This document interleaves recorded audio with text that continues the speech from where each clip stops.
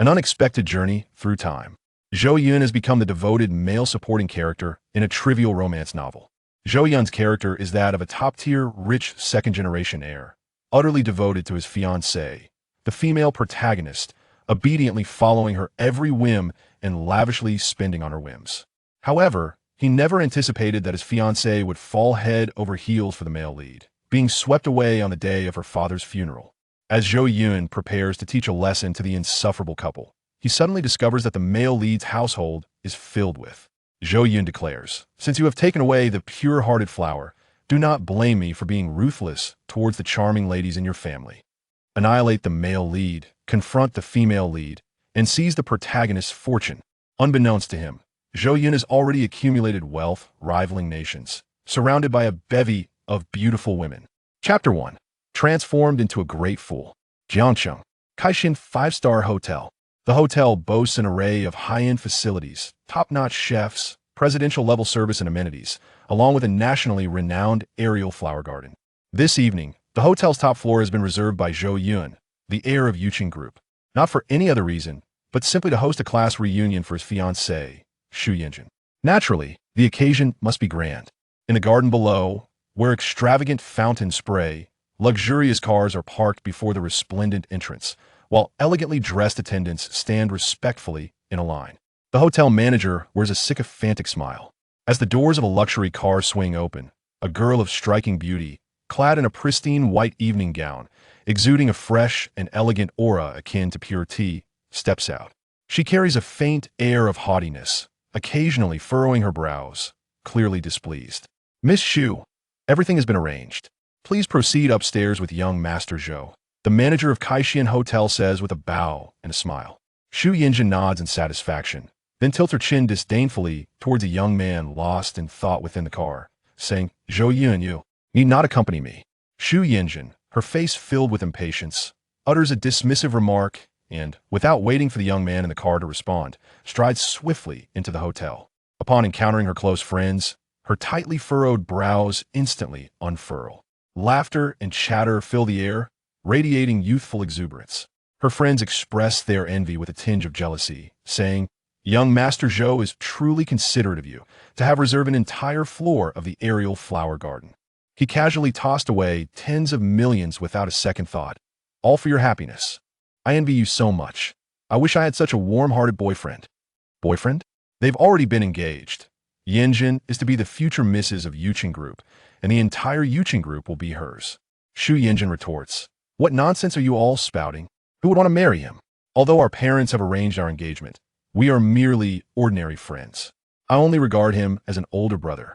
Her friends chime in, "But he treats you so well and is willing to spend on you. That heart of the sea blue diamond on your chest? He spent over 100 million to acquire it for you. Countless people envy you." Xu Yinjin rolls her eyes, caressing the dazzling blue diamond on her chest, contemplating tearing it off and discarding it. Yet, after a moment's thought, she refrains. "He wept and begged me to accept it. If I refused, he threatened to jump off a building. Alas, I had no choice. I truly do not covet it."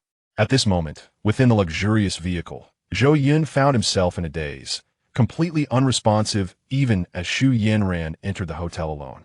For he was no longer the Zhou Yun he once knew.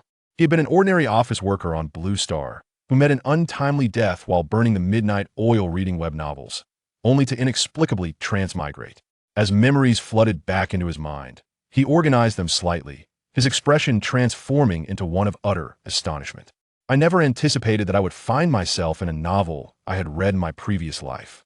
Moreover, I am cast as a villainous supporting character, treated merely as a stepping stone by the protagonist." He carefully recalled the plot of this narrative, reflecting upon his own identity, and involuntarily, his countenance darkened. As the sole heir to the Yuqing Group, a top-tier scion with a fortune of hundreds of billions, he was accustomed to commanding the winds and rains at will. There was no woman he could not pursue, yet he chose to fawn over a manipulative femme fatale, allowing himself to be played like a fool by a mere woman. In a bid to curry favor with the White Lotus Xu Yanran, he squandered the entirety of the Yuqing Group, relinquishing hundreds of billions of wealth. Ultimately, this fiancé was lured away by the protagonist Yi Chun with a mere smile, leading to the ruin of his family at the hands of both the main character and the heroine. The original host eventually came to a realization, but it was too late. Armed with a knife, he sought to eliminate the protagonist, only to be effortlessly swatted aside, ending up imprisoned for life. Contemplating these events, Zhou Yun took a deep breath, resolutely deciding that since he had transmigrated, he would not allow such a fate to unfold again. Ding!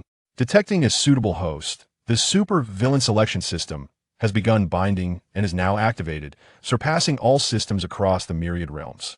You now have the following 3 choices. 1. Follow her into the hotel, bravely pursue Xu Yanran, serve her tea and water, and cater to her every whim, and you will be rewarded with a gold medal of servility. 2. Ignore Xu Yanran's behavior entirely. Act as if nothing has happened, and return home to sleep. You will gain an additional year of lifespan. 3. Immediately withdraw the hotel booking, making Xu Yanran bear all associated costs. You will receive a 10 boost to your physical attributes, alongside a reward of divine, commercial investment skills. A mechanical voice suddenly resonated within his mind. Zhou Yun's eyes widened, his face aglow with delight. He was certain this was no mere illusion. The author did not deceive me. All transmigrators possess a golden finger. This system is quite impressive. Its functions are straightforward and forceful. The 3 choices above require no contemplation. I shall choose option 3 without hesitation. Xu Yanran's class reunion? What concern is it of mine? Let her enjoy herself. Ding! Congratulations, Master, on making your choice. The rewards are being dispensed. With a buzzing sound echoing in his mind, Zhou Yun felt a jolt coursing through him, a warm current flowing from the crown of his head throughout his entire being. His bodily cells began a frenzied metamorphosis, experiencing a rebirth. The fatigue and weakness that once plagued him vanished entirely. He felt invigorated, brimming with boundless energy. Simultaneously, a deluge of information flooded into his mind, as if he had suddenly achieved a profound understanding. His previous knowledge of commercial investment, techniques, and more became second nature. He found himself imbued with insights of the highest caliber in the realm of investment, as if he had been steeped in it from childhood, effortlessly grasping complex concepts. Zhou Yun, thoroughly satisfied, turned his gaze toward the manager outside the car, gesturing for him to come over, and said, "I have something to discuss with you." The manager bent down, adopting a subservient demeanor, and replied, "What can I assist you with, Master Zhou?" This time, I am canceling the reservation for the rooftop garden and all associated costs for food and beverages, which I refuse to pay. Zhou Yun stated with unwavering composure. The manager's eyes widened in astonishment, questioning whether he had misheard. Surely, Zhou Yun had not lost his mind. This young master was renowned in Jiangsheng as an unparalleled sycophant. The reservation for the hotel rooftop had been made solely to impress Xu Yanran at her class reunion, and as soon as she entered, he was now refusing to pay. Upon learning this, Xu Yanran would surely find herself unable to hold her head high in front of her classmates, losing all semblance of dignity. This was far from Zhou Yun's usual behavior. "Ah, Master Zhou, are you certain you wish to cancel tonight's banquet?" The manager stammered, "We have prepared everything, and this seems somewhat against the rules. I suggest you discuss this with Miss Xu, as she appears unaware of this decision. Furthermore, if you cancel, the 1 million deposit will not be refunded."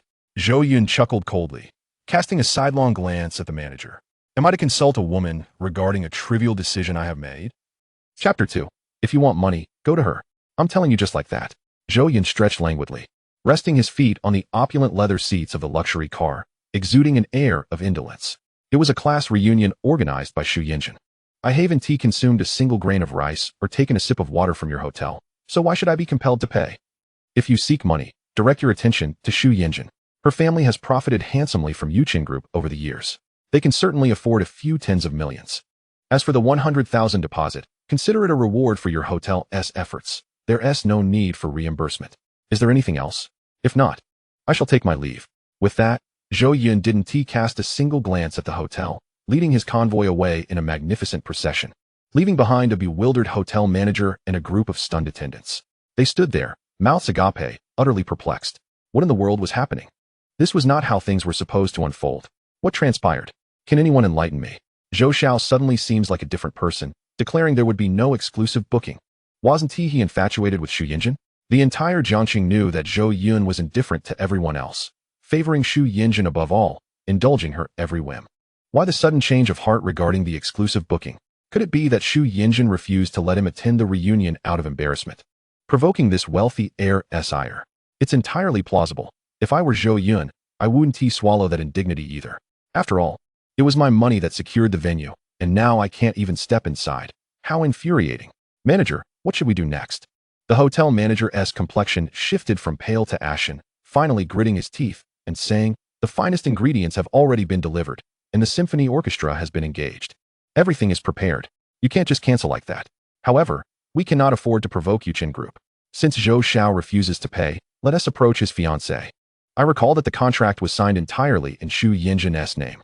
The manager ordered someone to bring the contract. Upon seeing Zhou Yun's name on it, he finally exhaled in relief, wiping the cold sweat from his brow. This made things considerably easier. As long as the contract exists, the bill can still be collected after the banquet. After all, although the Zhou family has recently risen to prominence with the Zhou family's backing, they still possess some assets. This amount can certainly be managed. Zhou Yun likely never anticipated that in her bid to appear grand, she signed her name on all the contracts. Now, due to Zhou Yun's refusal to pay, she would be forced to bear the brunt of this silent loss. Her expression upon discovering this news would undoubtedly be quite the spectacle.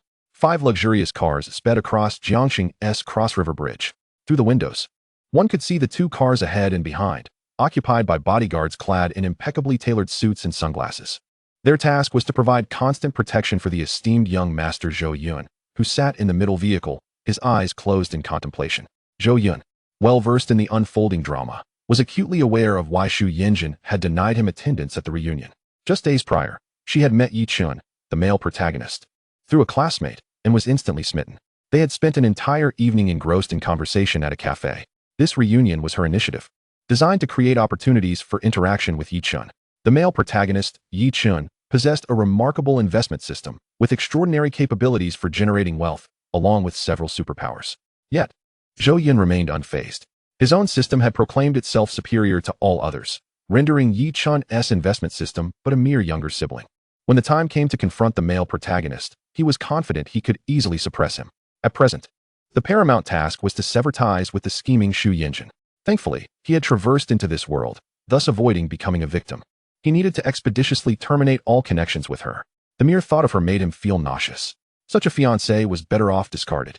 A fierce expression crossed Zhou Yun's face as he contemplated how to eradicate the toxic influence of the Zhou family entirely. Not long after, the convoy returned to the Blue Mountain Villa area. As soon as he stepped out of the car, Jing Wanning approached with a look of surprise. "Young master, weren't you accompanying Miss Zhou to the reunion? Why have you returned so early?"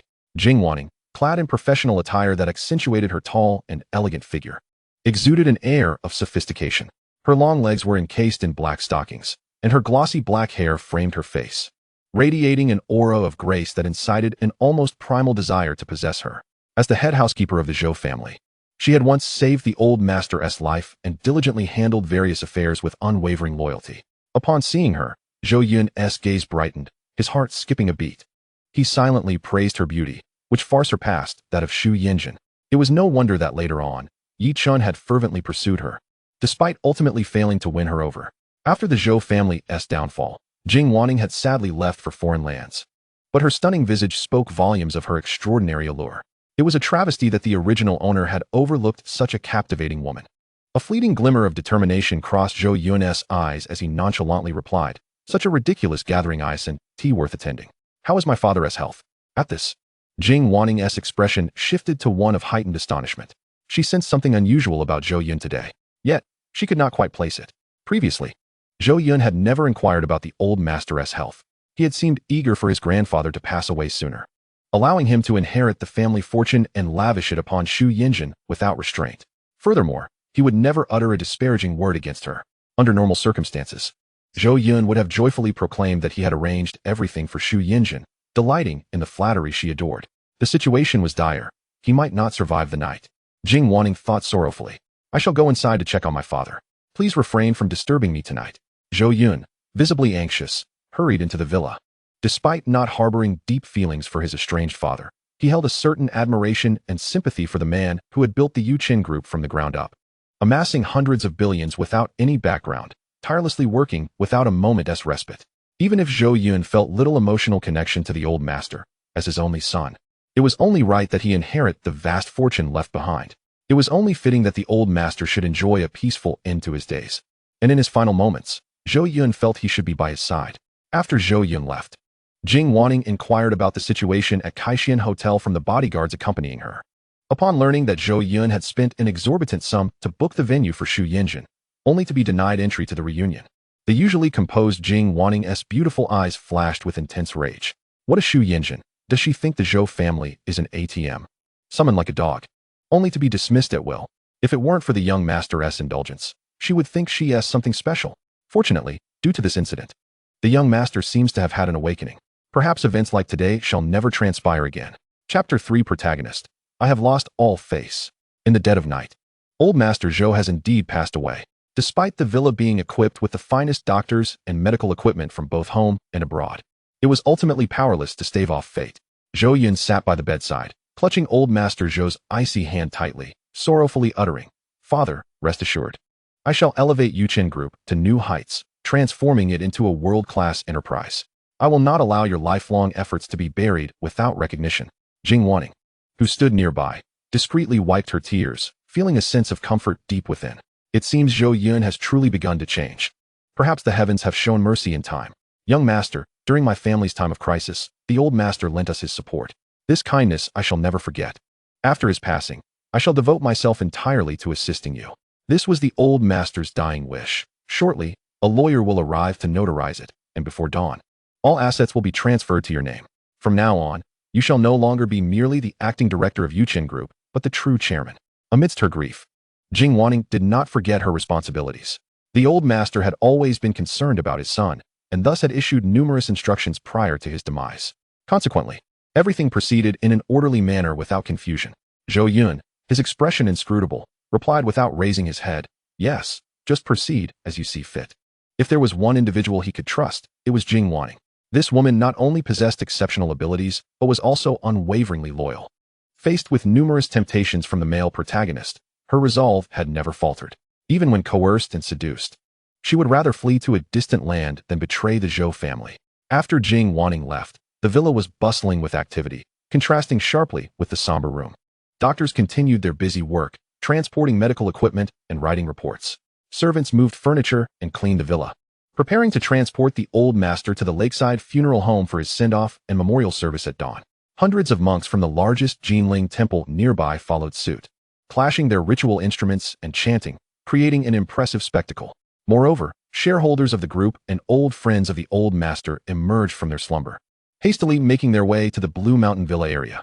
The business community of Jiangcheng was instantaneously stirred, as if a large stone had been cast into a calm lake, creating significant ripples. The old master's passing left many unable to sleep that night. In the meantime, at the Kaishian five-star hotel, atop the Sky Garden, a symphony of music and dance reigned, vibrant and lively, as glasses clinked in celebration. Dressed in a white evening gown, Shu Yanran, her cheeks flushed from drink, remained blissfully unaware of the events unfolding within the Blue Mountain Villa. Even if she had known, it would have mattered little to her. Her gaze was entirely fixed upon the handsome gentleman named Yichen sitting across the table, her eyes betraying a hint of infatuation, utterly unmasked. Her friends, equally intoxicated, lavished her with compliments, exclaiming, "Thank you, Shu, for your generous hospitality tonight. This has been the happiest evening of my life. I never imagined I would stroll through the Sky Garden on the top floor of the Kaishian Hotel, gazing at the night view of Jiangcheng as if I were touching the stars. There's even a sky pool up here." I snapped photos for my social media, and they received countless likes. All thanks to you, Shu, for letting me bask in this glory. Shu Yanran is fortunate indeed to be engaged to Zhou Yun, this young heir. How many would covet such a blessing? They continued to reserve the entire venue, with an international orchestra performing, and renowned magicians showcasing their craft. It's akin to a star-studded gala. Among our cohort, Shu is undeniably the most accomplished. None can match her brilliance. Back in university, she was the belle of the campus. Now, clad in her evening gown, she rivals celestial beings. Shu Yanran listened, a smile gracing her lips, reveling in the flattery that fulfilled her vanity. Her family, during her university years, had not been nearly as affluent. Her father was merely a contractor managing a handful of workers. This moment was a significant opportunity for her to shine among her peers. Money mattered little, as it was not her own. Humph, don't believe the news. I haven't even begun to consider marrying him. I merely regard him as an older brother, and our families have a bit of business dealings. As for engagement, when the time is ripe, I shall clarify that I harbor no such feelings for him. With a delicate sip of red wine, she gazed softly at Yi Chun, as if to assure him. She feared he might misconstrue her intentions. Yi Chun nodded gently. Seizing the opportunity to speak, the media loves to fabricate stories. In this day and age, marriage should be based on freedom and equality. One cannot take parental arrangements too seriously. Upon hearing this, Xu Yanran's spirits lifted. She mused that Yi Chun indeed harbored feelings for her. The two quickly found common ground, engaging in lively conversation filled with laughter. Observing this, her classmates refrained from further commentary, opting to join in with encouragement. As the evening progressed and the revelry waned, the classmates began to disperse, preparing to head home. The hotel manager approached Xu Yanran with a beaming smile, saying, "Miss Xu, it is time to settle the final payment." Ordinarily, such a large hotel would avoid collecting payment during an event, yet the manager felt a twinge of apprehension without Zhou Yun's backing. At this utterance, the previously jubilant atmosphere of the Sky Garden fell silent. 30 or so classmates, their spirits dampened, stared at Xu Yanran in bewilderment, their minds racing with questions. What was happening? Wasn't it said that the wealthy heir Zhou Yun had already settled the bill? The cool night air carried an unsettling chill, prompting involuntary shivers. Xu Yanran's complexion shifted from rosy to ashen in an instant. "Do you know who I am? How dare you come to collect from me? Open your eyes and check your hotel's accounts. Zhou Yun must have already transferred the funds. How can you be so ignorant of basic protocol? How can you call yourself a hotel manager?" Embarrassment and anger surged within Xu Yanran. She felt as though she had lost all face before her classmates, being confronted by the hotel manager in such a manner. Moreover, with Yi Chun nearby, it felt like a blatant slap to her pride. One might assume she was incapable of affording a mere few million. Chapter 4. How laughable. No one was settling the bill. The hotel manager, with a forced smile, said, "Miss Xu, please do not be upset with me. The truth is, after you entered the hotel, young Master Zhou personally informed me that he did not intend to cover this bill, and that the expenses would be charged to you as the signatory." "What did you just say?" Xu Yanran's complexion changed in an instant, as she momentarily believed she had misheard. The surrounding classmates were equally startled, rendered speechless. Young Master Zhou's refusal to settle the bill meant that this astronomical sum of tens of millions would fall upon them. The mere thought of such a possibility drained the color from their faces, turning their earlier enjoyment into a pallor of dread. Anxiety began to creep into their hearts. Divided equally, each person would be liable for nearly $1 million. Many hailed from ordinary families and simply could not muster such a sum. They began to retreat, contemplating how to extricate themselves from this predicament. If Xu Yanran also refused to cover the costs, how could they possibly afford the payment? Even her closest friends were tense, shedding their previous airs of carefree enjoyment. Xu Yanran stood frozen for a moment, only to realize with dawning horror that Zhou Yun had dared to refuse payment. How audacious! Who gave him the gall? She could not fathom him becoming so selfish. Did he not fear that she would sever ties with him? Xu Yanran felt humiliated, her anger boiling over. They had previously agreed that Zhou Yun would treat her to the exclusive rooftop garden of the restaurant. She had reluctantly decided to engage with him more. Now, he had the audacity to backtrack. Xu Yanran felt as though she would explode with rage. Having been pampered since childhood, and having been exalted by Zhou Yun, she had never encountered such indignity. Her eyes reddened as she swiftly pulled out her phone and dialed Zhou Yun, her tone fierce. "Hello, what is the matter with you? Have you lost your mind? I am exceedingly furious. Who said you could skip out on the hotel bill? Are you so petty that you care about such a trivial amount? What has become of you? I am utterly embarrassed. If you do not settle the payment immediately, do not expect to speak to me again. I will ignore you forever." With righteous indignation, she concluded her tirade without waiting for Zhou Yun to respond, abruptly ending the call. Though she could not comprehend his sudden madness, she surmised it was merely a ploy to capture her attention. She was convinced that once Zhou Yun realized her anger, he would hastily pay the bill. Xu Yanran confidently assured the hotel manager, "Rest assured, the remaining payment will be credited to your account within 3 minutes. I, Xu Yanran, would never default on such a trivial sum." The hotel manager offered a sheepish smile, patiently awaiting the outcome. Observing Xu Yanran's unwavering confidence, her classmates collectively exhaled in relief. Truly, Xu was magnanimous and understanding. They had not anticipated Zhou Yun to be such a petty individual. Indeed, the wealthy heir was throwing a childish tantrum. How immature of him. Were it not for Miss Xu's guidance, he would undoubtedly bring shame to the Zhou family in the future. Xu Yanran reveled in her self-assuredness, her head held high. Historically, her tactics had proven effective. Zhou Yun would invariably accede to her demands, later groveling like a dog for her forgiveness. She could already envision that scene in her mind. A flush crept to her cheeks as she nearly forgot that Yi Chun was still beside her.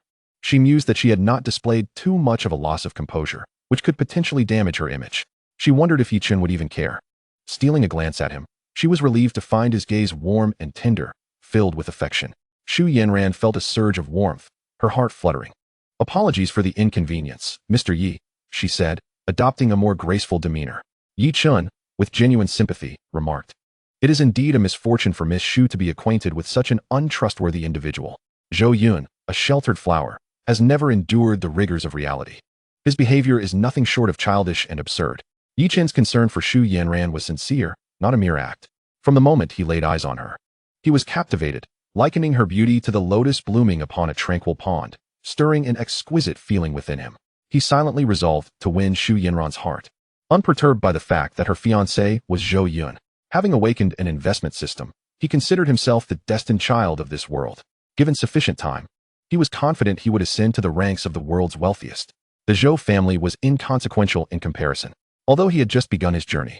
Having recently arrived in Jiangcheng without substantial funds, he knew that within days, the investments he had made would yield significant returns. Zhou Yun was taken aback, her heart swelling with excitement. Yi Chen's words resonated deeply with her. "Indeed, I had no inkling he was capable of such behavior. Your insight has truly opened my eyes.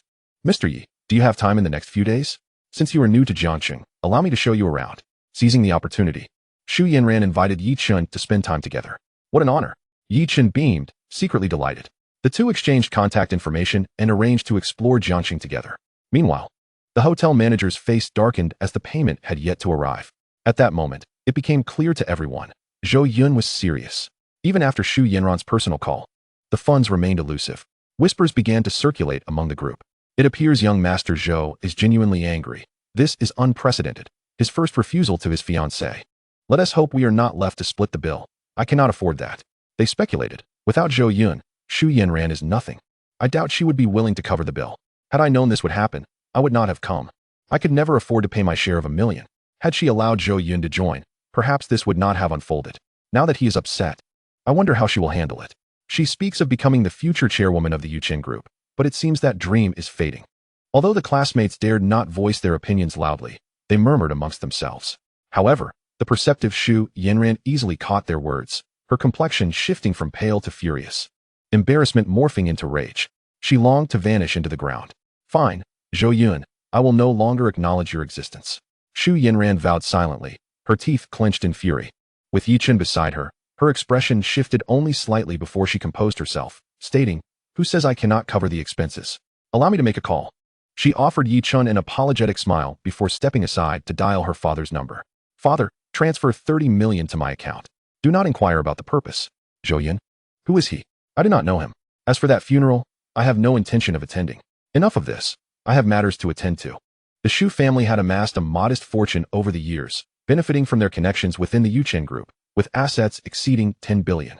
Soon, Zhou Yun, her face ashen, settled the outstanding bill. Watching her account balance dwindle into 5 figures, she felt a pang of regret. Once she completed the transaction and turned around, she discovered that her classmates and friends had already vanished. She attributed all the blame to Zhou Yun. Had he not refused to pay, she would never have suffered such public humiliation. She silently vowed that if Zhou Yun did not make amends and pay a significant price to win her back, she would sever all ties with him, allowing him to experience the pain of losing her. The monks' chanting reverberated throughout the Blue Mountain Villa district.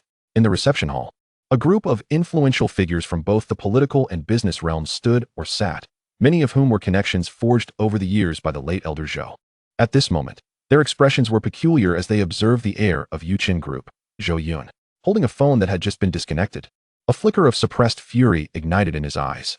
Chapter 5. Acquiring divine-level feng shui secrets to ruin the Xu family. Zhou Yun's unabashed and domineering voice echoed, disregarding Zhou Yun entirely. In the wake of the elder's demise, she showed no signs of mourning, instead demanding money without even a semblance of decorum. The various dignitaries exchanged glances, caught between laughter and sympathy, whispering amongst themselves. Such outrageous behavior from a fiancé was astonishing. The elder had passed, and she didn't even bother to inquire about his well-being, instead launching straight into financial demands, leaving no room for a response. If I were to have such a daughter-in-law, I would rather end it swiftly. What could Zhou Yun possibly see in her?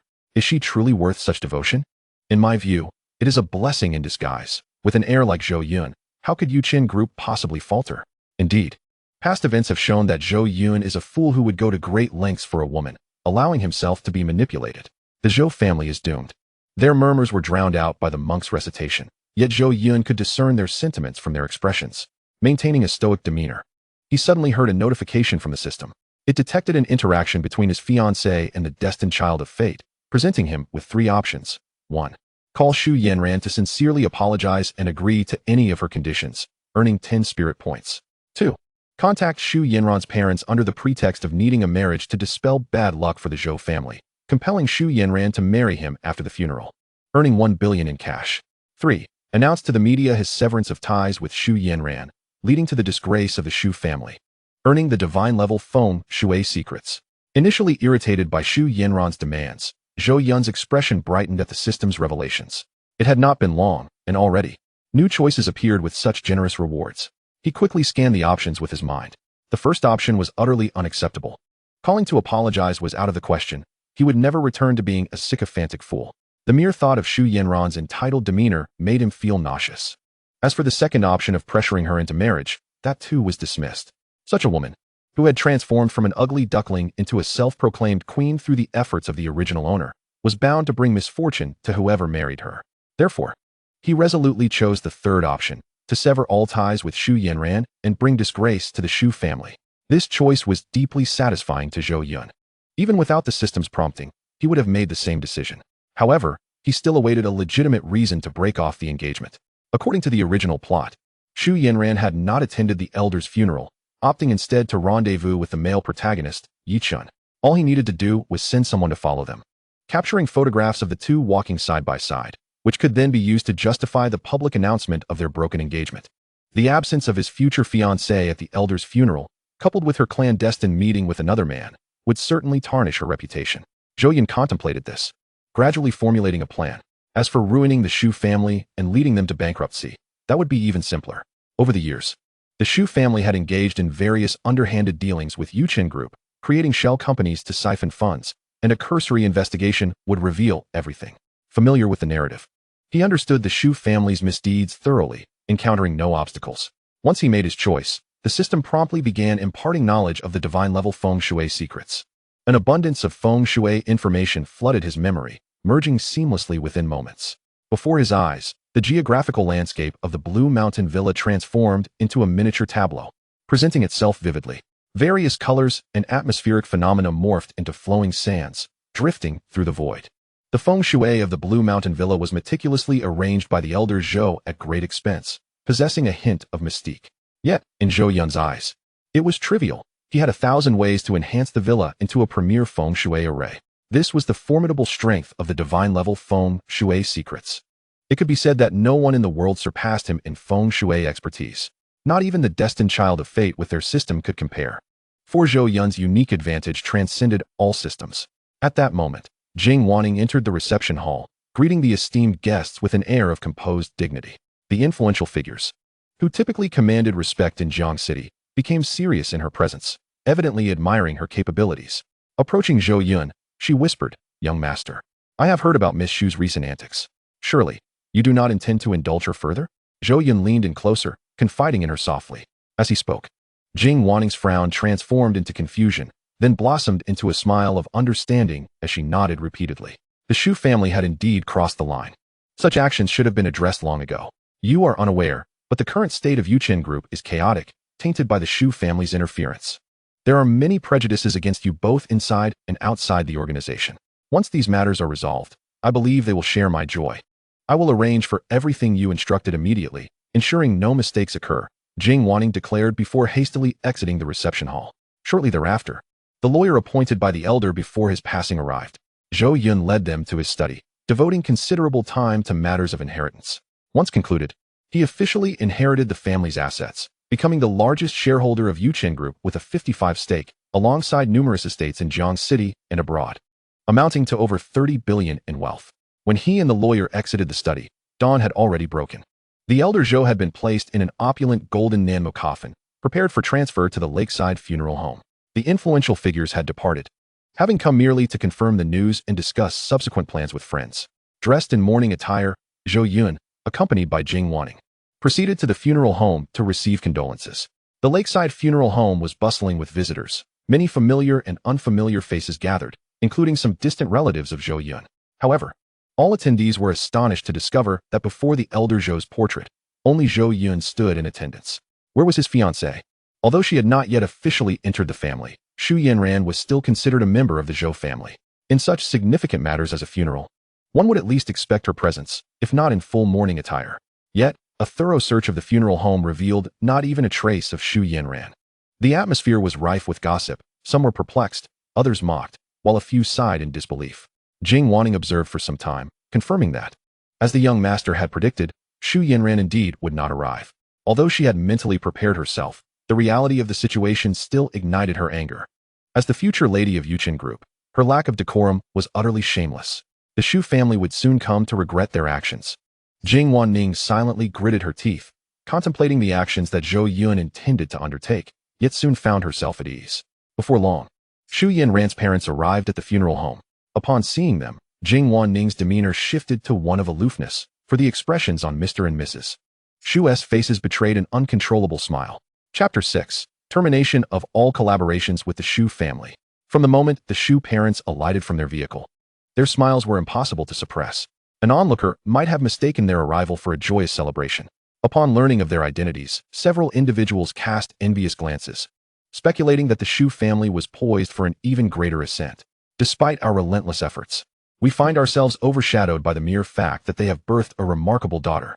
Zhou Yun, having inherited all the family wealth, is unlikely to retain it. Ultimately, it will be squandered, benefiting the Xus instead. Just look at those two. Their smiles nearly ask you, if I were old Master Zhou, I would rather end this prodigal's life before my own, preferring to donate all my wealth than allow it to serve as a dowry for another. It is indeed a sight that would haunt me in death. While the foolish remain resentful, the astute have already begun to ingratiate themselves. Before the Xu parents could reach the entrance of the funeral home, they were encircled by a throng of societal elites and luminaries, showering them with insincere flattery as if it were a free commodity. Mr. Xu, brimming with pride, basked in the admiration of former rivals who now humbly praised him. The sensation was nothing short of exhilarating. The very individuals who had once seemed unattainable were now at his feet, all thanks to his daughter's association with Zhou Yun. With the passing of old Master Zhou and the prospect of his daughter marrying Zhou Yun, the Yuchen Group would effectively serve as the Xu family's backdoor, ripe for manipulation. The thought of the Xu family potentially becoming the overlords of Jiang City filled Mr. Xu with immense satisfaction. Mrs. Xu mirrored his arrogance, nodding lightly to the crowd, disdainful of engaging in conversation. After a moment of feigned modesty, the Xu parents proceeded to the memorial hall to pay their respects. Approaching Zhou Yun, they feigned sorrow as they advised, "Do not grieve too deeply, one must look forward." Old Master Zhou always expressed his desire to see his grandchildren and witness your union. "Once the funeral is concluded, we shall select an auspicious date for your marriage to Yan Ran, and may you soon be blessed with children. Old Master Zhou's spirit will surely find solace in this. By the way, since you have assumed the role of director, the project in the Nanjia commercial district has been stalled for quite some time. Do find time to address it." Mr. Xu's cheerful demeanor belied the oppressive weight of his words, which weighed heavily upon the hearts of those present.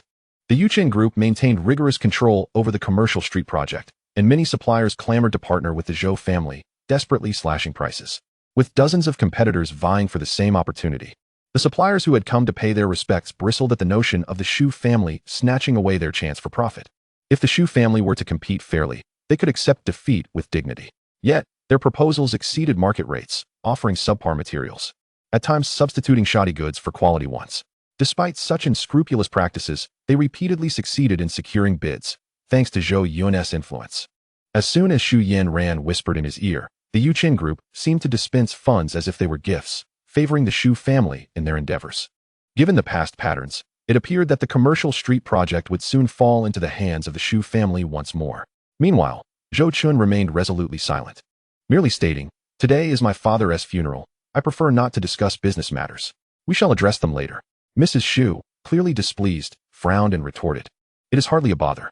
As long as you acquiesce, who in the current Yuchen Group would dare defy your wishes? My daughter Yan Ran is a natural beauty, and suitors line up from Jiang City to Beijing. Marrying her is a privilege for you. I heard you upset her last night, causing her great anger. If only you would agree, I could persuade her to forgive you." At that moment, Jing Wanning approached, her voice icy as she inquired, "Why isn't Xu Yan Ran here?" Mrs. Xu, perceiving the beauty of Jing Wanning, felt a surge of insecurity, her brow furrowing as she sharply retorted. What right does a mere housekeeper have to utter the name of the mistress? How presumptuous and disrespectful. Yin Ran's absence is for her own reasons. Zhou Yun has remained silent on the matter. So why do you speak? Zhou Yun, you must dismiss this woman immediately. I do not wish for Yin Ran to see her after marrying you. Otherwise, you know the consequences of her anger. You will never have a chance to marry her. And I will not speak in your favor. Mrs. Shu's authoritative tone left no room for Zhou Yun's dignity, as she berated both him and Jing Wanning. Mr. Shu, standing beside her, maintained an air of superiority, refraining from curbing his wife's boorish outburst. In his view, Zhou Yun's compliance with Xu Yin Ran's wishes rendered the dismissal of a single woman a trivial matter. Had old master Zhou still been alive, they might have shown some restraint. However, with Zhou Yun now as their son-in-law, they considered their demands entirely reasonable. The commotion at the memorial hall soon drew the attention of other mourners, including significant figures from Jiang City's three other major families, the Kangs, the Dongs, and the Chens. These titans of industry, having rivaled old master Zhou for decades, exchanged glances filled with mutual understanding. Observing the unfolding scene, the elders Kong, Dong, and Chen shared disdainful smiles at the Shu family's audacity, while their gazes toward Zhou Yun reflected pity. Elder Dong lamented, I have long heard whispers of Zhou Yun being a spendthrift. Seeing it firsthand is a revelation. Elder Kong sighed, after a lifetime of struggle. What one fears most is their descendants squandering their legacy. My heart aches for old Zhou. Elder Chun, shaking his head in resignation, remarked, I had hoped to assist after old Zhou's passing, but it appears Zhou Yun is beyond redemption. There is no need for my intervention. Within laws like this, even 10 Yuchen groups would be insufficient to sustain. If Zhou Yun truly drives Jing Wanning away, I would gladly pay a handsome sum to have her manage my affairs.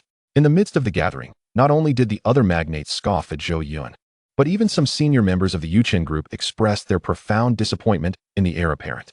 They understood that the Shu family's audacity was a direct result of Zhou Yun's indulgence.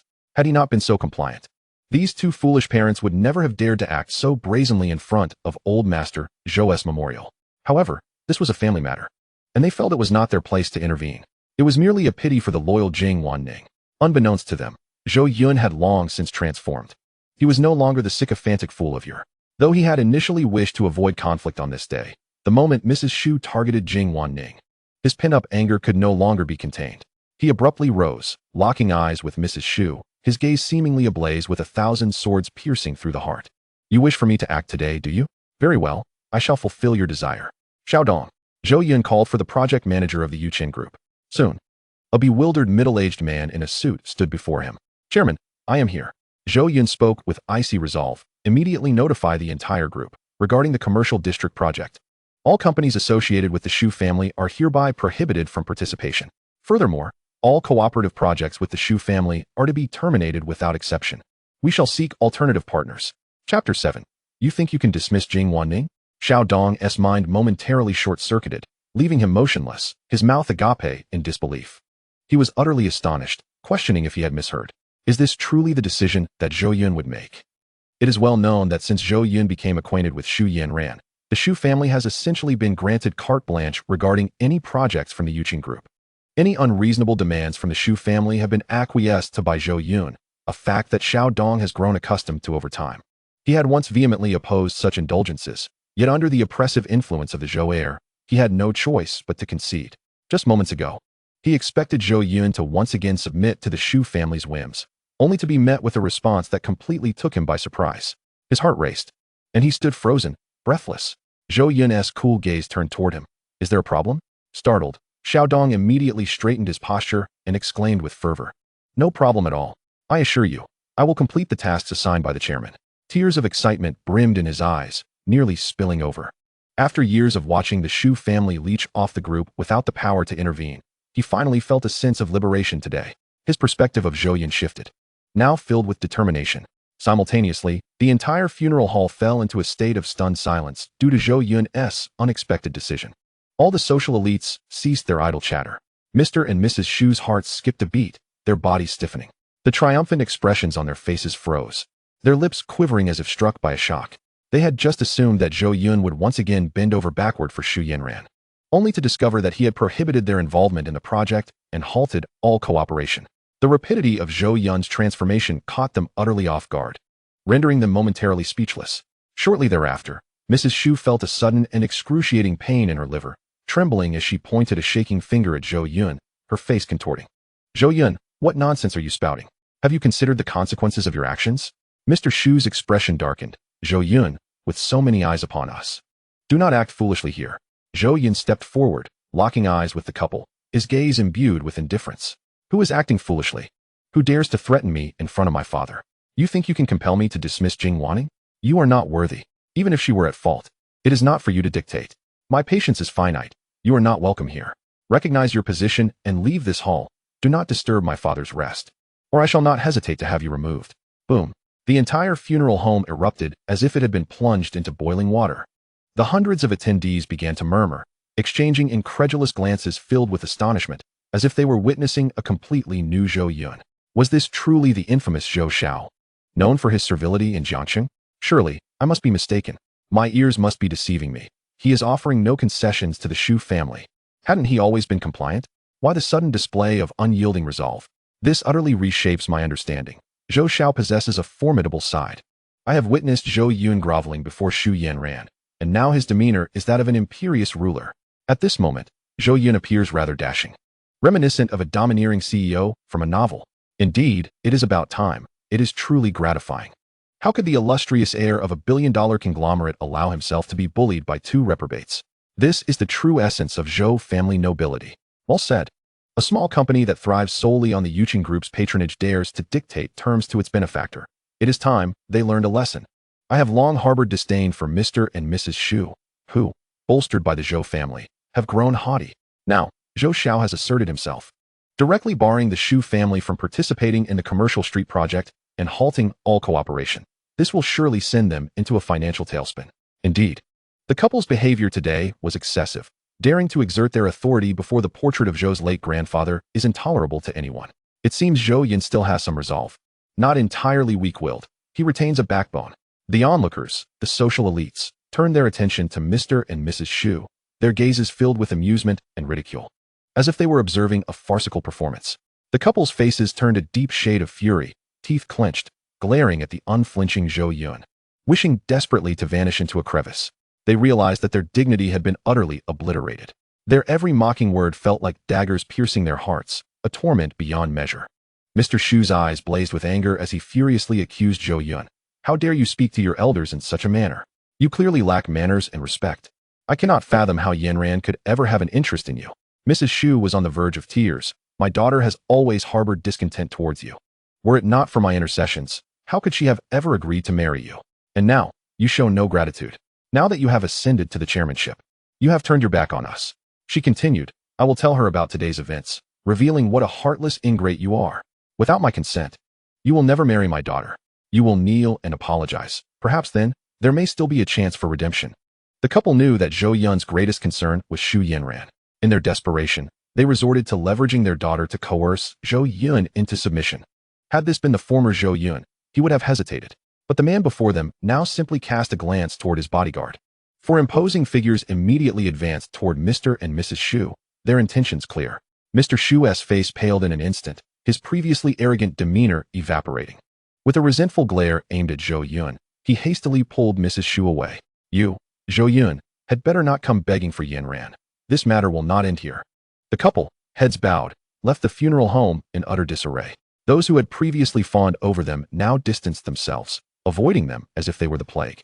The fickleness of society is a testament to the self-serving nature of its people. Once in the car, Mr. Shu exhaled sharply, instructing the driver to leave this cursed place post-haste. Meanwhile, within the funeral home, Zhou Yun wore an expression of contrition. Addressing the gathered guests with an apology, I apologize for the spectacle. The guests regarded him with transformed eyes. Where there had once been derision, now there was a hint of seriousness. The chaos stirred by a foolish heir versus a sagacious successor creates vastly different ripples in the business realm of Jiangxing. They began to offer their compliments in a manner that acknowledged the gravity of the situation. Zhou Xiao acted decisively. Those two truly overstepped their bounds. And it is good that it has been resolved. The Shu family is but a minor contractor, having profited from the Zhou family. As they grow increasingly dismissive, they ought to be reminded of their place. Zhou Yun has indeed demonstrated the traits befitting the chairman of the Yuqing Group, indicating that the legacy of the late patriarch is in capable hands. The heavyweights of other groups in Jiangxing nodded in agreement, reassessing Zhou Yun with newfound respect. This is the temperament and acumen expected of a leader of a major corporation. Old Mr. Dong stood up, applauding in admiration. Well done. You have certainly upheld the legacy of the old Zhou. Old Mr. Chen remarked. The younger generation is indeed formidable. I had anticipated you to dismiss Jing Wanning, making it easy for me to make my move. Old Mr. Kong sighed, muttering under his breath. It seems the Zhou family still has some fortune. Zhou Yun is not as foolish as rumored and possesses a measure of wisdom. Zhou Yun joked. Old Chun, you might as well abandon that hope. You shall never have a chance with Jing Wanning. The crowd observed him, noting that his expression seemed genuine and devoid of pretense. In that instant, a silent admiration surged within. Zhou Yun had just undergone a transformation, yet he swiftly adjusted his mindset, his temperament as serene as a placid lake. Undisturbed like an ancient well, Jiang Wanning was equally taken aback. Zhou Yun had actually turned against the Shu family for her sake. The emotions swelling within her were difficult to articulate, and she felt that all her efforts for the Zhou family over the years had been worth it. Stealing a glance away, she wiped away the tears at the corners of her eyes, concealing her softer side from others. She murmured, "Thank you, young master." Chapter 8. Inadequate skills yet out to sell within the car. The Shu family's parents remained utterly silent until they had distanced themselves from the funeral home. It was then that Mother Shu, in indignation, remarked, Zhou Yun must have taken leave of his senses today, daring to retort against us. In the past, he wouldn't have even dared to utter a sound. Could it be that because Yin Ran did not attend the funeral, he had harbored resentment? Father Shu's brows knitted tightly, unable to fathom Zhou Yun's sudden change. Perhaps it was merely that the funeral home was too crowded today. He was too proud to back down. A stubborn duck refusing to yield. Yes, that must be it. A dog cannot change its nature. He would soon come crawling back to our Shu family, begging for mercy with a mournful countenance. The couple remained unwilling to believe that Zhou Yun could change so rapidly, as they were accustomed to his obedient demeanor. They reasoned that it was merely face-saving that had made him so defiant. Upon this realization, their furrowed brows finally relaxed.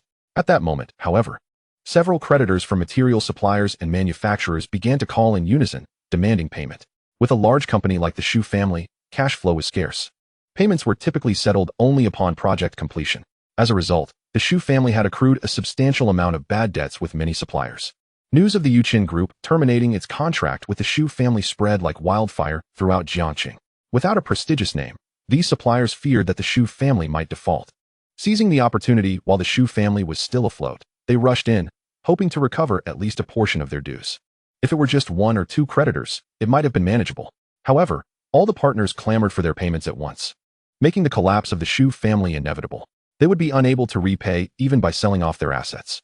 Father Shu's face turned ashen as he gazed at the incessantly ringing phone, beads of sweat forming on his forehead, clearly unsettled. In desperation, he feigned ignorance and switched off the phone, choosing to ignore the turmoil. However, Mother Shu's phone bore the brunt of the situation. From the funeral home to their return home, it rang incessantly. When the car neared their villa, they were greeted by a plethora of luxury vehicles parked at the entrance. The creditors acted quickly. As soon as the news broke, they descended upon the Shu family, blocking the entrance with a wall of vehicles. Father Shu hastily instructed the driver to turn around and head to the hotel. Upon entering the hotel, they both found themselves drenched in cold sweat. Suddenly acutely aware of the consequences of the Yuqin Group's project termination, consequences they were ill-prepared to face. Mother Shu, feeling somewhat guilty, spoke with a tremor in her voice. We should not have played with fire, right? That Zhou Yun, surely he wouldn't be so petty? Though she had just been convinced that Zhou Yun would reconsider. The looming presence of the creditors made them waver in their confidence. Father Shu, feeling increasingly anxious, remarked, It's also because our daughter wasn't present today. Had she attended the funeral with us, Zhou Yun wouldn't have dared to speak to us in such a manner. Mother Shu nodded vigorously and said, Yes, we still have our daughter. Let us call her and find out where that troublesome girl has gone. In a flurry, Mother Shu used the hotel phone to dial Shu Yinran's number. Hello, daughter, where are you right now? The world has turned upside down. And you still have the leisure to go to an amusement park? Woe is me. Do you have any idea what Zhou Yun has done to us? As she spoke, Mother Shu seemed to overflow with grievances, embellishing the narrative of Zhou Yun's actions, portraying the humiliation they had endured in the utmost light. Tears streamed down her face as she choked out. You must come back quickly. What do you mean you're not coming back, you ungrateful girl? Enough. Remember this. If Zhou Yun apologizes to you in the next few days, do not acquiesce easily. Bring him before us. I want him to kneel and atone for the humiliation our family has suffered today. Father Shu paced restlessly nearby, as if only through this motion could he alleviate the tension within. After hanging up, the couple found themselves devoid of alternatives, placing their hopes squarely upon their daughter. At the Disneyland amusement park, Shu Yinran's expression darkened after ending the call. However, upon spotting Yi Chun, who was buying ice cream for her, her smile returned. The transformation swift. Yi Chun, having purchased the ice cream, keenly sensed that something was amiss. Yinran, do you have something on your mind? Not really, just a trivial matter. If you have any troubles, feel free to share. My abilities are beyond what you might imagine. Yi Chun, you are truly impressive. Tomorrow, let us go to Yushan. It's a renowned historical site in Jiangxing. Shu Yinran smiled sweetly as she savored her ice cream, walking alongside Yi Chun. During their outing, Yi Chun subtly hinted that the Chun family in Jiangxing sought his assistance, assuring her that there was no need to fear the Zhou family. Unbeknownst to them, hidden in the shadows were numerous concealed cameras capturing their every moment. As for the funeral of old Master Zhou, aside from the Shu family's unexpected turmoil, everything else proceeded smoothly. The following day, the coffin was transported to the picturesque Yushan scenic area on the outskirts of Jiangxing. With its rich history, majestic mountains, and breathtaking views, Yushan was a must-visit destination for anyone traveling to Jiangxing. Securing a prime burial plot here required not only wealth, but also connections and influence. Many affluent merchants desired to purchase such plots, but found themselves unable to do so, regardless of their financial means. However, old Master Zhou had procured a prime location in advance, employing formidable means. Standing atop the mountain, Zhou Yun's eyes glimmered with a faint light as the ley lines and geomantic winds of Yushan flickered like threads within his gaze. Streams of enigmatic energy flowed from every stone, blade of grass, tree, and flower, elegantly swirling around him, chaotic yet harmonious. Possessing a divine-level mastery of feng shui, Zhou Yun could discern that this burial site, while decent, was far from the best. Naturally, he was dissatisfied. It pertained to his own fortunes and the prosperity of his descendants. Such matters could not be taken lightly. He furrowed his brow slightly and inquired of Zhang Wanning, who was beside him, who selected this grave site. Zhang Wanning replied honestly, "We sought the assistance of the Dong family, who invited a gentleman named Yi Chun to assess it. Young master, is there a problem?" Yi Chun. A flicker of cold light flashed in Zhou Yun's eyes as his voice deepened slightly. He had not anticipated that the male lead would move so swiftly. Already entwined with the Chen family, to establish himself in Jiangxing, Yi Chun must have exerted a significant amount of his strength in assessing the feng shui. However, in Zhou Yun's view, the other party's feng shui skills were merely rudimentary. If feng shui were to be classified into levels of great malevolence, auspicious, minor auspicious, and great auspicious, then the grave site chosen by Yi Chun, even with various adjustments, could only be deemed auspicious at best. Of course, the art of feng shui was enigmatic and ever-changing, defying simple categorization. Zhou Yun remarked indifferently, "This grave site is mediocre and unworthy of the high price paid for it." The lack of academic rigor can lead to misguided individuals. Inform Elder Chun that he has encountered unworthy company and should henceforth limit his interactions with Yi Chun. Direct everyone to cease their tasks. I require a moment to reassess the burial site, but rest assured, it will not delay the interment. In Zhou Yun's perspective, hidden within the Yu mountain range lies a mysterious convergence of ethereal energies, manifesting as a diminutive qilin. With minor modifications, it possesses the potential to traverse mountains and traverse lands, exuding an extraordinary grace. Chapter 9. He doesn't seek you out, and you won't pursue him? Jing Wanning paused, gazing at Zhou Yun in disbelief. The usually inept young master, has he secretly studied feng shui in the shadows? Observing his calm confidence, it seems implausible that he is fabricating tales. There is genuine substance to his claims. This revelation prompted Jing Wanning to reflect on whether she had misjudged Zhou Yun all along. He appeared to be a spendthrift, idling away his days, yet beneath that facade, he was secretly striving to astound everyone. Having spent 5 years in the Zhou household, she rarely witnessed Zhou Yun at home, as he typically indulged in extravagant escapades. At that time, she had looked down upon him, but now, it seemed her perspective had been rather narrow. His sudden shift in behavior yesterday was indicative enough. Zhou Yun was far from a mere idler. Rather, he was a cunning strategist in disguise.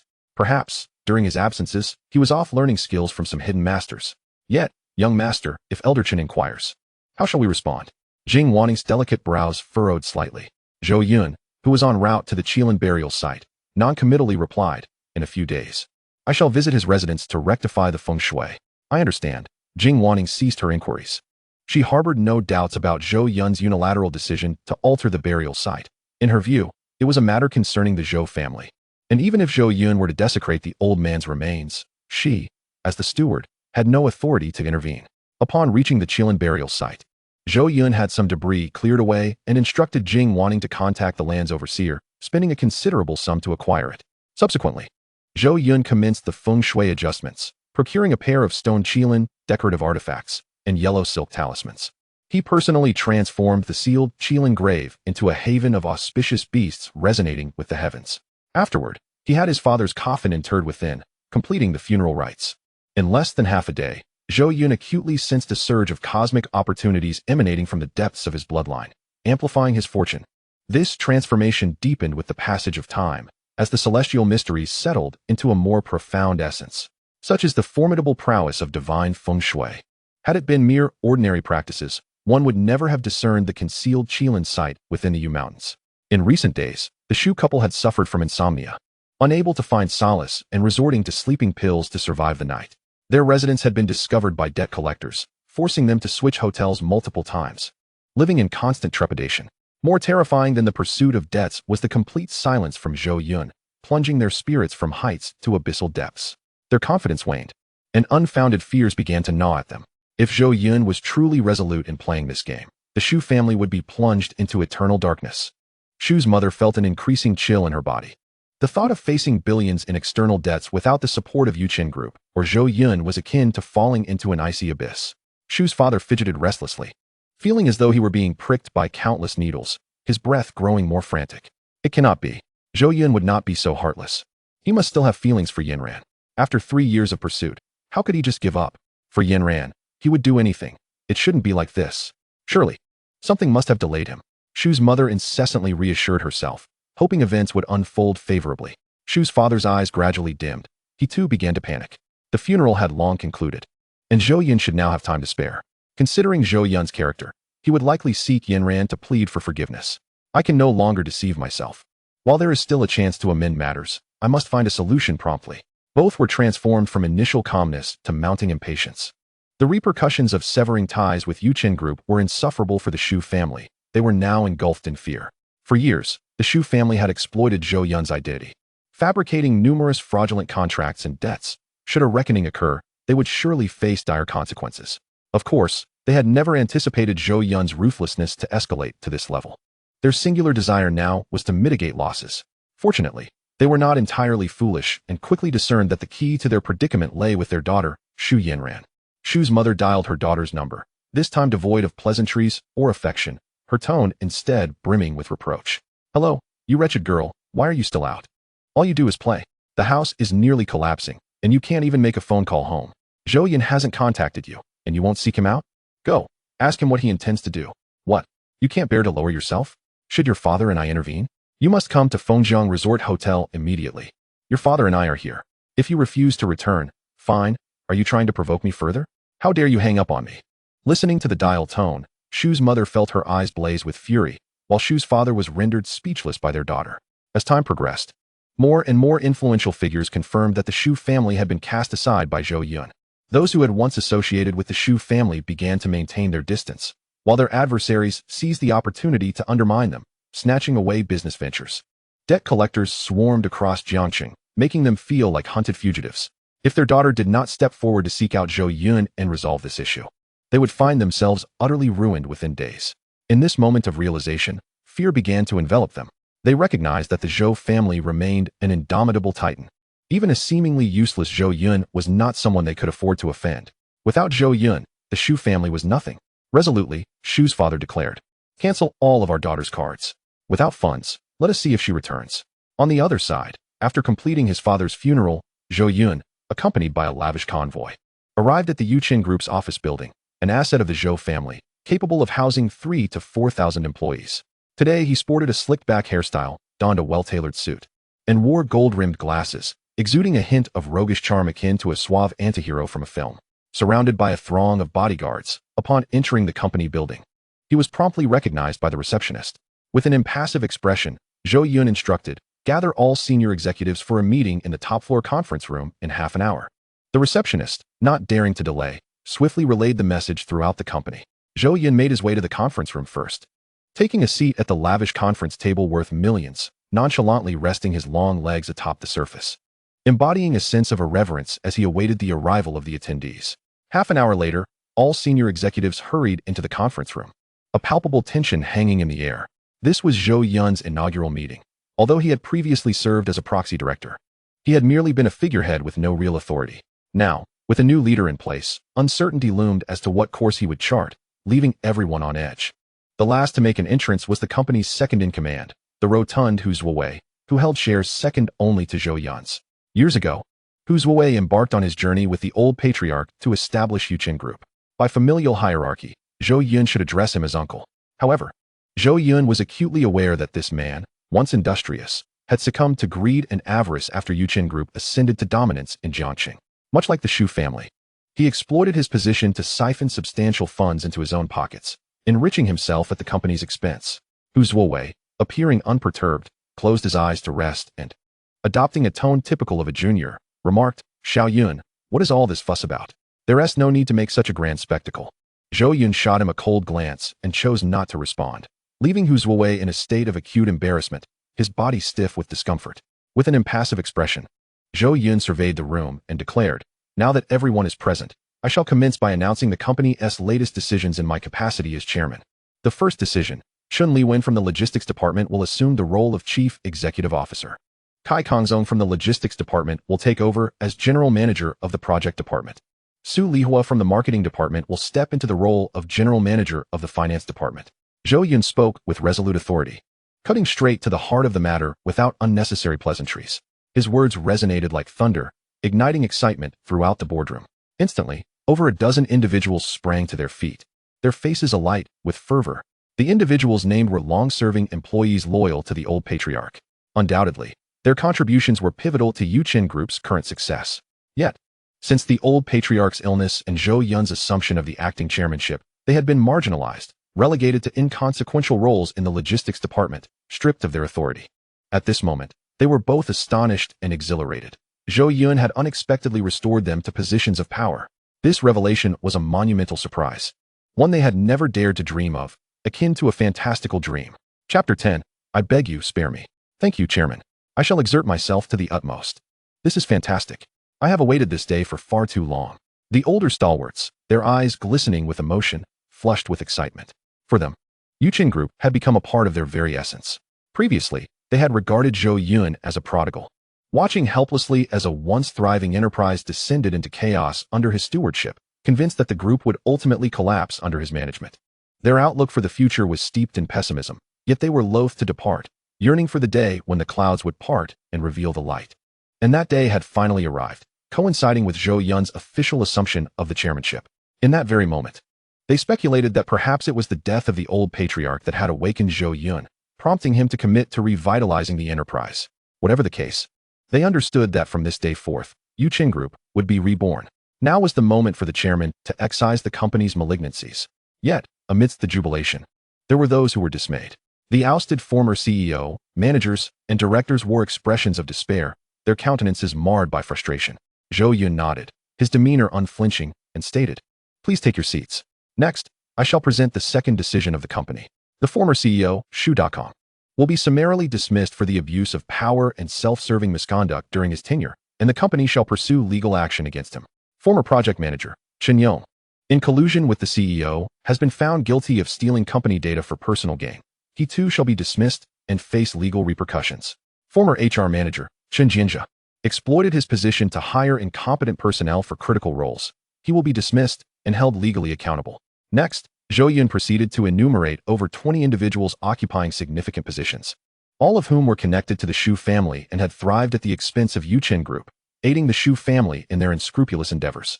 Lacking any real capabilities, they excelled only in their avarice. Zhou Yun had never anticipated that placing members of the Shu family within the company would lead to the eventual collapse of the group. At that time, his sole concern had been to curry favor with Shu Yinran.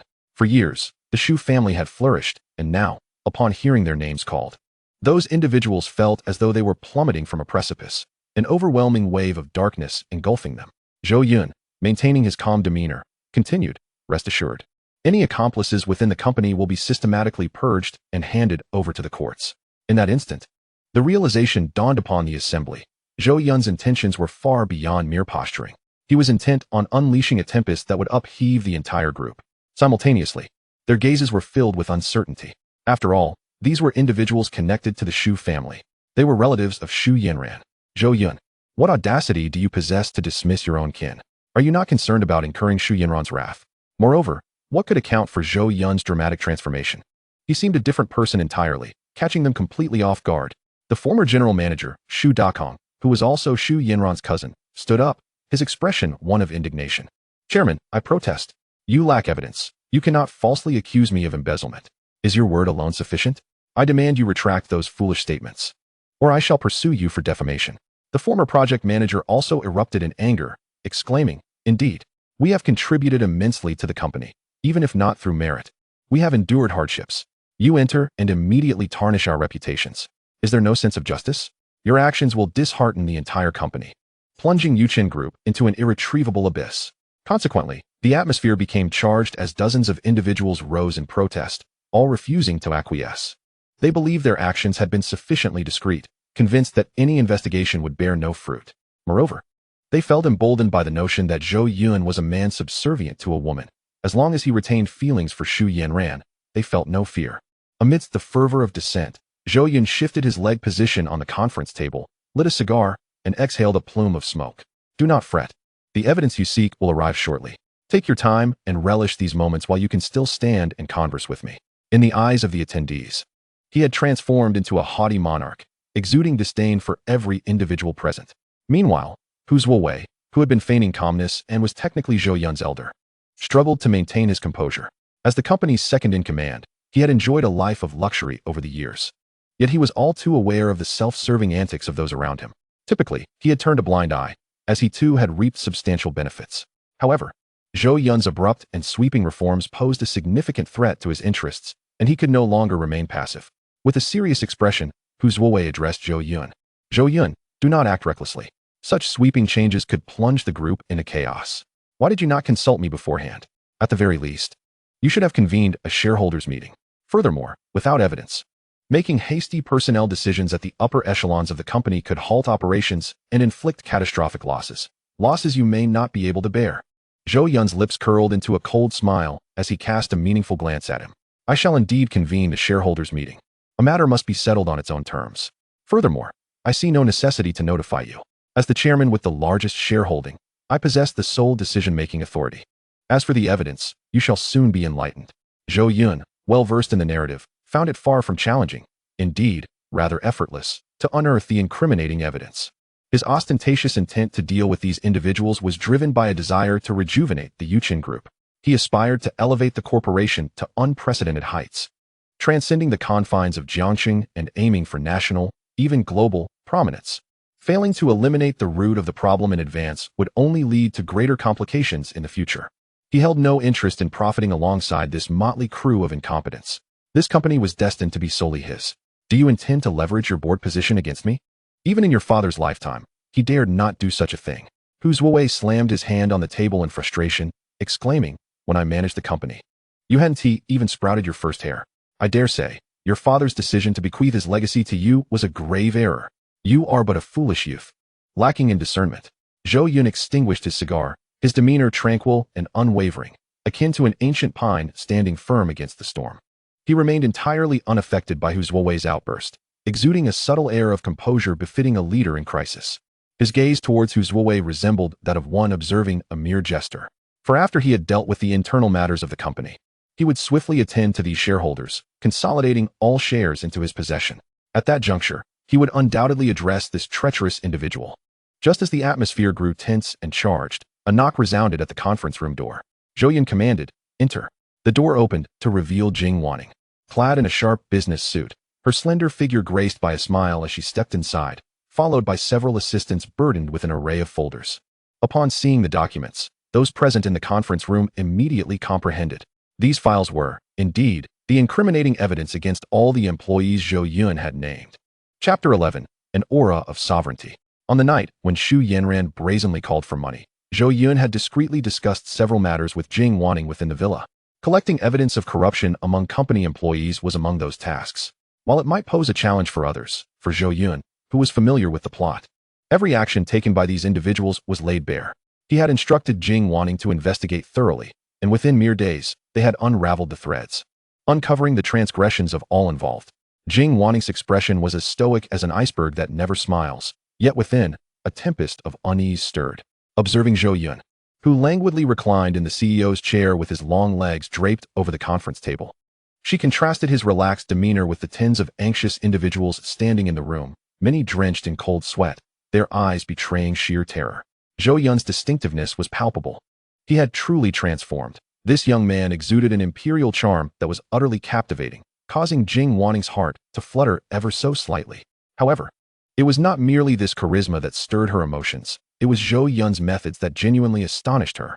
He possessed an intimate knowledge of so many individuals' affairs, casting doubt on the perception that he had idled away the years. Many had misjudged him.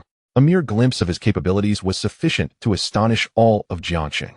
Though her mind raced with myriad thoughts, Jing Wanting's exterior remained unperturbed, embodying the impartiality of a judge as she methodically presented the evidence. Her voice cool and unyielding as she recited each incriminating detail.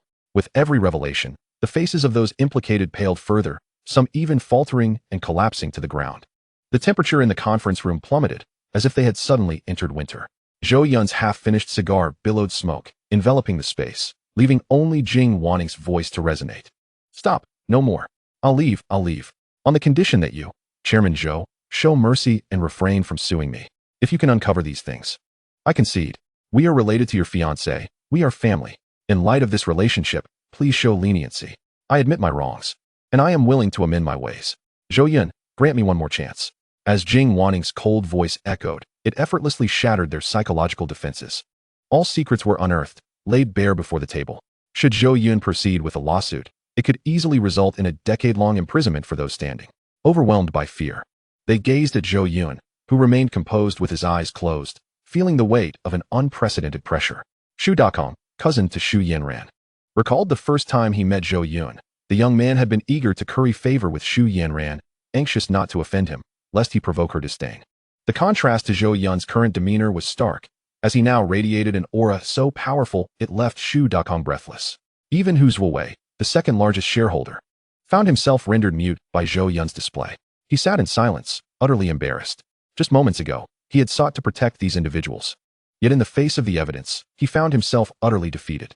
His expression darkened as he cast a disdainful glance at the group, muttering, "Useless." He then rose and left the conference room in a state of disarray.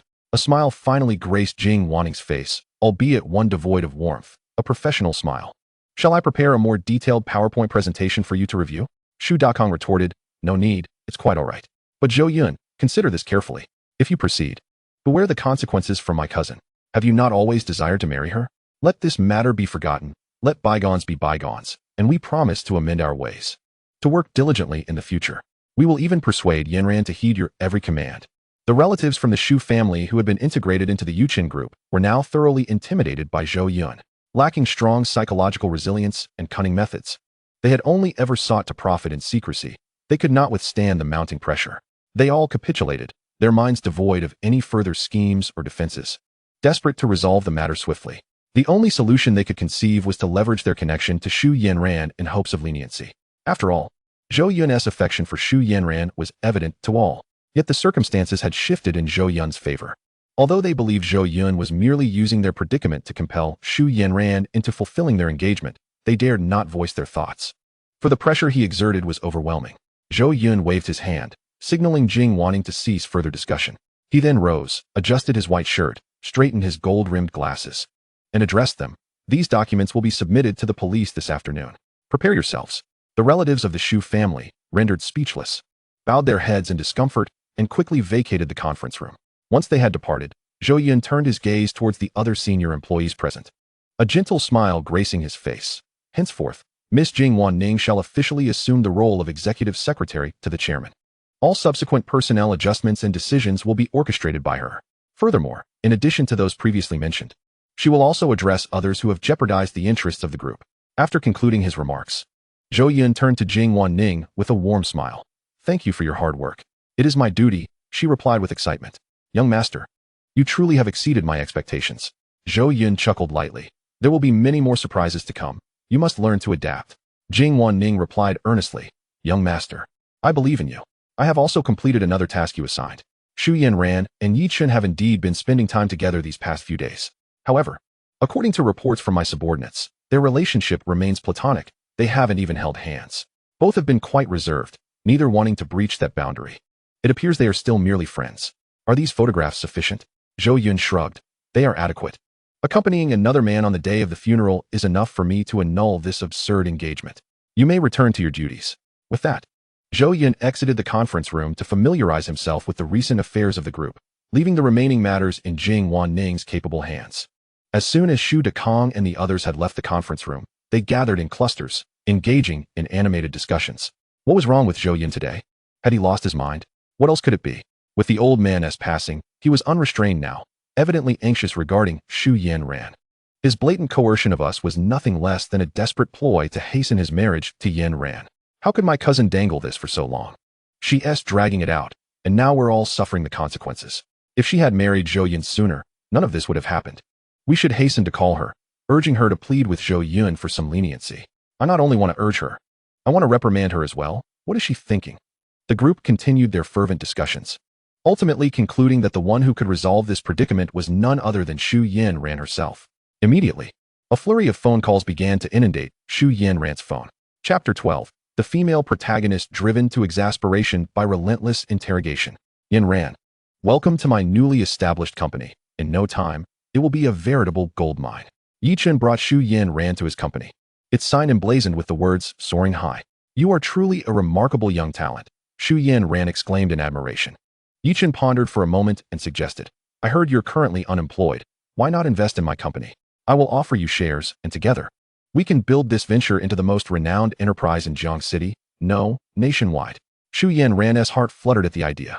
Starting a company with Yi Chun? Was he implying something more? This could bring their relationship to a new level. The profitability of the company seemed secondary. What truly mattered was the deepening of their bond. A sweet sensation filled her heart, and she decisively declared, I will certainly support your company. How much do you need? I can have my parents wire over 100 million at once. Would that suffice? Yi Chun shook his head. No need for money. All I require is for you to come work for me. I happen to have a vacancy for a secretary. Secretary? Oh, splendid. Zhou Yun blushed at the implication. She then asserted with conviction, how could I not invest? I won't accept anything without contributing. Provide me with your account details, and I will transfer funds immediately. After saying this, Zhou Yun opened her phone, ready to contact the bank for a transfer, only to discover that all her cards had been suspended and were inaccessible. Anger surged within her. Excusing herself to the restroom, she intended to call her parents for clarification. Just as she entered the bathroom, her phone rang. It was her cousin. Suppressing her irritation, she answered, Dekong Go. What is it? What is it? I should be asking you that. Zhu Dekong interrogated. Why are you dragging Zhou Yun along like this? He.s. furious now. He.s. not only dismissed me, but intends to sue us all. What on earth are you thinking? You could be the wife of a billion-dollar conglomerate, yet you're playing games with him? You must resolve this issue at once. You're ruining my reputation. Zhou Yun's initially cheerful mood was swiftly shattered by her cousin's call. Zhou Yun has truly lost his mind. How dare he act this way? Don't worry, cousin. As soon as I find the time, I will rectify this situation. Without waiting for a response, she hastily hung up. Moments later, her phone lit up again with a call from her cousin, followed by another round of interrogation. Cousin, what is wrong with Zhou Yun? How long will you keep him waiting to marry you? You really need to consider not only yourself, but your family as well. We are all eagerly anticipating your ascension to the position of the billion-dollar conglomerate lady. Dragging this out is causing us great distress. Zhou Yun, now exasperated, replied, Enough already, I understand. Just wait for my news in a few days. She hung up once again. No sooner had she done so than her phone rang incessantly, leaving her with no time to contact her parents. It rang over a dozen times. In frustration, she decided to ignore the calls and turned off her phone, her expression darkening as she felt a surge of resentment. Zhou Yun, is it truly necessary to resort to such vile tactics to compel me into marriage? I once thought you were a decent person, quite charming even, but I never anticipated such cruelty lurking beneath the surface. Gazing at her powered-off phone and contemplating the halted cards, Zhou Yun let out a sigh. She had only just begun to relax, and now so much had transpired. It was all Zhou Yun's fault. He never allowed her any peace of mind. Why couldn't he just behave himself? Presently, she had no other recourse. Steeling herself, she exited the restroom and approached Yi Chun with an apologetic demeanor.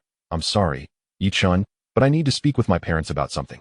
Regarding the investment, may I give you an answer by tomorrow afternoon? Yi Chun, understanding, replied, No rush, take your time. My offer remains valid. I'll drive you. Hearing Yi Chun's voice, Zhou Yun ran quickly, pushed aside her recent troubles, her heart swelling with sweetness as she said, "Thank you for your kindness." Shortly thereafter, Yi Chun accompanied Zhou Yun ran to the resort hotel where her parents were temporarily residing. Due to the pressure of debt and the incessant inquiries from relatives, her parents were in a foul mood and were strolling in the garden when they spotted Zhou Yun ran emerging from a strange man's car. Their eyes widened in alarm, and they hurried over to grab their daughter. "Who is this man?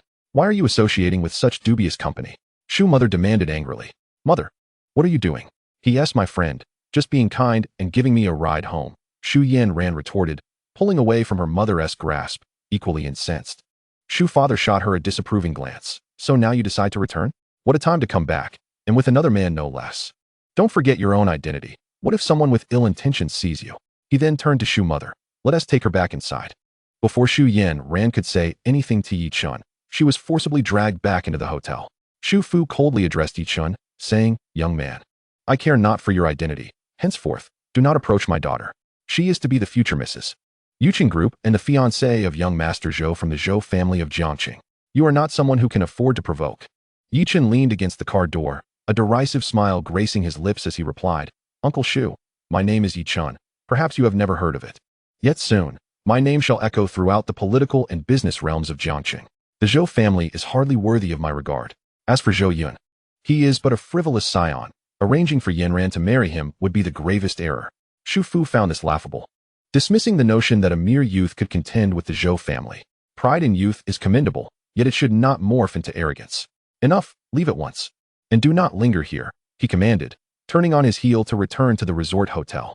A cold smile danced on Yi Chun's lips, his eyes shimmering with unwavering confidence as he gently gripped the car door. "The woman I desire shall not be taken from me. I have set my sights on Zhou Yanran. Call it arrogance if you will, but soon you shall witness what it means to be a rising star. To be a dragon crossing the river." As Yi Chun entered the car and started the engine, his phone rang. "Hello, Mr. Chun. Someone claims that the feng shui arrangement I set for your family is rudimentary. Pay no heed to such nonsense. The arrangement I provided is undoubtedly the finest. What do they know? Yes, I shall certainly go." Upon hanging up, a fierce expression crossed Yi Chun's face. "So, Zhou Yun, you dare to disrupt my affairs? I have yet to seek you out, yet trouble finds its way to me. The Zhou family is but a stepping stone for me. There shall come a day when you kneel before me." Chapter 13. The bastard blocked me. Once inside the room, Zhou Mu hastily inquired, "What is your relationship with this man?" "He is the one I love," Zhou Yanran declared defiantly. Witnessing her daughter's rebellious demeanor, Zhou Mu clutched her chest, nearly breathless. "Have you lost your mind? You are already Zhou Yun's fiancée. How can you act so recklessly?" "My daughter, such sentiments can be shared with me, but do not voice them in front of outsiders." Zhou Yanran softened at her mother's distress. "Mother, I do not love Zhou Yun. I have never stated my intention to marry him. I wish to pursue my own happiness." Zhou Mu raised her voice. "Pursue happiness? With no money? How can one find happiness? You refuse to marry young Master Zhou, yet you choose to pursue an individual of unknown origins. How have you become so foolish?" "My daughter." Zhou Yanran's eyes sparkled with sweetness. "Mother, Yi Chun is not some unknown individual. He is far superior to Zhou Yun. He is young and accomplished, having just arrived in Jiangqing to establish a financial company, diligent and capable, and he is quite handsome." Zhou Mu's eyes widened in disbelief, staring at her daughter as if she were a fool. "Is this the basis of your admiration? You must not underestimate Yi Chun. He will undoubtedly achieve greatness, surpassing even the Zhou family," Zhou Yanran insisted. "Greatness in the future? We may not even have a future." The door swung open, and Zhou Fu stormed in. His face contorted in anger as he plopped down in a chair, his gaze icy as it fixed on Zhou Yanran. "What do you mean by that, father?" Zhou Yanran frowned. Zhou Fu, his disappointment palpable, replied, "Daughter, do you truly believe our family's current prosperity is self-made? If not for Zhou Yun's affections, would our family have thrived? You enjoy the finest clothes, the most luxurious goods, and even the extravagant makeup, each handbag worth hundreds of thousands, along with a house specifically to showcase your collection. You dine on delicacies and travel in luxury vehicles, with funds that never seem to dwindle. Residing in a grand villa, such extravagance is not without cost. It is easy to be carefree when one is not the provider." Zhou Yanran rolled her eyes. "This has nothing to do with Zhou Yun. It is our family's hard work that has brought us here." Zhou Fu was momentarily taken aback, then sighed heavily within. He suddenly viewed his daughter as naive and overly innocent. Yet, he refrained from revealing too much, fearing it would tarnish his image in her eyes. He could only shake his head and say, Our efforts are indeed commendable, but without Zhou Yun's assistance, we would never have succeeded so smoothly. I never sought his help. He clung to us like a leech. Xu Yanran yawned. Xu Mu and Xu Fu exchanged serious glances, seemingly resolved, their expressions growing grave. Daughter, I care not for your opinions. From now on, you must heed your parents. I demand that you apologize to Zhou Yun at once and expedite the wedding arrangements. You are destined to marry him. Why not hasten the process and secure our family's position aboard the Zhou family's grand ship? As for that Yi Chun, sever ties with him at once. A mere sparrow cannot contend with a great rock like the Zhou family. Why squander a tremendous opportunity for a paltry gain? Our family is not so foolish. Upon hearing this, Xu Yanran felt as if she were seeing her parents anew, her anger flaring as she shouted, Why should I? I refuse to go. What is Zhou Yun to me that I should apologize? Such a delusion. Xu Fu, livid, turned crimson, raising his hand, but ultimately refraining from striking her. Fine, let me explain why. Surely, relatives have called you. If you refuse to marry, they will be sent to prison by Zhou Yun. He has cut off all business ties with our family, and we are facing catastrophic losses. A significant sum invested in projects is now irretrievable. Without Zhou Yun's intervention, those creditors could very well ruin us. Moreover, our family has engaged in dubious dealings with Yuqing Group, falsifying accounts. If Zhou Yun were to expose this, the debt would be the least of our concerns. If he chooses to sue us, you would spend your life visiting your parents in prison. Do you think earning money is so simple? Without the backing of Yuqing Group and Zhou Yun's connections, we would be nothing more than laborers in the old factory district, at best, small contractors. Today, I shall awaken you to reality. You will go, whether you wish to or not.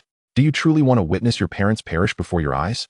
As he spoke the last words, Xu Fu nearly shouted, his voice resonating powerfully. Meanwhile, Xu Mu had dissolved into tears, sobbing uncontrollably. Xu Yanran stood as if struck by lightning, frozen in place, feeling numb. She had not anticipated such secrets within her family. The situation had escalated alarmingly in just a few days since Zhou Yun's anger had surfaced. How could this be? How could it have come to this? Xu Yanran's gaze was vacant. It is your fault. Had you not delayed marrying Zhou Yun, none of this would have transpired. Xu Fu ground his teeth. If you had not toyed with him, you would already be the chairperson's wife. Did he not bestow enough gifts upon you? To reject such offerings was indeed unwise. The necklace worth millions around your neck was a gift from Zhou Yun. Why spurn such a man? Listen to your parents. We have your best interests at heart. Please, agree with us, my daughter. In the end, Xu Mu spoke with a tone that bordered on pleading, earnestly attempting to persuade her. Xu Yanran, as if her soul had been cast adrift, slumped on the sofa, her eyes devoid of focus. She murmured to herself, Impossible, Zhou Yun is nothing but a fool. How could he have changed so drastically? When did he become so astute, resorting to threats? Fine, I shall marry him. But even if I do, he should not expect me to acknowledge him. I intend to torment him for a lifetime. Regaining her composure, Xu Yanran's face twisted with hatred as she dashed back to her room, throwing herself onto the bed and burying her face in the covers, feeling despondent. Observing this, Xu's parents finally felt a sense of relief, their expressions easing into one of unburdened tranquility. As long as their daughter was willing, any matter could be easily resolved. They believed that it would not be long before the Xu family could reclaim their former glory, or even ascend to greater heights, becoming a commercial titan in the entirety of Jiangxing. Wiping away her tears, Xu Mu took out her phone and exclaimed, Quickly call the relatives to reassure them. The couple promptly retrieved a new phone, dialing one number after another with an air of renewed arrogance. Hello, Dekong. In a few days, come to Yanran's wedding banquet. No need for apologies. Just ensure the red envelope reflects sincerity, and my daughter will harbor no grievances. Hello, dear niece. Your cousin will soon become the official wife of the group chairman. Yes, we should arrange a meal to chat more. You will be the bridesmaid.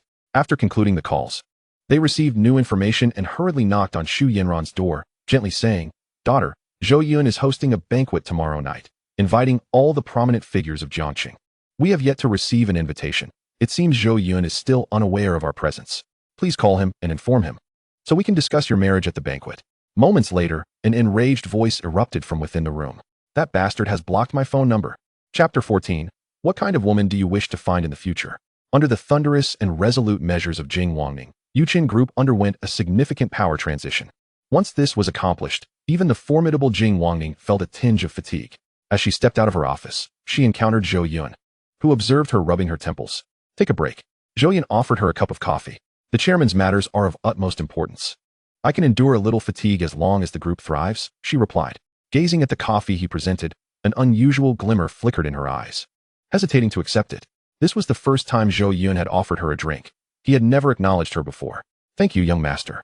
Reluctantly, she accepted the coffee, her hands enveloped in warmth, a subtle warmth blossoming within her. Taking a sip, she stubbornly asserted, "Young master, you should return to rest. I am nearly finished organizing the shareholders' materials." Zhou Yun, seated on the desk, chuckled, "It's fine. I will stay and work alongside you. Feel free to ask me if anything is unclear." To secure his control over the group, he had specifically instructed Jing Wangning to gather confidential information about the other shareholders. Tomorrow morning, he would convene all the shareholders and acquire their shares. Hence, Jing Wangning understood the significance of this information and dared not be careless.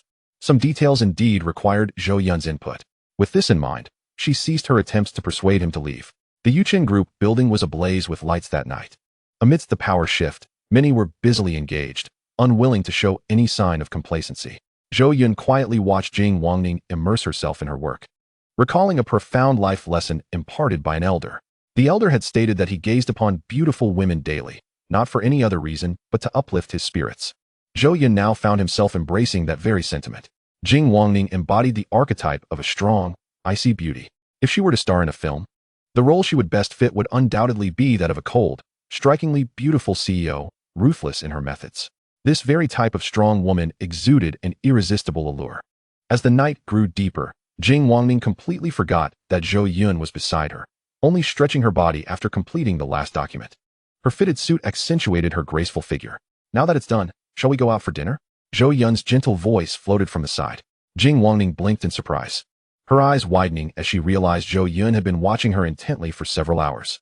Even with her strong mental fortitude, a blush crept onto her cheeks. "Of course. Since we agreed to leave together, how could I depart first?" Zhou Yun yawned. Jing Wangning had been the chief steward of the Zhou family and had previously resided there. Although she had now transitioned to being a secretary and worked at the group, she had yet to find the time to move out. Zhou Yun had not considered asking her to leave, as the Blue Mountain Villa was spacious, with many vacant rooms. Moreover, he had never suggested she relinquish her duties as a steward. "Then please wait a moment while I print the last of the materials. It will be ready shortly." Jing Wangning quickly replied. Before long, the pair exited the group building, followed by a substantial security team belonging to Zhou Yun. Zhou Yun directed the driver to the highest rooftop restaurant in all of Jiangqing. Upon hearing the destination, Jing Wangning felt her heart race. She had anticipated a meal at the office or a casual restaurant. As a secretary and steward, she felt unworthy of sharing a table with Zhou Yun. She was merely a subordinate, while he was taking her to the most prestigious and expensive dining establishment in Jiangqing. Known for its breathtaking views of the city illuminated by countless lights, filled with a romantic aura, an ideal setting for couples. What could Zhou Yun's intentions be in bringing her here? This thought left Jing Wangning feeling somewhat hesitant, her mouth opening several times as she struggled to articulate her thoughts. Upon entering the restaurant, they found a window-side table, and Zhou Yun gallantly pulled out her chair. "Young master, am I truly allowed to sit here?" she stammered, unsure of her place. "Of course," Zhou Yun smiled. Her heart raced as she slowly took a seat. After placing their orders, Zhou Yun fell silent, gazing out at the nightscape of Jiangqing. The silence stretched on, and Jing Wangning was at a loss as to what he might be pondering. Tentatively, she broached the subject. "Young master, Miss Xu Yanran has contacted the Xu family parents. You truly intend to publicly annul the engagement tomorrow night?" Zhou Yun nodded, stating, "If one commits a misdeed, they must bear the consequences." Jing Wangning clenched her teeth, declaring, "Such a woman is indeed unworthy of entering the Zhou family. Her character is excessively vile and duplicitous. I refrained from saying anything before, fearing it would upset you, but now, I have severed all ties with her. It is of no concern to me." Zhou Yun replied nonchalantly. Seeing Zhou Yun's indifferent demeanor, Jing Wangning felt relieved and continued, "Young master, you must never again allow yourself to be deceived by women like Xu Yanran." "Of course not," Zhou Yun replied with a smile. Jing Wangning blurted out, "Then, young master, what kind of woman do you intend to seek in the future?" Zhou Yun, without a moment's hesitation, declared, "Of course, I would seek a woman as capable as you." Jing Wanning's cheeks flushed slightly, caught off guard by Zhou Yun's response. Her hands fidgeted together, and her heart raced like a startled deer. Lowering her gaze, she found herself at a loss for words, stealing a furtive glance at Zhou Yun. For reasons unknown, he now exuded a mature charm, radiating a potent masculinity. Upon noticing Zhou Yun's gaze upon her, she hastily averted her eyes even further. Zhou Yun then countered, "And what manner of man do you intend to seek, Wanning?" Jing Wanning stammered, "I haven't given that much thought. I merely wish to excel in my work." She quickly redirected the conversation. young master. Is there anything else you wish to address for tomorrow morning's shareholders meeting? Zhou Yun, not pressing her, replied, let them convene at the Blue Mountain Villa. There is no need to go to the company. Understood, Jing Wanning sighed in relief, and they continued discussing other work-related matters. After their meal, once they returned to the Blue Mountain Villa, Jing Wanning lay on her bed, staring at the ceiling, reflecting on the scene from dinner. For some inexplicable reason, her heart felt hollow. Chapter 15. Why does your face look pale? In the morning, a procession of luxury cars began to arrive outside the Blue Mountain Villa, all belonging to shareholders of Yuchen Group. However, they did not enter the villa but waited outside for the second-largest shareholder, Hu Zuozi, as if it were a prearranged meeting. Hu Zuozi, with his sizable belly, was surrounded like the sun among the stars. Old Hu, what do you think Zhou Yun is up to, summoning us so early? One asked. I've heard he dismissed a large number of the Shu family members in a rather bewildering manner. I certainly cannot comprehend it. You were there yesterday. Old Hu, can you enlighten us? Why is he holding the shareholders' meeting at his home instead of the company? What is he planning? The shareholders were anxious, uncertain of how to proceed. They had heard about Zhou Yun's recent actions. The once thought frivolous young man had transformed into a decisive force, entirely uncharacteristic of a fool. This led them to believe that Zhou Yun must have been concealing considerable depth all along, making them exceedingly cautious. An unknown individual is the most formidable. Hu Zuozi chuckled derisively. Fear not, Zhou Yun cannot stir up any significant turbulence. I have watched him grow up and know his character well. I have inquired. And his actions at Yuchen Group yesterday were merely to compel the Shu family's daughter to marry him. Today, he has summoned us to merely strengthen our ties. If he truly intends to do something, we can simply vote against it, demonstrating the power of us uncles and brothers. Upon hearing Hu Zuozi's words, the shareholders breathed a collective sigh of relief, smiles returning to their faces. Ah, so it's merely a marriage proposal, they thought. Zhou Yun is truly an incapable fool. With such assets, what type of woman could he not find? Yet he stumbles over this one. As all the shareholders gathered and entered, following the servants into the spacious parlor, they grew increasingly impatient as Zhou Yun failed to appear. Hu Zuozi raised his voice. Today's youth exhibit a shocking lack of manners. As the host, he should welcome his guests rather than neglecting them. I had advised old Zhou to properly discipline his son, but he would not listen. Look what a state he has fallen into. The other shareholders joined in the chorus of discontent, growing weary of the wait. Moments later, Jing Wanning entered the parlor. Observing the raucous assembly, she calmly distributed documents and stated, Young master was quite fatigued last night. Any queries can wait until he awakens. Please review these materials in the meantime. As the shareholders opened the documents, their expressions shifted to one of bewilderment. It was a share transfer agreement concerning all their holdings. At that moment, they comprehended that Zhou Yun had summoned them so early to negotiate the acquisition of Yuchen Group's shares. Instantly, the atmosphere shifted. No one could remain relaxed, and they scrutinized the terms of the contract with grave seriousness. Finally, one could no longer contain himself, exclaiming, what does Zhou Yun mean? He believes he can purchase my shares with this paltry sum? Absolutely not. Does he take me for a fool? Soon, others discovered the acquisition price. Noting that Zhou Yun's offer was astonishingly below market value, only 20% of the worth, a wave of anger surged within them. Was this not a blatant display of contempt? Had Zhou Yun offered a price several times above market value, they might have considered it, but at this meager figure, they would rather let it rot in their hands than sell. To think he would attempt to leverage them so soon after inheriting his position. Such audacity.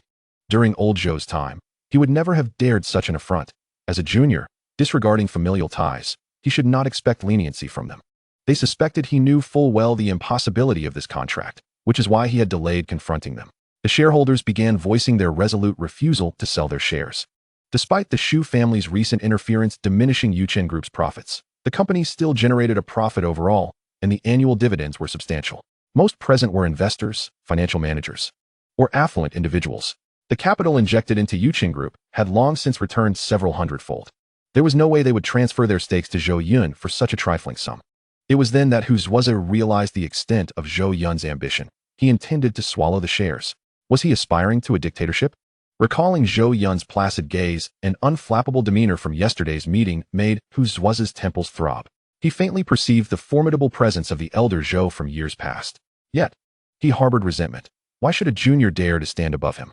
In previous encounters, Zhou Yun had always respectfully addressed him as Uncle Hu, but now he regarded him like a sovereign surveying his subjects. Hu Zuozi could not endure such a shift in their dynamic. He boldly proclaimed, while all shareholders are present, I propose an immediate meeting to revoke Zhou Yun's position as chairman.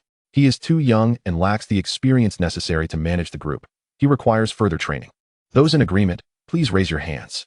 With Huzwaza leading the charge, the shareholders unanimously concurred, agreeing to strip Zhou Yun of his chairmanship. Meanwhile, Jing Wanning displayed no signs of surprise, as if she had anticipated this outcome all along. Let us not forget, young master holds 55% of the shares, she remarked with a smile. Huzwawe coldly remarked, Zhou Yun possesses a vote of considerable weight, but it can only be exercised during specific resolution events. This impromptu meeting does not fall under such circumstances. At this juncture, his vote carries the equivalent influence of 10 votes. We, however, command 12 votes. Therefore, his actions are ultimately futile. Amidst the clamor of the crowd, Zhou Yun, clad in a bathrobe and cradling a glass of milk, sleepily descended the spiral staircase. It seemed he was oblivious to the cacophony surrounding him, as he nonchalantly settled onto the sofa, sipping his milk. The shareholders exchanged bewildered glances, eager to discern what trick he intended to play. Only Huzwawe, visibly displeased, inquired, Nephew, you must have heard the decisions made at our shareholders' meeting just now. You need not return to the corporation. I will arrange for a few mentors to guide you. We shall reinstate your position as chairman once we deem your capabilities adequate. Zhou Yun stifled a yawn, crossed his legs, and smiled. Why the haste? He snapped his fingers at Jing Wanning, who promptly delivered another document into his hands. Zhou Yun then beckoned Huzwawe closer, indicating for him to lean in. Uncertain, Huzwawe instinctively perked up his ears. Zhou Yun whispered a few words into his ear. Beneath the highway bridge beside Laoqing village, the grass has grown over 3 meters high. TSK. Instantly, Huzwawe's complexion drained of color, turning as pale as a ghost. Chapter 16. Why did he flee in disarray? Zhou Yun's utterance struck Huzwawe like a bolt from the blue, rendering him frozen in place. Every hair on his body stood on end, and cold sweat streamed down his brow. How? Why did Zhou Yun know of this matter? Years ago, he had taken great pains to keep it clandestine. Those privy to the truth had either fled abroad or met their demise. There was no possibility of a third party being aware. Yet, Zhou Yun's words, though veiled, unmistakably indicated the location where the body had been buried. Huzwawe was not originally from Jiangqing. Before he had even met the elder Zhou, he was merely a small-time leader among societal figures. He had received a directive from above to teach a young man a lesson. In the process of confronting him, he accidentally killed the youth. The entire city was thrown into turmoil, for the young man was the son of a notorious gang leader. In a panic, he sought out a brother who was working at a construction site, and together they encased the corpse in cement, burying it beneath the newly constructed highway. This deed was executed with utmost secrecy. Even those who accompanied him were silenced and buried alongside the body. The others either fled abroad or perished. He then assumed a new identity, concealing himself in Jiangqing, where he eventually met the elder Zhou and clawed his way to success through ruthless means. Meanwhile, the gang leader who had lost his son had since transformed into a formidable figure, no longer involved in the underworld but rather striving to cleanse his organization and engage in legitimate business. Yet, his power had only grown, straddling both the legal and illicit realms, effectively rendering him untouchable. If he were to discover that Huzwawe was still alive, it would not be long before he met a violent end in his own home. Huzwawe was engulfed in panic, his gaze vacant. He perceived the composed Zhou Yun before him as a demon poised to devour him. In that fleeting moment, he felt acutely the terror emanating from his nephew. Gone was his earlier bravado. He now appeared alarmed, speaking cautiously, fearful of inciting Zhou Yun's wrath. Nephew, this matter is negotiable, entirely negotiable. As long as you keep this under wraps, you may have whatever you desire. I acknowledge my wrongdoing and offer you my sincere apology. I shall sign the share transfer agreement immediately. Cold sweat continued to bead on his forehead, fearing Zhou Yun might reconsider. He hastily picked up a pen and swiftly inscribed his name on the contract. Then, with a sycophantic smile, he added, I am no longer a shareholder. Matters regarding Yuchen Group are no longer my concern, and I possess no voting rights. Zhou Yun nodded and tossed the document back to Huzwawe. Relieved as if granted amnesty, Huzwawe fled the parlor, avoiding eye contact with the other shareholders as though they were strangers. His disheveled appearance sparked a wave of astonishment among the onlookers. Although Zhou Yun had spoken quietly, it was evident to all that Huzwawe had been ensnared by a damning secret, for he would never have left in such haste otherwise. This revelation sent tremors of unease through the shareholders. It was well known that Huzwawe was an insatiable old fox, a position he would never have attained without cunning and guile. The expansion of Yuchen Group's territory over the years had relied on various underhanded tactics, all orchestrated by him. Thus, to witness such a figure flee in terror from Zhou Yun was nothing short of astonishing. The low-price share transfer, signed without hesitation, sent ripples of anxiety among the other shareholders. Yet, Despite Hu Zuowei's ignoble exit, the remaining shareholders showed no inclination to yield. After all, this was a matter of money. How could they simply relinquish their stakes? They were taken aback by Hu's sudden weakness, contemplating their own reliance on him. No, we cannot allow ourselves to be subdued by a mere youth. We must not sell our shares. Mr. Li, you now hold the second largest shareholding. You must not easily concede. Li Qingru, the general manager of Longxing Investment Company, was known for his keen insights and abilities in investment, making him a prominent figure in Jiangxing. He prided himself on conducting business with meticulous precision, leaving no room for error. Unlike Hu Zuowei, who had deep connections within, Li had little interaction with the Zhou family and was unfamiliar with Zhou Yun, ensuring that neither party could expose any vulnerabilities. With Hu Zuowei's shares now absorbed by Zhou Yun, the latter commanded a commanding 70% stake, while Li Qingru held 8%, making him the largest shareholder present after Zhou Yun. I have never engaged in a losing venture. Naturally, I will not sell my shares at a loss. Rest assured, Li Qingru replied, nonchalantly. As long as he withstood the pressure, the others would follow suit. Unbeknownst to them, the shareholders began to regard Zhou Yun on equal footing, no longer viewing him as merely a young man. His calm demeanor seemed impervious to the chaos around him. Zhou Yun set down his milk, gazing at Li Qingru. Come here. He snapped his fingers, and Jing Wanning presented Li Qingru's dossier into his hands. Li Qingru scoffed, speak openly in front of everyone. Why the secrecy? I have no hidden secrets. The shareholders erupted in uproar. Indeed, Zhou Yun is underestimating Mr. Li. He is a distinguished entrepreneur in Jiangxing, unmatched in his contributions. Let us speak plainly.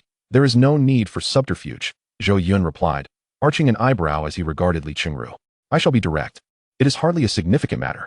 I heard that Mr. Li's son recently purchased a globally limited McLaren P1. Congratulations. While you, Mr. Li, are affluent enough to indulge, I, on the other hand, can only afford a BMW X5M. And alas, I was deceived. It turned out to be a second-hand vehicle that had been in an accident, with the left front headlight shattered and still bearing traces of blood. Upon investigation, it seems the previous owner's license plate was Jianghe. Li Qingru instantly lost his composure, as if struck by a heavy hammer. It was evident that his body stiffened, fingers turning crimson as they pressed firmly against the sofa. Zhou Yun, enough. I will sign. I will sign immediately. His demeanor shifted dramatically, his lips trembling, clearly shaken. Cold sweat broke out on his back, and his body quivered. He hastily rose, bending slightly as if to appease, and softly uttered before Zhou Yun. It is I who failed to recognize your greatness. Chairman Zhou, please do not hold it against me. This matter must not be disclosed. Otherwise, my son will face dire consequences. I implore you, given our long-standing friendship with your family, to show mercy. I will sign this share transfer agreement right away. Before Zhou Yun could respond, Li Qingru eagerly signed the contract, as if it were a multi-billion deal. Fearful that it might slip through his fingers, he then respectfully presented the contract before Zhou Yun with both hands. Jing Wanqing stepped forward to take the contract. Zhou Yun then handed over the documents to Li Qingru, smiling as he remarked, "This car is of no use to me. I will gift it to an outstanding entrepreneur in our city. You won't mind, will you?" "Not at all. Thank you, Chairman Zhou," Li Qingru replied earnestly.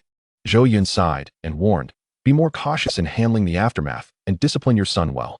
There won't be in next time." "You are right, Chairman Zhou." Li Qingru nodded, bowing slightly. The remaining shareholders, still seated, were also unable to maintain their composure upon witnessing Li Qingru's transformation. They felt as if their chairs were made of needles, painfully pricking at their nerves. What was happening? Chapter 17. The Shu family is undeserving. How could even the most esteemed and steadfast Li Qingru be so shaken? Zhou Yun had only spoken a few words, and the expression on the face of the over 60-year-old Li Qingru had turned as red as a monkey's bottom. These two enigmatic figures left the shareholders feeling as if they were being pricked by needles. On the surface, Li Qingru appeared to be a philanthropist and a renowned entrepreneur. But beneath it all, he was far from simple, with complex relationships. However, seeing him so frightened, the others no longer dared to underestimate Zhou Yun. "What's wrong, Mr. Li? Please, say something to us." "Oh no, Mr. Li, don't leave. What will we do if you go? What on earth happened? Can someone tell me?" Li Qingru, resembling Hu Zuowei, didn't he even glance at the people present. He hurriedly exited the Blue Mountain Villa. He had no choice. The gravity of his son's actions was too severe. Driving under the influence had resulted in a fatal accident. Li Qingru had sought someone to take the blame, and that BMW was the car involved in the incident. The victim was a somewhat famous celebrity. If the situation escalated, his son would undoubtedly face imprisonment, and even his businesses would suffer significant repercussions. The shareholders began to panic. With the two most likely candidates to withstand Zhou Yun's pressure having departed, they the minor players, faced the immense weight of the mountain pressing upon them, struggling to breathe. Zhou Yun glanced at the wall clock, sensing the time was ripe. He snapped his fingers and addressed another robust shareholder. Congratulations on your daughter becoming a city council member. I will sign. The stout shareholder, drenched in sweat, unhesitatingly inscribed his name on the contract.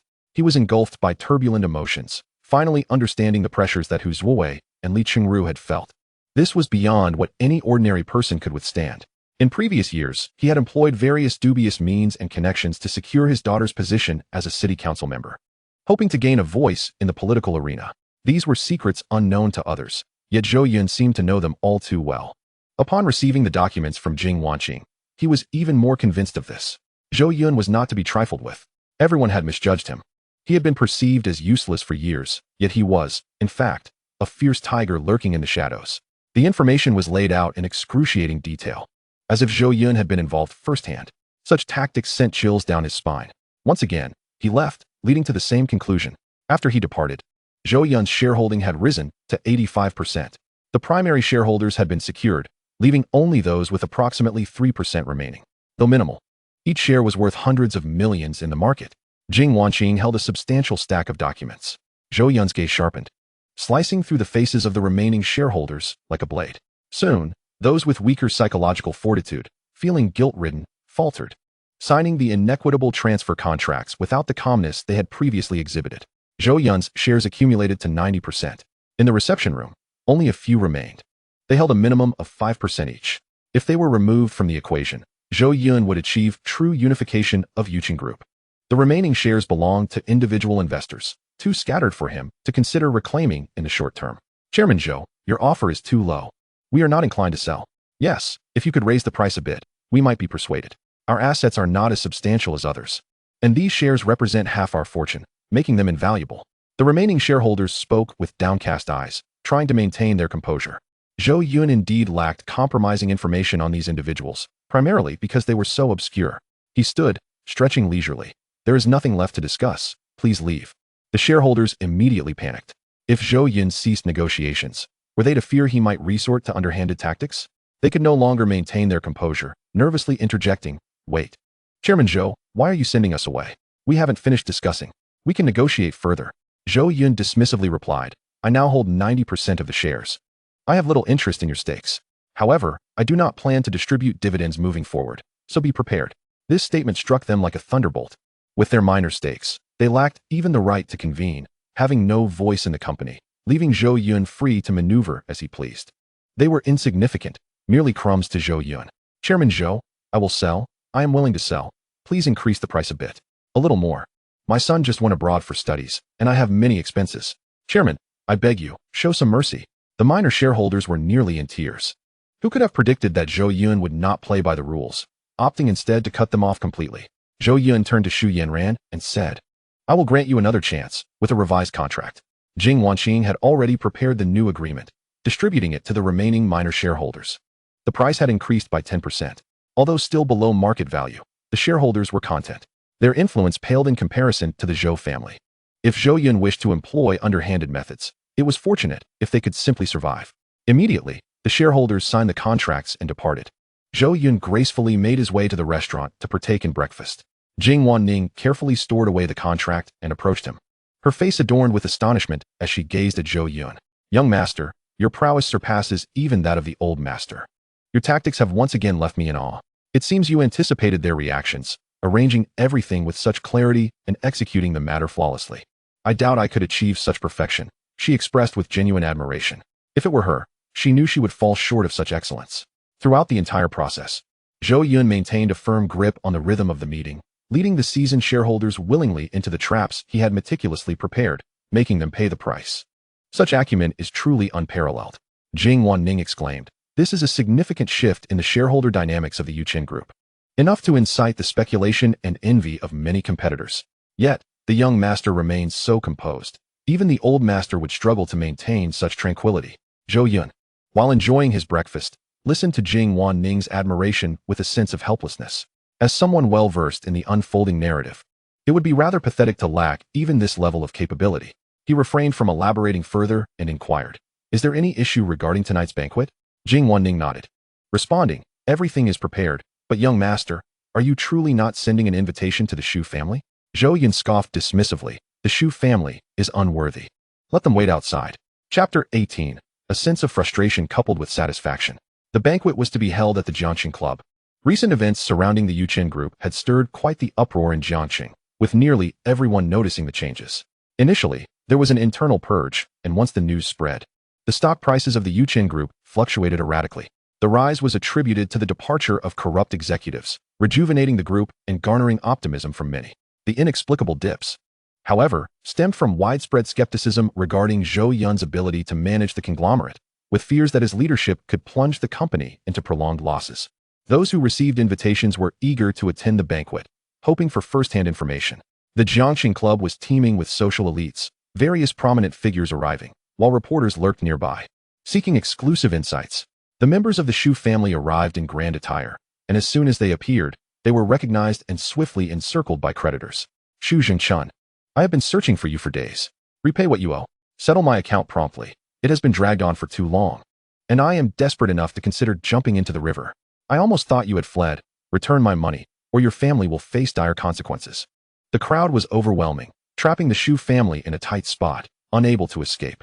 Some had no invitations and intentionally came to confront the Shu family, while others happened to stumble upon the scene, taking the opportunity to pursue their debts. Shu Fu was jostled by the throng, his meticulously arranged attire becoming wrinkled. Observing the anger etched on the faces around him, he shouted anxiously, Everyone, please calm down. The Shu family will never default on your debts. But we must wait until the project concludes and the Yuchen group makes the payment before we can settle with you. The project is not yet finished. Why the urgency? Clear the way. However, the creditors were not foolish. They would not be swayed by his deceitful words. Who was unaware that the partnership between the Shu family and the Zhou family had ceased? What projects could possibly be in progress? Shu Zhengchun, you are merely trying to swindle us. I don't care. If you don't repay today, I will die right here. The Yuchen group had announced the suspension of business relations, and any companies connected to the Shu family had also severed ties. The creditors, aware of this information, disregarded Shu Fu's words. If there was no resolution today, they would not let him leave. Shu Mu and Shu Yanran were also caught in the fray, with creditors assigning individuals to keep a watchful eye on them, lest they attempt to flee. Shu Yanran never anticipated that she would experience such a day of debt collection. She felt the scornful and derisive gazes of the nearby elite, which made her want to explode with indignation. Once, others had looked at her with envy. Now, all she received were mocking glances. She could almost hear the derisive laughter of those clad in fine garments. It made her scalp tingle with embarrassment, wishing to vanish into thin air. Unable to contain her frustration any longer, Shu Yanran snapped. What is all this commotion? We have stated we will not repay. Such a trivial sum, yet you create such a scene. How embarrassing. Let me tell you, whether it's tens of billions or hundreds of billions, the Shu family can repay. Be sensible and get out of my way. Do not block the path. Her sudden outburst drew the creditor's attention. Upon recognizing her, there was a moment of silence. After all, she was Zhou Yun's fiancée. Although they had not formally wed, her name was still known. Zhou Yun had lavished extravagantly on this engagement, willing to give anything for her. Although the reasons for Zhou Yun abruptly severing ties with the Shu family remained unclear, he had yet to publicly declare an end to his relationship with Shu Yanran, leaving the future uncertain. If Zhou Yun still held feelings for Shu Yanran, and she were to become the future lady of the Yuchen group, they would dare not offend her lightly. Miss Shu, it's not that we lack compassion, it's just that the project is halted, and to say otherwise would be disingenuous. You must at least provide us with some clarity regarding your current relationship with Zhou Yun and why he suddenly severed business ties with the Shu family. Even dismissing your family members. I heard that just a few days ago, he left you at the Jingxian Hotel to cover a multi-million-dollar bill on your own. The creditors fixed their gazes on Shu Yanran, their faces revealing uncertainty. They sought an answer. If the Shu family indeed had a favorable relationship with Zhou Yun, they would feel more secure. Shu Yanran, displaying a proud demeanor, declared, My family is here today to attend Zhou Yun's banquet. What do you think? Once I enter, Zhou Yun will publicly apologize to my family. Just a few words from me, and he will clear all your debts. Believe it or not, Zhou Yun is very obedient to me. The reason for his cessation of cooperation was my absence. Shu Mu eagerly chimed in, supporting her daughter's assertions. Exactly. When we were engaged, all of Jiangxing knew. How could my daughter deceive you? After my daughter speaks with Zhou Yun, you will see your debt settled. Their exchange stunned the creditors present, who hesitated to act rashly and gradually stepped back. Now, each creditor wore expressions filled with regret and smiles. Offering apologies. I was foolish and did not consider this aspect. I sincerely apologize. After this banquet, I will host a special table for the Shu family to express my regrets. Boss Shu, please forgive me. Do not take offense. Had I known Zhou Yun would handle it, we would never have interfered. That impertinent one, do not obstruct Boss Shu's path. Clear out quickly, or I shall have your skin. The merchants, observing Shu Yinran's confident visage, felt as though they had swallowed a calming pill, promptly parting ways to allow her family passage. They bowed and gestured for the Shu family to enter the Jianshan Club, fearing that they might struggle to locate Zhou Yun and secure their funds. The shift in demeanor was as stark as night and day. The Shu family exhaled a sigh of relief. Their spirits lifted as the three of them walked tall, striding toward the hall under the respectful gazes of their creditors. As they gazed ahead at the resplendent lights of the club, Shu Yinran felt, for the first time, the profound significance of wealth and status. The thought of losing the Zhou family's protection and Zhou Yun's favor loomed over her like an impending disaster. This realization stirred her inner resolve, yet her heart still harbored affection for Yichun. However, she could not afford to relinquish her current standard of living. Thus, she mused to herself, even if she were to marry Zhou Yun, she would not sever ties with Yichun. After all, Zhou Yun would not dare to impose restrictions on her relationships with other men. Shu Yinran found a strange sense of relief in her self-justifications, though it was tinged with frustration. Just as the Shu family arrived at the entrance of the club, they were confronted by several burly figures who barred their way. Greetings. Please present your invitation, one of the security personnel demanded. The doorman at Jiangxing Club had been replaced by Zhou family security, who enforced strict regulations regarding entry. As the Shu family was halted, a crowd began to gather, their attention drawn to the unfolding scene, particularly the creditors who fixated their eyes on the Shu family. Shu's father, maintaining a relaxed demeanor, patted one of the security guards on the shoulder, only to have the guard evade his touch. A hint of embarrassment crept over him as he remarked, "Your security measures are commendable. What is your name? I shall speak to Zhou Yun about promoting you." He attempted to engage the guards as if he were their employer, leaving the four hulking men bewildered. "You're asked for your invitation. What is this nonsense?" One security guard retorted. "I'm sorry. Without an invitation, you cannot enter the club," the guard stated firmly. The Shu family's three members were rendered speechless at the impasse. Shu's father, pointing to his own face, leaned closer to the guards and, with widened eyes, questioned, "Do you not know who I am?" "Shu Zhengchun," the guard replied, his tone devoid of flattery. "Knowing who I am, you still dare to obstruct me. Do you wish to lose your job?" Shu's father snapped back. "I'm sorry. Please present your invitation," the guard mechanically reiterated. Repeatedly rebuffed, even Shu's father's thick skin began to wear thin. Surrounded by creditors and now denied entry by a mere security guard, his face flushed with embarrassment. At that moment, he could only muster the courage to say, "I forgot my invitation. Please, go inside and inform your boss Zhou Yun that Shu Yanran is outside, and he will allow us entry." The guard's expression remained unyielding. "Our boss has stated that without an invitation, not even the King of Heaven could gain entry." The security guard's steadfastness left the Shu family utterly dumbfounded. After preparing for the banquet for half a day, they found themselves unable to step inside. Shu's father was seething, his forehead practically steaming with frustration. He had never been so insulted in his life. Shu's mother, her complexion reddening as if she were in a furnace, felt utterly humiliated. Their commotion began to attract more and more attention, with a line of guests eager to attend the banquet forming behind them, all waiting impatiently. Their delay incited discontent among the other elite attendees. "Hey, you in front. If you don't have an invitation, scram. You're blocking the way," someone shouted. "This is a banquet hosted by the Zhou family. Not just anyone can come and make a fuss. Security, hurry up and escort them away." How embarrassing, wasting everyone's time. The decline of societal decorum was evident, as some individuals displayed increasingly brazen behavior, even daring to presume connections with the Zhou family. The murmurs of discontent pierced through the air like needles, striking at the souls of the Shu family, rendering them crimson with shame. Yet they found it impossible to leave. With numerous creditors watching hungrily, their gazes akin to ravenous wolves. The security personnel grew increasingly impatient, pressing forward with menacing expressions. Shu Yanran, who had initially wished to remain silent, found herself at a loss as she had just been besieged by creditors and now faced this new humiliation. Determined not to be overshadowed, she stepped in front of her parents, her chin raised defiantly, and proclaimed, "You dogs, do you not know who I am? I am Shu Yanran." The guard, expressionless, replied, "I am aware of your name. Is my name one you should utter?" Shu Yanran retorted, her arrogance palpable. "Since you know who I am, why do you not step aside?" "I'm sorry, without an invitation, you cannot enter," the guard reiterated, implacable as stone. Fury ignited within Shu Yanran, her eyes blazing with rage. This was the first time she had been stopped by the Zhou family security. She recalled how, during her past shopping excursions, Zhou Yun had accompanied her, and these very guards had cleared a 10-meter radius around her. Now, however, she found herself obstructed by those whom she had once deemed beneath her. Xu Yanran felt as though her very lungs were about to burst from indignation. You worthless dogs. Raised by Zhou Yun, have you lost your eyes? I am his fiancée. I am your mistress. How dare you block your mistress? Preposterous. Just wait. When I see Zhou Yun, you will all pay dearly. The facade of the demure lady she had cultivated vanished entirely. In that moment, she resembled a raucous vendor in a marketplace, sleeves rolled up, vociferously arguing. Her voice echoed throughout the entrance of the club, drawing the attention of many onlookers, all eager to ascertain the identity of this woman so lacking in decorum.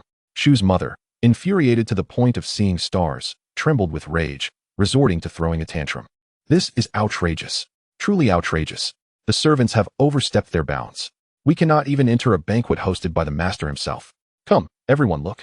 My son-in-law supports these individuals. Yet they dare to obstruct the family of the mistress. The Xu family found themselves utterly bereft of options. Leaving was not an option, and all they could do was continue to shout and create a scene. Xu's father raised his voice to ensure that all eyes were upon them, hoping to catch Zhou Yun's attention and prompt him to come out for a face-to-face discussion, believing that would resolve everything. Little did they know, Zhou Yun had truly lost all feelings for Xu Yanran. His heart had grown cold toward the Xu family. They assumed their failure to meet him was the root of their troubles, convinced that once Zhou Yun laid eyes on Xu Yanran, he would revert to his old habits of fawning over her. In their minds, that would be the moment the Xu family would rise again. Amidst their clamor, a procession approached from behind, gradually making their way to the front of the club. At the forefront was an elderly man, leaning on a cane and adorned in traditional attire. Following him were several aides and a few intimidating bodyguards, exuding an aura of strength. Beside the elder stood a composed young man, whose demeanor suggested an equal standing with the elder, piquing the curiosity of onlookers. What is happening? Why all this commotion? The elder inquired, surveying the scene before him. The security personnel exhibited considerably more courtesy towards the elderly gentleman, explaining, Old Chun. These three individuals lack invitations and insist on entering the hall, yet no matter how we attempt to usher them away, they remain steadfast. Oh, are they from the Xu family? Old Chun glanced over the trio from the Xu clan and shook his head dismissively, hopeless. Upon Old Chen's arrival, Xu's father fell into a silence, unable to muster the courage to respond to Old Chen's jibes. After all, the Chen family wielded power comparable to that of the Zhou family, commanding great influence in Jiang City. Even with 3 lifetimes worth of courage, he would not dare act recklessly in front of Old Chen, for he was not as pliable as Zhou Yun. Old Chen chose to disregard them, instructing his assistant to present the invitation as he prepared to lead his party inside. Just then, Xu Yanran unexpectedly exclaimed with delight, Yi Chen, you are here too. She hurriedly approached, her eyes sparkling like stars, gazing at a young man beside Old Chen. She had not anticipated that Yi Chen would be walking alongside Old Chen. Side by side, the joy of seeing Yi Chen eclipsed her prior displeasure, and she transformed back into a refined lady. Yi Chen's eyes brightened as well. Yanran. What a coincidence. You are here too. Indeed, what a coincidence. You know, since returning home yesterday, I've been thinking about our recent days. Xu Yanran began to express her feelings of longing, only for her words to be abruptly silenced by her mother, who clamped a hand over her mouth. Turning to look, Xu's mother's face had darkened to an alarming shade. Chapter 20. The scholar who walked out of a comic. Speaking somewhat ambiguously in public with a man, her gaze imbued with affection, even a fool could discern the underlying tension between them. Xu Yanran shot a reproachful glance at her mother, eager to continue her thought. But Yi Chun had already discerned the intentions of the Xu family. Feeling somewhat embarrassed, Yi Chun turned to Old Chun and said, Mr. Chun, these individuals are my friends. I would appreciate it if you could assist me by allowing them to enter with us. Consider it a personal favor owed to me. Old Chun harbored a rather unfavorable impression of the Xu family. Ordinarily, he would have declined such a request. However, Yi Chun was an exceptional young talent, possessing remarkable skills in feng shui and a prodigious aptitude for investment, not to mention rumored to be a miraculous healer. Such a favor, freely given, was something Old Chun was more than willing to grant. Facilitating the Xu family's entry was a mere trifling task, requiring little effort on his part. As a businessman, Old Chun instinctively gravitated towards advantageous choices. Very well, let us proceed together. Yet, despite Old Chun's willingness to accommodate, the security personnel did not grant passage. They felt it imperative to report this unexpected situation, particularly since the Xu family had been highlighted as a point of concern. You owe me a favor. I hope Zhou Yun will display some leniency. I would prefer to avoid conflict with the Yuchen group unless absolutely necessary. After all, harmony fosters prosperity. Old Chen remarked to Yi Chun. The fact that Old Chun was willing to extend a courtesy to Yi Chun was already a significant boon, and Yi Chun, regardless of his naivety, understood the gravity of the situation. Many young aspirants yearn for opportunities, yet find them elusive. Had Yi Chun not possessed some merit that prompted Old Chun to advocate for him, he likely would have remained unseen. If Zhou Yun remained adamant about barring entry, Old Chun would have no grounds to protest. Yi Chun nodded lightly, his gaze towards Zhou Yun suffused with emotion. The two exchanged unspoken sentiments, a silent acknowledgement of their shared feelings. Shu's parents also sensed the tension, and it sent shivers down their spines. However, considering the dire consequences of failing to secure entry to the banquet without Yi Chun's assistance, Shu's father could only mutter discreetly beside Yi Chun, "Do not forget. She is Zhou Yun's fiancée. Today's event is Zhou Yun's banquet. We are on his territory. Tread carefully, we must not embarrass our family." The warning was palpable. Shu's father had no desire for his daughter to become entangled with Yi Chun. Their immediate priority was to navigate their relationship with the Zhou family by marrying Zhou Yun. Even if they were to divorce later, they would still claim half of the Zhou family's wealth, which was far from a loss. Once that bridge was crossed, Shu's father and mother intended to wash their hands of any further involvement in their daughter's affairs. Yi Chun, undeterred by the warning from the shorter Shu patriarch, confidently replied, "You need not worry. I will not create any significant issues. In fact, Zhou Yun might find himself seeking my assistance." Just as their conversation unfolded, the security personnel returned briskly from their report, paying little heed to the Shu family, and nodded to Old Chun. "The boss has consented to allow you all to enter." Old Chun released a sigh of relief, a glimmer of light flickering in his eyes, and remarked softly, "Remarkable. This young Zhou Yun is indeed exceptional. I had expected he would act impulsively and deny my request to bring the Shu family inside, particularly after their foolish antics at his father's funeral. I certainly wouldn't have let it slide so easily." The absence of an invitation for the Shu family speaks volumes. Evidently, Zhou Yun is quite displeased. Yet, he has allowed me to bring them in, indicating a willingness to grant me this favor rather than foolishly offend me. Quite intriguing indeed. I truly wonder how the Shu family has been able to deceive Zhou Yun all these years. He appears to be quite astute. As he ushered everyone inside, Old Chen cast a curious glance at the Shu family. Any individual with a modicum of intelligence would recognize the Shu family's ploy, albeit one of the most inept kind. Zhou Yun, acutely aware of Old Chen's elevated status, likely surpassing even that of Zhou Yun's father, dared not speak loudly, instead offering a meek explanation. How can you call it deception? It was clearly his unilateral affection. Shu's father, however, feigned ignorance and awkwardly remarked, "Perhaps this is the power of love." The group entered the opulent banquet hall, adorned with numerous waist-high round tables, each encircled by clusters of people engaged in soft, cheerful conversations, including several foreign tycoons. Servers navigated through the crowd with trays of wine and delicacies, creating the ambience of a Western-style gala. The attendees were plentiful. One invitation could accommodate several guests. Thus the hall buzzed with over 100 esteemed figures exchanging whispers. On the second floor of the banquet hall were private boxes, one of which was heavily guarded by security personnel, their vigilant eyes scanning the surroundings. Through the glass of the box, one could faintly discern other prominent figures from Jiang City. Old Chen knew precisely where he ought to go. However, soon a server approached, saying, "Mr. Chun, Director Zhou has been informed of your arrival. I am to escort you inside." Clearly, such an event was stratified by status, and someone of Old Chun's caliber would naturally be directed to the most luxurious private box. Old Chen nodded. "Very well, please lead the way." He then turned to the Shu family. "You may manage as you see fit. What you choose to do next is no longer my concern. Yi Chun, will you remain here or accompany me to broaden your horizons?" Yi Chun felt torn. He was reluctant to miss the opportunity to deepen his connection with Zhou Yun. Yet the chance to present himself before the bigwigs of Jiang City was equally rare. Ultimately, he apologetically addressed Zhou Yun. "Yunran, I'm sorry. I'll join you once I finish my business." Zhou Yun waved her hand dismissively. "It's all right. I will also seek out Zhou Yun later." She was eager to inquire about Zhou Yun's intentions, daring to treat her in such a manner. There must be limits to his foolishness. Old Chen did not wait for Yi Chun and Zhou Yun to finish their exchange. He stepped towards the private box. Yi Chun hurriedly followed suit. The group arrived at the box, and after security confirmed their entry, they were permitted inside. Upon opening the door, they were greeted by the sight of 4 or 5 composed middle-aged men and an elder seated within. Each bore the aura cultivated by years of occupying positions of power, their mere presence impossible to overlook. The individuals present included members of the Kong and Dong families, as well as several significant figures from the upper echelons of society. At the center of this gathering sat a young man with a refined appearance, donning gold-rimmed glasses, exuding an aura of gentility and warmth, reminiscent of a jade-like nobleman. This was Zhou Yun. Yi Chun had long heard of Zhou Yun, yet this was his first encounter with the illustrious scion of Jiangqing's elite. Previously, he had envisioned Zhou Yun as someone with a rather unsavory demeanor, petty, arrogant, and ostentatious. However, upon seeing him for the first time, Yi Chun was taken aback, perceiving him more as an academic prodigy who had stepped straight out of a comic book. Such individuals were undoubtedly the most formidable adversaries. This revelation led him to question whether Xu Yanran had misjudged her perception or if he himself had simply been mistaken.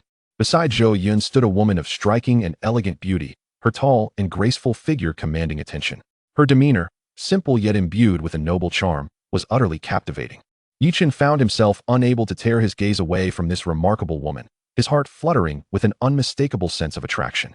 He inhaled sharply, consciously diverting his attention from the woman beside Zhou Yun, lest he appear disrespectful. To do so in the presence of such distinguished individuals would undoubtedly reflect poorly on him. Upon the arrival of Elder Chun, Zhou Yun rose, his tone tinged with surprise as he expressed gratitude.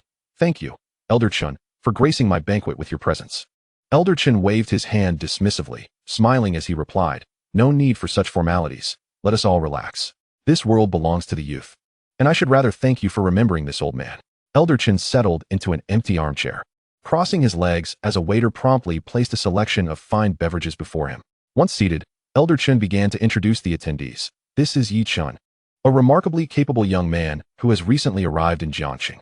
Through his investment acumen, he has already amassed a considerable fortune." Beside him, Elder Dong chuckled. "I've heard of you. Recently, at the auction held at Yuhuang Peak, a certain Yi Chun purchased a painting at a modest price, only to discover that it contained an even more valuable masterpiece hidden within, worth millions.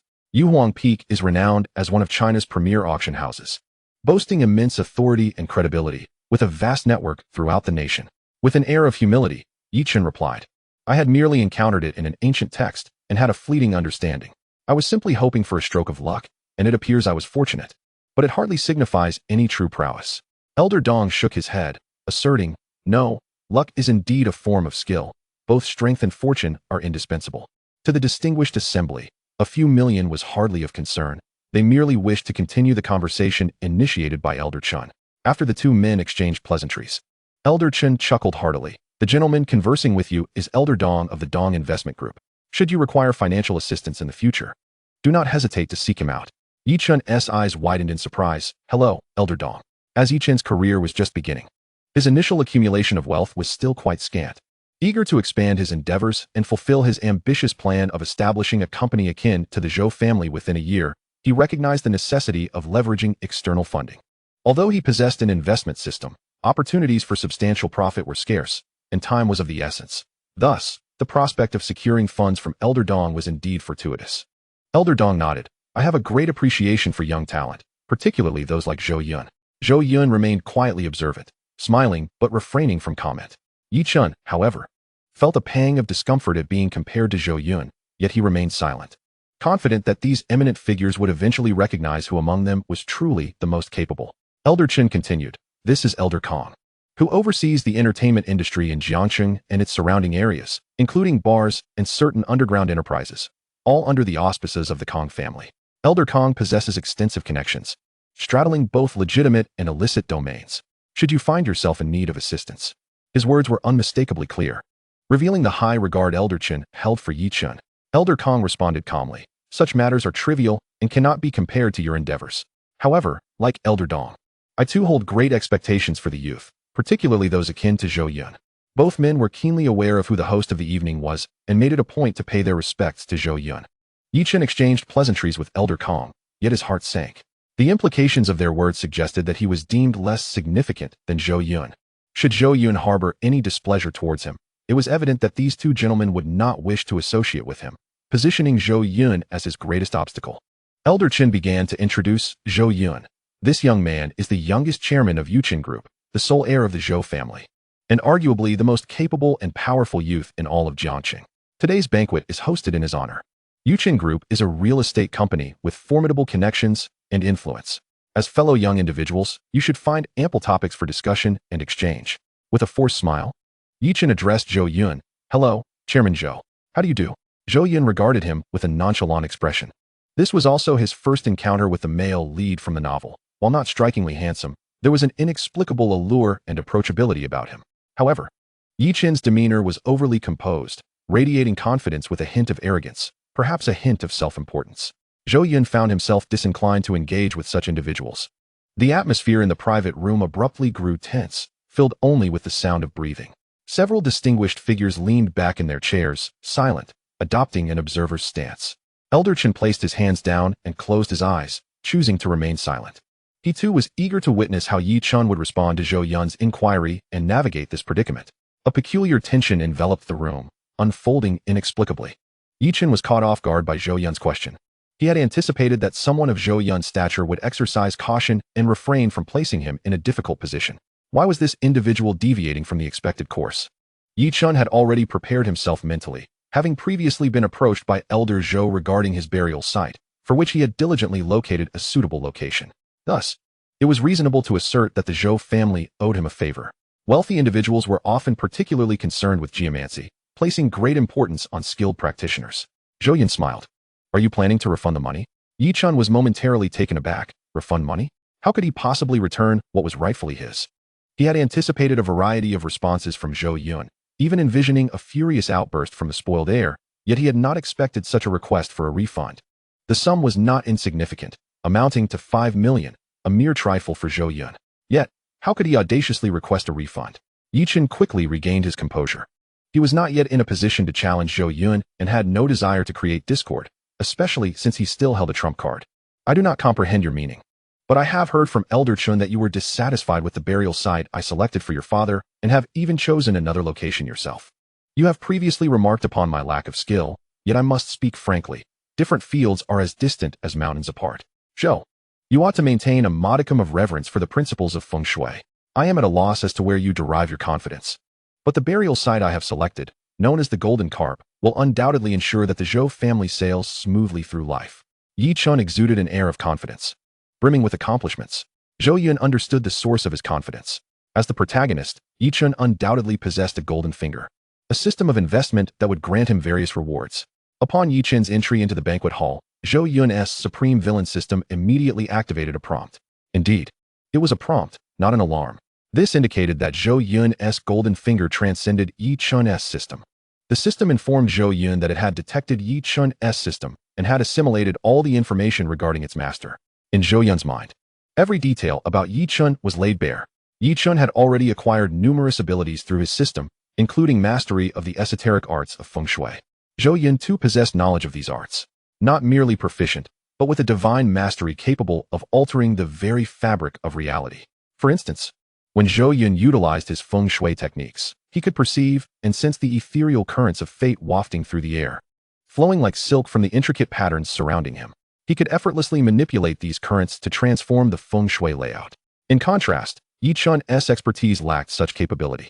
He could only make minor adjustments, but could not enact profound changes. They were not even operating on the same plane. The Golden Carp site you chose is indeed a location, but it is utterly futile and would plunge my family into crisis. Had I not discovered this sooner, had my father been interred at the site you selected, the Zhou family would have become akin to a salted fish. Are you attempting to bring harm upon my family? Zhou Yun's expression darkened, his gaze towards Yi Chen laced with contempt.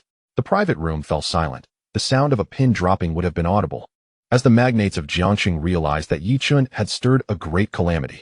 Chapter 22. Expelled. The fee collected without accomplishing the task is one matter. The crux of this issue pertains to feng shui, the fate of a family, and the lineage of generations to come. For families such as theirs, the progeny are of utmost importance. One must never disturb the roots. To dare to meddle with burial sites would surely lead to a relentless conflict. At the very least, the elders present believed that if they were to be buried in an ill-fated location, endangering their descendants, the mere thought sent shivers down their spines. They would eradicate such possibilities at their inception.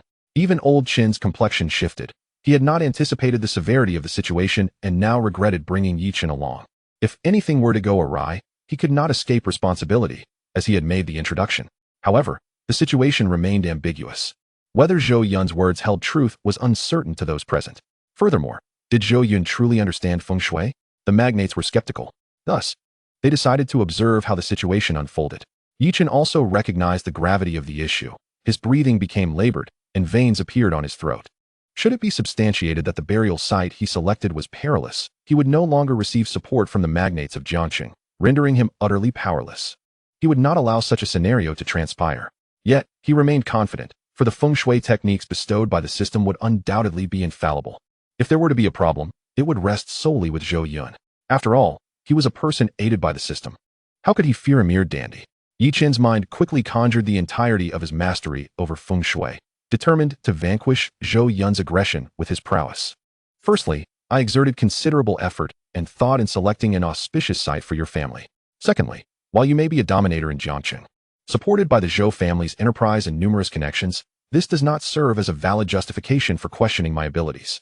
Mr. Zhou, one must adhere to the principle of evidence. You assert that I have chosen an erroneous burial site. On what grounds? Are you versed in feng shui? Where did you acquire your knowledge of it? Has any esteemed figure advised you? If so, I invite them to step forward, and I shall engage in a debate with them face to face. I do not boast lightly, but I have faith in my capabilities. In Jiangqing, no. Throughout all of Huaxia, those who can challenge my insight are few and far between, yet they may only question, for I shall confront them with undeniable facts. Yichen spoke with righteous indignation, appearing as a victim, his face flushed with fervor. In such moments, surrender was not an option. He possessed a system that could not possibly err. In the realm of feng shui throughout Jiangqing, he was invincible. Yichen's gaze burned with fervent intensity as he regarded Zhou Yun. In his heart, he had already defined Zhou Yun. When one possesses the means, one must not allow Zhou Yun to escape unscathed. The Zhou family would ultimately become a stepping stone on his path to global prominence. A minor antagonist destined to be forgotten within a decade. He was the protagonist of this world. The other magnates remained silent, merely observing the clash between the two. For they too were keen to gauge Zhou Yun's true mettle. Old Dong, Old Chun, and Old Kong maintained a facade of cordiality. Yet this was contingent upon an equal footing of strength. Should Zhou Yun prove to be an inept fool, a tempest of business calamity would swiftly follow. Before Zhou Yun could respond, an unsettling atmosphere enveloped the private room. Suddenly, raucous commotion erupted from outside the door. The clamor was intense, bordering on the chaotic, injecting a newfound energy into the previously tranquil room. The magnates of Jiangqing were abruptly pulled from their reveries, all gazing in astonishment towards the entrance. Zhou Yun, I know you are inside. What have you done wrong and now cower in hiding, sending others to block me? Come out immediately, or I shall never forgive you for the rest of my life. You two doormen, on what grounds do you impede me? Do you know who I am? Even your boss must yield to me. Dare you obstruct me? Zhou Yun, come out now. I shall grant you 3 seconds. 1.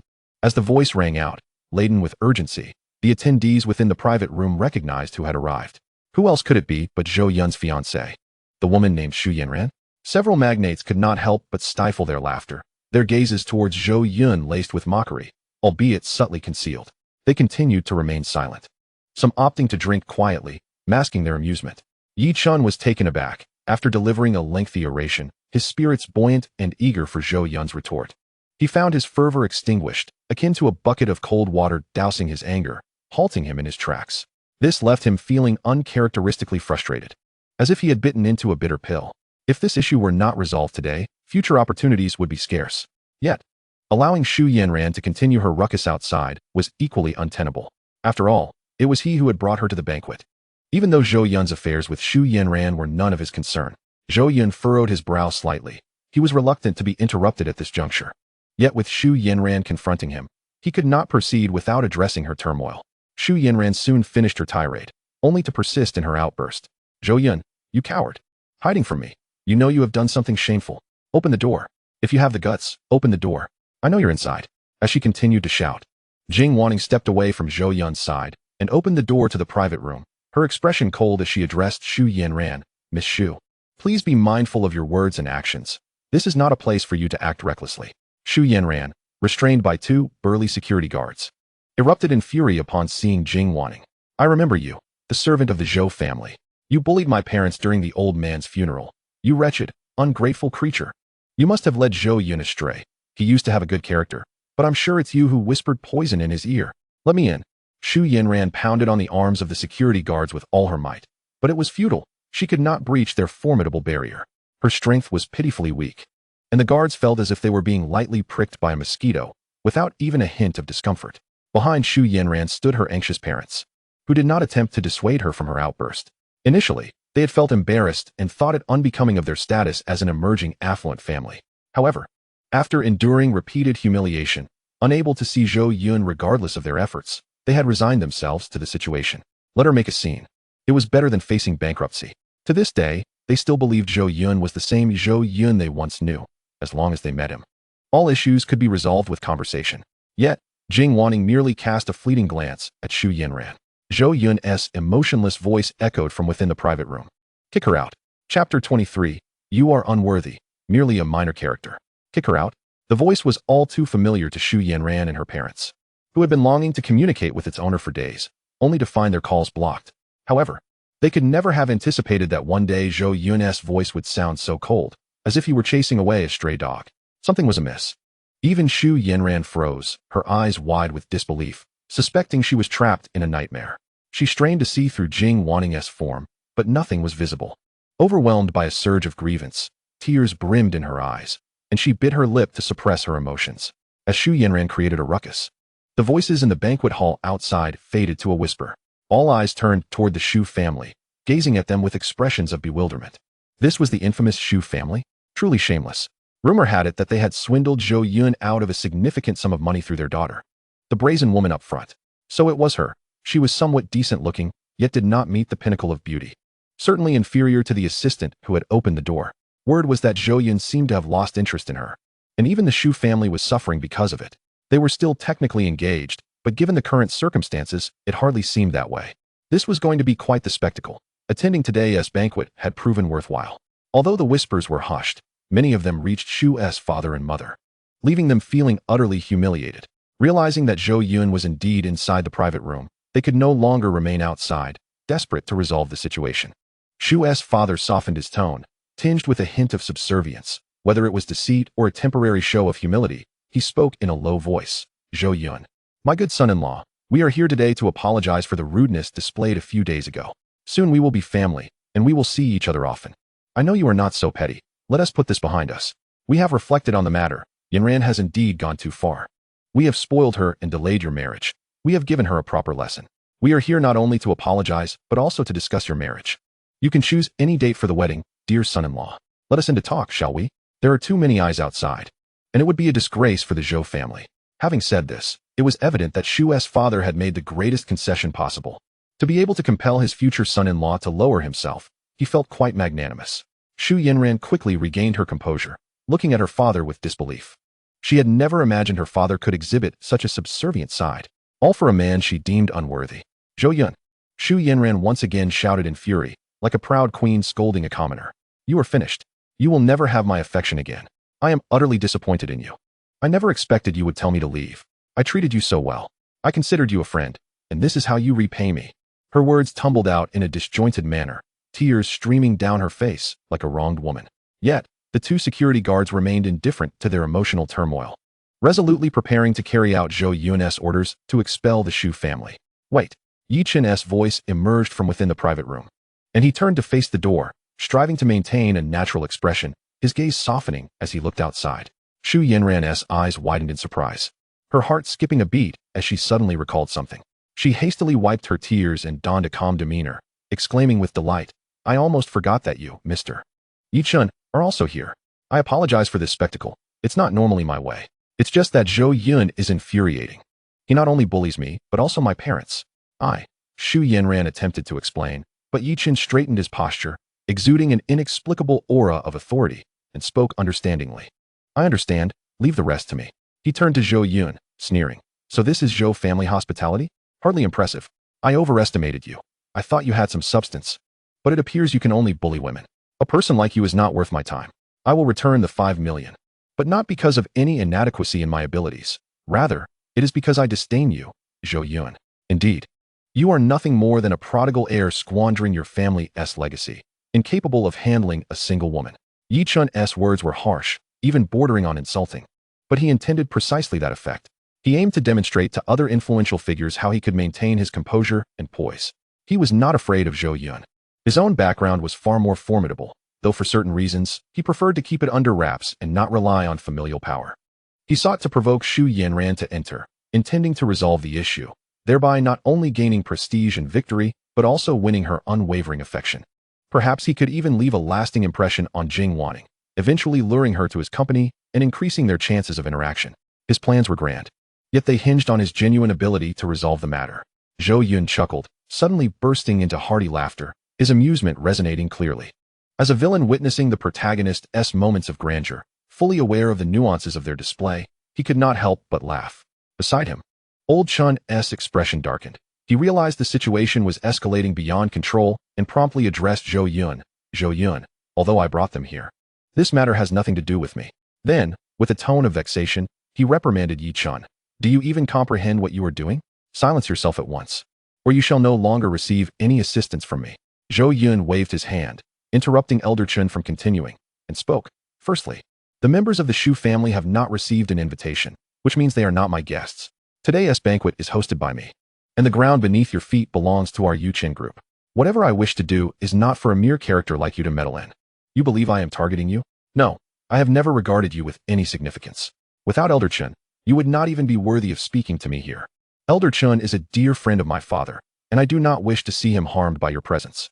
Fine. Let us set aside the matter of feng shui for now. Secondly, I am neither afraid of the Shu family nor any individual present.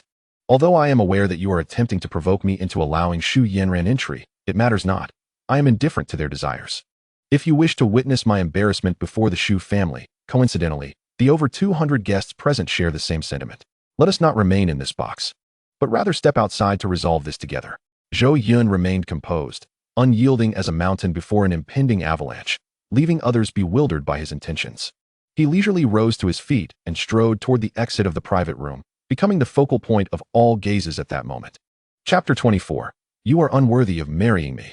No one dared to question Zhou Yun's words. Even the powerful figures merely wore expressions of intrigue. He was the first to step outside, where he encountered Shu Yanran, her hair somewhat disheveled and her expression uneasy. She cast a glance at the Shu family devoid of any emotion. Upon facing Zhou Yun, an involuntary haughtiness graced Shu Yanran's features, as if confronting a servant, a person of lesser status. So you finally decided to emerge. What on earth is wrong with you? Have you lost your mind? Shu Yanran retorted sharply. Zhou Yun frowned at her, amusement dancing in his eyes. Is your mind truly intact? Shu Yanran glared at him, incredulous. Are you out of your senses? You only wish to coerce me into marrying you. Fine, I shall oblige. I will marry you. Zhou Yun responded with a smile. No need for that. You are unworthy of marrying me. What did you just say? How dare you utter such words to me? Have you gone mad? Shu Yanran remained in disbelief, struggling to process his rejection. The once adoring sycophant, who had orbited her every whim, now dared to declare her unworthy. This stark and jarring contrast struck her heart like a heavy hammer. Zhou Yun sneered. You are indeed unworthy, average in appearance, violent character, unreasonable, duplicitous. What do you possess that could possibly match me? Though my family may not be among the elite of Huaxia, we are still respectable. My wife, though not necessarily unparalleled or breathtaking, must at least be capable in the parlor and the kitchen, gracious, gentle, and understanding. Do you possess any of those qualities? As for our engagement, as you often remarked, it was merely a joke. It is time for it to conclude. Having said this, Zhou Yun took the hand of Jing Wanning and descended the staircase amidst the awed gazes of the eminent guests. Shu Yanran stood as if her soul had departed, stunned by his words. Even as Zhou Yun passed by her, she felt nothing, like a statue rendered motionless, completely transformed into a puppet. The Shu family, too, appeared dazed. They could not fathom that Zhou Yun would declare their daughter unworthy of being a member of the Zhou family, especially so brazenly in front of the influential elite. The Zhou Yun they had known seemed utterly transformed, his demeanor now cold and unapproachable, exuding an unfamiliar aura of intimidation and authority. Such a presence they had only witnessed in the likes of Elder Zhou, Elder Chun, and other titans of industry. Is this truly Zhou Yun? Why does he regard my daughter with such indifference, devoid of the warmth he once held? A sense of dread enveloped Shu's parents as they grappled with the realization that their daughter had lost her leverage. She was of no use to Zhou Yun now. Their daughter had been cast aside. The entire Shu family found themselves isolated from the Zhou household, segregated from the epicenter of power in Jiangqing. They were destined for calamity. No, this cannot be. If we are severed, the Shu family will be finished.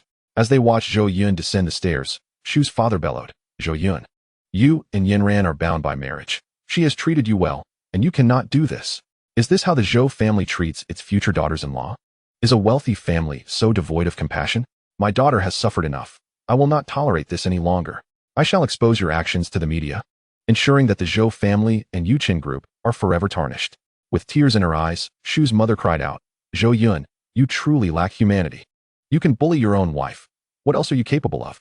Shu Yanran regained her senses, her gaze now laced with malice as tears streamed down her face. It felt as though she had lost something precious, leaving a void in her heart. She looked at Zhou Yun's retreating figure, her perspective shifting anew. She recalled the past. Realizing that Zhou Yun had indeed treated her well, it should not have come to this. All of this was what Zhou Yun ought to have done. His pursuit of her was merely to please her, was it not? With this thought, Shu Yanran clenched her teeth and declared fiercely, Zhou Yun, cease this nonsense. Apologize to me, and I shall pretend today never happened. All eyes turned to the man descending the stairs, yet he appeared oblivious, treating the Shu family's outcry as mere background noise. In the private room, Yi Chun emerged, assessing the situation before him. He understood that he could not comfort Shu Yanran in front of so many, but he could not simply stand by either. Do not be upset. I will stand by your side, Yi Chun said thoughtfully. Shu Yanran glanced at him and then at her parents, ultimately saying nothing. In this moment of impending disaster for the Shu family, she had surprisingly become astute. Yi Chun sighed softly, planning to intervene later. Meanwhile, the other prominent figures in the private room also emerged, shaking their heads in bemusement as they disregarded the Shu family and descended the stairs. No one could decipher what Zhou Yun was plotting. He ascended the stage of the banquet hall with Jing Wanning at his side, and the staff promptly adjusted the microphone and lights. The gaze of the elite gathered in the hall fixated upon him. Zhou Yun, bearing a smile, addressed the audience. Today, I, Zhou Yun, have not hosted this event adequately. I ask for your forgiveness, esteemed guests. His voice resonated throughout the banquet hall, and many influential figures smiled in response. Not at all. It is our honor to attend Chairman Zhou's banquet. Merely a minor matter. Chairman Zhou, please attend to your own affairs. I too find the Shu family rather distasteful. The socialites expressed indifference and extended their unwavering support to Zhou Yun in dealing with the Shu family. Even if there was discontent, they would remain silent, for the Zhou family still reigned as the dominant force in Jiangxing. Moreover, they relished in the unfolding drama. Knowing that today's events would serve as fodder for future conversations, the members of the Shu family descended from their private box on the second floor, their faces ashen with anger. Upon reaching the ground floor, they quickly realized they had been ostracized by the elite, wherever they went. Others shunned them as if they were carriers of a plague. This led to an eerie atmosphere at the banquet, as they were met with disdain, akin to pariahs. Only Yi Chun remained unfazed, steadfastly following behind Shu Yanran, unflinching in the face of adversity. On stage, Zhou Yun grasped the microphone and, with a wry smile, addressed the audience. You may have heard rumors regarding my cessation of all collaborations with the Shu family. Allow me to clarify. These are not mere rumors, but an undeniable reality. Our Yuqin group is resolute in this decision. Even should our group face insolvency, we shall never engage with the Shu family again. Furthermore, any enterprises or individuals associated with the Shu family will be excluded from our partnership roster.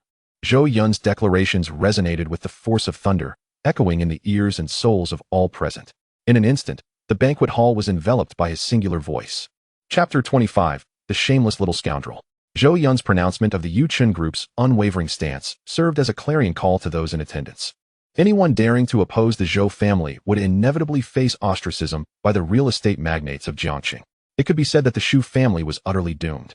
Not only would they be denied business from the Yuqin group, but even any other real estate firm in Jiangxing would be reluctant to collaborate. Fearing Zhou Yun's wrath and the repercussions of offending the Yuqin group, compared to the Shu family, a mere small enterprise, they preferred to align themselves with the Zhou family, as long as they were not foolish. The reiteration of the Yuqin group's declaration was no longer a trivial matter. It was a definitive resolution, leaving no room for retraction. The elite promptly distanced themselves from the Shu family, avoiding them as one would a contagion. Even the servers carrying drinks circled around the three members of the Shu family, terrified of being tainted by association. The extent of disdain directed at the Shu family was palpable. They were subjected to a public trial, and it was at the hands of the son-in-law they had once held in high regard. They had come seeking Zhou Yun's resolution to their issues, only to find themselves in a situation of utter despair. Shu's father felt as if struck by lightning, Zhou Yun's words reverberating in his ears, as though the heavens themselves were collapsing. Shu's mother, overwhelmed with rage, felt a wave of dizziness wash over her, collapsing to the floor, her ears ringing with a cacophony of cicadas.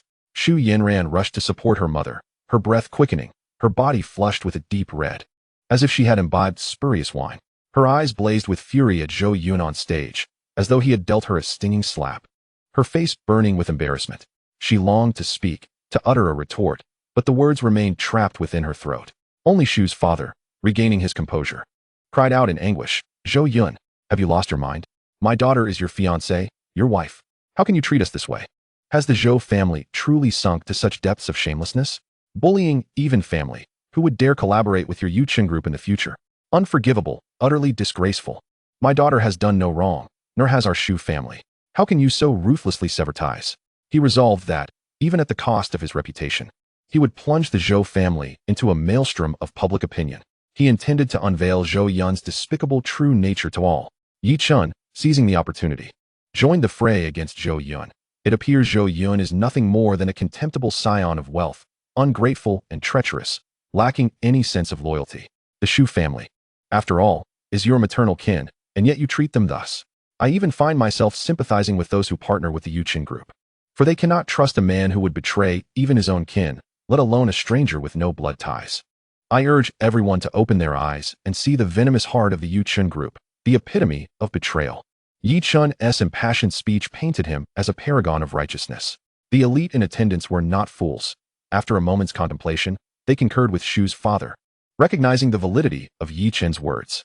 After all, Shu Yanran was Zhou Yun's fiancée, and such ruthless actions were unjustifiable. It was inappropriate to air such grievances in public. If he could treat his fiancée with such disdain, what would prevent him from discarding a partner at the slightest dissatisfaction? The members of the elite began regarding Zhou Yun with growing caution, not wishing to meet a similar fate. Elder Chun, Elder Dong, and Elder Kong all shook their heads in disapproval. Such actions were indeed inconsistent with propriety. While decisiveness in the young is commendable, it must not be taken to extremes. Zhou Yun was still too inexperienced, and he needed to approach matters with more finesse. As Yi Chun observed the shifting sentiments among the crowd, a smile crept across his lips. He knew he had secured a victory. Zhou Yun would be forever tarnished in Jiangqing. Other groups would undoubtedly rally to his side, while Zhou Yun faced the scrutiny of the elite. Despite the unusual glances from the audience, Zhou Yun maintained his composure, exuding an air of nonchalance. He turned his gaze toward Yi Chun and sneered. "And who, pray tell, are you in relation to the Shu family? I am a friend of theirs." Unable to stand by while you bully them, a champion of justice, Yi Chun replied, exuding confidence. "But you, Zhou Yun, are nothing more than a shameless little scoundrel." No sooner had Zhou Yun uttered his words than the curtains on stage were drawn back by Jing Wanning. With a snap, a projector descended from the ceiling. Its camera aimed at the curtain, casting a beam of light. The next moment, an image appeared on the screen, Shu Yanran and Yi Chun, side by side, enjoying a day at the amusement park, their bodies almost touching. Although their hands did not clasp, the intimacy of their posture suggested a romantic connection. As the photo emerged, a stunned silence enveloped the banquet hall once more. Even the previously boisterous Shu family members felt their hearts race, their bodies turning cold, shivering involuntarily. Yi Chun, too, was taken aback by the revelation, his face paling in an instant, mind blank. How had Zhou Yun obtained this photo? As the audience absorbed the shock, Zhou Yun calmly stated, "As you can see, the individuals in this photograph are quite close. One is my fiancé, Shu Yanran. No, my former fiancé. The other is this so-called friend of the Shu family, the scoundrel named Yi Chun. Why do I refer to him as a scoundrel? Because only a scoundrel would pursue a woman knowing she is already another's fiancé, like a stray dog seeking to court another's partner. Only such a shameless individual would dare to intrude upon my gathering, brazenly confronting me. While I may possess a good temperament and amiable disposition, I am the chairman of a billion-dollar enterprise and will not tolerate such wretches dancing before me. It is evident to all who possesses the despicable character and utter lack of shame." Having addressed the matters concerning Yi Chun, let us now turn our attention to the Shu family.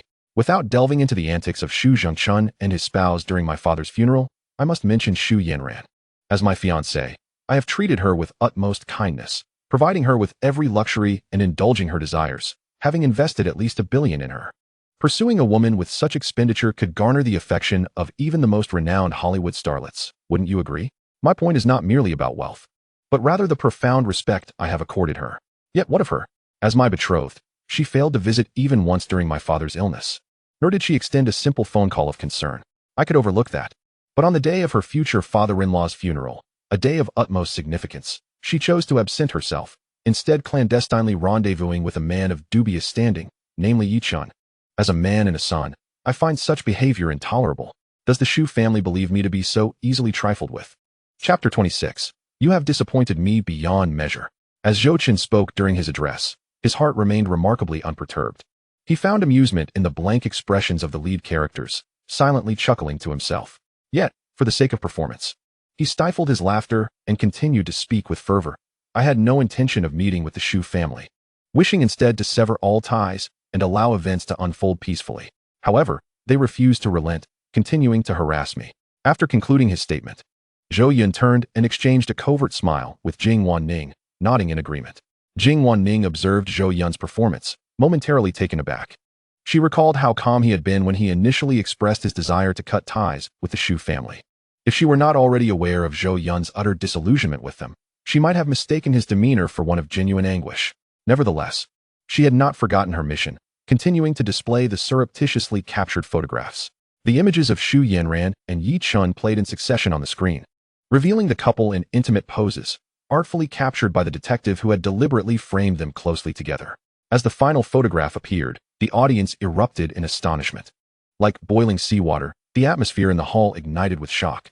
Gasps of disbelief filled the air as attendees grappled with the absurdity of the situation. The future mistress of the Yuchen group, Zhou Yun's fiancée, had displayed such shamelessness. The esteemed socialites gazed at the images, a tide of unbridled fury welling within them. How utterly disgraceful. Already engaged, yet she sought the company of another man. The Shu family had shown their true colors, and I had momentarily felt sympathy for them. It now appeared that Zhou Yun was the one wronged. To conspire with the unworthy, and then to confront Zhou Yun with indignation. What a travesty. How could such repugnant individuals exist in this world? With the future father-in-law gravely ill, she could not even muster the decency to pay a visit or make a phone call. Truly, she is devoid of compassion. Such a woman deserves condemnation. I could never stoop to their level. Xu Yanran is undoubtedly among the most despicable women of the 21st century. Zhou Yun possesses remarkable patience and fortitude. Had I been in his position, I would have long since delivered a resounding slap and told her to leave. Her absence from the funeral, choosing instead to meet with a man of questionable character, is utterly appalling. The moral decay displayed has breached all standards of decency. In bygone eras, such a woman would have faced dire consequences. My apologies, Zhou Yun. I misjudged you and nearly fell prey to the manipulations of the Shu family and this Yi Chun. I, too, extend my apologies to Zhou Yun, for these two are truly masterful in their deceit. The more I reflect on this, the more it chills my bones. How corrupt must their hearts be, to brazenly flaunt their infidelity before the rightful partner as if nothing were amiss. Xu Yanran and Yi Chun are deeply cunning. Not only do they conspire together, but they also possess the audacity to act nonchalant, sending shivers down my spine. We must distance ourselves from these wolves in sheep's clothing, for they are utterly terrifying. The assembly comprised some of the most prominent figures in Jiangxing, individuals of significant standing, whether as heads of major corporations or as esteemed elites within their fields, all of whom were profoundly shaken by this revelation. Their worldviews had been irrevocably altered, having experienced this firsthand and found themselves ensnared in its web. Observing Zhou Yun, silent and sorrowful on stage, resonated with everyone present. Here was a top-tier heir of Jiangxing, possessing boundless wealth, wielding immense power, and blessed with striking looks and remarkable abilities, yet he remained devoted to love. He could have indulged in a life of debauchery, yet he chose fidelity and integrity. The elite no longer regarded Zhou Yun as a mere sycophant, but as a passionate romantic. Such a man, willing to sacrifice everything for his fiancée, found himself betrayed by her infidelity. The crowd of dignitaries felt their hearts burn with righteous indignation on Zhou Yun's behalf. Hurling derisive comments toward the Shu family and Yi Chun, their gazes filled with loathing. These individuals seemed no better than refuse, stinking of moral decay. The three titans of Jiangcheng gasped in disbelief, never anticipating such sordid truths to be unveiled. Old Dong, with a dazed expression, murmured, "I almost overlooked this. How shameless the Shu family is. If I were subjected to such treachery, those two would not see the dawn of tomorrow. As prominent families, we cannot abide such disgraceful behavior. Regardless of the circumstances, both the man and woman must face dire consequences." Old Chun, did you truly intend to introduce someone like Yi Chun to me? Old Kong shivered. All my sons have wives far more beautiful than Xu Yanran. Should he enter my family, it would be a catastrophe. I noticed something off the moment he first laid eyes on Jing Wanning. I dismissed it then. But now it seems he harbors ulterior motives. Faced with the inquiries of these two giants, Old Chun found himself speechless. A lump lodged in his throat as he struggled to breathe. He realized that his reputation among these magnates had been utterly tarnished, leaving him with no place to hide. From this day forth, his actions would serve as fodder for their ridicule for all eternity. Yi Chun, whom he had once championed among these titans, had now become the subject of scorn. The very act of introducing him had birthed such a scandal that it would surely amuse this assembly of elders. The very notion that someone so vile could have passed muster under his watch revealed his dismal judgment. In truth, old Chun had even contemplated introducing his granddaughter to Yi Chun. Now, he was filled with dread at the thought. To marry into such a family would condemn the Chun family to a legacy of ridicule for generations. Old Chun felt as if he might perish from indignation, finding Yi Chun utterly detestable. At the same time, he felt deep sympathy for Zhou Yun and the Zhou family. Old Zhou had only one child, Zhou Yun, as his wife had left him years ago, taking their daughter abroad and never returning. Zhou devoted his entire life to his career, with his only attachment being his son, Zhou Yun. However, a scandal erupted, one that implicated him directly. Mr. Chen felt on the verge of insanity. His eyes burned with fury as he glared at Yi Chun, exclaiming, "Yi Chun, you have utterly disappointed me. It was a grave mistake to invest in your potential." Chapter 27. No matter the method, you must seek forgiveness. Under the gaze of everyone present, Yi Chun felt a chill that surged from his feet to the crown of his head.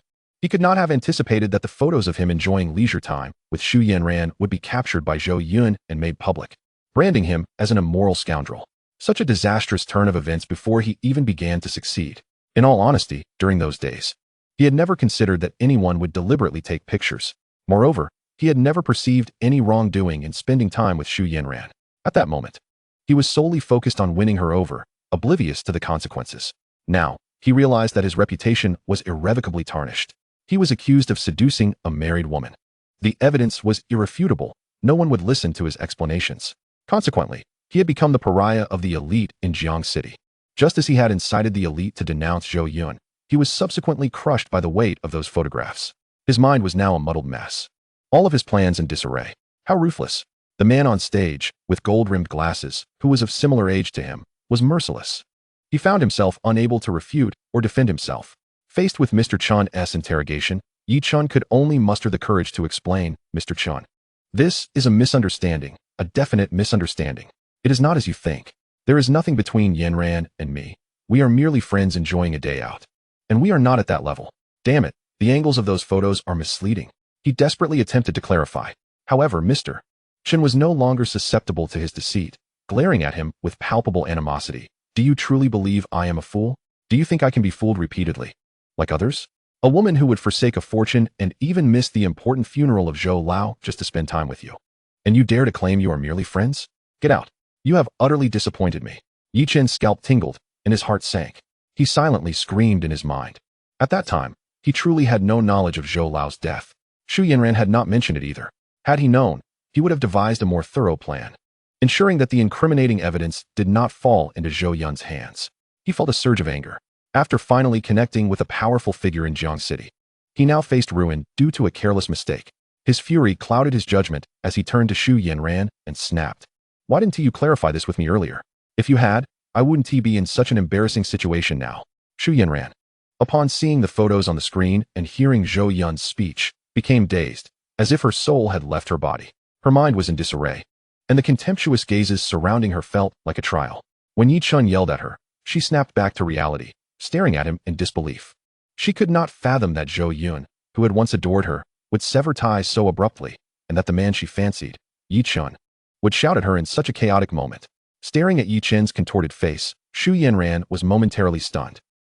You dare to yell at me? What did you just say? We are merely friends? Did you not invite me to invest in your company for free and ask me to be your secretary? You went out of your way to please me, and yet claim I am just a friend. How could you think that? You must have feelings for me. We had a moment of love at first sight." Xu Yanran's composure shattered. Within such a short span, these two men had delivered a blow she would never forget, fracturing her state of mind. She clutched her hair, completely losing her poise, cradling her head as tears streamed like a broken dam. It felt as though the entire world had turned against her. This was an overwhelming despair that threatened to tear her apart, her head throbbing painfully. Her words only served to further confirm their illicit relationship. With the main subject affirming it, there was no room for denial. Yi Chen's eyes widened, his head spinning as he shouted, "Stop with your nonsense. What are you talking about? Love at first sight? I was unaware of any such thing. We haven't even reached that stage. How could she be so foolish?" Yi Chun was entirely exasperated. The elite were murmuring and pointing fingers at them, some even pulling out their phones to capture the moment. It was inevitable that this would make headlines the following day. Yi Chun took a deep breath, disregarding the Shu family, lowering his head in contemplation of a way to resolve this. Meanwhile, Shu's parents had been drained of all energy upon the emergence of the photographs, collapsing onto the floor, devoid of dignity. Their expressions were vacant, their eyes glazed over, feeling as if the world was spinning out of control, as if the sky was about to collapse upon them, leaving them dizzy. This can't be possible. It must be a lie, a fabrication. My daughter would never do such a thing.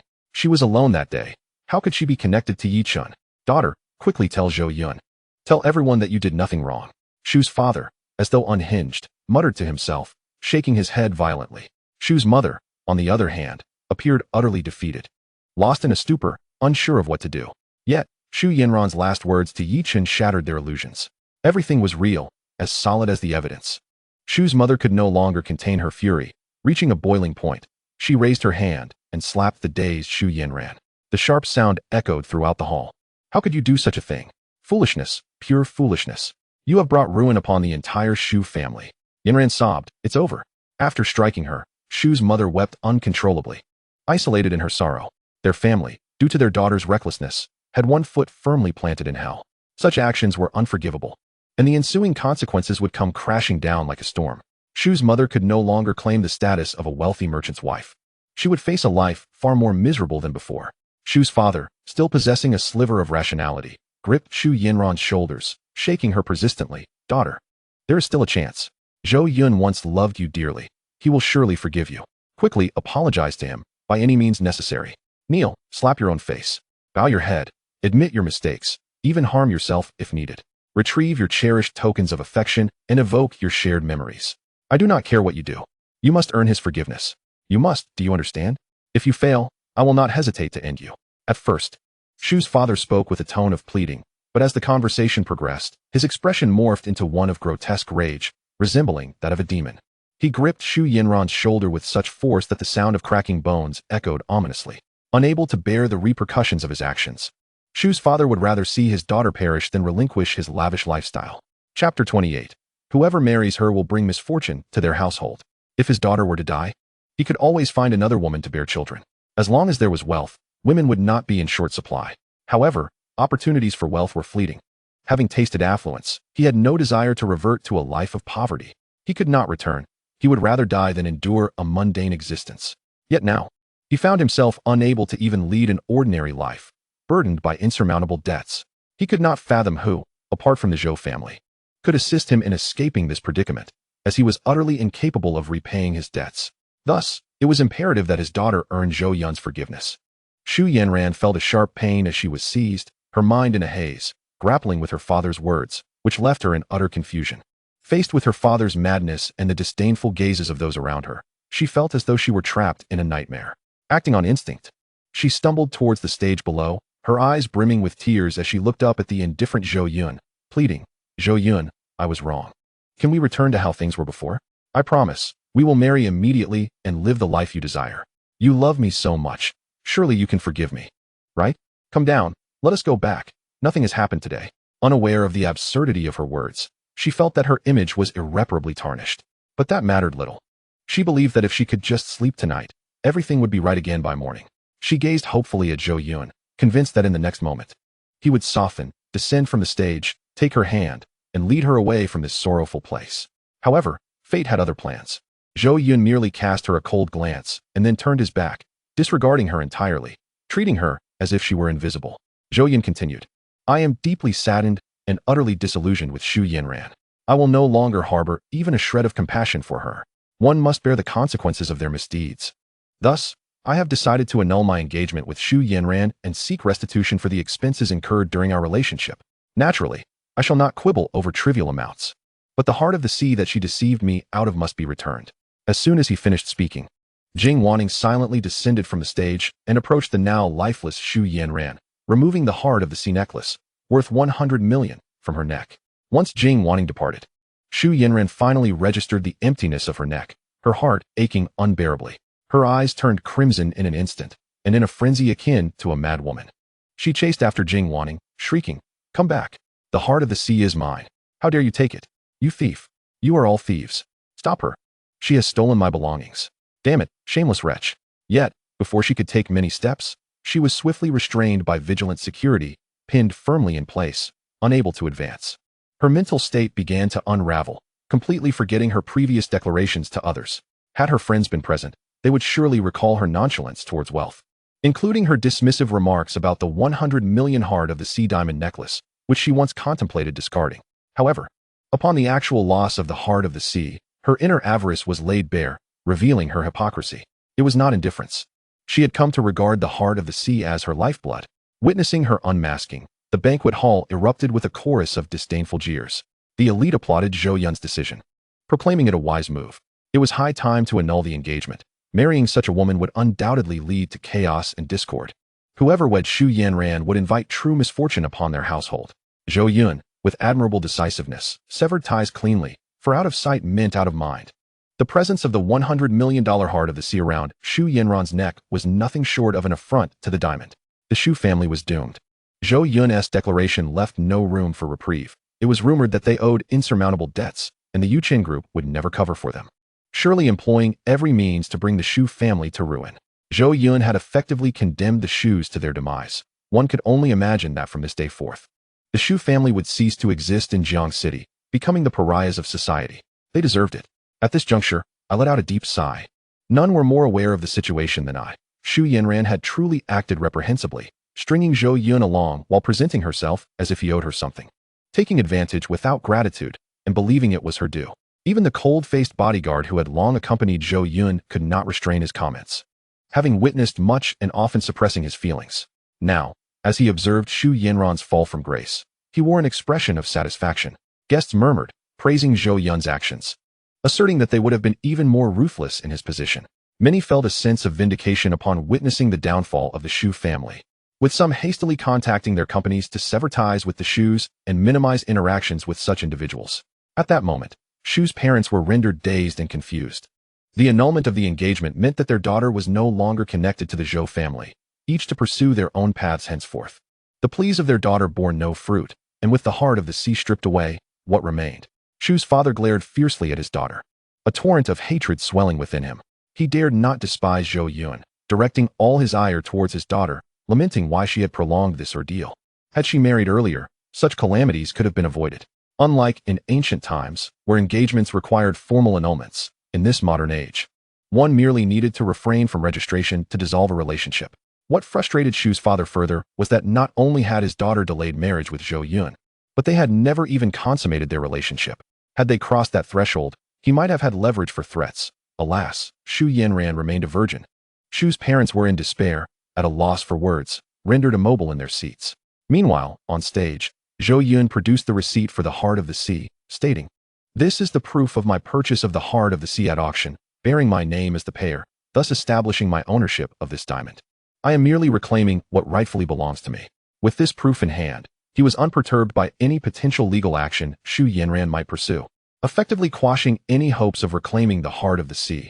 After declaring the annulment of their engagement, Zhou Yun coolly added, "Of course, I shall not allow this unfortunate situation to disrupt the normal operations and decision-making of my company.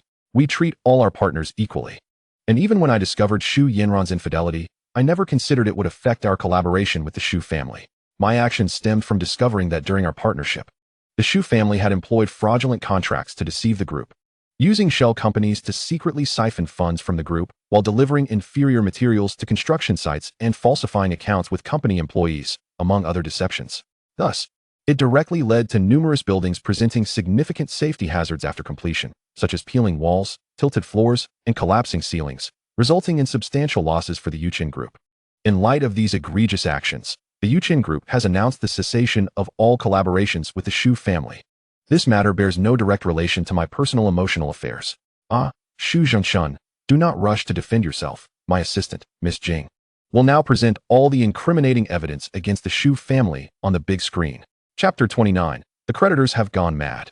Jing Wanling placed the heart of the sea god carefully and pressed the button, causing the images on the curtain to vanish.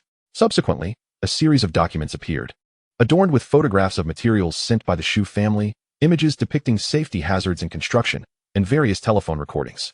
The recordings captured conversations between Xu's father and the staff of the Yuqin group, discussing the division of illicit profits. With both eyewitness and material evidence at hand, the Shu family had no means to deny their culpability. Once submitted to the court, a single lawsuit would suffice. Zhou Yun observed the gradual transformation of the Shu family's expressions into those akin to the deceased, and continued, devoid of emotion, our company shall refuse to remit any payments to Shu Corporation and demand compensation for our losses.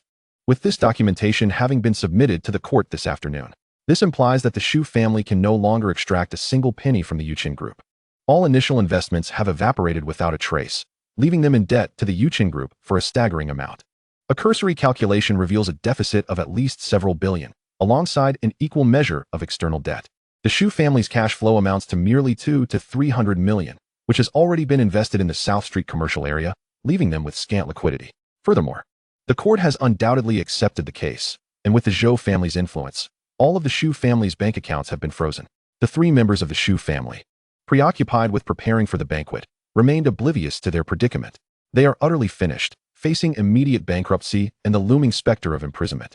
Meanwhile, the elite gathered around, their eyes sparkling with astonishment, marveling at the prowess of the chairman of $100 billion conglomerate, who exemplifies the principle of conducting affairs with absolute impartiality, devoid of any personal sentiment. In this light, the Shu family indeed paved their own path to ruin, utilizing substandard materials in place of quality ones. Any ensuing mishap would cost countless innocent lives. The Shu family exhibits a ruthless disregard for human life, rendering them utterly detestable. Fortunately, Chairman Zhou detected the malfeasance in time. Otherwise, even the mightiest corporation could succumb to the parasitic nature of the Shu family. Now, the Shu family faces absolute annihilation. Once this scandal is unveiled, there will be no possibility of resurgence. The government will restrict their movements, making it arduous even to flee Jiang City. Just as the saying goes, speak of the devil and he shall appear. The court officials have arrived, and by their demeanor, they appear to bear subpoenas. How swift their arrival is. They deserve it.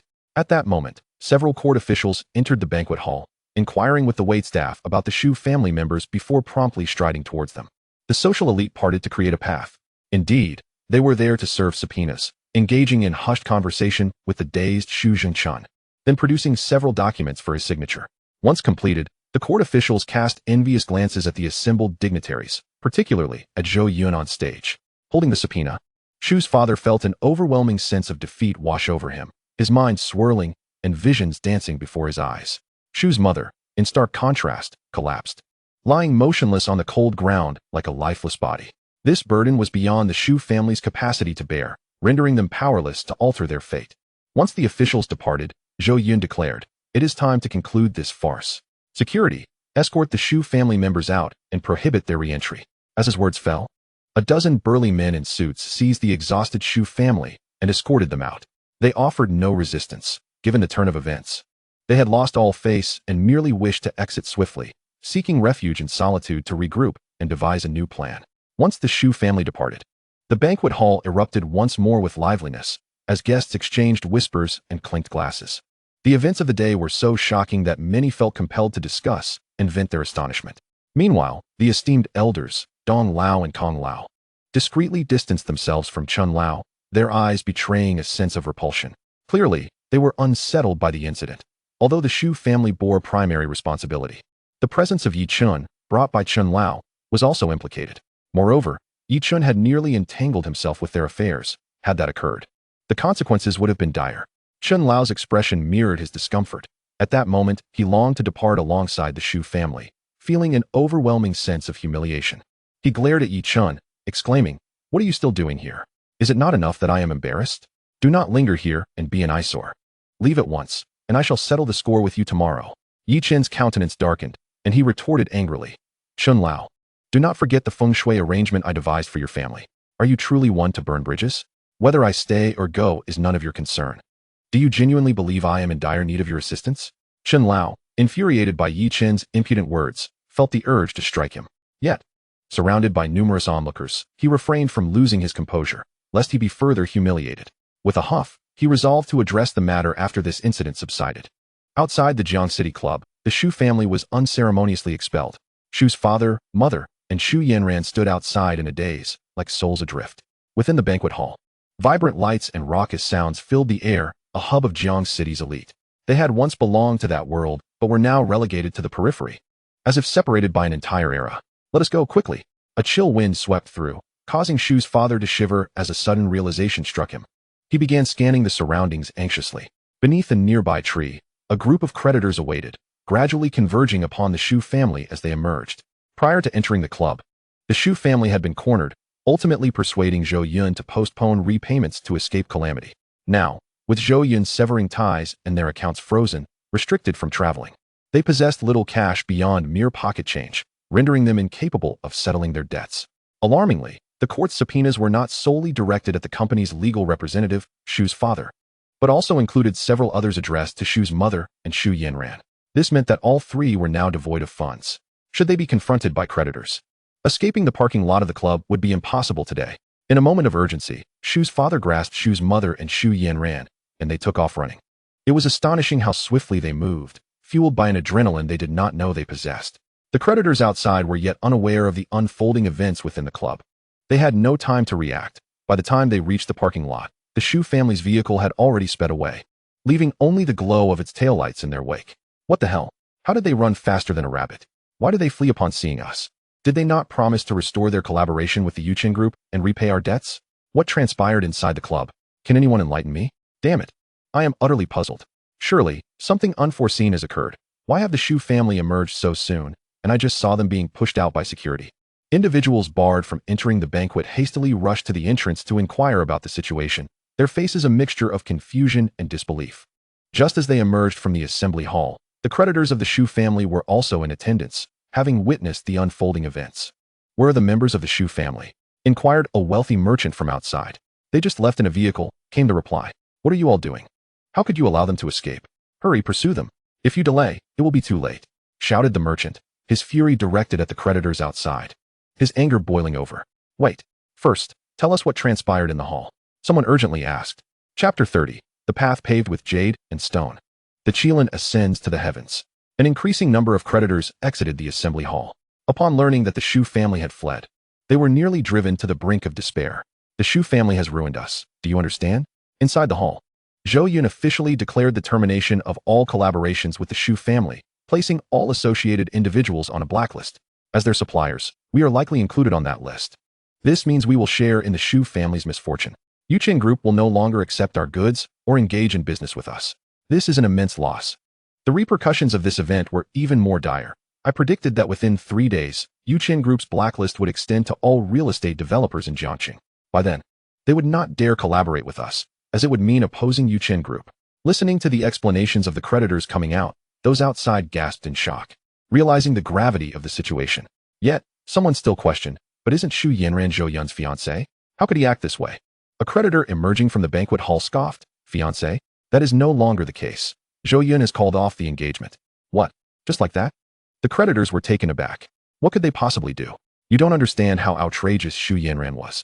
Old Master Shu was gravely ill, and she didn't even bother to visit him.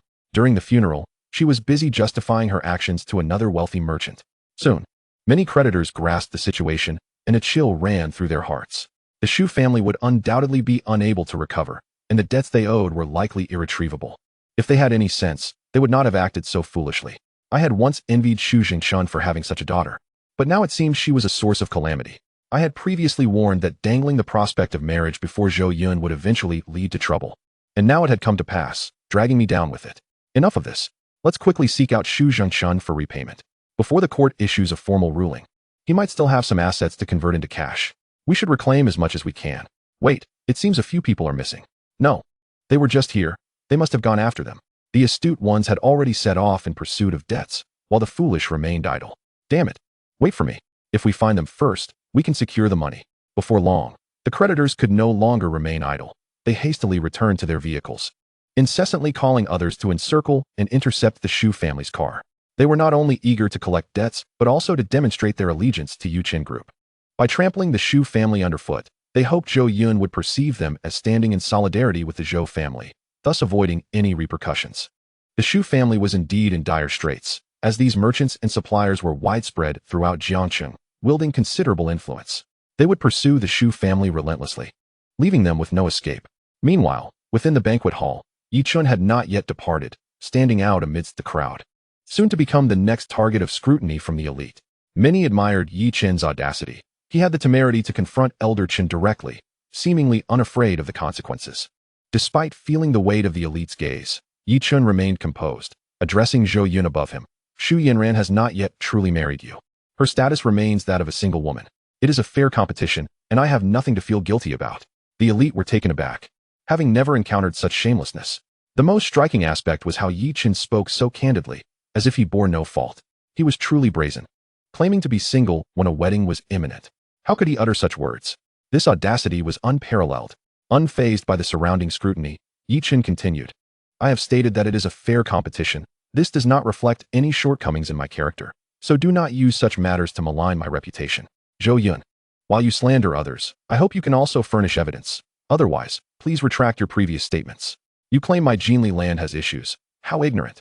Yi Chun felt that although Zhou Yun had momentarily outmaneuvered him, he would still regain his standing in the realm of feng shui.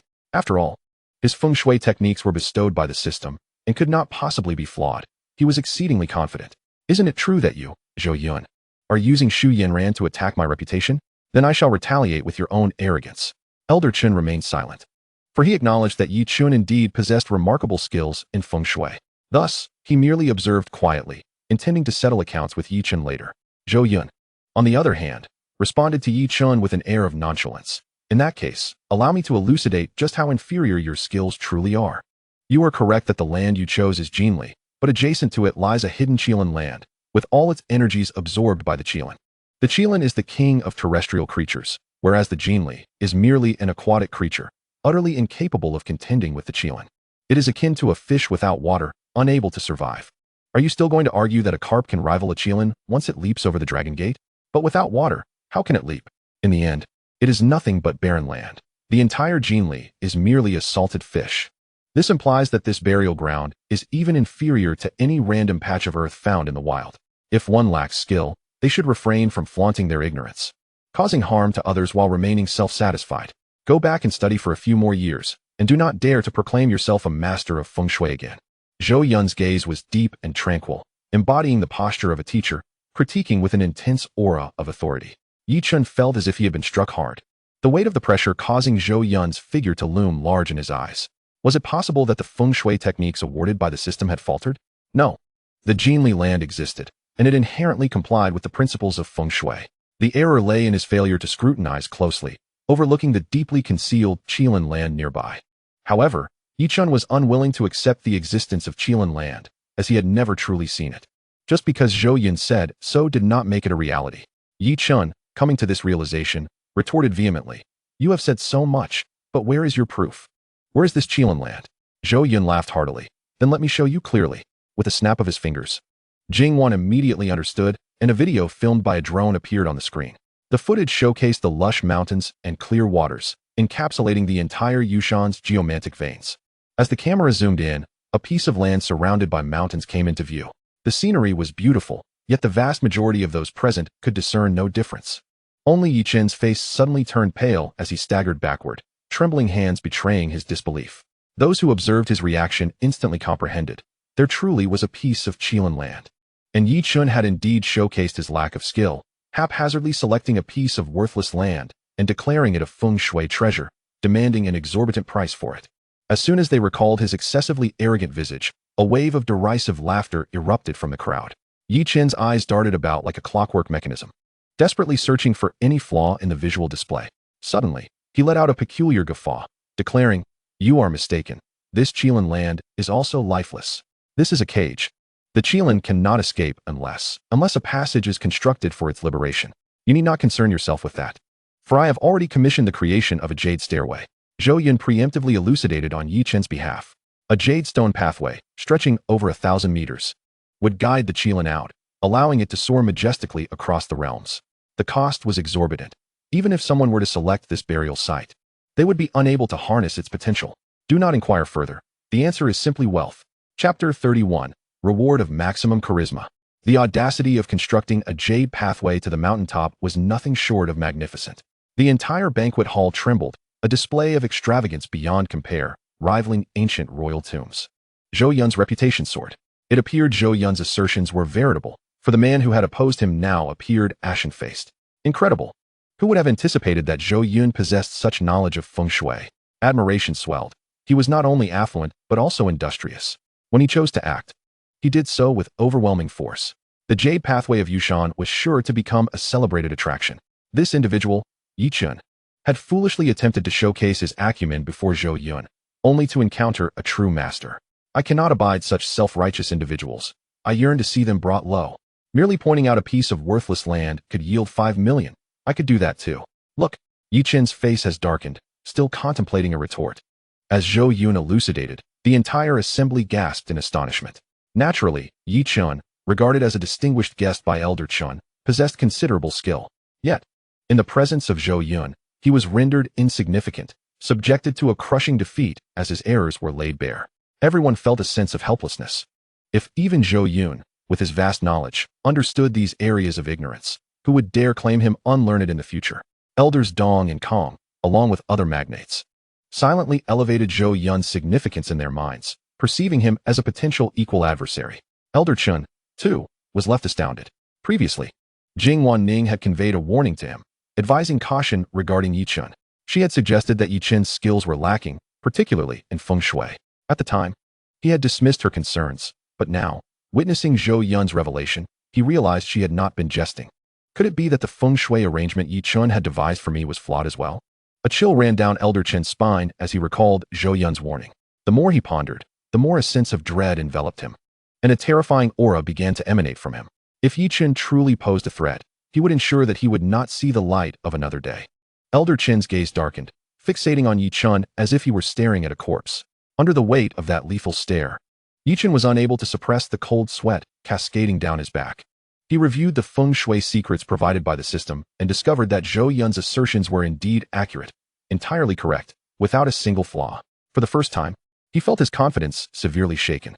Even the system's feng shui techniques paled in comparison to this individual. Was he some kind of monster? He acknowledged that he had not examined Yushan thoroughly, merely showcasing a fraction of his ability to earn a little extra. Regret washed over him. Why had he not recognized the Qilan land sooner? Had he known, he would not be so utterly at a loss now. Little did he realize that Zhou Yun's divine feng shui secrets were leagues beyond his own, encompassing core energies, death energy, yang energy, earth energy, and more, all of which eluded his perception. All feng shui treasures lay bare before Zhou Yun's discerning eyes. Yi Chun's defeat was not unjust. Though drenched in cold sweat, he stubbornly refused to concede. His mind was tumultuous. He knew he could no longer remain in this space. Bowing his head in silence, he turned to exit the banquet hall. Around him, disdainful remarks echoed, but he paid them no heed. His fists clenched tightly. Do not presume that I am solely adept in feng shui techniques. This is merely one of my many capabilities. Yi Chun gazed at the floor, his expression shifting ominously. Just wait. Soon I shall make my name resonate throughout Jiangqing, and you shall all regret your mockery. 30 years of the East River. 30 years of the West River. You are but clowns. He murmured before swiftly vanishing from the Jiangqing conference hall. Zhou Yun did not hinder his departure. Instead, he stood in a daze, the voice of the system ringing in his mind. The host has made a choice, triggering a new divine selection. The protagonist, Yi Chun, disrupts the host's emotional ties, becoming the third party. In light of this despicable act, the system shall present the following 3 options. Option 1. Hold a press conference to vehemently denounce this couple, ensuring their notoriety nationwide, with a reward of 2 attribute points. Option 2. In the spirit of reciprocity, seduce all women connected to Yi Chun, seizing everything that belongs to him, allowing him to feel the weight of your terrible retribution, with a reward of maximum charisma. Option 3. Expel Yi Chun from Jiangqing and seize all his business interests there, with a reward of 20 billion in cash. Zhou Yun was momentarily taken aback. The choices presented in his consciousness filled him with delight. He had not anticipated such unexpected gains today. The system's options were automatically triggered. Only by triggering a choice could one receive rewards. He recognized that Yi Chun had some utility, at least enough to awaken the previously tranquil system. Ignoring the renewed excitement of the banquet hall, he hurriedly examined the 3 choices. The first option required a press conference, wherein he must portray profound sorrow while strongly rebuking the protagonists. Although Zhou Yun believed his acting skills were adequate, this seemed excessively beneath him. He could not bring himself to perform such a farce. A titan of 100 billion, weeping over a pair of insignificant fools? He could hardly fathom such a scene. While the reward of attribute points was appealing, it was simply untenable. The second option entailed seducing all women associated with Yi Chun, repaying his actions in kind. Oh, how cheeky of the system. Zhou Yun could not suppress a chuckle. This choice was quite appealing, as it would allow him to vent his frustrations. Yi Chen was just beginning his journey in Jiangxing, unfamiliar with the terrain. According to the narrative, apart from Xu Yanran, he had yet to encounter any other potential romantic interests. However, Zhou Yun recalled that in the original story, Yi Chen hailed from a wealthy family in the capital but had severed ties with them due to his deceased father's circumstances, embarking on his own venture. Nevertheless, he still had family, an older sister, a mother, and numerous aunts. Yet, the descriptions of these women were scarce, leaving Zhou Yun unaware of their appearances or personalities. He decided to consider this as a backup option. If the third choice did not appeal to him, he would not hesitate to act. With this thought, Zhou Yun turned his attention to the third option. Expelling Yi Chen from Jiangxing and seizing all his enterprises was a commendable choice. Even if the system did not suggest it, he would have targeted the protagonist eventually. As a villain, he had already forged a bitter enmity with Yi Chen, a rivalry that demanded resolution. To utterly vanquish him would be entirely reasonable. However, the reward for the third option felt somewhat paltry, only 20 billion in cash. Zhou Yun was not in need of money. What he truly sought were skills and attribute enhancements that could not be acquired with mere currency. To amass wealth, he already possessed the divine investment skill. It merely required time and effort. The conditions for triggering the system's choices are exceedingly stringent, potentially prolonging the wait for the next opportunity. Hence, one must never squander the chance to choose. Thus, without hesitation, Zhou Yun decisively opted for the second choice. He swiftly claimed the woman beside the male protagonist. The reward was a full measure of charm. In Chapter 32, The Tingling Allure and Old Chen's Request, the system's reward was promptly dispensed. No one noticed the faint glow emanating from Zhou Yun. Even those who caught a glimpse merely attributed it to the stage's lighting effects. In an instant, Zhou Yun transformed into an extraordinary presence. The skin concealed beneath his attire became smooth, exuding an inexplicable allure that radiated an incredibly captivating aura. A tingling sensation enveloped him, as the full measure of charm fine-tuned his entire being, rendering him nearly perfect. When he lifted his head again, an invisible charm spread across the venue like a luminous pearl.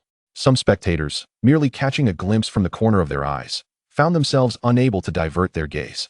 Why do I suddenly feel that Zhou Dong has become significantly more handsome? His appearance remains unchanged, yet there's an undeniable allure. I can't help but feel my heart racing. Zhou Yun is so handsome. What's happening?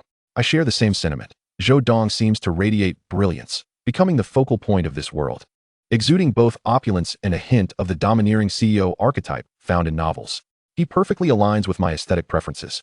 I never thought Zhou Yun was particularly striking before, merely refined and gentle, but now I perceive him as unparalleled in perfection. No, I feel he resembles a delicate jade gentleman, graceful yet powerful, captivating in every movement, evoking a sense of tenderness that is precisely the kind of man I have long sought. You must be joking. Zhou Dong is undoubtedly a man of resilience.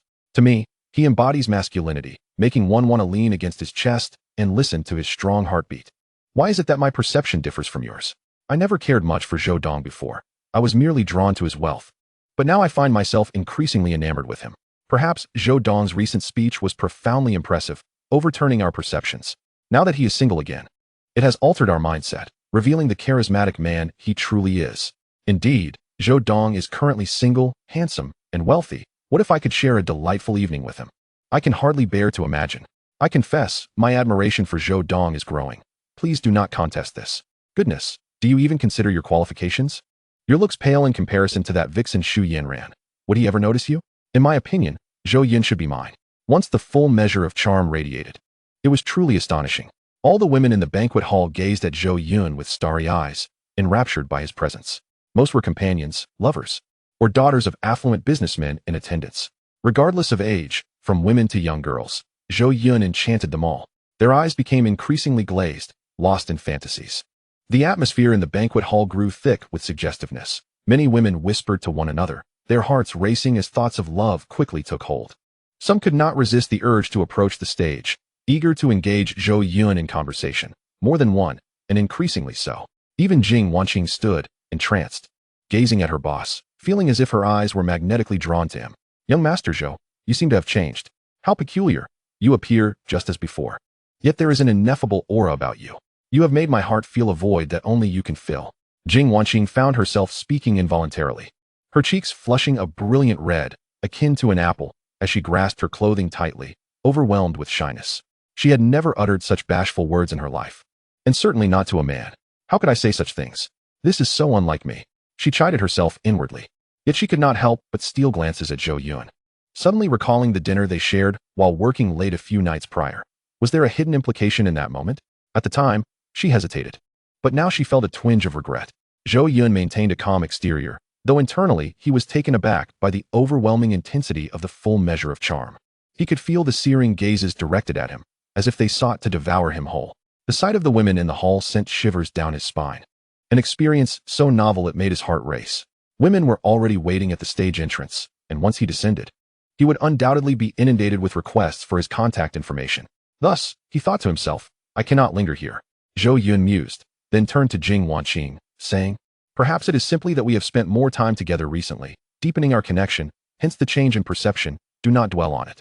With a yawn, he resumed addressing the esteemed guests, discussing nothing more than his recent appointment as director and the strategic directions of Yuchen Group, including project adjustments and future plans. Naturally, he refrained from divulging any sensitive business secrets. The guests applauded, praising that under Zhou Yun's leadership, Yuchen Group would undoubtedly flourish and reach great heights. After concluding his statements, he noted that time was of the essence and lingering in the banquet hall served no purpose. Zhou Yun stepped down from the stage, while Jing Wanqing instructed the lights and projector to be turned off, closely following him. He graciously offered his apologies to all the guests and intended to exit through the back door. After he left the banquet hall, Old Chun, perceptively, trailed behind him, waiting until they were in a secluded area before addressing Zhou Yun. Zhou Yun, regarding what transpired earlier, I genuinely had no knowledge of it. Please do not take it to heart, Old Chun expressed with sincere regret.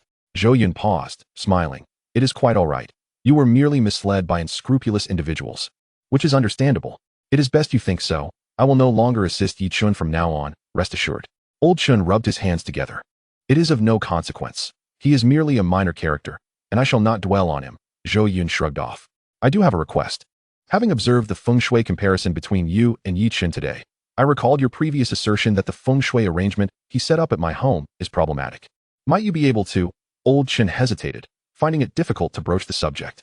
Were it not for the pressing circumstances, he would not have spoken up. Yi Chun was the one he brought into the Jiangxin Club, and now this young man had caused trouble and angered the host, effectively creating his own predicament. Had it been anyone else, they would have likely cast him a disdainful glance. Yet Zhou Yun seemed unfazed. Such composure was something these old-timers could only envy. He even felt a twinge of embarrassment for asking Zhou Yun for help regarding feng shui. However, the matter was of utmost importance to his family, and he could not simply consult anyone else. Given Zhou Yun's considerable expertise in feng shui, Old Chun had no choice but to muster his courage and seek assistance. If you could help me, I promise a substantial reward that will surely satisfy you. In light of my long-standing friendship with your father, I implore you to lend a hand. Chapter 33, A Lucrative Opportunity, Preemptive Maneuver. This matter can wait a bit. As you know, I have just taken over my father's responsibilities and am quite busy, Zhou Yun replied, somewhat apologetically. Very well, tend to your affairs. You may come by whenever you find the time. Old Chin dared not to harbor excessive aspirations, adopting a demeanor of humility. A master in the art of feng shui, he deemed it worthwhile to lower his stance. Without uttering another word, he departed from the hall. Meanwhile, Zhou Yun returned to the Blue Mountain Villa with Jing Wanning, shielded by a convoy. Inside the villa, Jing Wanning, though weary, radiated an undeniable spirit. Throughout the journey, she found herself stealing glances at Zhou Yun, a habit she had unwittingly cultivated. In the study, holding the Heart of the Sea necklace, Jing Wanning inquired, Young master, how should we handle this necklace? I suggest we auction it again. I believe many would be interested. Zhou Yun, organizing his thoughts, responded without hesitation, It's yours. I have no use for it. 100 million is merely a trifling sum. Yours for me? Jing Wanning was taken aback, utterly astonished. After all, this was a sum of 100 million. Having labored diligently for years, she had only managed to save a few million. Compared to many ordinary individuals, she was already quite affluent. Yet she had never possessed such a vast amount. Moreover, what did Zhou Yun mean by this? Such a necklace was typically gifted to lovers, much like the one given to Xu Yanran in the past. Did this imply that Zhou Yun wished for her to assume the role of a wife? The mere thought sent her heart racing. In the past, she would have undoubtedly refused without a second thought, as she was a woman of strong principles. But now, she found herself realizing that she had developed feelings for Zhou Yun. Becoming this man's wife seemed rather appealing. Zhou Yun, glancing up at the lost-in-thought Jing Wanning, asked in surprise, What's the matter? It's nothing, thank you, she replied, her cheeks flushed, unable to contain her joy. Zhou Yun, oblivious to the stirrings of her heart, had no inkling that he had already captivated this woman.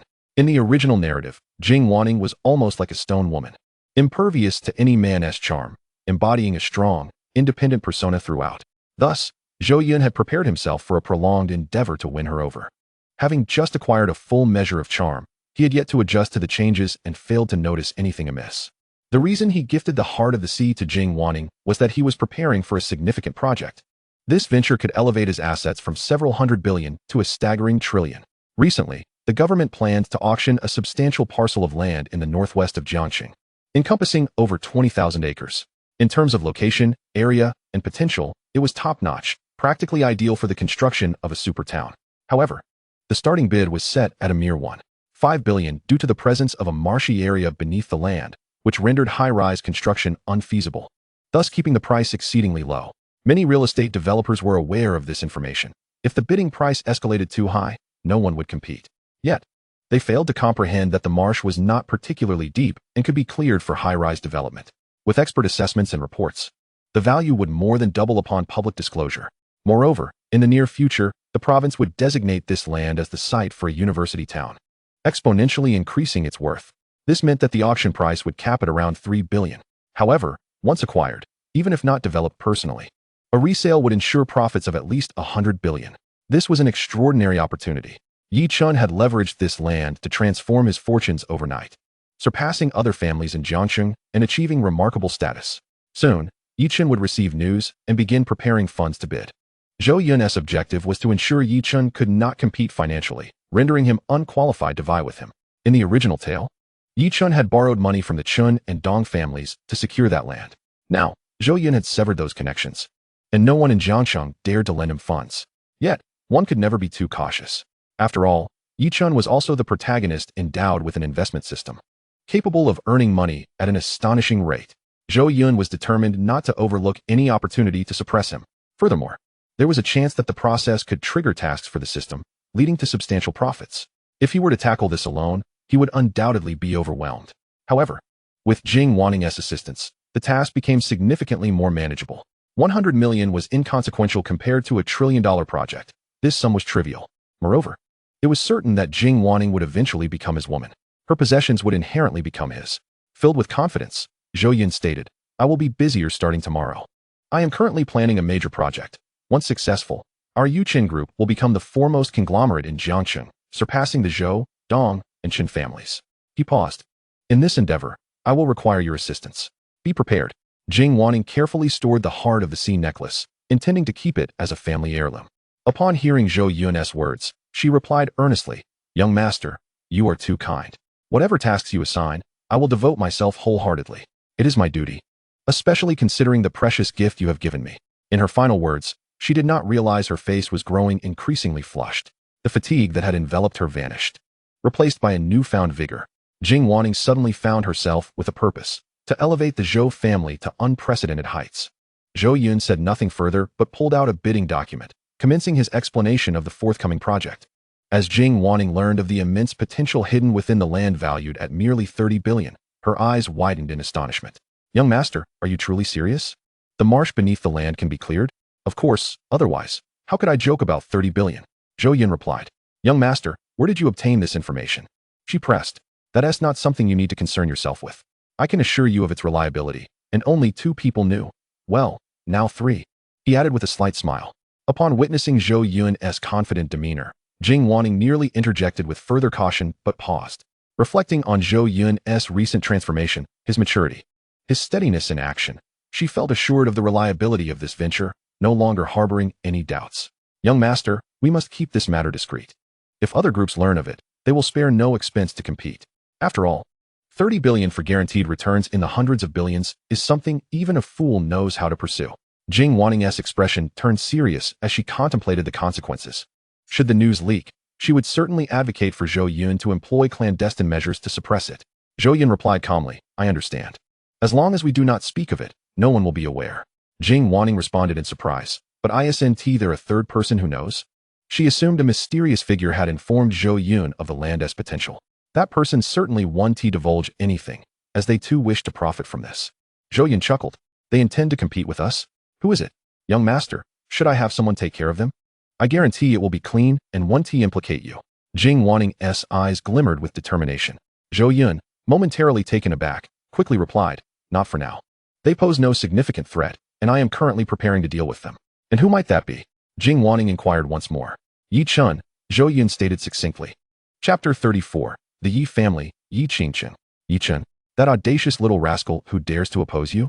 A surge of murderous intent flared in Jing Wanning's eyes as she recalled Yi Chun's insufferable demeanor, wishing fervently for someone to deal with him. An inconspicuous figure who seemingly emerged from nowhere, daring to engage in banter with the young master. Such audacity. Now that he has learned the young master's commercial secrets, he has forfeited any reason to continue living. Wait a moment. Do not entertain thoughts of eliminating him. Unless absolutely necessary, we need not resort to such lethal measures. Zhou Yun interjected, sensing a chilling aura emanating from her. Should Yi Chun be killed now, it would render her unable to engage with the Yi family, thus thwarting her mission. While killing is a simple affair, tormenting someone requires greater finesse. If we merely prevent him from securing funding for bids, he will be left helplessly watching the billion-dollar project slip through his fingers, consumed by anxiety. Jing Wanning's eyes lit up with understanding. So, young master, by pitting him against the influential figures of Jiang City today, you are strategically setting the stage for an impressive maneuver. You astonish me. Zhou Yun broke into a sweat. He had never considered this angle, having only sought to take advantage of Yi Chun opportunistically. However, the unforeseen benefit of Yi Chun being unable to borrow in Jiang City was indeed a stroke of luck. Yet, to maintain his image, Zhou Yun calmly nodded and said, "There is indeed some consideration in that regard." Admiration gradually filled Jing Wanning's gaze as she remarked, "Severing his connections first and raising 30 billion will prove exceedingly challenging for him. Without investors, he will be left staring at lucrative opportunities, utterly powerless. I can already envision the expression on Yi Chen's face when he realizes it was you who won the bid." Zhou Yun shook his head. "It is still not entirely secure. Yi Chen possesses a modicum of capability and must not be underestimated. For the time being, ensure that you keep a close watch on his every move while I obstruct his escape routes." Jing Wanning patted her ample chest, assuring him, "Rest easy, young master. I shall make the necessary arrangements at once." "Very well, it is getting late. Tomorrow we shall visit the commercial street to select new material suppliers." Zhou Yun yawned and returned to his room to sleep. However, Jing Wanning found herself unable to slumber that night. After meticulously cleaning the heart of the sea necklace with various detergents, she placed it in a safe. Her mind was awash with fantasies of the future, and she could not quell her excitement. That night, the atmosphere among the elite of Jiang City was anything but tranquil. The Shu family had fallen, and the Yuqin group was in search of new partners. The resulting vacuum was sufficient to create several billionaires.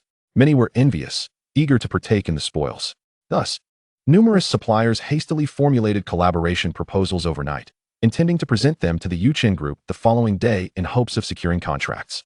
Of course, after witnessing Zhou Yun's prowess, this collaboration plan was no longer riddled with flaws as it had been during the Shu family's time. None among them had a daughter capable of winning Zhou Yun's favor.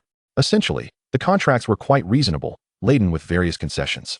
Some were even willing to join the commercial street project without any profit, recognizing that collaborating with a major group would bolster their credentials for future endeavors. Beyond these small-time merchants and aristocrats, one of Jiang City's titans, the Chen family, was in turmoil. After returning from the Jiang City Club, Old Master Chun was seething with rage. His face darkened as he turned to a middle-aged assistant beside him and asked, "What is your take on the Yi Chen matter?" The assistant pondered briefly before responding, "We currently depend on Zhou Yun.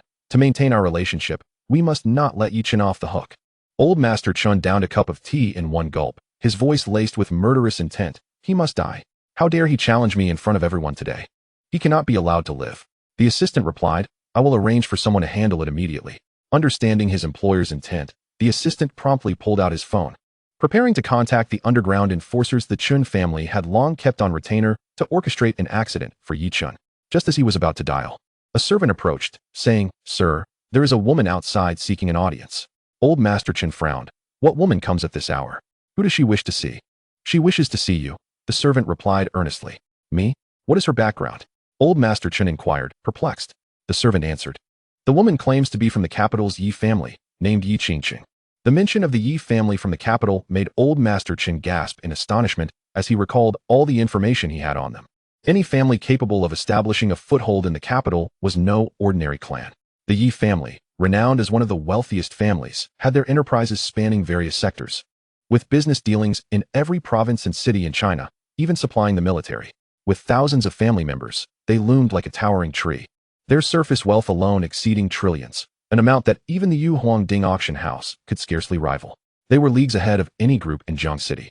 A stark contrast akin to ants versus elephants. Should the Yi family stamp their foot, old Master Qin's business in Jiang City would falter, leaving him unworthy even to be considered a rival. Realizing that the woman outside wielded such formidable influence, he hastily rose to greet her personally.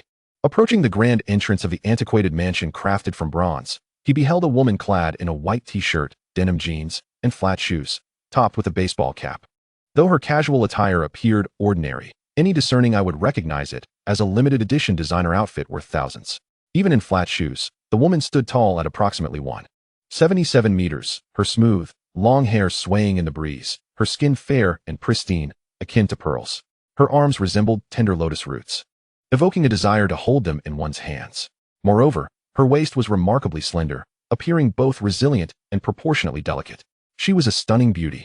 Although her face remained partially obscured, old Master Qin, through years of experience, had already formed an impression in his mind. "Greetings, I am Qin Tianzhou, the head of the Qin family," old Master Qin said, offering a courteous smile. Yi Qingsheng lifted her gaze, revealing her flawless features and captivating eyes, softly responding, "Greetings, old Master Qin. I apologize for disturbing you at this late hour." "It is no disturbance. It is an honor for Miss Yi to visit the Qin family. Please, come inside," old Master Qin gestured, inviting her in. However, Yi Qingsheng shook her head and replied, "No need. I have come to the Qin family today to deliver a message. Yi Qin is a member of my Yi family and, more importantly, a direct descendant. I hope you will not make things difficult for him." Old Master Qin stiffened, a tempest of emotions surging within him. He had never anticipated that Yi Qin held such significant connections. There are many surnamed Yi in the world, but he had never linked them together. After all, who among the Yi family would abandon their vast enterprises to venture into Jiang City? The mere hint of the Yi family's wealth would easily crush the local hegemons. It seemed the younger generation had taken to playing the part of the unsuspecting until the opportune moment arose. Chapter 35. The belt cracks down. Kneel. Old Master Qin was filled with questions. How could a scion of a top-tier family come here to flaunt his fortunes and request my favor? Is he out of his mind? However, he soon connected the dots, and his expression shifted in an instant. With a facade of cordiality, he feigned, "Miss Yi, you jest. I harbor no animosity toward Yi Qin. It is unfathomable for me to make things difficult for him." Yi Qingsheng nodded lightly and said, "Then I shall rest assured. You need not worry. After all, I have but one younger brother, and I do not wish to see him come to harm." Old Qin repeatedly waved his hands, exclaiming, "Of course not. Yi Qin is quite intelligent and amiable, possessing a remarkable social grace that endears him to others. No one would dare to cross him." Inwardly, Old Qin added, "Intelligent, my foot. He's as conceited as a fool." Naturally, Yi Qingsheng was unaware of these thoughts. She retrieved a card from her handbag and handed it to the servant to present to Old Qin, saying, "This is the VIP complimentary card from the Drunken Dream Pavilion of the Yi family in the capital, a small token of my esteem." Noticing the hour, she declared, "I shall not delay your rest any further. Farewell." Without a backward glance, Yi Qingsheng turned and gradually faded into the darkness. After a considerable time had passed, the assistant beside Old Qin remarked in astonishment, "Old Qin, the Yi family is rather stingy, aren't they? Who do they look down upon, gifting merely a complimentary card? Our Qin family possesses assets worth billions. Using a complimentary card for a meal would only invite ridicule." Old Qin sighed, speaking gravely, "It is not merely a gift. She intends to convey to me that she is indeed a member of the Yi family. Only a true member of the Yi family can present the complimentary card from the Drunken Dream Pavilion. Moreover, the VIP private rooms there start at a minimum of 10 million for a single dining experience." The assistant's eyes widened in disbelief, instinctively exclaiming, "Goodness! Is the food made from dragon meat? My annual salary is just over 1 million, which is quite decent among ordinary folk. Dining at the Drunken Dream Pavilion would render a lifetime of effort utterly futile." Old Qin, unfazed, replied, "The ingredients are undoubtedly top-notch, and the services are beyond your imagination. Besides, where else can one witness the grandeur of the imperial palace? Of course, the most valuable aspect is not the meal itself, but the qualification to enter the Yi family circle." The assistant sighed. "Well, why on earth does a prominent member of the Yi family arrive on foot? Where's her car? I recall that our Qin family has a parking lot." Old Qin pondered before replying. Perhaps she is simply a bit simple-minded, much like her brother. Enough of this. Keep the matter of eliminating Yi Qin to yourself and never bring it up again." Old Qin instructed the assistant. The assistant nodded vigorously. I understand the gravity of the situation. After some contemplation, old Chun took out his phone and called Zhou Yun. Hello, Zhou Yun, this is your Uncle Chun. I have something to tell you. This Yi Chun is not of ordinary origins. He hails from the Yi family in the capital. Old Chun did not withhold any details, relaying Yi Qingqing's intentions to Zhou Yun. To his surprise, Zhou Yun remained remarkably calm, as if he had anticipated this revelation. This left old Chun perplexed. Was Zhou Yun not afraid? Why did he appear so self-assured? Yet, he deemed it unnecessary to dwell on such matters, as notifying Zhou Yun was merely a personal favor.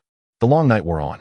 The Shu family, pursued relentlessly by creditors, had just arrived at a rural farmhouse in the outskirts of Jiangxing. Their fortunes had crumbled, and Jiangxing was no longer safe for them. They had been cornered by creditors several times, nearly apprehended. Shu's father drove recklessly, running several red lights, and narrowly avoiding a collision with a large truck, which allowed them to escape their pursuers. They hastily left Jiangxing, seeking refuge in this farmhouse. Their cash reserves dwindled to just 20 or 30,000, making a stay at a grand hotel impossible. They could only seek shelter in an affordable farmhouse. Damn it! Damn it! Damn it! Inside the car, Shu's father furiously pounded the steering wheel, nearly triggering the airbag. Those scoundrels! When they sought my cooperation, they were all sweet talk. But now that I am in trouble, they revel in my misfortune. Damn it! He cursed vehemently before stepping out of the car, glaring at the mother and daughter who remained in a daze inside. What are you two still doing in there? Do you fancy yourselves queens and princesses? Expecting me to carry you out?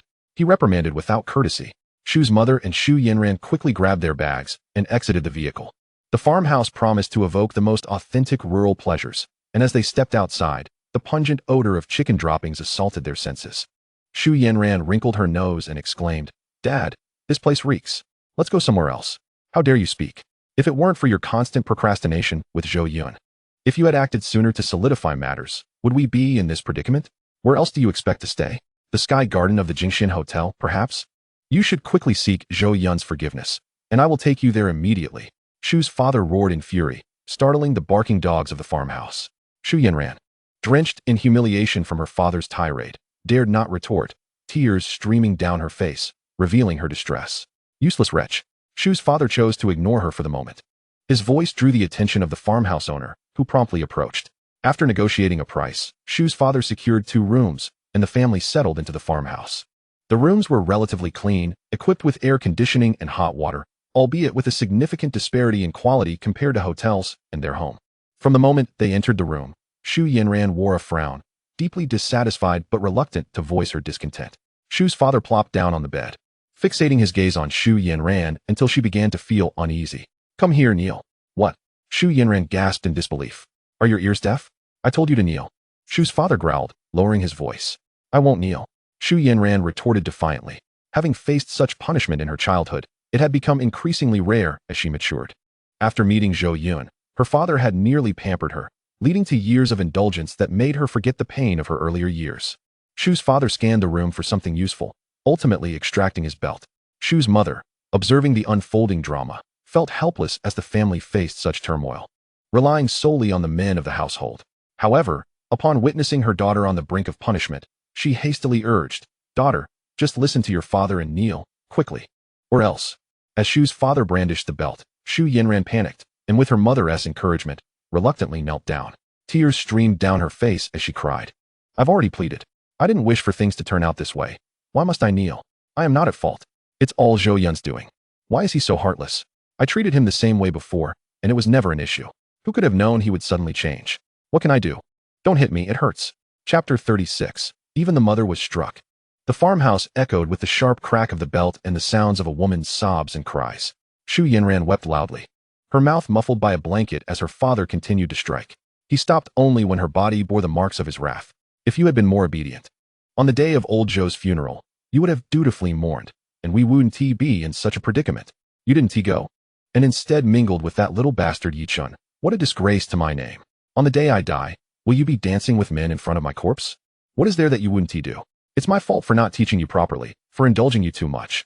Today, I will show you what the world is truly like. Crack. This is what the world is like. Remember it well." Shu's father rolled up his sleeves, his face flushed, drenched in sweat from the exertion of wielding the belt. Upon witnessing Shu Yanran in a state of utter despair, Shu's father finally ceased his violent actions. He then turned his gaze towards Shu's mother, who stood silently to the side. Like one plunged into a frigid abyss, Shu's mother, trembling with fear, implored. Why do you look at me like that? You should come over and take your share of the punishment. Shu's father retorted fiercely. Why should I be subjected to punishment as well? Shu's mother continued to retreat, her anxiety palpable. With a deep sigh, Shu's father explained. I plan to approach the Zhou family tomorrow to plead with Zhou Yun.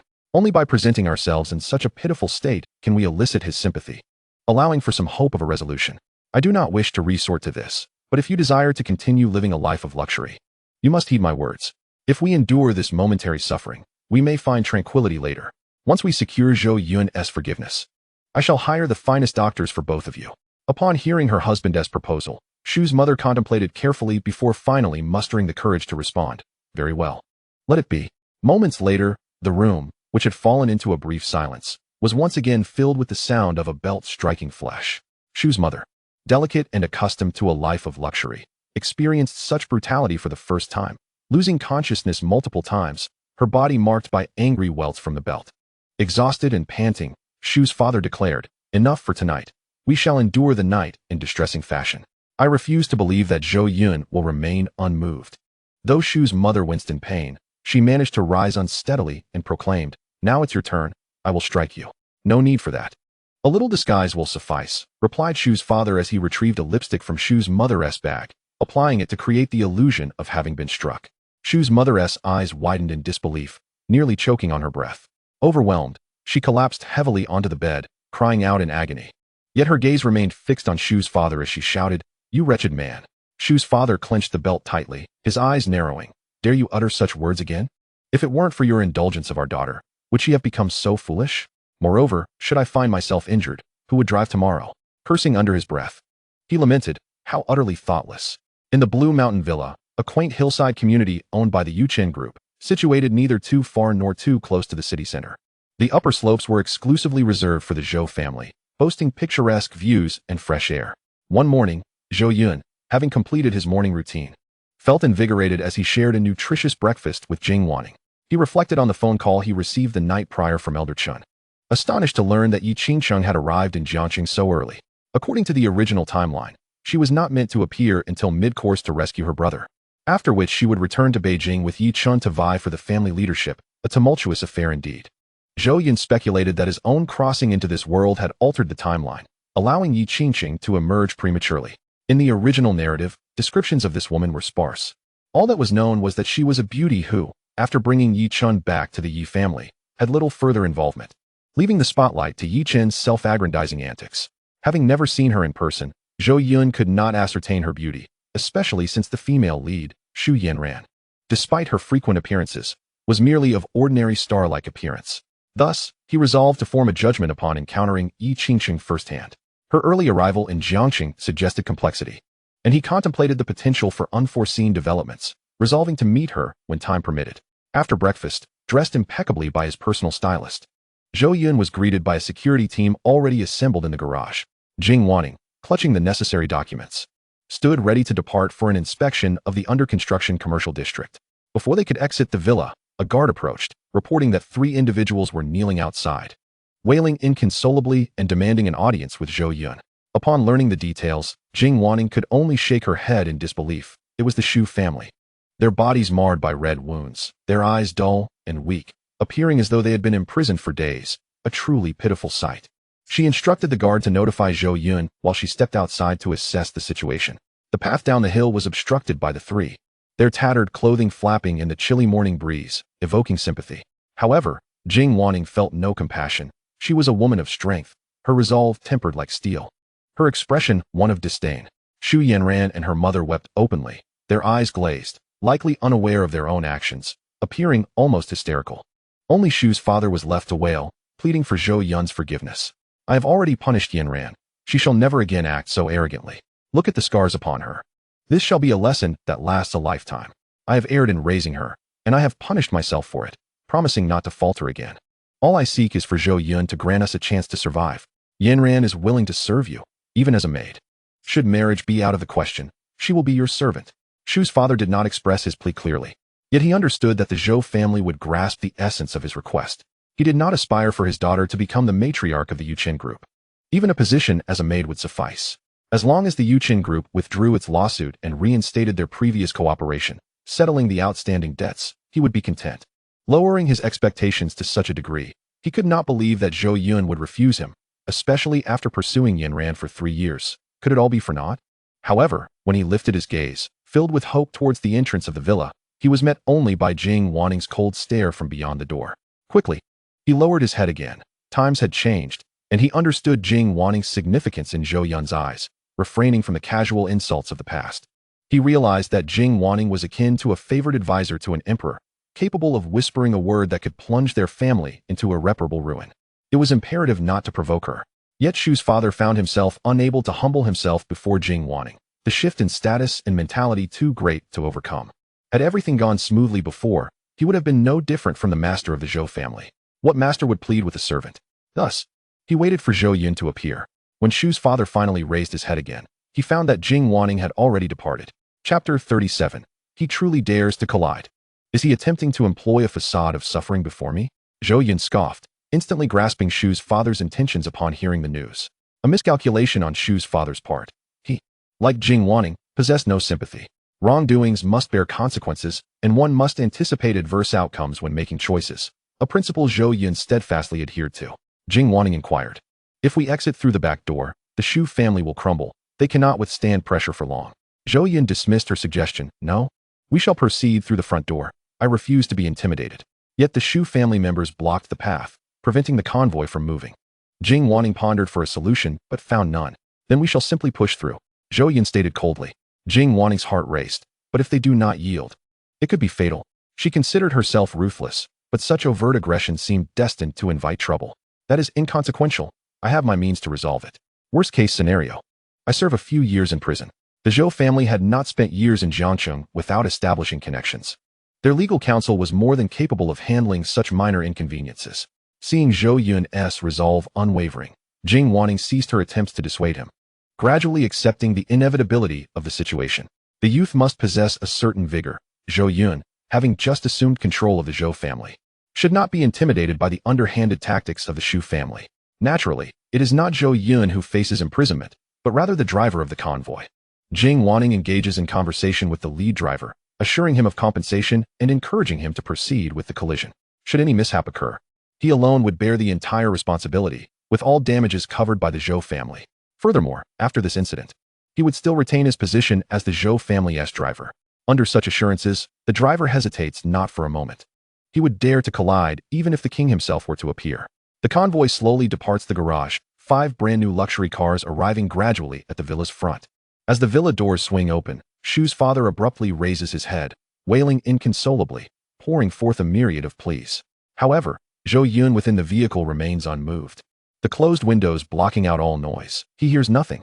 He does not even cast a glance at the Shu family, treating them as if invisible.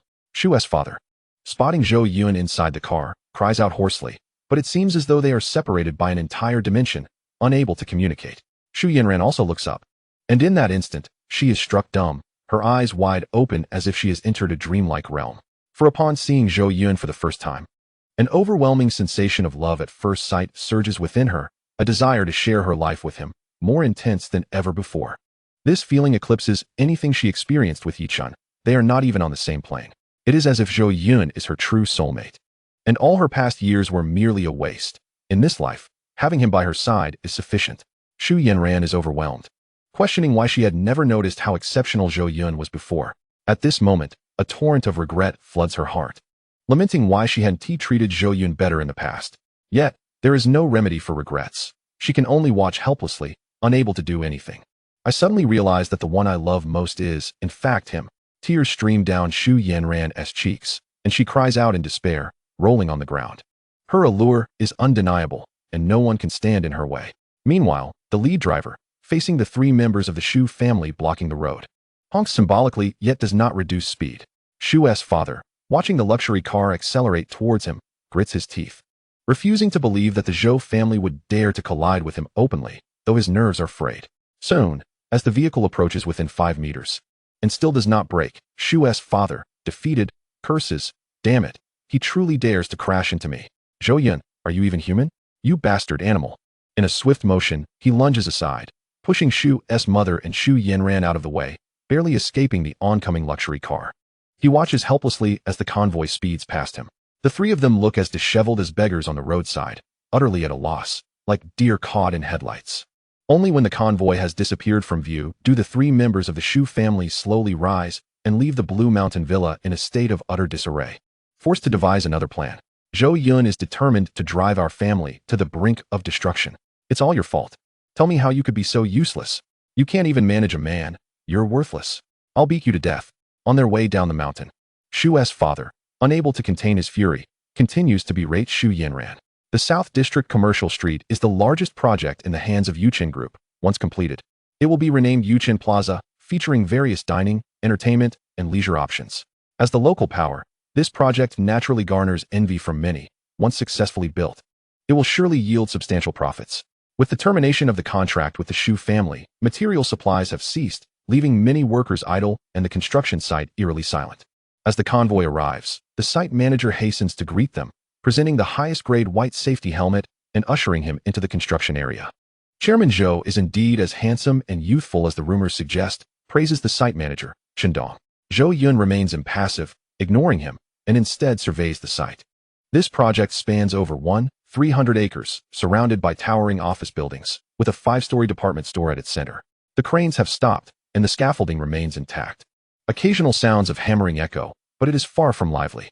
It is imperative to negotiate cooperation with new suppliers swiftly to complete this project. Afterward, the company must concentrate all its efforts on new bidding projects. Inside the mobile metal office on the construction site, Zhou Yun instructs Jing Wanning to retrieve the information on the suppliers for his selection. With an abundance of documents, now stored and received on tablets, Jing Wanning pulls up all the cooperation intentions and quotes sent by suppliers. There are numerous offers, as many suppliers have long been eyeing this project. Now that the Zhou family has fallen, they rush in eagerly. Some are opportunistic, while others are genuinely negotiating prices. A few are even offering direct concessions. Hoping for a long-term partnership, Zhou Yun selects several suppliers with fair prices and good reputations, directing Jing Wanning to notify them that contracts will be signed today. After reviewing the progress of the construction site, everything appears satisfactory, aside from the disruptions caused by the Zhou family. At that moment, Zhou Yun hears a commotion near the metal office, a cacophony of noise that seems on the verge of overturning his room. Stepping outside, he finds a group of workers surrounded by security, passionately pleading. The project manager, Chendong, hastily addresses them. Your wages will be settled after the project is completed. What is the rush? The big boss is here today, so don't cause a scene. We haven't received our pay from the previous project. I haven't gotten paid in over a year. I have an elderly parent and young children at home waiting for me to bring money back. When will we be paid? I can't wait any longer. One worker exclaims. The last project was also ours. Yet we only received wages for the workers brought in by the Zhou family. We received nothing. Now that the Zhou family has fled, when will we be compensated? Another adds, the big boss is here. I don't care. If I don't get paid today, I'll throw myself in front of the boss's car. I won't live anymore. Please, have mercy on me. My child is only a year and a half old and needs proper nutrition. Yet I am powerless. Do you know how much pressure I'm under? The workers grow increasingly agitated, nearly resorting to violence, as the burly security personnel struggle to contain them. Chen Dong's face darkens, for Zhou Yun's presence today has incited this unrest. Such blatant disrespect must be addressed once Zhou Yun departs. Spotting a towering figure among the workers, a man named Cheng Dama, who stands nearly 2 meters tall, robust as an ox, yet with an innocent demeanor. Chen Dong's eyes gleam. He recognizes an opportunity to make an example of someone and senses Zhou Yun exiting the metal door, straightening his posture as he calls out. You, Cheng Dama, come here immediately. The burly worker, Cheng Dama, scans the crowd nervously, feeling an urge to flee but, under the watchful eyes of his peers, he can only steel himself and approach the front. Leader, just give us the money. We're on the brink of starving, he pleads, his tone laced with desperation. How audacious of you to still demand money. You consume more in the cafeteria than anyone else. One person equating to 10. Chen Dong asserted with a commanding air, seeking to display his managerial authority before Zhou Yun. It's already generous of me not to demand payment from you. Yet here you are, stirring up trouble with them. Starting tomorrow, you needn't bother coming in. Pack your belongings and leave at once. Upon hearing this, Cheng Dama was instantly flustered, his anxiety manifesting as he fretted in circles, exclaiming, No, I won't say another word. I'll just go back, all right? No, you must leave this very instant. Chen Dong reveled in the power he felt at that moment. The imposing figure, feared by many, had fate firmly in his grasp, and this intoxicating sensation buoyed his spirit. As Chun Dong chastised Chung Dama, the surrounding workers, who had been causing a commotion, fell silent, resembling defeated roosters. No one wished to be ousted from the construction crew. Once they were dismissed, reclaiming their wages would prove exceedingly difficult. Though their hearts simmered with indignation, they felt powerless to act. Some even considered rising in defense of Chung Dama, but thoughts of their families dampened their resolve. Chung Dama's eyes ignited with fury, his entire being flushed with rage as he clenched his massive fists, veins bulging. Yet, for reasons unknown, he restrained himself, his shoulders slumping in defeat, uttering nothing. Chen Dong, equally startled, realized that a punch from Chung Dama could very well reshape his skull. Fortunately, as expected, Chung Dama, the most easily bullied individual on the site, relented. Meanwhile, Zhou Yun, witnessing the unfolding events, felt a deep sense of discomfort. Although he had ascended to the status of a capitalist, he was no callous tyrant who would exploit the most vulnerable workers. He held profound respect for the laboring class. He steadfastly believed in a principle. True reward comes only from creating value for society, not from undermining its stability for personal gain. Thus, upon seeing the ragged, forlorn expressions of the migrant workers, a righteous anger welled within him, fueling his discontent with Chun Dong's actions. Chun Dong's subsequent behavior further incensed him. He resorted to a despicable ploy, employing intimidation instead of earnest problem-solving as a leader. Such a scoundrel was certainly unworthy of retention. Yet, to his surprise, the sacrificial chicken in this scenario bore an uncanny resemblance to someone he recognized. After a moment of contemplation, a smile crept across his face as he recalled Chung Dama, one of Yi Chen's formidable subordinates from the original tale. Renowned for his martial prowess as one of the four kings, his combat skills were off the charts. He could easily contend with a dozen special forces troops, shielding Yi Chun from bullets and blades, surviving multiple brushes with death, akin to a cockroach, with an indomitable vitality. He had assisted Yi Chun in numerous dubious endeavors, making him a key contributor to the latter's burgeoning commercial empire. Zhou Yun was elated to encounter Chung Dama, who had yet to fall under Yi Chen's command. If he could win him over, securing his loyalty and service, he would gain an invaluable asset for his security, one man more formidable than an entire security team. Observing closely, Zhou Yun marveled at Chung Dama's physique, honed through years of practicing Bajikwan. His robust frame and sinewy muscles, with thighs stronger than steel, commanded respect. Anyone who saw him would instinctively avert their gaze, unwilling to provoke him. Thus, with the intention of seizing this opportunity, Zhou Yun beckoned Chung Dama over. "Come here. Let us discuss the matter at hand." Chen Dong, immediately servile, scurried to Zhou Yun's side, ingratiatingly stating, "Zhou Dong, these are just unruly workers. The project isn't even finished, and they're already clamoring for pay." Zhou Yun, displeased, retorted, "Then why have I heard that the previous project's workers didn't receive their wages while those from the Shu family did?" All workers associated with the Shu family had been dismissed by Jing Wanning, effectively cleansing the site of any ties to them. Chen Dong, fidgeting, stammered, "Well, speak." Zhou Yun commanded, his gaze piercing. "Because the Shu family took all the money, I have nothing to distribute," Chen Dong lamented. Zhou Yun replied coldly, "So? You were seduced by the Shu family, suppressing the issue without notifying the group, and now you refuse to pay the workers." Chen Dong broke into a cold sweat, realizing Zhou Yun, though young, seemed to see right through him. Zhou Dong, it was the Shu family's coercion. I had no choice." He pleaded urgently. Zhou Yun, uninterested in further explanations, turned to the arriving Jing Wanning. "Investigate his financial records from the past few years, whether or not he made mistakes. He is to be dismissed immediately. If any embezzlement is discovered, hand it over to the courts for prosecution. I no longer wish to see him working at Yuchen Group." Jing Wanning, her face set with frost, nodded, "I will handle it right away." Chen Dong, now pale as a ghost, collapsed onto the ground, utterly bewildered. As the site manager, he knew that such a clean record was a facade, and any scrutiny would reveal his misdeeds. He was fully aware that his fate was sealed, and darkness clouded his mind as he teetered on the brink of unconsciousness. Zhou Yun, however, disregarded him and called out to the despondent Chung Dama, "Please, stay a moment." Chapter 39. How could 3,000 suffice when a monthly salary of 1,000,000 awaits? Chung Dama turned in confusion, observing the refined young man before him. Feeling a surge of anxiety, Zhou Yun, donned in a fitted white shirt and slacks, exuded an air of cleanliness and affluence, clearly not a laborer accustomed to hardship. "Did you call for me?" Chung Dama, still unclear about the situation, had only just seen the odious Chen Dong inexplicably collapse onto the floor. "Indeed I did." Zhou Yun replied kindly.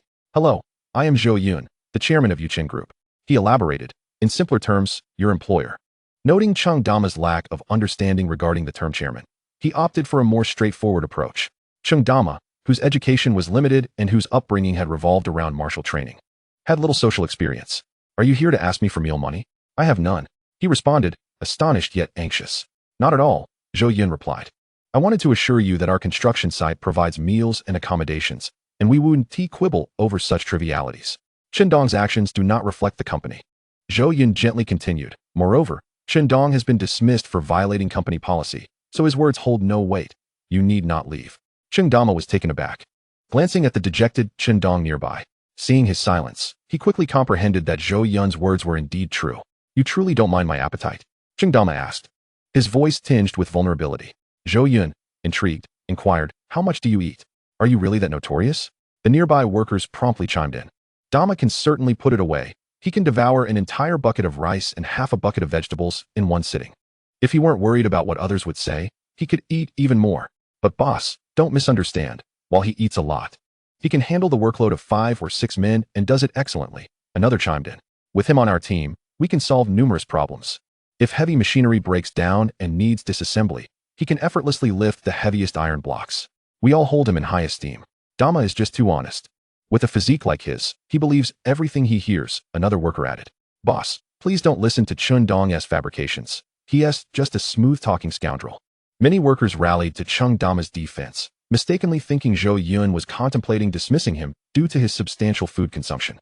Zhou Yun, taken aback, secretly chuckled as he stood beside Chung Dama, realizing that at his height of over 1.8 meters, he could only reach the shoulder of this towering figure, who exuded an undeniable sense of security, akin to standing beside a giant. What an exceptional enforcer he is. To overlook bringing him under my wing would be sheer folly. Gently patting his muscular arm, Zhou Yun remarked with a grin, of course, I don't mind. The more you eat, the better. Dama, I have high hopes for you. With your remarkable prowess, why are you so docile? Just now, Qindong bullied you. Why not retaliate with a punch? Zhou Yun laughed heartily. Qindong, overhearing this, nearly trembled in fear. Chung Dama, scratching his head in embarrassment, replied, Boss, you may not know, but I practice authentic Baji Quan, and my strength is such that a single blow could cause harm. I am quite capable in a fight, but at the age of 16, in a fit of righteous indignation, I accidentally killed an adult who was bullying a child. My family lost everything due to that incident, and I was forbidden from engaging in fights ever since. As a result, I could no longer defend myself, and with our financial situation in ruins, I left home to work on construction sites 3 years ago. However, I have earned little, barely enough to feed myself, and I have not sent any money back home. My parents recently called to inform me that they are hospitalized. I did not intend to disturb anyone, but we are in desperate need of funds. As he spoke, the earnest Chung Dama's eyes brimmed with tears, his heart heavy with sorrow. Such a robust man brought to tears evokes genuine compassion. A man may not bow for mere grains of rice, yet he would do anything for his family. Even Jingwan, standing nearby, felt a wave of sympathy upon hearing Dama's plight, wishing to extend her assistance. She saw a reflection of her own past struggles in his situation. Were it not for the Zhou family, her parents might have perished, leaving her an orphan long ago. Young master, let us help him, Jingwan implored. Zhou Yun, with a bright smile, replied, there is no need for assistance. He has the ability to fight for himself. Zhou Yun's expression turned serious as he regarded Chung Dama, emanating an aura of authority that silenced everyone present. Strength is commendable, but intellect is equally vital. Brute force is not the panacea. In this world, connections and influence hold paramount importance. Zhou Yun spoke candidly. Chung Dama found himself momentarily stunned, perceiving the young man before him as a mentor imparting wisdom. Boss, I apologize, Chung Dama said, unsure of how to respond, feeling quite aggrieved. However, Zhou Yun shifted the tone of the conversation, smiling as he said, join me, and you shall possess both connections and influence. From this day forth, shed your limitations. I will support you. Chung Dama stood frozen, struggling to comprehend the implications of Zhou Yun's words. His fellow workers, sensing his hesitation, urged him, Dama, what are you waiting for? This is a tremendous opportunity. Accept it. Being noticed by the boss means you are set for life. If I were you, I would be on my knees by now. They expressed their envy, wishing they were in his shoes. Finally awakening to the gravity of the situation, Chung Dama earnestly inquired, Boss, I possess only strength and a bit of martial skill. What can I do for you? Zhou Yun replied, become my bodyguard, ensuring my safety by staying close at all times, ready to shield me from any danger. Furthermore, you must obey my every command. If I say to go east, you shall not go west. This is your duty and role. With wide eyes, Dama exclaimed. Is it really that simple? My demands are modest. I only need enough to eat. 3,000 a month will suffice. He thought the arrangement was too easy, as he was accustomed to following orders, whether from his parents, his master, or the foreman on the construction site. Zhou Yun chuckled. Feast freely. 3,000 is insufficient. As my personal bodyguard, your starting salary will be 100,000 a month, and if you perform well, there will be opportunities for raises. Today, I will arrange for your ailing parents to be brought to Jiangsheng, where they will receive the best medical treatment, and I will cover all expenses. The proclamation stunned all the workers, their eyes glistening with envy. They longed to be in Dama's position, lamenting their own misfortunes. 1 million a year. Incredible. Dama is about to soar to great heights. Don't forget about us. They muttered, their teeth grinding with jealousy. The boss's generosity was astonishing, but Dama truly deserved such recognition. It was merely unfortunate that his talents had gone unnoticed for so long. Chapter 40. Is there such good fortune? Chung Dama, despite his simplicity, grasped the situation. He began to weep, repeatedly expressing his gratitude to Zhou Yun, calling him a benefactor who had revived his family. A monthly salary of 1 million was significant, but the prospect of his parents receiving treatment in Jiangsheng was a kindness that moved him to tears. Rest assured, boss. Anyone who dares to harm, you must first step over my corpse. I will lay down my life to protect you. Trust me, though I may lack intellect. I am steadfast in loyalty. You will see, Chung Dama declared passionately, his eyes radiating an unprecedented seriousness. He rolled up his sleeves, eager to demonstrate his capabilities, stating, Boss, allow me to show you my skills. If you truly believe I am worth 1 million a month, you can decide afterward. With that, he strode toward a nearby excavator. Zhou Yun watched with curiosity, and all eyes were upon him. Dama approached the excavator, stepped forward, and assumed a horse stance. His fists clenched before his chest in a posture reminiscent of a mountain.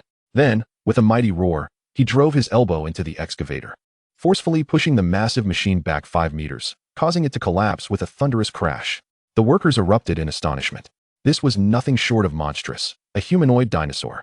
Had he collided with a person, it would have been akin to being struck by a speeding vehicle, sending them flying dozens of meters away. The onlookers were spellbound.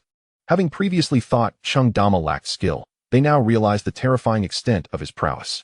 Dama returned to Zhou Yun's side, humbly stating, Boss, that was the Iron Mountain knock from Baji Quan. I held back to avoid damaging the excavator. I could have been even stronger. Zhou Yun, impressed, smiled and replied, That was quite impressive. Internally, he was astounded. He had known Dama was formidable, but had not anticipated such extraordinary strength. He mused that even the generals of a dragon king in a novel would pale in comparison. In ancient times, he would have been a conqueror, ruling over vast territories. What a fortunate turn of events. Zhou Yun continued, I wonder what would happen if you struck a person with that force. Go demonstrate the Iron Mountain knock on Shendong. If anything goes awry, I will take responsibility. He issued the command, eager to test Dama's obedience. Without hesitation, Chung Dama strode purposefully toward Shendong, his face set with determination, having long harbored resentment toward him, and would not hold back. He did not falter. Zhou Yun's orders were to be executed without a moment's hesitation.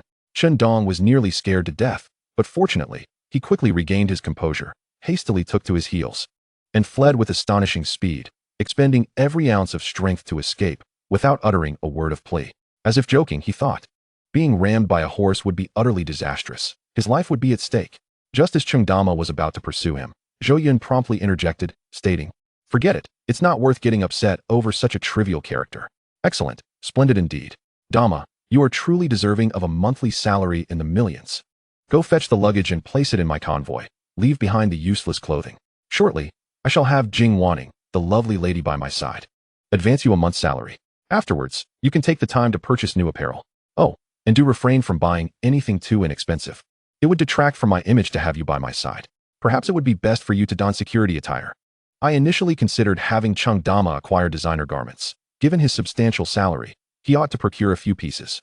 However, recalling his impoverished background and lack of exposure to opulence, he likely believed that the most expensive clothing cost merely 100 or so, which is utterly unacceptable. Thus, it would be more prudent for Jing Wanting to assist him in this regard. Chung Dama departed with a buoyant gait, as if reborn. Zhou Yun couldn't help but chuckle at the thought of how Yi Chun would feel when facing the martial experts that were rightfully his own. Nevertheless, he remained focused on the matter at hand. Addressing the gathered laborers, he declared, I am aware of your circumstances.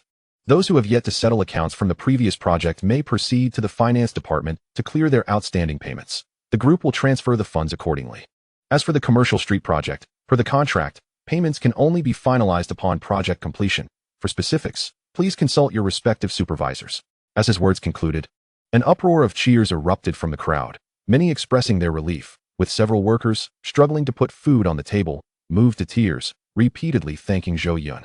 Some elderly workers removed their hats, intending to kneel before Zhou Yun, but he had the security intervene, for he had no desire to shorten his lifespan.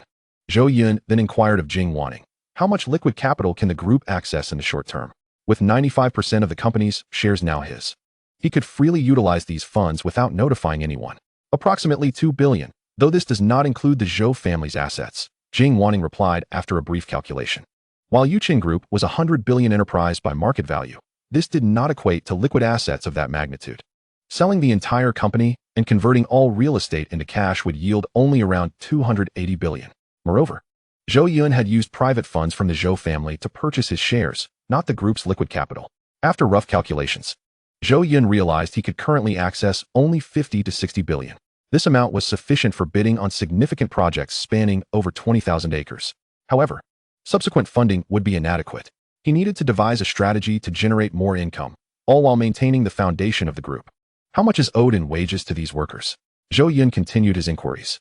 Jing Wanning connected with the finance department and soon provided an answer, over 20 million.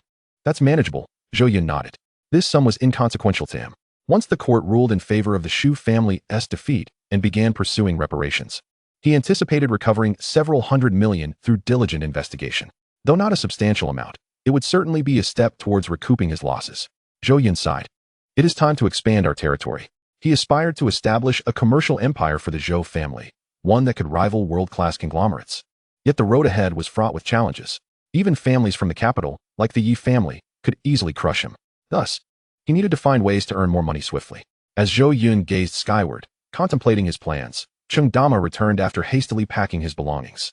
Upon learning that Zhou Yun had resolved the wage issues for the laborers, Dama eagerly proclaimed, I am now even more convinced that you are a great boss. I may not be the sharpest tool in the shed, but the greatest fear is aligning with the wrong person. However, it seems you are truly someone worth risking my life to protect. I will certainly heed your commands. What if I asked you to blow up the Sakura Shrine? Would you do it? Zhou Yun teased from the back seat, directing his question toward Cheng Dama in the passenger seat. Such an opportunity exists? Cheng Dama exclaimed, overjoyed. Let us see how the situation unfolds. There is no need to rush. Zhou Yun coughed lightly, realizing that Cheng Dama was rather straightforward, and it would be wise to refrain from jesting with him in the future for fear he might take it seriously. Jing Wanning, seated beside him, stifled a laugh, her smile radiant and enchanting. Although Zhou Yun refrained from further questioning, Jing Wanning curiously asked, Dama, now that you have money, what do you plan to do? Cheng Dama pondered the question for some time before replying, I wish to indulge in a buffet. I've heard they offer unlimited food within a time limit. But it's quite expensive, around 100 or so. I've never had the money to go before. Jing Wanning could no longer contain her laughter, her bell-like giggles echoing delightfully within the confines of the vehicle. Zhou Yun also smiled broadly, internally mourning for the buffet restaurant that had captured Dama's fancy. Dama continued, for my second wish, I want to buy a phone with a larger screen. My hands are too big, and I have to be exceedingly careful when using the touchscreen. Once I have the phone, I'll download the game and purchase a skin for my favorite character, Hua Mulan. The remaining funds will go towards buying a house in Jiangcheng for my parents to retire comfortably and to bring my siblings over for their education. Meanwhile, at Tungfei Investment Company, Yi Chen sat in his office, his expression dark and brooding as memories of the previous night flooded his mind, igniting a simmering rage within him. He soon furrowed his brow, pondering, why do I feel as though I've suddenly lost something of great importance? This inexplicable sensation felt as though an invisible thread connecting him to something essential had snapped, leaving him in a haze of confusion. Enough of this. I must focus on making money and surpassing Yuqing Group. I will crush Zhou Yun beneath my heel. No one could hinder his ascent. He envisioned himself as a man destined to stand at the pinnacle of the world. A mere Zhou Yun was unworthy of inciting his wrath. The day would come when Zhou Yun would kneel, begging for his favor, and that day was not far off. Taking a deep breath, Yi Chun suppressed his emotions, opened his computer, and activated his ability to discern investment returns. He scoured the internet for all lucrative ventures, from stocks to auctioned items, antiques, and even gambling stones. Examining them all, his eyes gleamed with the precise rates of return that the system bestowed upon him, the very source of his confidence. Ultimately, he stumbled upon an intriguing piece of information, the bidding proposal published by the government on Jiangxing's official website. However, before he could delve deeper, the door swung open with a bang, revealing a slender beauty clad in casual attire, donning a baseball cap. The receptionist, who had hurriedly followed, exclaimed, "I'm sorry, Mr. Yi. I couldn't stop her." Yi Chun regarded the woman with indifference, instructing the receptionist, "It's fine. You may return to your duties." With the door closed, the beauty revealed herself to be none other than his sister, Yi Qingqing. Without preamble, Yi Qingqing seated herself across from Yi Chun, her cap obscuring half of her striking features, her long legs casually resting on the desk, silent as the grave. Yi Chun, exasperated, snapped, "Can you please stop bothering me? I've made it clear that I have no desire to return to the Yi family. I can forge my own path. My dearest brother, regardless of your protests, I shall not depart without bringing you back. The family business is where your responsibilities lie. You have toyed and frolicked enough. Return with me, for our mother needs you." Yi Qingqiang, with a sigh of resignation, recognized her inability to change her brother's mind and could only offer gentle counsel. In her eyes, Yi Chun was merely wasting his potential, treating his investment company as if it were a mere plaything, easily discarded, a notion she found utterly absurd. With a somber tone, Yi Chun replied, "When I left the Yi family, both you and mother turned a blind eye, offering not even a word of farewell. Now you seek to bring me back. Do you not find that laughable? Our father is deceased, and I must avenge him, yet you obstruct me at every turn. Uncle should be the one who has perished, yet he thrives while everyone, including you and mother, remains indifferent to this tragedy. Your cold-heartedness has wounded me deeply. If this is the case, I shall seek justice for my father and myself in my own way. Why should I be summoned at your whim? I have endured enough of such a life. I will carve out my own destiny." Leaving the Yi family was akin to a dragon returning to the sea, swimming freely. "This cage can no longer contain me," Yi Chun bellowed, gripping the table with fervor, his eyes ablaze with madness and defiance. He resembled a caged beast, struggling against its confines, his spirit formidable. Observing his brother's fervor, Yi Qingqiang let out a faint sigh and explained, "Mother and I do care for you. We believe that your departure was the best choice for your mental well-being. In that tumultuous situation, harboring anger without restraint could invite retaliation from Uncle, placing your life in jeopardy. Our attempts to dissuade you were born from concern. Uncle is now the head of the family, and his faction possesses numerous methods to eliminate you. Even if we know that he was responsible for our father's death, what evidence do we have? None. Without our father to shield us, how are mother and I to contend with him? Thus, you must endure your anger and refrain from acting out. When you left home, we did not dissuade you. In fact, we hoped you would go. Now, however, the time has come, as rumors circulate about Uncle's grave illness, perhaps a form of retribution. It is time for you to return and confront your cousins." Yi Qingqing elucidated her intentions, hoping her stubborn brother would grasp their mother's heartfelt concern. This brother, though sometimes lacking in foresight, was the sole male of the second household, bearing the weight of their family's expectations.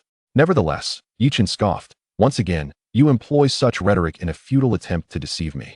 My ears are calloused from hearing it. Uncle is gravely ill. Alas, I am pressed for time and cannot personally administer his demise. I hope he can hold on a little longer until I rise on my own merit and can confront him with a power equal to that of the Yi family. I long to witness the expression on his face then. Enough. I have made my decision. I will not return. Abandon this notion. Leave my company at once. You are not welcome here, and do not seek me again." Yi Chun's voice was devoid of emotion, a stark distance between him and his sister.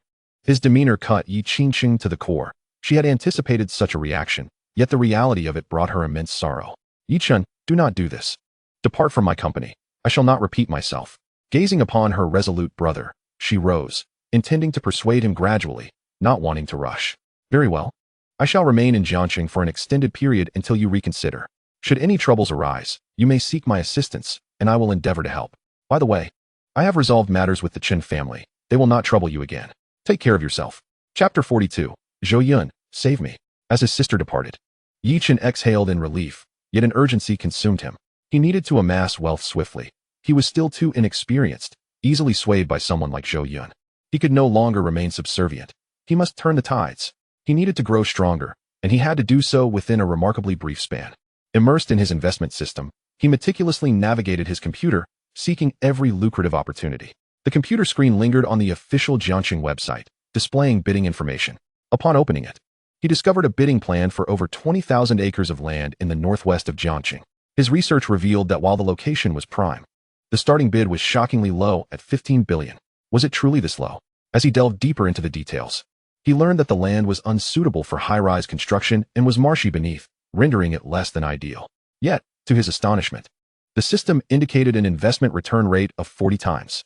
This meant that if the auction price settled around 30 billion, he could potentially rake in hundreds of billions. Yi Qin's heart raced, adrenaline coursing through his veins as he recognized the opportunity for monumental profit laid before him. He had no doubt the system was infallible. After countless trials, it had never faltered. This revelation implied that the actual situation of the land was dubious. Should he succeed in acquiring it, he would surpass even the Zhou family in wealth, emerging as the paramount tycoon of Jiangxing. In that moment, Zhou Yun and the three great families of Jiangxing would be rendered insignificant. Yi Chun could not contain his laughter, feeling as though all his frustrations had dissipated, and a bright future was within reach, his visions of grandeur closing in on reality. The exhilaration was intoxicating, and he could not help but envision Zhou Yun's disgruntled expressions. Indeed, I am the vessel riding the winds of this era. None in Jiangxing were privy to this secret. It was his alone. Yi Chun gradually lost his rationality, exuberantly gesticulating in his office, uttering grandiose proclamations. However, he soon regained his composure, reflecting, I currently possess only over 20 million in liquid assets, insufficient to secure this land. I must generate around 30 billion before the official bidding to qualify for participation. Cursing under his breath, he lamented, if it weren't for Zhou Yun, I could have borrowed from the Chun and Dong families, but he has ruined that opportunity. Is this fellow my nemesis? Every encounter spells trouble. I have much to accomplish. 30 billion. Yi Chun found himself ensnared in despair. The official bidding was scheduled for a month hence, and in that time, turning over 20 million into 30 billion was an unattainable feat for an ordinary person. Thankfully, he had the investment system to discern return rates. Yet opportunities for substantial profits were exceedingly rare, requiring diligent searching. Recently, he had encountered mostly investments yielding modest gains, a few tens of thousands for a few 100,000. Or millions. He had once considered purchasing lottery tickets, carefully selecting winning numbers, only to find that as soon as he bought, the return rate shifted immediately. Damn it. How infuriating. Yet, this only indicated that return rates were not static. Various factors influenced them. His system could only see the initial investment return. Enough of this. He would exhaust every avenue to earn as much as possible. Coincidentally, an auction was imminent, and he intended to scour for bargains. He had spotted several promising items on their website that should fetch a decent price. Furthermore, he needed to cultivate a broader base of investment clients to enhance the company's financial resources. Moreover, it was crucial to note that not everyone could participate in the official bidding. Sufficient industry qualifications were a prerequisite. I must first resolve this issue. I am unfamiliar with other families in Jiangxing, and they fear the Zhou family, hence they are unlikely to assist me. However, the Shu family bears a grudge against the Zhou family. They are currently being pursued by creditors. If I extend a helping hand, they will certainly agree to cooperate with me. Their debts amount to merely a few billion, which is but a trifling sum compared to the potential profits that could reach into the hundreds of billions. Determined, Yi Chun purchased some short-term stocks poised for a surge and promptly left the company to contact Xu Yanran. At the Chun family estate, Zhou Yun took the opportunity to visit Elder Chun, also addressing his family's feng shui concerns. Elder Chun welcomed him with great courtesy. Devoid of the pretensions often held by the older generation, he ushered Zhou Yun into the Chun family estate. Your companion is quite impressive, judging by his physique. He must be formidable in combat, Elder Chun remarked, slightly taken aback by Chengdama, who appeared as a beast entering his home. Zhou Yun humbly replied, do not be deceived by his stature. He is quite ordinary and pales in comparison to the Chun family's enforcers. After exchanging pleasantries, Zhou Yun circled the estate, identifying the source of the issue before stating, have you noticed a stroke of good fortune recently? Elder Chun nodded. Indeed, ever since Yi Chun arranged the feng shui, our business has gradually improved, and stability has returned. It was this very change that had led Elder Chun to trust Yi Chun's feng shui expertise. Treating him as an esteemed guest, Zhou Yun, remaining non-committal, continued, now, cast your gaze upon your lower abdomen. Is there not a dark mark there? Have you felt increasingly fatigued of late? Your family appears somewhat dispirited as well. Elder Chun was astonished. Zhou Yun had not even seen him, yet had accurately diagnosed the issue. He lifted his shirt to reveal a mark that had indeed darkened. What is the matter? Elder Chin's mind raced as he began to grasp the seriousness of the situation, feeling a wave of anxiety wash over him. Zhou Yun smirked. Yi Chin's skills are lacking. He merely set up the arrangement, enhancing your family's vitality significantly while allowing the stagnant energy to fester, thereby jeopardizing your foundation and forcing growth at a cost. Consequently, your family members are akin to those slowly succumbing to poison. If this persists, they will not live for long. Even should the entire feng shui arrangement be dismantled, the stagnant energy that has entwined itself around your family cannot be eradicated by ordinary means. Elder Qin's eyes widened in terror. If Zhou Yun spoke the truth, the implications were horrifying. 3 years, and his entire family would perish. What use would wealth be then, merely to serve as a shroud for others? If this was the price for success, he would rather forego it entirely. It infuriated him that Yi Chun had assured him there would be no issues when setting the feng shui, yet failed to disclose the potential repercussions. This character undoubtedly harbored ulterior motives. If he was unaware, it was one thing, but if he knowingly concealed the truth, then the depths of his scheming were truly chilling. Cold sweat streamed down Elder Qin's brow. He had nearly condemned his entire family to ruin, all his efforts rendered futile, with even his young grandson facing a tragic fate. That scoundrel named Yi best not fall into my hands, or else. Elder Qin clenched his teeth, trembling with rage. However, he ultimately restrained himself. Aware of Yi Qin's background, and resignedly fell silent. At the Yi family residence in the capital, Elder Qin, recognizing Zhou Yun's composed demeanor, understood that he must possess a solution. He quickly ingratiated himself. Zhou Yun, please help me. Whatever you desire. I will pay any price to help my family through this crisis. He recalled his previous promise of a grand gift and pressed, what is it that you seek? Elder Qin's face bore a look of despair, akin to an elderly man nearing the twilight of his years. For him, nothing was more precious than family and future generations. Should his bloodline be severed, he would never forgive himself, even in death. Elder Qin braced himself for Zhou Yun's lofty demands, prepared to endure any painful sacrifice. The fault lay solely with him for associating with the wrong people. Zhou Yun stated directly, I desire your venture capital company. Are you willing to part with it? Elder Qin fell into a moment of silence, opening his mouth, but failing to respond immediately. The Chun family's venture capital firm was a moderately sized investment company with operational client funds exceeding 20 billion. This money served as a lifeline for the Chun family's primary industries, functioning as a safety net. Relinquishing it to Zhou Yun was no small matter, especially after the considerable effort invested in its establishment. Rebuilding a new venture capital firm would require immense resources and time, with no guarantee of achieving the current scale. Yet, how could such concerns compare to the lives of his family? After a brief moment of hesitation, Elder Chun resolved, if you truly wish for it, take it. However, I will withdraw the profits and personnel that rightfully belong to the Qin family. Zhou Yun nodded, satisfied. Then it is settled. The most critical aspects of a venture capital group are its clients and reputation. Everything else can be supplemented. The Qin family has performed well in this regard. Zhou Yun had previously contemplated establishing an investment company, particularly with the substantial financial input required for the upcoming Northwest project. Relying solely on the funds from Yuqin Group would be quite challenging. Of course, there was the alternative of seeking a bank loan, which banks would likely welcome, as they are not foolish.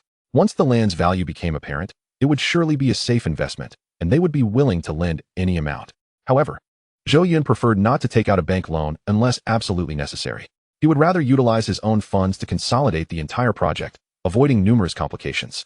A venture capital company represented an excellent choice, capable of raising and managing funds entirely, which would also benefit the future development of Yuqin Group. Zhou Yun had also considered starting anew with a financial company, but the time required to attract clients was too lengthy. It was far more efficient to acquire an existing entity. Jing Wanning had not accompanied him today, attending to other affairs at the company. After Zhou Yun finalized the arrangements with Elder Chun, the middle-aged assistant proceeded to liaise with Jing Wanning at the group. Having spent a considerable amount of time at the Chun residence, Zhou Yun directed the servants to rearrange the furnishings and advised them to modify the architectural layout of the estate, including the rockery and water features. Finally, he resolved the feng shui issue. Elder Qin felt an immediate sense of clarity. The weight that had pressed upon his heart inexplicably vanished, leaving him invigorated and viewing everything with newfound appreciation. I find you increasingly inscrutable, Zhou Yun. Previously, I deemed you unlearned and inept. Yet now I realize my vision has truly dimmed. I have consulted numerous feng shui masters with minimal results. In comparison, your methods resemble the moon beside a firefly. Alas, it appears I am no longer suited for this position. After some time, I shall announce my retirement and allow a younger individual to take the helm. I will introduce him to you, and may you assist each other in the future, Elder Qin expressed with deep admiration. Zhou Yun smiled, replying, there are always greater talents. I am unworthy of such commendation. Your family's feng shui has been addressed, but it would be wise for your relatives to procure some high-quality liver tonic herbs for recuperation, as the depleted liver energy can be restored more swiftly. If there is nothing further, I shall take my leave. I have recently succeeded my father and am quite busy. Elder Qin listened intently, expressing profound gratitude. Despite several attempts to persuade Zhou Yun to stay for dinner, he was met with repeated refusals and ultimately relented. Escorting Zhou Yun to the door, the security personnel of the Zhou family swiftly surrounded him, escorting him towards the parking lot. Dama remained steadfastly by Zhou Yun's side, his gaze sharp and vigilant, scanning the surroundings with the intensity of a hawk, ever alert to the possibility of unforeseen events. Upon reaching the parking area, they encountered a woman adorned with a baseball cap, waiting expectantly. This striking figure, despite her casual attire, exuded an extraordinary elegance that rendered her unforgettable. As she lifted her gaze to Zhou Yun, who was encircled by bodyguards, a peculiar glint sparkled in her eyes. With captivating peach blossom eyes, her expression was enchanting, reminiscent of the gentle ripples of spring. Is this the Zhou Yun who opposes my brother? Surely not. How could he evoke such an irresistible feeling within me? A soft spot deep within me stirred, as if I had discovered another purpose in life, to be by his side. It was impossible. This feeling reminded me of my first fluttering emotions during my school days, making it difficult to harbor any disdain towards him. I have encountered many top-tier male celebrities and have been invited to numerous international fashion weeks, witnessing countless models, yet none have ever stirred my heart in such a manner. A man who can elicit such feelings cannot possibly be a scoundrel. There must be some misunderstanding between him and my brother. From the very first glimpse of Zhou Yun, Yi Qingcheng was captivated, immediately defining him in her mind as a man who was certainly not a villain. Perhaps this intuition stemmed from a woman's sixth sense. Yet she had unwavering faith in her instincts. Her previously aloof demeanor began to dissolve, leaving her feeling flustered. As Zhou Yun approached closer, she could almost hear the rapid beating of her own heart.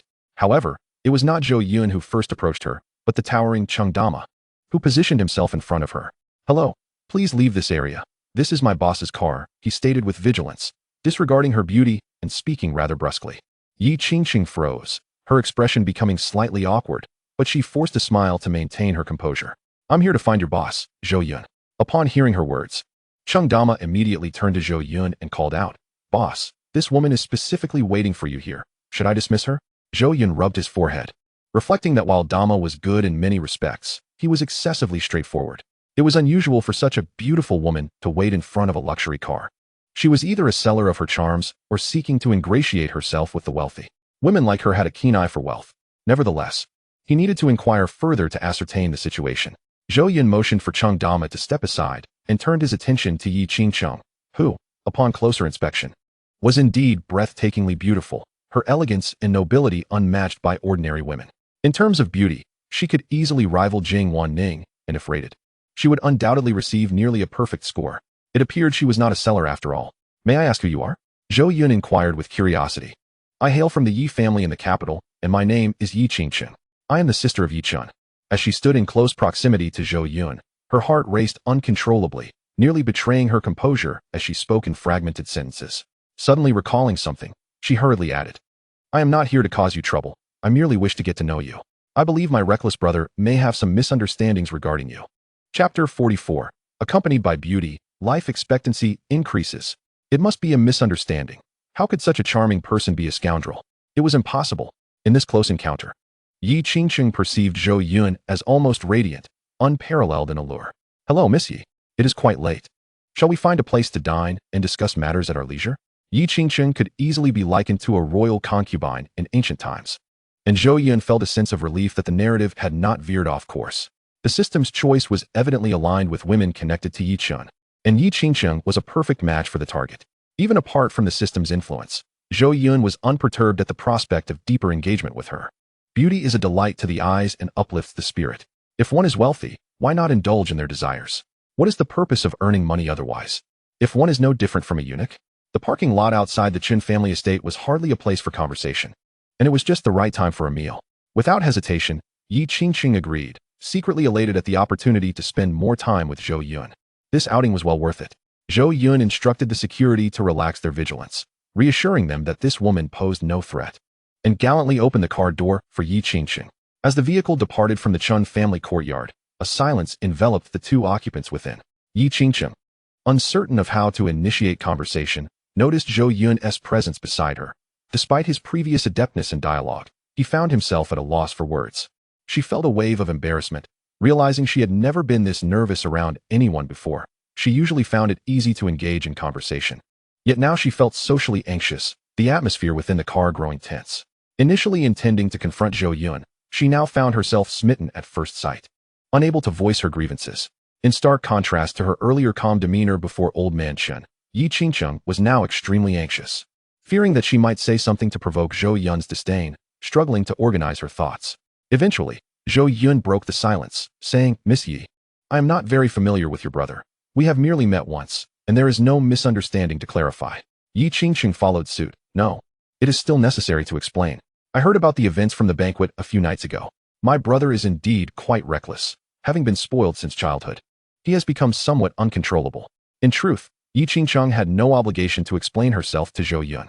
If outsiders were to learn that the esteemed Yi family would go so far as to apologize to a mere businessman, it would undoubtedly be a shocking revelation. For a family of their stature, to bully someone is to acknowledge their worth. Engaging in conversation is already a privilege for him, one that no one can resist. Yi Qingcheng continued her apologies. Yi Chun has never studied feng shui, yet he foolishly claimed to be a master, nearly jeopardizing old Master Zhou's burial site. This is one error. He also knew that Xu Yanan was your fiancée, yet he still engaged in intimate contact with her. This was his second mistake. As she spoke, Yi Qingcheng suddenly felt a wave of remorse. Yi Chun had indeed caused Zhou Yun a great deal of trouble. Had Zhou Yun been an heir of equal standing, the Yi family would likely have suffered significant repercussions, their reputation tarnished. Zhou Yun chuckled softly. As long as a young person can recognize their mistakes and amend them, that is all that matters. What has happened, let it be carried away by the winds. One must look forward, and I have long since let it go. However, I must thank him. It allowed me to see Xu Yanan's true nature, sparing me from potential misfortune and ridicule. Yi Qingcheng gazed at Zhou Yun's calm profile, filled with admiration. His temperament and magnanimity were leagues beyond Yi Chen's. Why was there such a vast disparity despite their similar ages? She pondered. Had her brother possessed even half of Zhou Yun's maturity, perhaps the second branch of the family would have surpassed the first long ago, and they would not be in such a position of disgrace. Reflecting on Yi Chen's petty demeanor from earlier, she couldn't help but sigh. "You are different from my expectations. I hope to befriend you, sincerely. Although I am a woman in the Yi family, I wield considerable influence and manage numerous enterprises. If you encounter any difficulties, please do not hesitate to reach out to me. I will certainly do my utmost to assist you." With a glimmer of hope in her eyes, Yi Qingcheng seized the opportunity to build rapport with Zhou Yun, seeking his contact information. Zhou Yun smiled brightly. "It is my honor to befriend Miss Yi." In the confines of the car, the two exchanged contact information. Yi Qingcheng felt a surge of joy within her, her demeanor markedly more relaxed. She had not anticipated that Zhou Yun would be such an amiable conversationalist, instantly garnering admiration in her heart. "I will certainly admonish Yi Chun to refrain from causing you trouble. Should he misbehave again, please do not hesitate to inform me. I shall give him a severe reprimand." Yi Qingcheng declared earnestly. "My younger brother has always been brimming with confidence and rather arrogant, having rarely encountered setbacks. I ask for your understanding," she added. Zhou Yun, unfazed, replied, "As long as he does not provoke me, I shall not retaliate. You need not worry. That suffices. Let me tell you, Yi Chun was raised under strict supervision by our father, with every aspect of his life meticulously planned.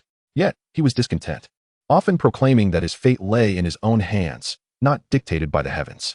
He has acted quite rebelliously and engaged in numerous foolish escapades. As the two gradually grew familiar, their relationship deepened, transforming into a bond of candid friendship, the car frequently echoing with Yi Qingcheng's melodious laughter, akin to the sweet chirping of a yellow oriole, filled with joy and mirth. Zhou Yun's spirits soared, feeling invigorated in the company of such a captivating woman, as if his lifespan had been extended. In this relaxed atmosphere, the convoy arrived at a luxurious restaurant situated on the top floor of a building in the city center. Zhou Yun, a frequent patron, relished the delectable cuisine crafted from the freshest ingredients, which whetted the appetite. From the rooftop, one could gaze over the entirety of Jiangcheng, indulging in both the meal and the view, fostering a sense of openness and tranquility. The server, recognizing Zhou Yun, was taken aback. The last time he had dined here, he had accompanied a poised professional beauty, and now he was with another exquisite woman who radiated star-like allure.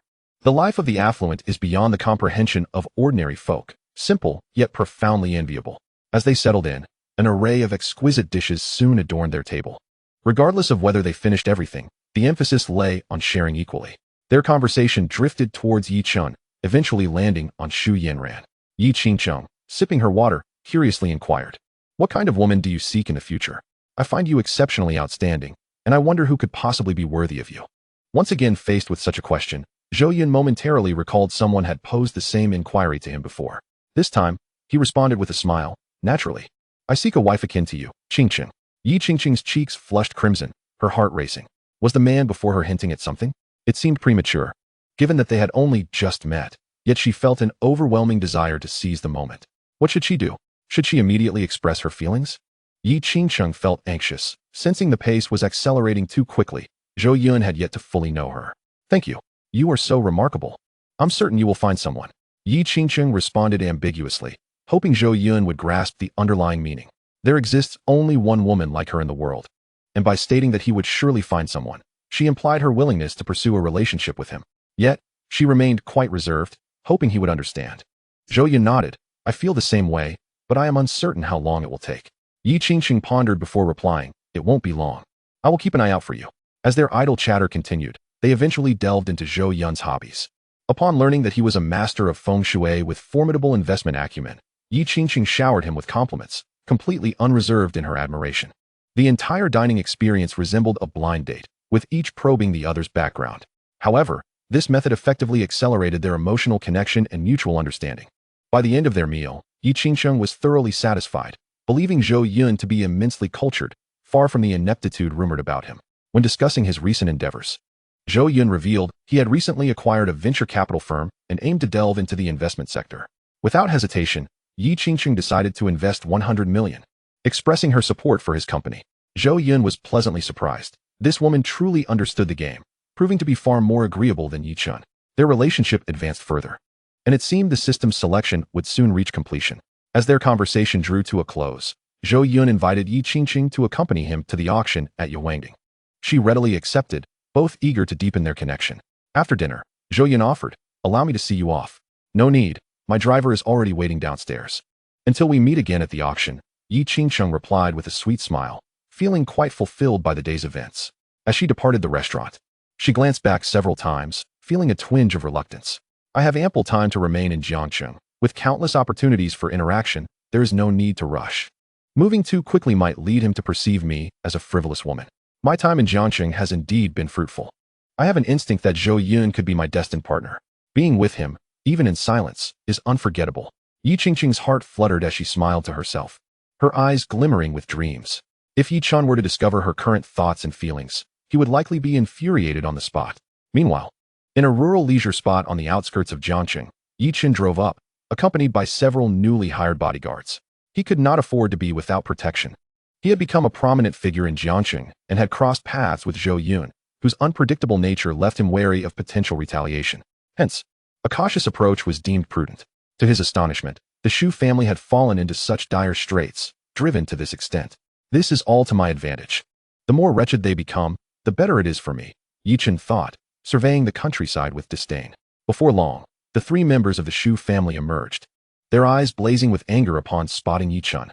You scoundrel, how dare you come here? Haven't you caused enough suffering for the Shu family? Yi Chun, are you here to kneel and apologize? Shu's father exclaimed, his fury ignited at the sight of Yi Chun, ready to lash out with his belt. Had it not been for this man seducing his daughter, the Shu family would not have met such a fate. They were now connected to the Yuqing group, the foremost family in Jiangxing, who wouldn't harbor resentment after losing their wealth and status. Shu's mother glared at Yi Chun, equally incensed. Though she bore the pain of last night's beating, her skin bruised and tender, leaving her unable to voice her anger. Shu Yanran stared blankly at Yi Chun, her mind still haunted by the memory of Zhou Yun from the morning. The sensation of her world crashing down upon her lingered, and her regret had not yet dissipated. She felt no joy at Yi Chen's arrival. Her thoughts had long since drifted from this man, like a flower that blooms and fades. Yi Chen had been cast aside in her heart. Yet, he remained oblivious to the fact that, in just a few days, Shu Yanran's feelings had shifted yet again. Observing her dazed expression, he felt an inexplicable pang of sympathy, particularly upon noticing the welts adorning her skin. Each one felt as if it were inflicted upon him. Uncle Shu, Auntie, and Yanran, what has happened? Why are you all so severely injured? Yi Chen inquired, puzzled. How dare you even ask? If it weren't for you, they wouldn't have suffered like this. Shu's father retorted, irate. I wanted to take them to the hospital. Shu's father continued, but going to the hospital means registration, and they might have to stay. Before long, the creditors would discover them, and they would be reduced to mere corpses in a morgue. So, we only hastily applied some medicine and given them anti-inflammatory pills, just to endure this phase. Yi Chen was taken aback. Then let it be. I shan't pry further. I'm here to apologize. Then he gazed earnestly and affectionately at Xu Yanran and said, I sincerely apologize for losing my temper at you in the Jiangxing Club. That day was not my intention. It was all Zhou Yun's fault for sowing discord. You need not concern yourself with a man like him. It is for the best that you part ways. I will surely surpass the Zhou family in the future, and you have previously promised to believe in me. You deserve someone far better than him, and I am that person. Yi Chen first expressed his remorse, then denigrated Zhou Yun, and finally lauded Xu Yanran. Playing his cards masterfully, he retrieved a box from the bodyguard, containing an exquisite watch valued at over 300,000. With a smile, he remarked, This is a token of my apology, merely the beginning. In the future, I shall gift you presents more precious than the heart of the sea. The watch gleamed with a metallic sheen under the light. Xu Yanran was momentarily taken aback, staring at the watch being offered and at Yi Chen's self-satisfied face, which inexplicably filled her with disdain. This sensation was reminiscent of her previous encounters with Zhou Yun. Coldly, she extended her hand, swatting the gift box aside, and declared, I do not require your gifts, nor do I accept your apology. Now, unless you have something substantial to say, please leave. Yi Chen was instantly rendered speechless. As though struck by a divine thunderbolt, standing frozen in place, his mind bereft of command. Mechanically, he looked at his empty hands, the gift box now on the ground, sullied with dirt, mirroring the tumult within his heart. A chaotic, filthy mess. It felt surreal. What on earth was happening? Yi Chen's eyes widened. This was not the scenario he had envisioned. Surely, when he apologized, Xu Yanran should have graciously accepted, assuring him it was all right, and they would return to their previously mutual affections. When he presented the gift, she ought to have joyously accepted it and given him a warm embrace, right? Yi Chen was on the verge of madness. What was wrong with this woman? Had she taken leave of her senses, turning against him so suddenly? Wasn't she the one who praised him for being young and accomplished, Xu Yanran? Not only he but even Xu's parents were left dumbfounded by their daughter's actions. Just yesterday, she had repeatedly declared Yi Chen to be her destined partner, insisting she would marry no one else. She had experienced love at first sight, and within mere days, had tasted the sweetness of true love. She even mentioned that being with Yi Chen, even if they had to eat steamed buns every day, her heart would remain sweet. At that time, they had felt helpless, unable to change their daughter's mind, and could only offer their reluctant advice. Now, however, their daughter had outright rejected her true love, dismissing the gift and telling him to leave. The two parents exchanged incredulous glances, both taken aback. Surely, their daughter had not suffered such a blow that she had lost her mind and developed a split personality. Nevertheless, they silently commended her actions. She should treat him this way. What audacity, attempting to harm their family once more. An apology? What good could a mere watch do to win their daughter's affection? Was he out of his mind, or simply delusional? They wouldn't even consider him worthy of their daughter, who had previously dismissed $1 billion as trifling. Could he possibly compare to Zhou Yun? Absurd. Listening to Xu's parents' scornful remarks, Yi Chen took a deep breath, striving to calm his tumultuous emotions and promising himself not to lose his temper. Today, he needed something from the Xu family, requiring their bidding qualifications. He could not afford to act impulsively and jeopardize his plans. As the favored son of fortune, blessed by the heavens with a system, it was only natural for others to misunderstand and doubt him. He would eventually prove himself with undeniable facts, delivering a resounding slap to their faces. In due time, the Xu family would have no choice but to revere him and serve him. With his countenance quickly regaining composure, Yi Chen instructed the bodyguard to retrieve the watch from the ground. He mustered a strained smile and said, It's no problem if you dislike the watch, but please allow me to speak. I am aware that Zhou Yun has led your family to dire straits, burdened with debts and unable to find a way out. I have come today to save your family from this predicament and offer you an opportunity. Even without relying on the Zhou family, you can restore your former glory. Zhou Yun is of no consequence. Yi Chen stood tall, exuding an air of dominance, as he spoke with conviction. He had arrived with genuine intentions, carrying projects worth hundreds of billions, sufficient to ensure the Xu family flourished once more, with no trouble in lending them a helping hand. In his eyes, he was the savior of the Xu family, and anyone with sense would recognize the path forward. Are you a fool? Xu's parents expressed their disbelief. Please, uncle and aunt, just hear me out. I possess a project with substantial profits. Partnering with me will allow you to repay your debts and even make a fortune, Yi Chen confidently asserted. Xu's father wore a skeptical expression. After years of experience, don't try to deceive me. What scale is this project? Yi Chen patted his chest, assuring him. This project will create a sensation in Jiangxing. Soon, all suppliers and developers will be begging you for business. I am preparing to bid on a commercial land of over 20,000 acres, and I intend to win it. What I lack is the qualification to bid. Originally, I could easily partner with another company, but due to my good relationship with Yanran, I have chosen to approach your family. Yichen did not reveal the full extent of the hundreds of billions in profits. Who wouldn't be envious? Shu's father was certainly not naive and would undoubtedly become greedy. Pushing for more once he learned the details. The devil is easy to see, but the minor demons are troublesome. Shu's father was certainly a minor demon. Shu's father inhaled sharply. Over 20,000 acres of commercial land. The starting bid must exceed 100 billion? Who are you? Seeing that Yichun was serious, Shu's father began to take him seriously. Had this been in the past, he would have dismissed this young man as a joker. Speaking of 100 billion projects so casually. Yet now, with the Shu family having no way out, they were willing to take a gamble. Akin to a drowning person grasping at a straw. Yichun said, "You need not concern yourselves with the details, just cooperate with me. In the coming days, you can accompany me, and you will naturally witness my investment prowess. However," he added one condition, "you must not hinder my relationship with Yanran." Saving the Shu family and obtaining qualification was merely the first step. The second step was to ensure Shu Yanran became a part of his life. Such a grand opportunity would undoubtedly sway the Shu family into agreement. As expected, Shu's father decisively declared, "If you can truly save my family, then Yanran shall be betrothed to you." Dad! Shu Yanran immediately protested, exclaiming, "I no longer like Yichun. I love Zhou Yun. I don't care. I want to be with Zhou Yun. He still loves me, and I must win him back." Shu's father was instantly taken aback, scolding her. "How long will you continue this unreasonable behavior? I told you to be with Zhou Yun, and you toyed with him, resulting in this mess. Now, your mother and I have acquiesced to your desire to be with Yichun, and you are now declaring your affection for Zhou Yun again. Are you out of your mind? Do you have a natural inclination to oppose me? This time, you have no choice. You are well aware of our family's situation. If even the slightest misstep occurs, your mother and I might as well jump off a building." Feeling utterly helpless, Shu's father sensed that this year had been fraught with misfortune. His daughter's indecisiveness seemed to push the entire family toward a precipice. Yichun hastily remarked, "Yanran, I truly regret my previous actions. Once this project concludes, I promise to make amends." What else could Shu Yanran say? She found herself devoid of choices. Could she really allow her parents to face calamity?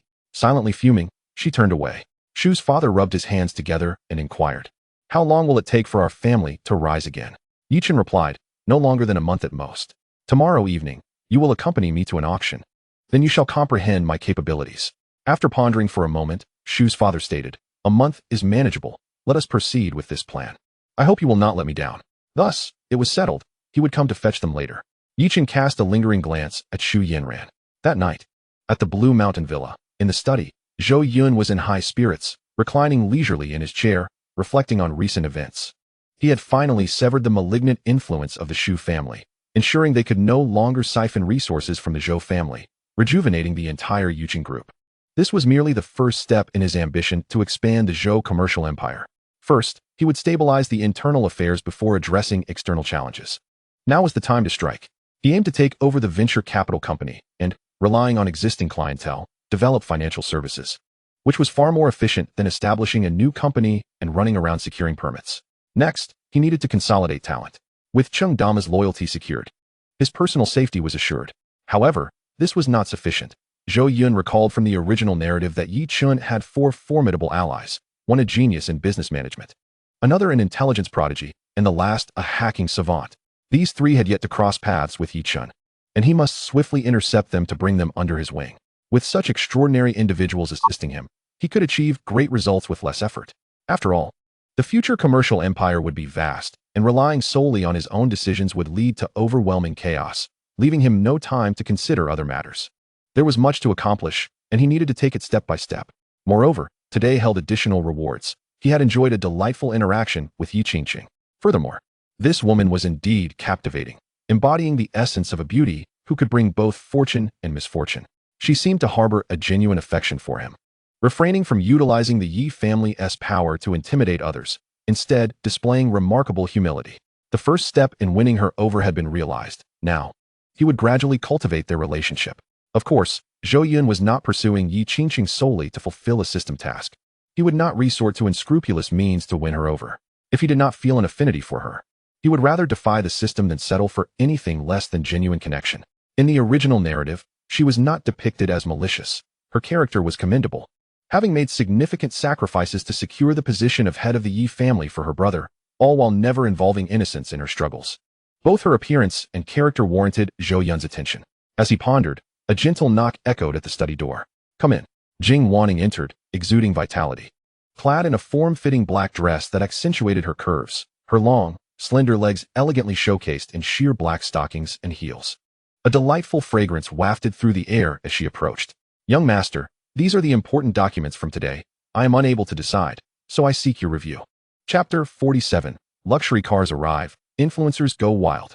Zhou Yun had delegated many responsibilities to Jing Wanning and several loyal employees within the group. Only when faced with significant decisions beyond their purview would they present the documents to him. After glancing through them, he affixed his signature.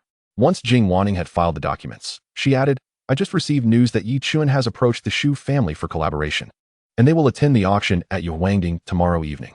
An auction? Zhou Yun found this intriguing. It was quite serendipitous as he, too, had received an invitation. With his exceptional investment skills, he had already reviewed the auction items and identified several worthy acquisitions. Tomorrow, not only would he attend, but Yi Qingsheng would be present as well. It would be fascinating to see their encounter. He surmised that Yi Chun was likely seeking a bargain to secure bidding funds, and he must ensure to intercept him, preventing him from achieving his goals. Yi Chun was clever. Given his current standing in Jiangsheng, no one dared to collaborate with him, compelling him to seek assistance from the Shu family to gain bidding qualifications. "I understand. Thank you for your efforts," Zhou Yun acknowledged.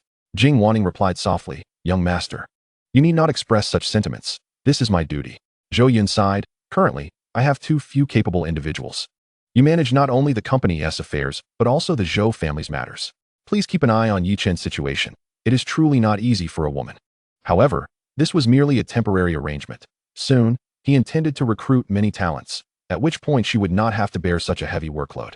Jing Wanning felt immensely warmed by his concern, her heart fluttering with sweetness. "Thank you for your consideration, young master." The following day, under the moonlit sky, the Yuhuangding auction house thrummed with life, luxury cars parked outside like a grand exhibition.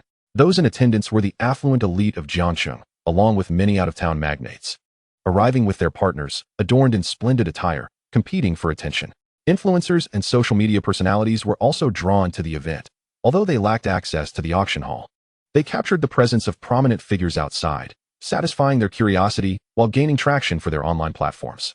Female influencers typically traveled in teams, roaming the parking lot until they spotted the owners of luxury vehicles exiting. They would rush to the front of the cars, striking alluring poses for photographs. Afterward, they would meticulously edit the images and upload them to their social circles with captions such as, "Invited to the Yuhuangding auction, chose this car today." Uninformed netizens showered likes and comments, praising their beauty and expressing envy. Male influencers focused on filming the luxury cars, detailing their performance and price, educating their followers on automotive knowledge while speculating on the identities of the car owners. Before long, a fleet of uniformed luxury vehicles entered, instantly capturing everyone's attention. "Wow, whose convoy is this? It's incredibly imposing." The front and rear vehicles were matching Mercedes-Benz G-Class 500s, starting at $2 million. The centerpiece was a Rolls-Royce Phantom, exuding an aura of opulence, a limited edition valued at over $14 million, utterly dominating the scene. How extravagant, truly magnificent. The occupants of the G-Class exited, revealing an entourage of bodyguards. Could it be that such exquisite vehicles were merely the daily transport for security personnel? And the individuals in the Phantom, what was their status? Who were they? The display of power was overwhelming, with a dozen bodyguards surrounding one particularly formidable figure radiating an intimidating presence, leaving onlookers trembling. "Quick, take a photo with me. This is a rare opportunity." As the individual emerged, clad in a simple yet elegant suit, the collar slightly open, their stature impeccable, exuding both charm and composure. Adorned with gold-rimmed glasses, they appeared cultured and graceful, their features strikingly handsome, reminiscent of a refined gentleman. "That looks familiar. I think I know him. This is Zhou Yun, the heir of the Yuqing group." Gasps of disbelief echoed. He was even more charismatic in person than in photographs, akin to an international superstar. Seeing him in the flesh, I suddenly felt that the online rumors were mere fabrications. He was undeniably a noble scion. "He is so handsome. If only I could be with him, I would gladly die." Wealthy and charming, he epitomized the ideal partner. If only he were my number one. I wondered if he had Weibo. He seemed to have stepped right out of a romantic drama, and I simply had to follow him. With the arrival of the convoy, the influencers and social media personalities erupted in excitement. All eyes turned toward the commanding presence of Zhou Yun. The male influencers were captivated by the cars, while the female influencers aimed to ensnare a wealthy suitor. However, in the end, no one dared to approach. They merely pointed their cameras at Zhou Yun, who had just exited the vehicle. The live stream was instantly inundated with comments, all marveling at the lavish display befitting a second-generation wealthy heir. Upon stepping out, Zhou Yun looked at the crowd with a puzzled expression, and after grasping the situation, he couldn't help but chuckle. He instructed a few onlookers to keep their distance from the car and then confidently strode away with his security team. As Zhou Yun reached the entrance, many socialites and dignitaries paused to greet him. He responded with polite acknowledgement, and soon enough, his gaze fell upon a radiant figure amidst the throng. Yi Qingsheng had cast aside her casual attire from earlier in the day in favor of a gown as red as a rose, exuding an unspoken aura of noble elegance that was utterly enchanting. Unlike Jing Wanning, Yi Qingsheng embodied a refined beauty that was not coldly stunning but possessed a mesmerizing allure that captivated all around her. In her presence, the influential figures appeared mere shadows, akin to green leaves against vibrant blossoms, too ethereal to be compared. She approached gracefully, her smile warm and genuine, ensnaring not just Zhou Yun but every man present in a spell of admiration. Who was she? This beauty was a rarity in Jiangxing. Which esteemed family did she belong to? How exquisite! Someone must inquire about her background. Her demeanor clearly hinted at a lineage beyond the ordinary. As she walked towards Zhou Yun, the crowd parted instinctively, allowing her to glide like a princess. "You look stunning today," Zhou Yun exclaimed, his eyes lighting up with delight. "And you look quite handsome," Yi Qingsheng replied with a gracious smile. She drew closer to him, and amidst the astonished gazes of onlookers, she naturally linked her arm with his as they made their way toward the center of the auction.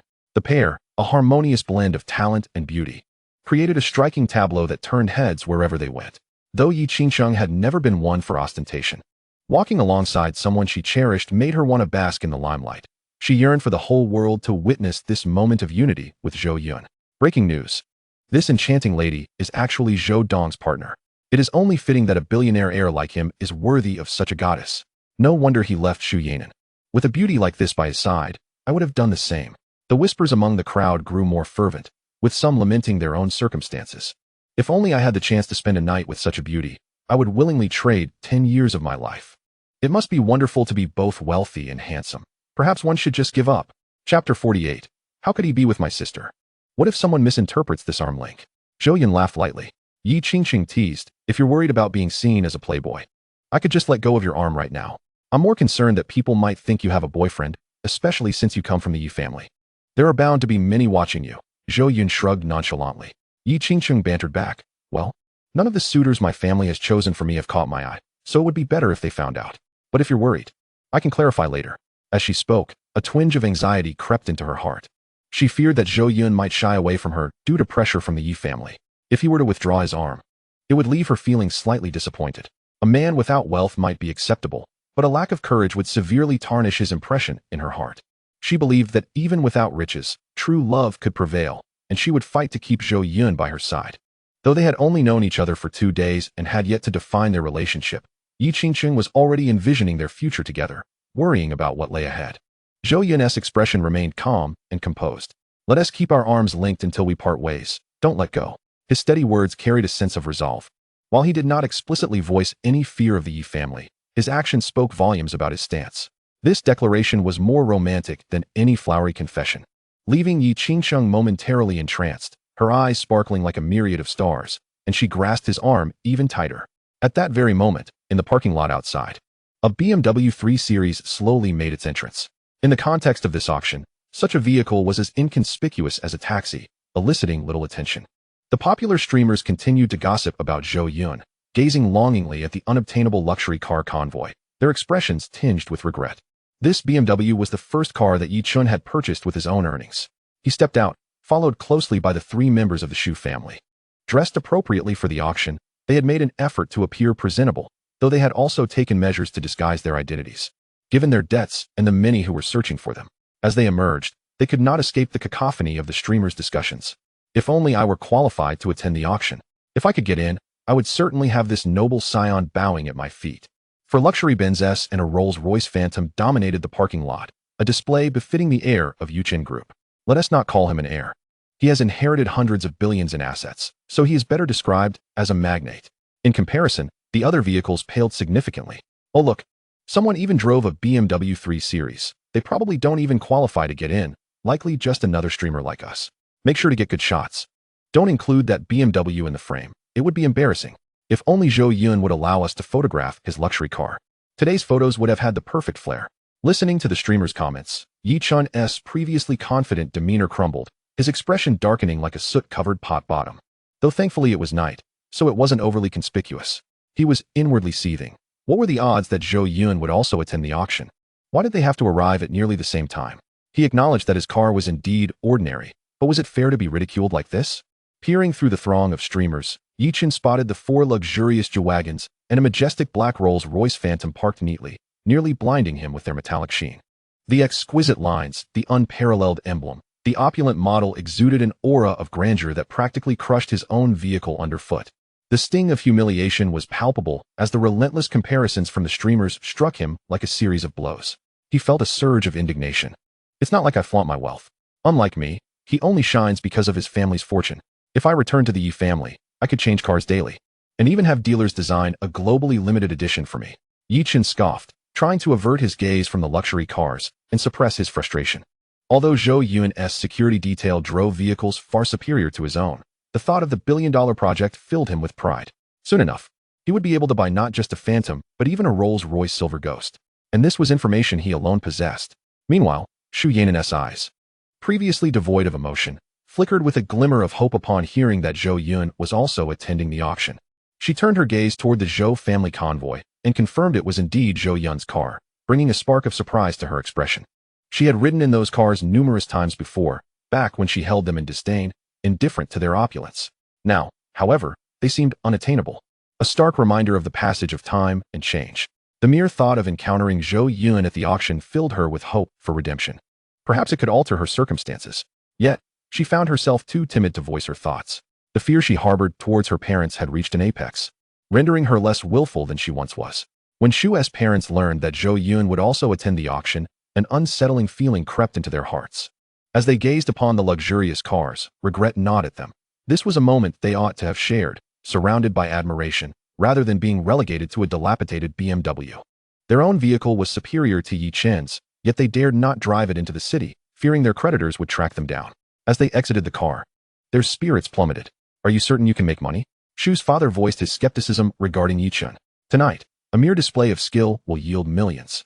Yi Chun replied confidently. Shu's mother urged, what are we waiting for? Let us hurry inside and avoid further embarrassment. She stood beside the car, acutely aware of the mocking gazes surrounding them. Yi Chun nodded and led the Shu family toward the auction house. Upon stepping out of the parking lot, they spotted a cluster of wealthy businessmen, enraptured by a pair of individuals. Yi Chun abruptly halted, his eyes widening in disbelief, as if frozen in place, overwhelmed with shock. The Shu family, following behind, halted as well. What are you dawdling for? Keep moving, Shu's father urged. What do you see? Is it our creditors? Impossible, Yi Chun thought. That group rarely attends auctions. They are too preoccupied with profit. He remained silent, fixated on the 2 figures enveloped by admirers. He could scarcely fathom that these 2 would be together, appearing so close. Yi Chun. Yi Chun's mind erupted with rage. His sister was walking hand in hand with his rival, engaged in lively conversation. The scene struck him like a blow, his eyes reddening with anger as feelings of suffocation swelled within him. Chapter 49, Over 20-fold Returns. He stood there, petrified, unable to believe his eyes. After a moment, nausea washed over him, nearly causing him to faint. His chest felt tight with rage. The impact of this revelation was monumental, completely shattering his world. Though he had his grievances with his sister, they shared an unbreakable bond forged over years. To see her with Zhou Yun felt like the ultimate betrayal. How could she do this? It was impossible, a figment of his imagination. How could Zhou Yun know his sister? What had transpired? Yi Chun's mind screamed in desperation. While externally he struggled to maintain composure, veins bulging, fighting the urge to erupt. He couldn't afford to lose control, especially with the Shu family watching. Their camaraderie, filled with laughter, was a jagged knife to his heart. Perhaps she was unaware of his connection with Zhou Yun. Once inside the auction house, he would seize the opportunity to speak with her privately, preventing such a situation from arising again. Yi Chun reassured himself, closing his eyes to steady his emotions before speaking. It's nothing, just a fleeting thought of something unpleasant. Let us move on. With that, he stepped forward into the auction hall. However, Shu Yiran remained motionless. Shu's parents quickly pulled Yi Chun aside, all eyes turning to her. What on earth is wrong with you? Why are you all acting possessed? Can't we just go in? But Shu Yiran did not respond. She stood in a daze, her hands trembling, murmuring to herself, "Who is that woman? How could she be with Zhou Yun?" Holding hands in front of her was incomprehensible. Zhou Yun belonged to her. No one else could take him away. It had to be her fault that Zhou Yun was acting so strangely toward her. How could it be that within mere days, he had found someone new? The person walking alongside Zhou Yun should have been her. Zhou Yun was spiraling into madness, her voice sharp and loud, drawing the attention of passers-by. Zhou's father felt a jolt of panic. He was not keen on attracting scrutiny. If recognized, it would spell disaster. He rushed forward, grabbing his daughter and forcing her to calm down. "Don't lose your mind. If you cause another scene today, I'll use my belt on you when we get home." At the mention of the belt, Zhou Yun shivered, snapping back to reality, tears glistening in her eyes. "I'm sorry, father," she said, her voice choked with emotion. Meanwhile, Zhou's mother gazed ahead, watching the couple slowly fade from view, sighing deeply. So it was Zhou Yun. No wonder their reactions were so intense. Zhou's father was not surprised. He had known Zhou Yun was present since the parking lot. He merely sighed and fell silent. Yichen contemplated reprimanding Zhou Yun for referring to his sister as a stinky woman, but the complexity of the situation held him back. Silently, he continued to lead the way into the auction hall. This was not Yichen's first time seeking opportunities at Yuhuang Peak. He had acquired a pass in advance and faced no obstacles entering the auction venue. After obtaining a seat number and bidding paddle, they settled in the last row. Given Yichen's current financial state, he was the least affluent among the attendees and lacked the privilege to sit closer to the front. In stark contrast, Zhou Yun and Yi Qingqing occupied prime seats in the front row, basking in the best view. Yi Chun and his family felt like mere shadows, dwarfed by the spotlight illuminating Zhou Yun. An overwhelming sense of bitterness twisted in Yi Chen's heart as he longed to intervene and separate them. The Shu family, shrouded in gloom, huddled together, regret etched across their faces. Meanwhile, Zhou Yun seemed to sense their gazes, turning to look in their direction. Instantly, the Shu family was startled, hastily lowering their heads to avoid eye contact. Their relationship with Zhou Yun was irreparably damaged, and he was their most formidable creditor. Once the court's ruling arrived, they would owe Zhou's family an unfathomable sum. Thus, they dared not meet Zhou Yun's eyes. Only Yi Chen glared back with an unyielding, defiant gaze. Zhou Yun merely chuckled, unfazed, and exchanged a few words with Yi Qingqing. This prompted Yi Qingqing to turn and glance at Yi Chen. In an instant, Yi Chen ducked his head, burying it into his seat. The embarrassment was overwhelming, an excruciatingly awkward moment. While he had yearned to confront his sister outside about her association with Zhou Yun, facing her now made him hesitate. He recalled telling her not to disturb him again. If he were to approach her first now, it would be quite humiliating. Thus, he could only bow his head and discreetly search for an opportunity. Fortunately, Yi Qingqing merely cast a glance and then dismissed him entirely. They all let out a sigh of relief. The auction had yet to commence, yet the tension among them was palpable. Soon, a staff member from the auction house arrived, bearing refreshments. As they sipped their drinks, the auction officially began. The host took to the stage, a professional smile adorning his face as he held the microphone and declared, "Welcome, esteemed guests, to the Yuhuangding auction. It is my honor to host this event. I am Xiaojiang. Today, we present a collection of exquisite treasures, each vying for attention, a celebration of art, and a legacy of culture. Without further ado, let us commence the bidding. Each bidder will have the opportunity to acquire their desired items at a fair price. Now, let us unveil the first item for auction, a magnificent blue and white porcelain brush pot from the Chongzhen period of the Ming Dynasty." On stage, the staff carefully placed a brush pot at the center of the table. The host enthusiastically narrated the brush pot's origins and value. Shortly thereafter, the bidding began, with interested parties raising their paddles to place their bids. Ultimately, it sold for a staggering 1,200,000. Throughout this process, Zhou Yun and Yi Chun refrained from bidding, clearly indicating their intentions lay elsewhere. Both activated their investment skills, scrutinizing the actual value of the items on offer. As time ticked away, a third of the auction had passed without a single bid being placed, and all items were purchased at reasonable prices. There were no profits to be made, nor any worthy acquisitions to be had. However, things took a turn when a dark, rusted birdcage was placed on the table, and the host announced a starting price far below its actual worth. Yi Chen began to stir with excitement. The host remarked, "This birdcage, known as a cloisonné birdcage, is crafted from enamel and gilded copper. Its dark appearance is merely due to rust. Undoubtedly, this is a treasure from the Qing dynasty. During that era, only the wealthy or officials could afford such a birdcage, making it of remarkable provenance and collectible value. The starting bid is 100,000. In Yi Chen's eyes, the investment return rate of the birdcage fluctuated with each new bid. It was a rare item, and many collectors were keen on acquiring it. Although most lacked an understanding of its true value, bids continued to emerge, albeit not reaching the birdcage's true price. When the bidding reached 500,000, Yi Chen's investment return rate revealed a staggering 20-fold profit margin. This indicated that the birdcage's actual value began at several million. Chapter 50. What are you two up to? So unclear? Yi Chen was overjoyed, his body trembling slightly with excitement. This night had been quite vexing for him. Only by successfully acquiring the birdcage and thoroughly understanding its true worth could he then flaunt it before Zhou Yun, relieving his pent-up frustration. He could hardly contain his eagerness, but chose to wait until no one else raised their bid before making his move. However, unbeknownst to Yi Chen, Zhou Yun also possessed investment skills, and his were even more formidable. In terms of proficiency, Zhou Yun completely overshadowed Yi Chen. In Zhou Yun's perspective, he not only had detailed insights into the birdcage's pricing and historical background, but also foresaw its future fluctuations in value. More alarmingly, he was acutely aware of the birdcage's lineage, including the identities of its previous owners. The birdcage's high actual price was not only due to its unique materials, but also because its first owner was a noble prince. With such a prestigious background, the birdcage's value soared. Yet, very few in attendance could discern its true worth. Even some antique experts present would struggle to judge without close inspection. The modern bird-keeping community remained quite small, making such items rare and overlooked. Consequently, when the price reached 700,000, it stagnated. As the host called for any further bids, Yi Chen could no longer restrain himself and raised his paddle, proclaiming, 800,000, starting at 100,000. Each bid could not be less than 1/10. Beside him, Shu Fu quietly questioned, what is so special about this birdcage that it can be profitable? I find it hard to believe. Shu Mu echoed his disbelief, exclaiming, 80,000 for a birdcage? Madness. Even with money, one should not squander it so carelessly. Yi Chen, did you bring us here just to see this? Yi Chen replied with a smile, you don't understand. This item is worth millions. To many collectors, it is a treasure, and I alone can recognize its true value. Just watch, soon many will regret missing out. He was filled with confidence. Shu Fu scoffed, I don't believe it. Well, it's not my money anyway. The Shu family was currently financially strained. Shu Mu and Shu Yanran had sold some of their jewelry to raise just over $1 million. They dared not return home, knowing there would be someone waiting for them, leaving them in dire straits. Yi Chen anticipated successfully bidding for the birdcage, hoping to gain the admiration of the Shu family and revel in the feeling of showing off.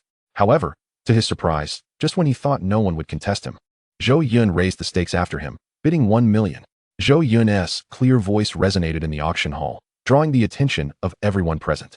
Upon realizing it was him, no one dared to bid against him except for Yi Chen. Zhou Yun was well known in the auction circles of Jiangqing.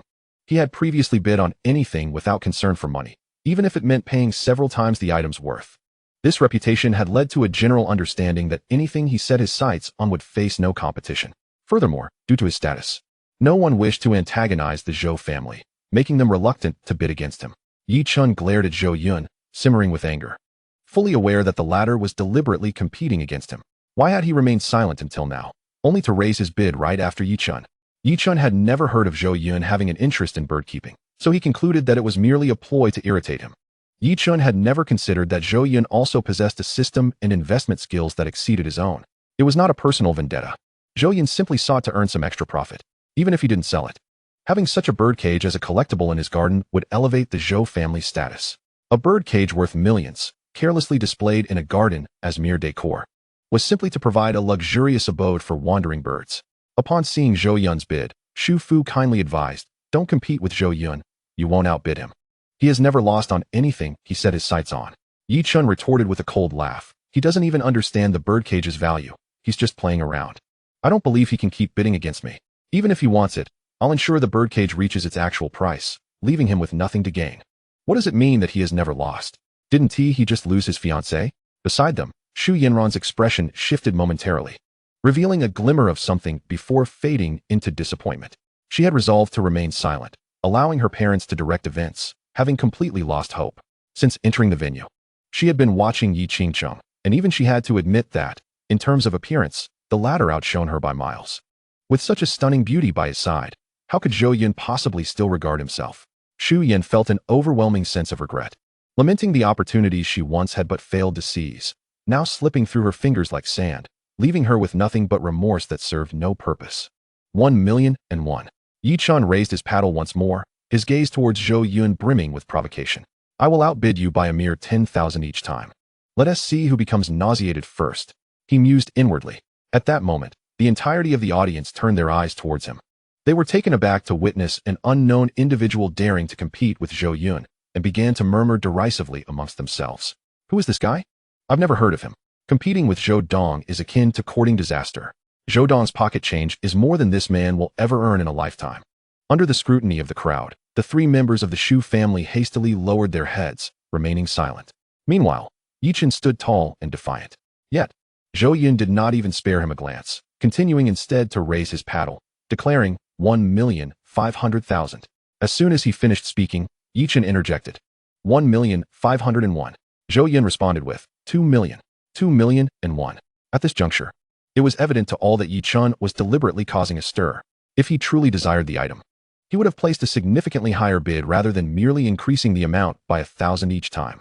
Such bidding practices were bound to offend, typically occurring only when relations were strained. Zhou Yun's bidding was above reproach, consistently adhering to the norms, demonstrating his genuine fondness for the birdcage. In contrast, Yichen was intentionally being bothersome.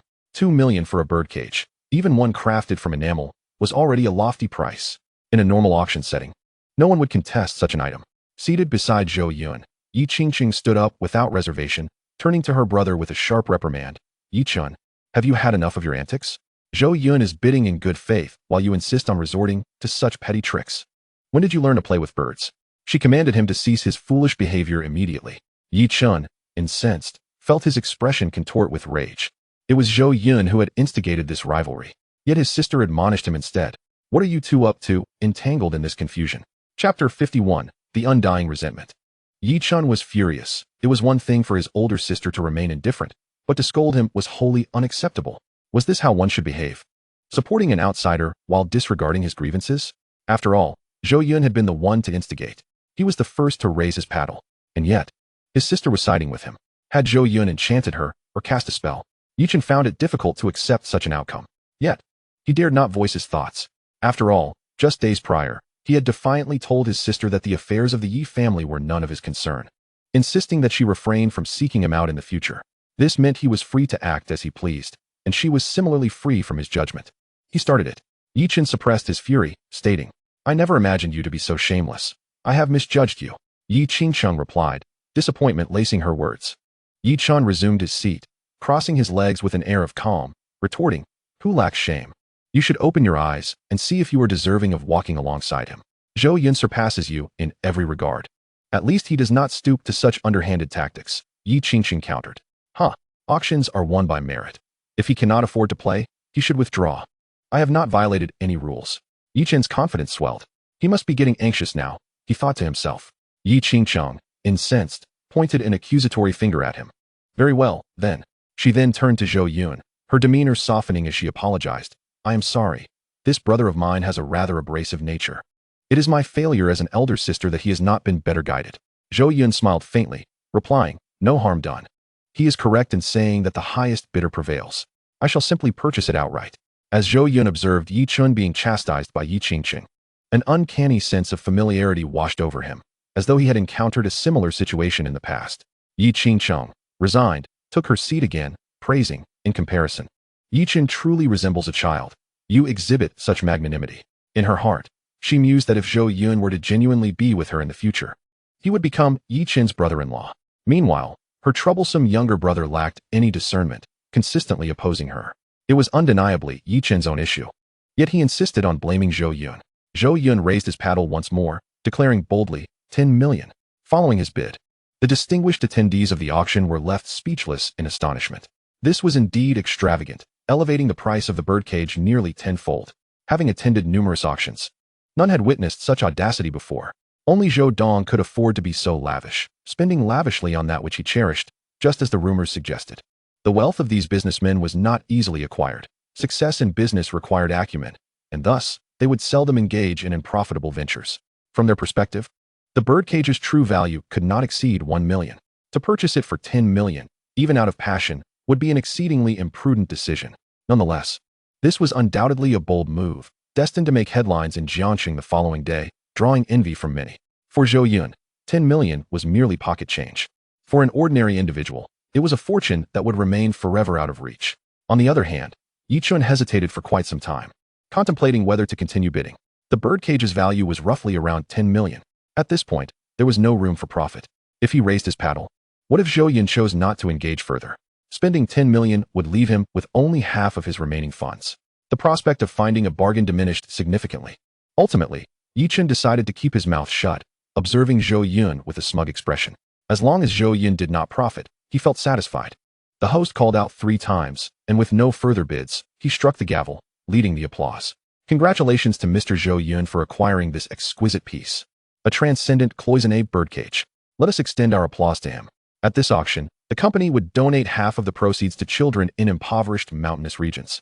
Once again, gratitude was expressed towards Mr. Zhou Yun for his contributions to these children. Truly, the host was seasoned. Upon realizing Zhou Yun had incurred a loss, he quickly framed it as a charitable act, inadvertently enhancing Zhou Yun's reputation. If Zhou Yun felt anger at his loss, the host's words, accompanied by the surrounding applause, would surely have quelled much of that ire.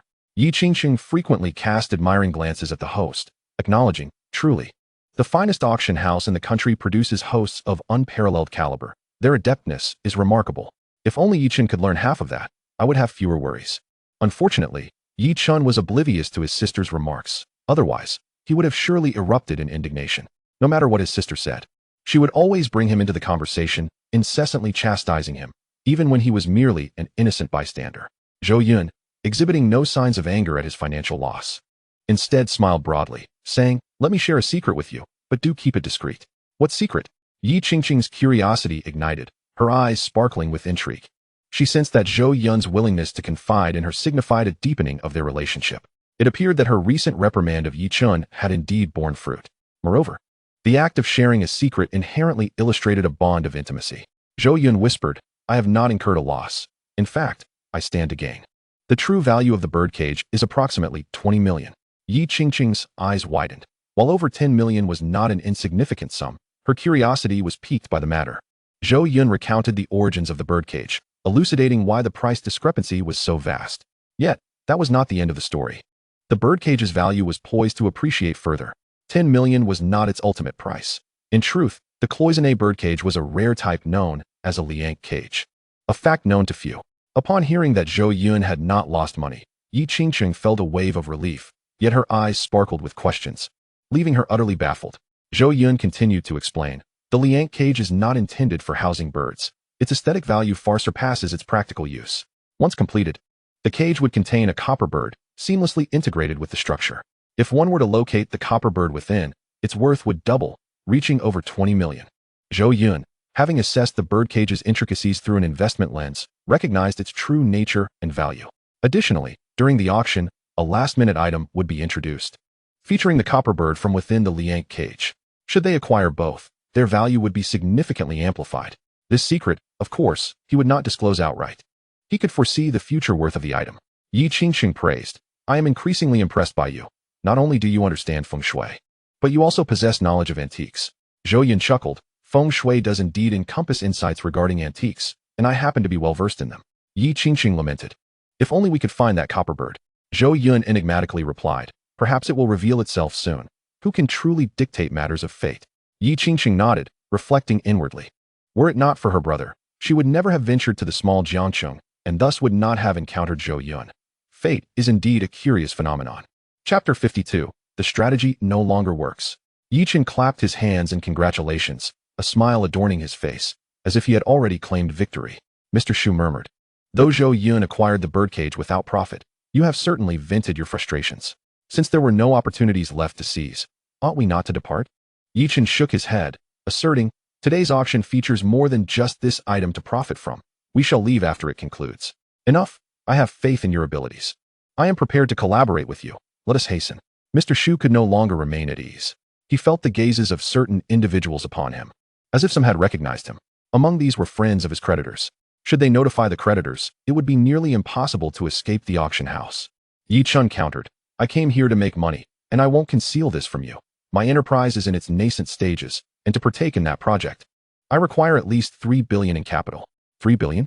That would suffice to settle my family's debts. Mr. Shu exclaimed, "If you possess 3 billion, do not bid. Simply give it to me, and I shall marry my daughter to you. No, I'll even offer my company, everything." Yi Chen turned to him, regarding him as if he were a fool. In his mind, While Zhou Yun was indeed significant, she could not compare to a project worth hundreds of billions. This was the cornerstone of his ascent to success. He was determined to first earn 100 billion, after which parting with 3 billion would pose no difficulty. He understood the weight of priorities. That could be addressed later.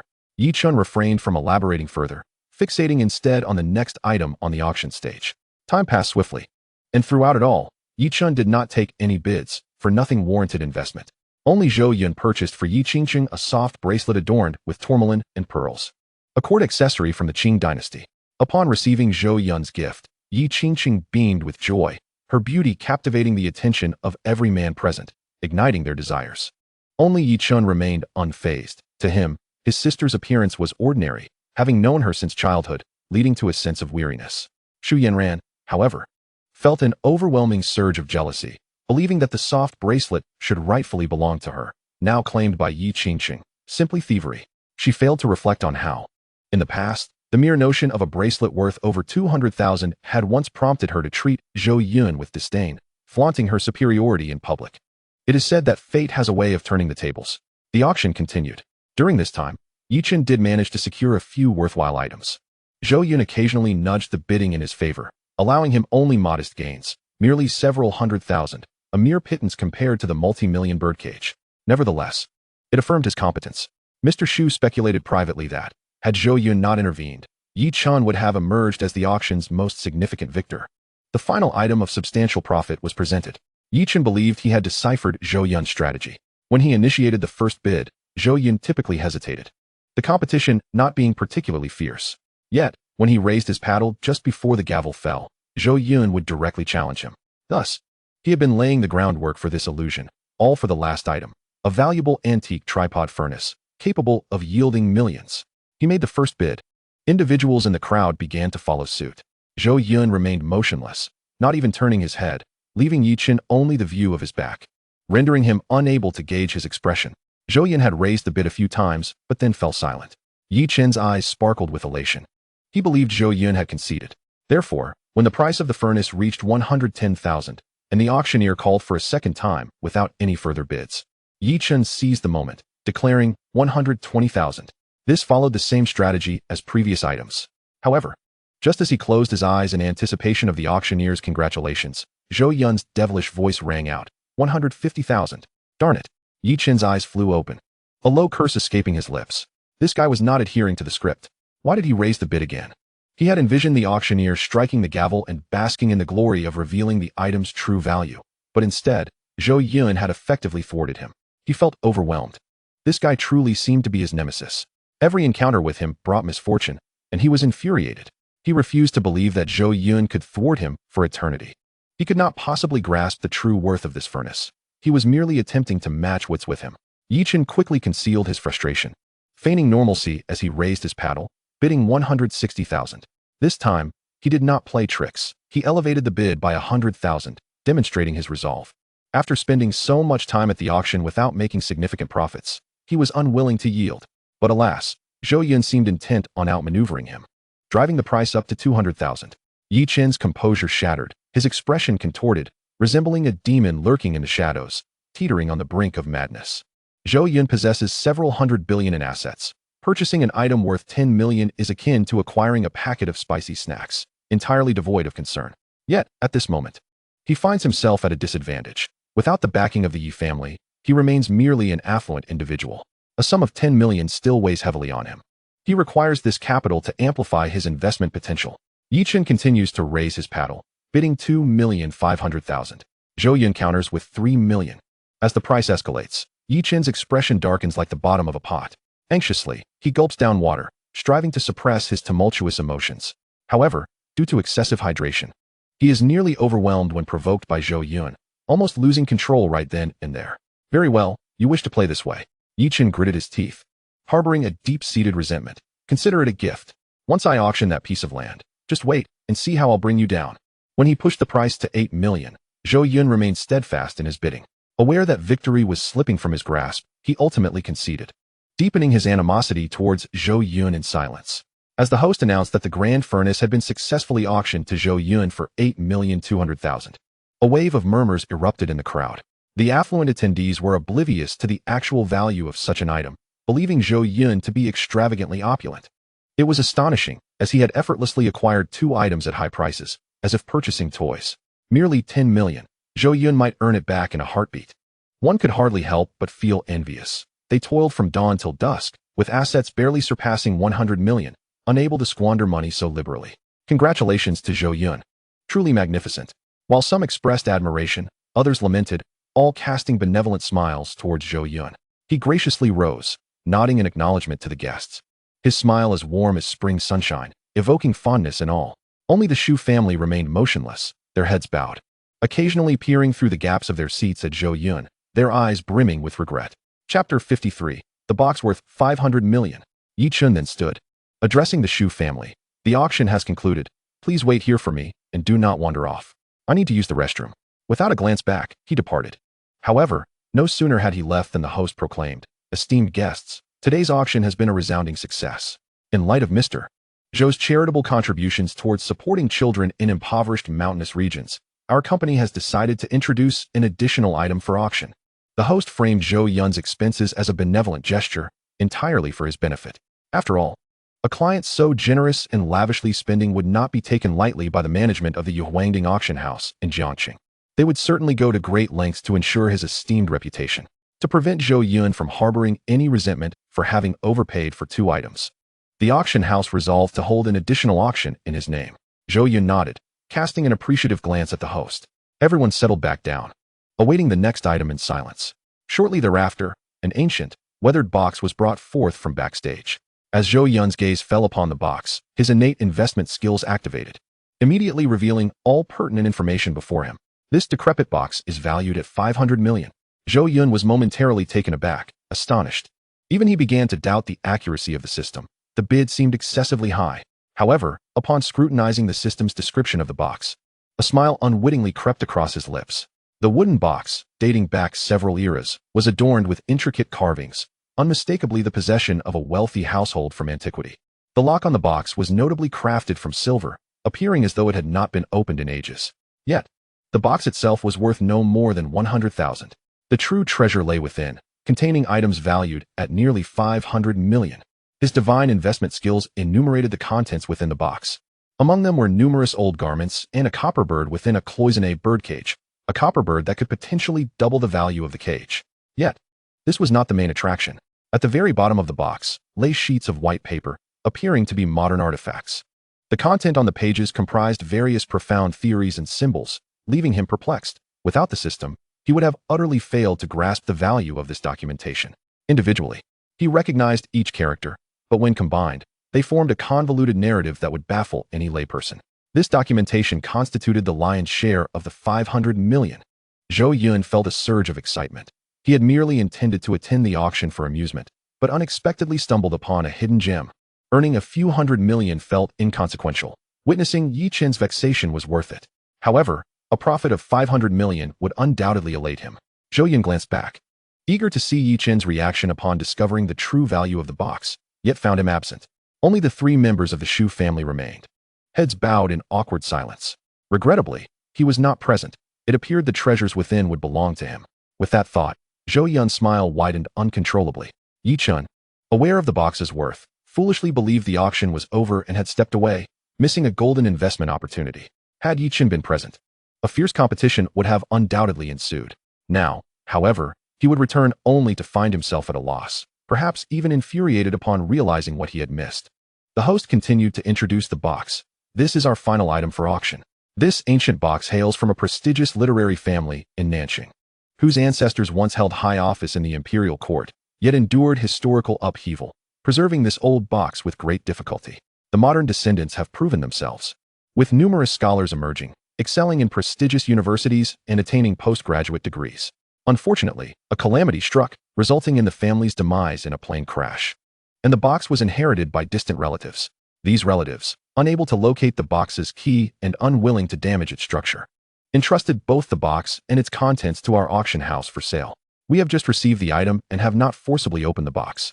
Thus we remain unaware of its contents. It can be said that beyond the deceased, no one knows the true value of this box. The host's account was truthful. The Yuhuangding auction house operated on a foundation of credibility. If they claimed not to have opened the box, they had not. Should they deceive their clients, word would spread, and their business would plummet, a risk they could not afford. Zhou Yun was confident they had remained honest. Otherwise, the research materials would have been swiftly evaluated by experts and appropriated, rather than being offered for auction. The attendees remained silent, their enthusiasm waning. A seemingly random box, akin to a gamble, held unknown contents. Few would be inclined to bid. The host continued, "The fact that this box has survived intact from an ancient literary family imbues it with special significance. Placing this box in one's home can bless future generations with intelligence and exceptional talents." The host tirelessly embellished the box's intangible value, rekindling the interest of all present. Upon hearing his words, some culturally unrefined tycoons instantly became intrigued. Although their academic pursuits were limited, they had experienced enough setbacks due to their lack of knowledge, and thus wished for their descendants to become genuinely educated individuals. Consequently, after the host extolled the box to an almost mythical status, bids began to rise. Eventually, when the price of the box reached around 500,000, Zhou Yun also raised his paddle.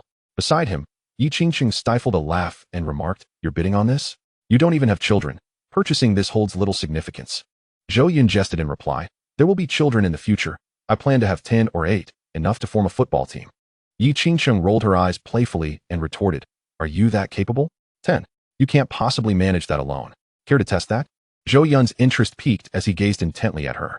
Yi Qingqing, not one to back down, smirked, "Bring it on. I'm not afraid." "It's settled then," Zhou Yun declared, his composure unwavering. Flirting should not be too earnest. A touch of innuendo adds spice to the interaction, enhancing the experience of being together. Yet, Yi Qingqing averted her gaze. Her cheeks, inexplicably flushed, resembling a delicate bloom, utterly charming. She found herself lost in fanciful thoughts, drifting in her own reverie. Once Zhou Yun placed his bid, everyone in attendance, recognizing the situation, refrained from competing against him. This final item had been specially auctioned for Zhou Yun's benefit. When he successfully acquired it, no one voiced any dissent. After the host had struck the gavel for the third time, he announced that the box rightfully belonged to Zhou Yun, making it official. The hall erupted in enthusiastic applause, with congratulations echoing all around. Meanwhile, curiosity filled the air, as everyone yearned to discover the contents of the box. Even though the event was drawing to a close, yet no one was inclined to leave. At that moment, Yi Chun returned from the restroom, his expression still grim. Observing the vibrant atmosphere of the hall, he inquired of the Shu family, "Isn't this supposed to be over? Why are they still here?" Shu's father replied, "They just held an additional auction, selling off a worthless box." Yi Chun frowned, "A box?" Chapter 54, I don't argue with children. He was puzzled as to why another box was being auctioned off, regretting not witnessing it. However, upon learning that Zhou Yun had won the bid, he scoffed dismissively, considering it trivial for someone so fixated on competing with him to purchase a mere box. He instructed Shu's parents to remain composed while he sought to mock Zhou Yun. Unable to swallow his pride otherwise, the wealthy merchants gathered around Zhou Yun, engaged in animated conversation. Shortly thereafter, the auction staff completed the necessary paperwork and brought the item over for Zhou Yun to sign. After he affixed his signature, the staff intended to retrieve the item for him, but Zhou Yun requested to hold off for the moment. Given that many affluent individuals were conversing, they struggled to comprehend why Zhou Yun would buy such a box and what it contained. Thus, to satiate the crowd's curiosity, he decided to unveil the box right then and there. He first held up a birdcage, explaining, "I did not make a poor investment. This birdcage holds a true value exceeding 10 million. He then elaborated on the historical significance and genuine craftsmanship of the birdcage. The audience was enlightened, showering Zhou Yun with accolades, praising his vast knowledge and ability to discern its true worth from such a distance. Yi Chun, however, interjected with a sarcastic tone, "Indeed, it is a fine piece, but it's unfortunate that what could have been acquired cheaply ultimately yielded no profit." All eyes turned toward him, recognizing that he had deliberately inflated the price to prevent Zhou Yun from obtaining a bargain. A commendable display of courage, young man. Several antique experts present politely asked Zhou Yun to allow them to examine the birdcage closely. They regarded Yi Chun with curiosity, wondering where this audacious youth found the audacity to compete with Zhou Yun. Yi Chun, with his chest puffed out, scoffed, "I recognized the birdcage's value at first glance. It should have been mine." Yet, Zhou Yun intervened. He was adamant that Zhou Yun had not discerned its worth and was merely attempting to compete with him. However, upon hearing this, the experts exchanged knowing smiles. Although they did not dare to provoke Zhou Yun, they perceived Yi Chun as lacking any substantial background and thus questioned him.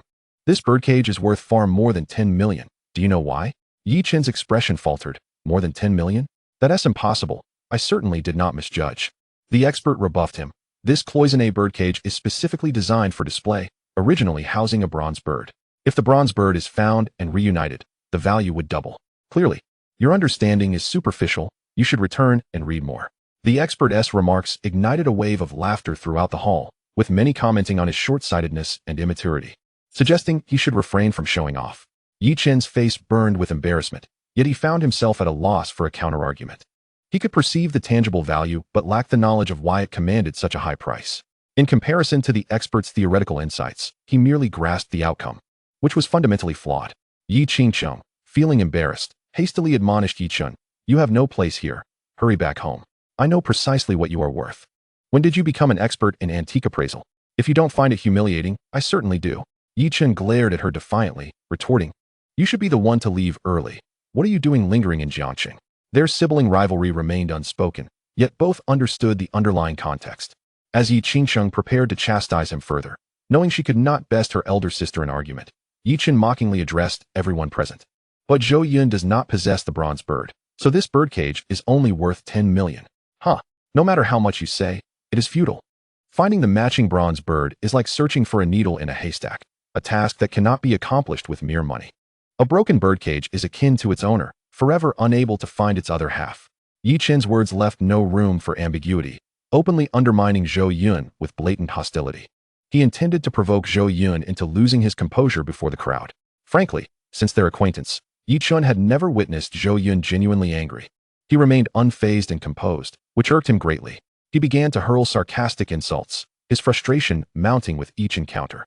As Yi Chen's words hung in the air, the atmosphere grew tense, with attendees instinctively distancing themselves from him. The gazes directed at Yi Chun mirrored that of onlookers observing a lunatic brazenly challenging a local authority. He was indeed courting disaster. Yi Qingcheng, now furious, discarded her elegant high heels and delivered a sharp kick towards Yi Chun. "What nonsense are you spouting? Have you lost your mind? Have you forgotten everything our parents taught you as a child? What about your gentlemanly conduct? Your upbringing? Has it all gone to the dogs? Goodness, if our father were to learn of your current behavior from beyond the grave, how heartbroken he would be." As she spoke, Yi Qingcheng's eyes glistened with tears, on the verge of spilling over. She had watched Yi Chun grow up, tirelessly attempting to correct his arrogant demeanor, yet her efforts seemed futile, leading to a sense of profound disappointment. As an elder sister, her heart ached immensely. Yi Chun, staggered by the kick, stepped back, opening his mouth, realizing he had overstepped. Having been bullied by his sister throughout his childhood, he had grown accustomed to such treatment, never considering retaliating. He merely insisted, "I speak the truth." Seeing his obstinacy, Yi Qingcheng felt an overwhelming sense of despair. Her insufferable little brother was truly beyond redemption. At a loss for what to do, she could only turn to Zhou Yun for assistance, repeatedly apologizing. "I'm so sorry, my brother is being excessively rude. He is really not like this usually. I don't know what has provoked him today." Zhou Yun surveyed the chaotic scene before him, and upon meeting Yi Qingcheng's pleading, tear-filled gaze, he sighed. "Very well. I shall not engage in a battle of wits with a mere child." Unconsciously, he opened his arms in a gesture of comfort. Yi Qingcheng, inexplicably drawn to him, found herself enveloped in Zhou Yun's embrace, relishing the warmth of his chest and the strength of his arms, her emotions gradually settling. Yi Chun stood dumbfounded. "What is going on between you two? Have you no shame, embracing right in front of me? Can you at least show some restraint?" Though he had already suspected that Zhou Yun and his sister shared some hidden connection, witnessing the moment unfold before his eyes left him feeling as if he might burst. His mind racing with tumultuous thoughts. Regret washed over him. Why had he confronted Zhou Yun, allowing them the opportunity to embrace so openly? Had he inadvertently pushed his sister toward the abyss? No way. "Hey, what do you think you're doing? Let her go? Carrying on like this? What kind of place do you think this is? I'm still here." Yi Chun clutched his hair, his eyes wide with disbelief. Chapter 55, Discovering the Copper Bird. A patent worth hundreds of millions. Are we still discussing the birdcage? What on earth is wrong with you two? Shouldn't we be talking about whether the birdcage was a financial loss or not?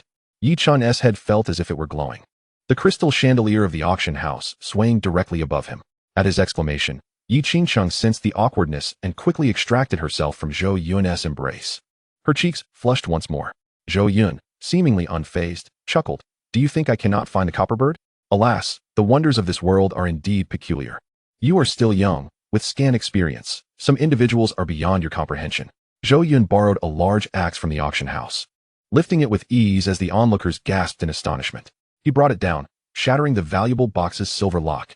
Is it really shattered? If what's inside isn't worth more than the box itself, then it's a colossal loss. As the crowd gasped, the box opened, releasing a foul, musty odor, concealed beneath tattered garments. At first glance, it appeared empty, and the once valuable box was now marred with cracks from the brutal force.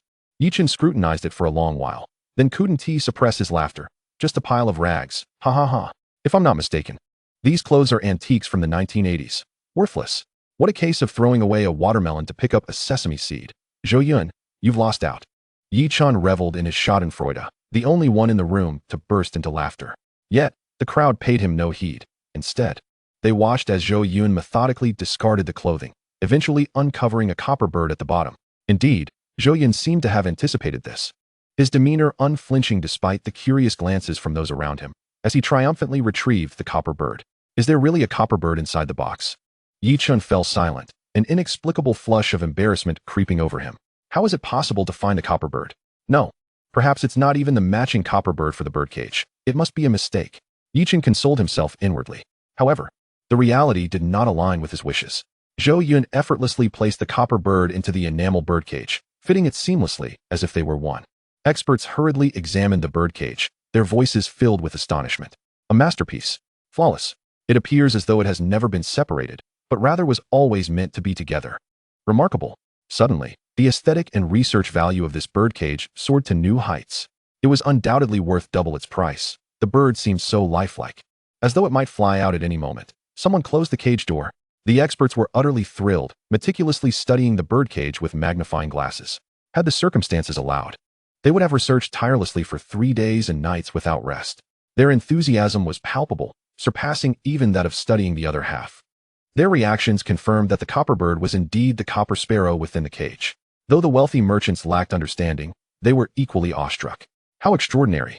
To think they found the copper bird so easily. It's true what they say, fortune favors the worthy. What appeared to be a mere broken box concealed a copper bird within. Thus, it could be concluded that Zhou Yun had not suffered a loss, but had instead gained tens of millions effortlessly. The wealthy merchants buzzed with excitement, feeling they had witnessed a miraculous spectacle akin to magic. Yi Chen, feeling as if he had swallowed a fly, found his criticisms abruptly silenced, as if something had lodged in his throat.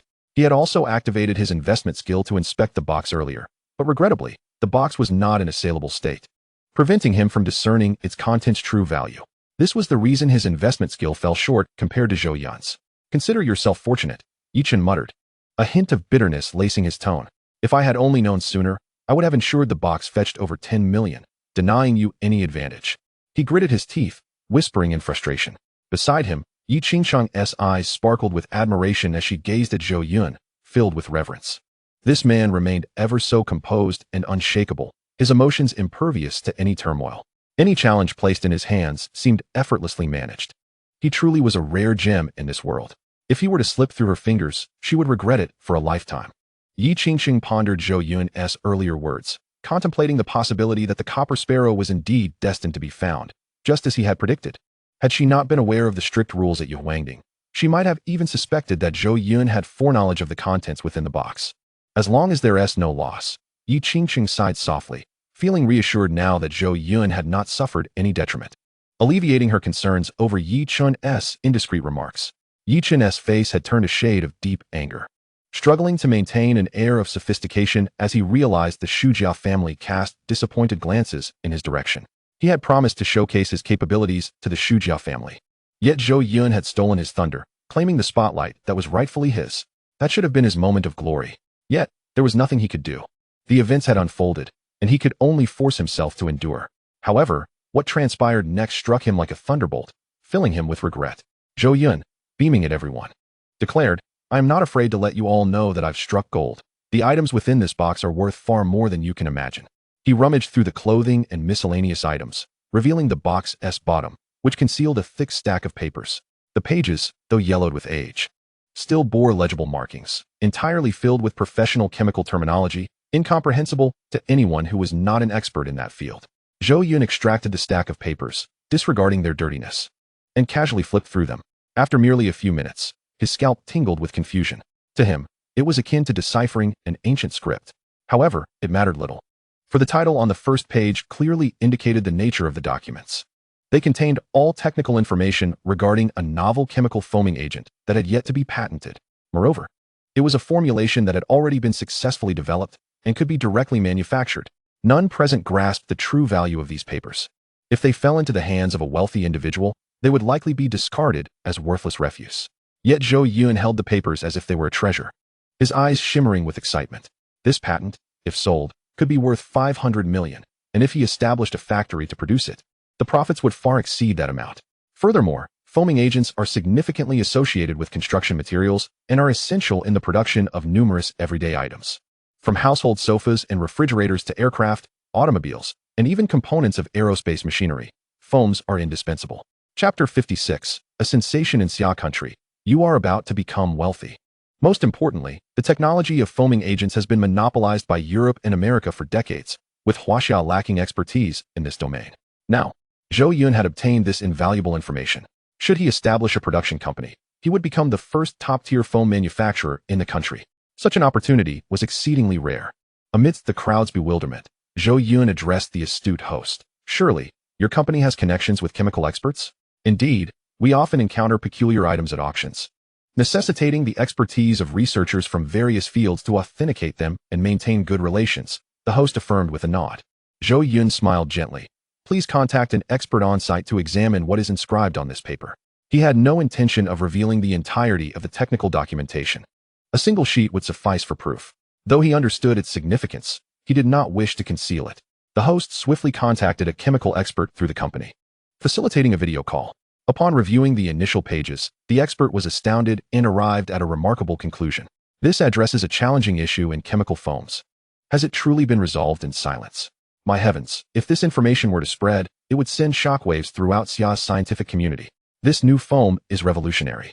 To put it simply, while foam is utilized extensively worldwide, traditional production methods cause significant environmental pollution, releasing chlorofluorocarbons and depleting the ozone layer. The manufacturing of foam has long been one of the primary culprits of pollution. Despite numerous iterations, this issue remained unresolved. Yet now, this document claims to have substantially mitigated the pollution problem.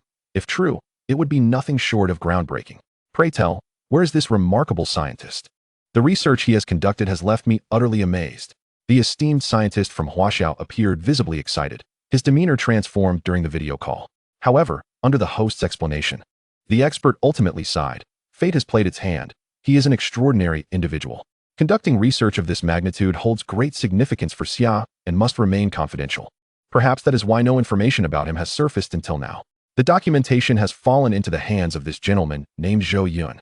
I hope he treats it with care and prevents foreign entities from stealing it. The expert spoke cautiously yet passionately. Is Mr. Zhou Yun present? Upon hearing his name called, Zhou Yun appeared on the screen, smiling warmly. I am Zhou Yun. You young man. What incredible luck to have obtained this research documentation. You are destined for prosperity. The expert praised enthusiastically. Zhou Yun replied with a smile. I have always considered myself fortunate, but I wouldn't term it wealth. I do have some assets locally. And how substantial are those assets? The expert inquired, puzzled. The host then elucidated Zhou Yun's identity and net worth. The expert was taken aback, his excitement growing. May I ask, Mr. Zhou Yun, do you intend to sell this patent, or will you produce it yourself? Zhou Yun responded. If conditions permit, I plan to establish a factory for research and production. The expert promptly advised. You must swiftly apply for a patent to prevent any ill-intentioned individuals from stealing it. I have a humble request. I wish to bring a few students to work at your factory. We can sign a formal confidentiality agreement. My intentions are purely driven by a keen interest in this technology. In the video, the expert appeared earnest, devoid of any ulterior motives. He meticulously introduced his credentials as if in an interview, hoping Zhou Yun would grant him this opportunity. The host quietly reminded Zhou Yun, Mr. Zhou, this chemist is a prominent figure in Xia. Many wish to recruit him as a head of the research department, but he has declined. This is a golden opportunity. Zhou Yun immediately understood and turned to the chemist. I look forward to your assistance in the future. It would be unreasonable to decline an expert offered on a silver platter. Furthermore, after signing a contract, professional expertise would be needed for rational production, the acquisition of specialized equipment, and a myriad of other complexities. Having this chemist's assistance would save Zhou Yun considerable effort. He was solely interested in profit. The expert exclaimed with delight. I will fly to Jiangxing tomorrow to discuss the details with you and assist in applying for the patent. After exchanging a few more pleasantries, the expert ended the call, appearing rather anxious. In the aftermath of this video conference, all present in the auction house became acutely aware of the document's value. Many felt their eyes welling with tears. Most of the wealthy attendees had assets around 100 million.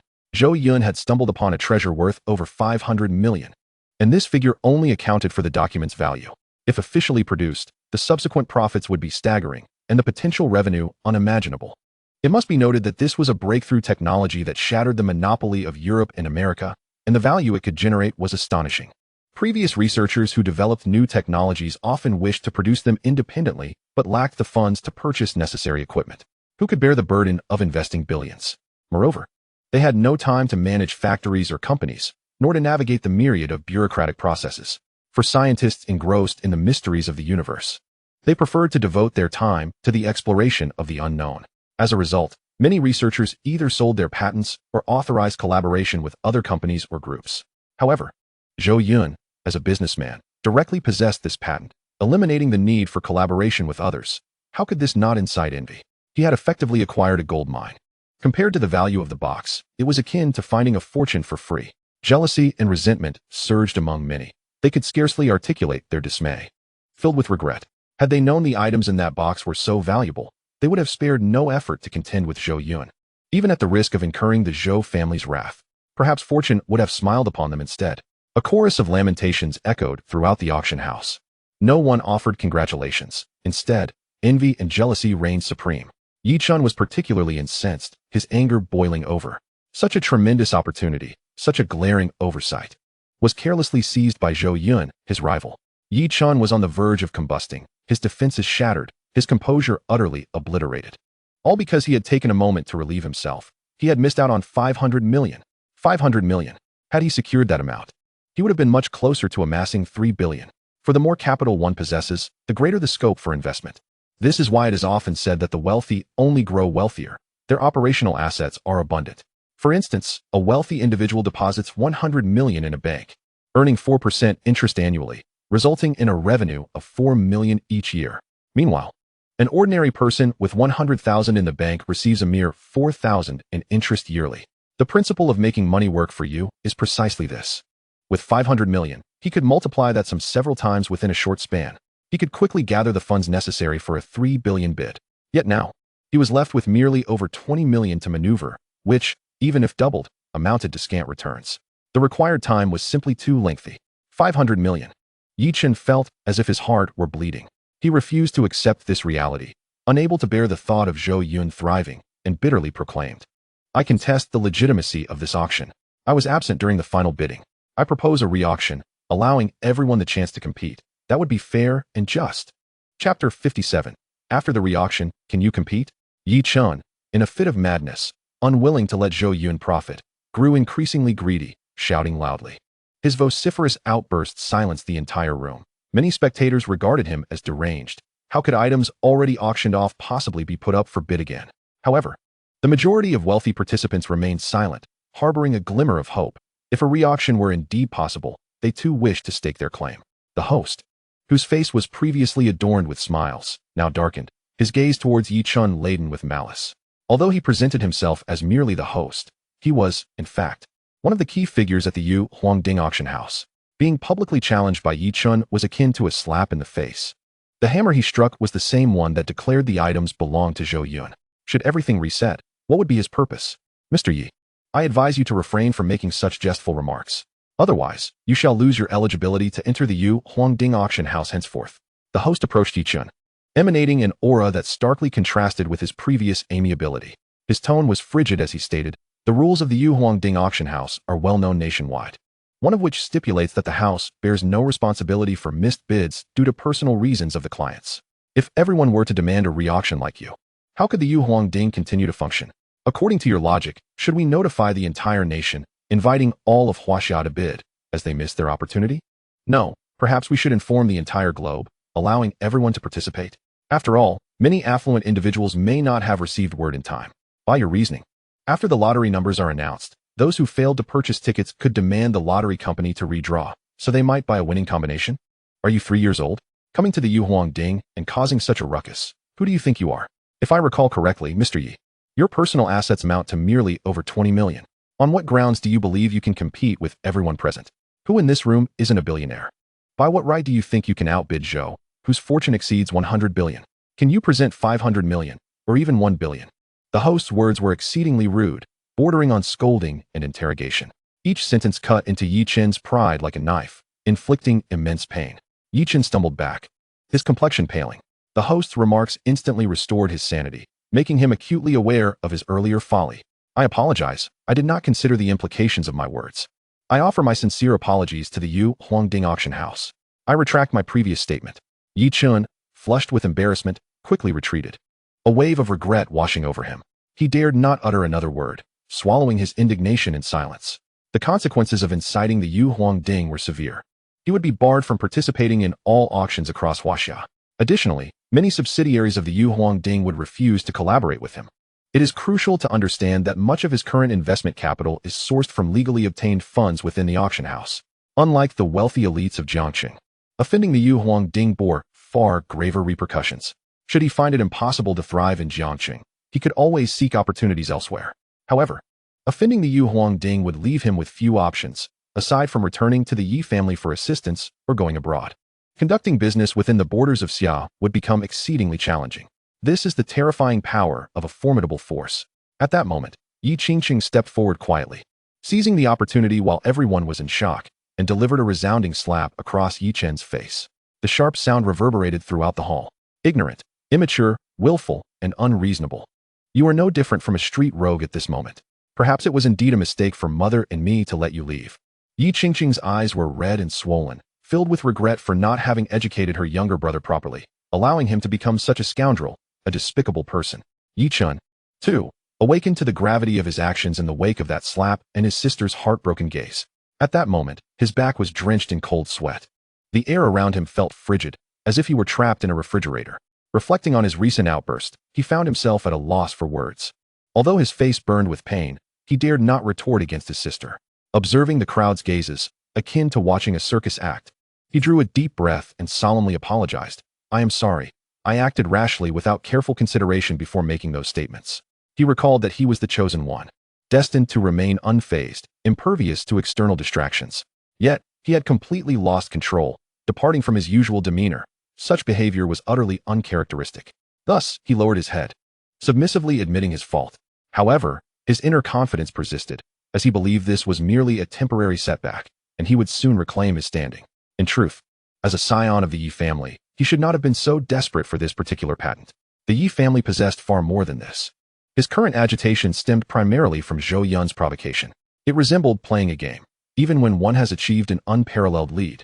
Outfitted with the best gear and a significant economic advantage, they lose due to an unscrupulous opponent's underhanded tactics. That sense of frustration, the feeling of having a stone lodged in one's chest, unable to vent, was unbearable. The urge to reach through the screen and deliver a thrashing to the one who had cheated was overwhelming. Even though he understood that losing a round would not be catastrophic, he could not shake off that vexation. Now, having regained his composure, he no longer dared to let matters spiral out of control. Upon witnessing his apology, the host's expression swiftly transformed, returning to a more amicable demeanor. I hope you will be more cautious with your words and actions in the future. The host refrained from further comments. Yi Chen felt he could no longer remain in the venue, casting a resentful glare at Zhou Yun before quietly telling Yi Qingqing, I will wait for you outside.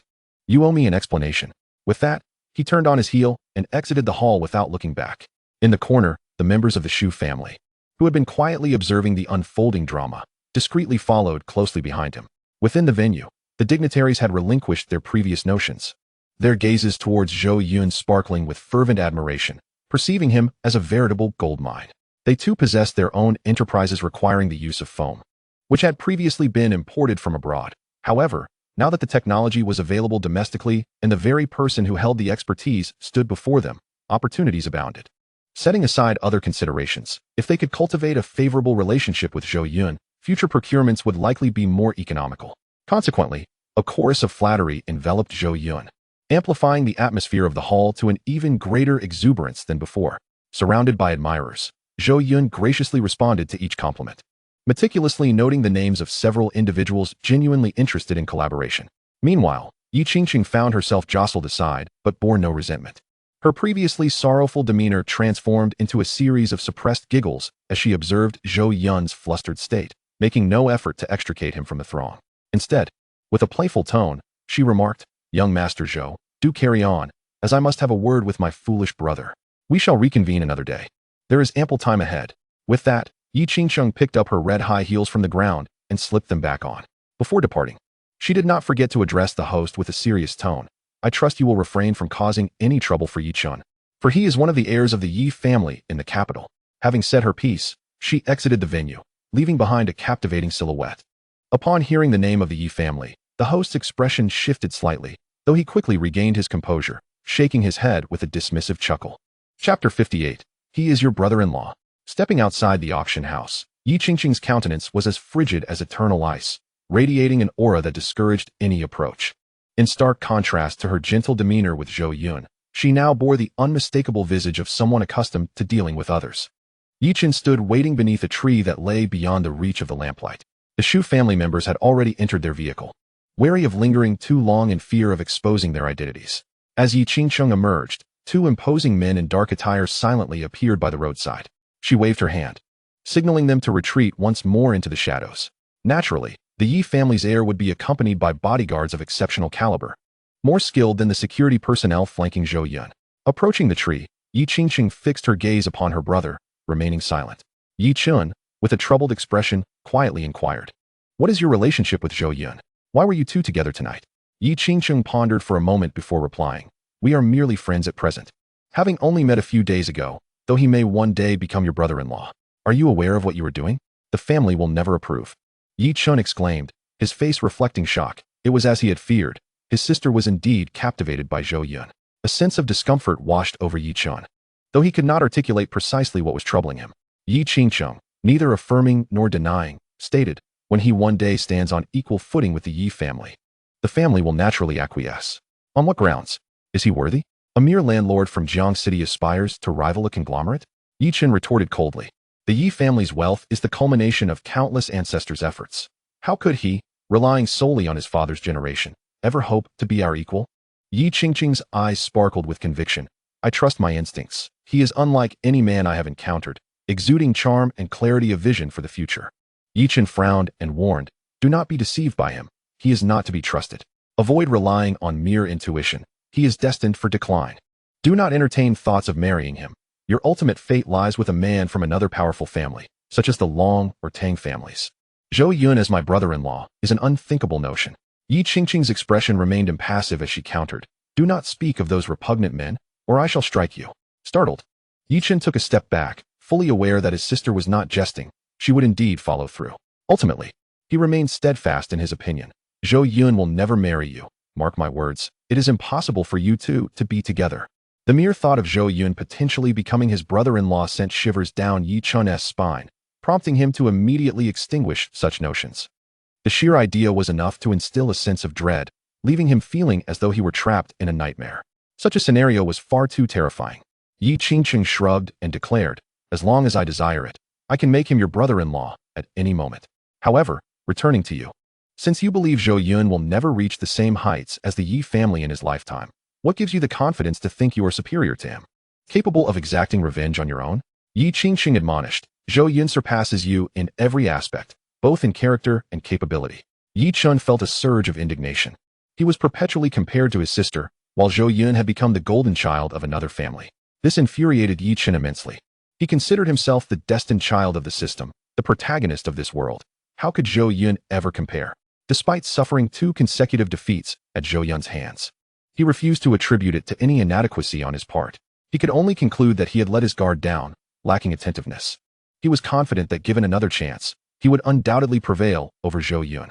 "I am not like him. No one in this world possesses abilities that rival mine." It was futile to speak further. Soon, he would rise and astonish all with his brilliance. Yi Chen scoffed, adopting an air of superiority. The thought of a lucrative project that could yield billions filled him with certainty.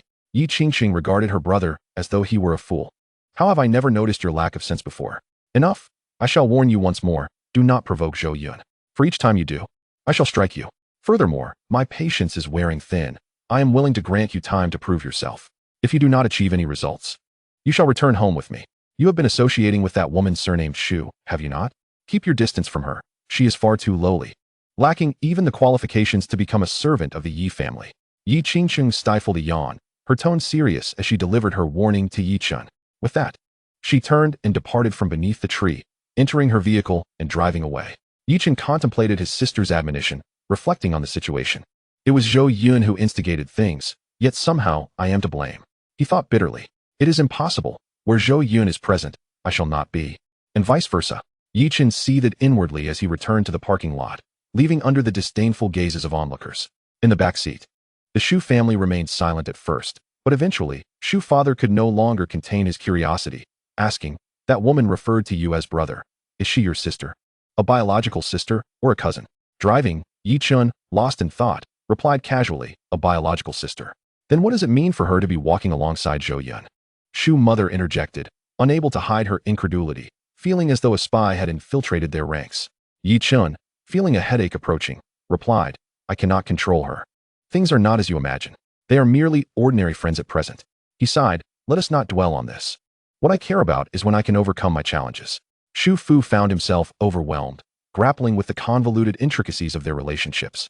His mind in a state of disarray as he yearned to extricate himself from this emotional turmoil. I could have achieved half of my goal today, had I been present. Perhaps that patent would have materialized. Yi Chun seemed somewhat vexed. "If you lack confidence, then we must reconsider our collaboration," Shu Fu expressed his concerns. "Why the haste? If I were uncertain, would I have sought out your Shu family?" Yi Chun replied, gritting his teeth. "Our next destination is Yun City." "Yun City? Where are you going to gamble on stones?" Shu Fu's eyes widened in disbelief. Yi Chun nodded affirmatively, stating, "Indeed, according to the information I've gathered, the Jin family's old mine has recently unearthed a considerable amount of new materials, which could potentially double my assets. You truly are something else." Shu Fu thought of retorting, but recalling Yi Chun's performance at the auction, though he hadn't secured any items, his discerning eye was evident. He chose silence. This fellow exuded such confidence. Perhaps he genuinely possessed the skills. "I shall trust you once more," Shu Fu conceded, realizing he had little choice. At that moment, unnoticed by anyone, in the dimly lit corner, Shu Yinran's eyes flickered with a blend of hatred and anguish. Yet, she remained silent, her gaze vacillating between dazed and intense. Her expression a tumultuous blend of distortion and serenity. Chapter 59. Yun City and the Jin family, another antagonist. Zhou Yun finally extricated himself from the enthusiastic affluent merchants, having repeatedly declined their warm invitations to visit. After signing documents in the auction house's backstage, staff assisted him in loading his acquisitions into the vehicle. "Mr. Zhou, we eagerly await your next visit." The host graciously waved goodbye. Individuals like Zhou Yun, a figure of wealth, were the auction house's favorites, and cultivating a favorable relationship was paramount. Zhou Yun exchanged pleasantries, and as he stepped outside, his bodyguards swiftly surrounded him. Chung Dama loomed nearby like a monstrous guardian, his gaze sharp. "Boss, Missy has already left in her vehicle," Dama reported dutifully. Zhou Yun nodded, dismissing other thoughts, and was ushered into the parking lot by his protective entourage. Numerous internet celebrities lingered there, and upon seeing him approach, they eagerly turned their cameras in his direction, enthusiastically introducing him to their online audience. Many female influencers struck flirtatious poses, desperately trying to capture his attention, engaging in scandalous antics that incited gasps from onlookers. Noticing his presence, some of the bolder female influencers shouted, "Handsome, let us exchange contact information." Zhou Yun merely cast a fleeting glance at one particularly audacious chin, immediately losing interest. "My fishing pond is full, my apologies," he replied coolly before silently entering his vehicle. In the past, he might have paused to indulge in the spectacle. However, after experiencing close proximity to Yi Tingqing, these superficial women with their plastic faces failed to stir any emotion within him. Not to mention, both Yi Tingqing and Jing Wanning eclipsed the influencers in both figure and beauty, possessing an aura that was simply unmatched. They were the kind of women one could admire for a lifetime without weariness. The security personnel climbed into the luxury SUV, forming a protective barrier around Zhou Yun as they gradually exited the parking lot, leaving behind the lamentations of the female influencers, none of whom had garnered the favor of the heir to the Zhou family. As the convoy ascended the elevated highway, within the vehicle, a patent of immense value was carelessly tossed aside by Zhou Yun.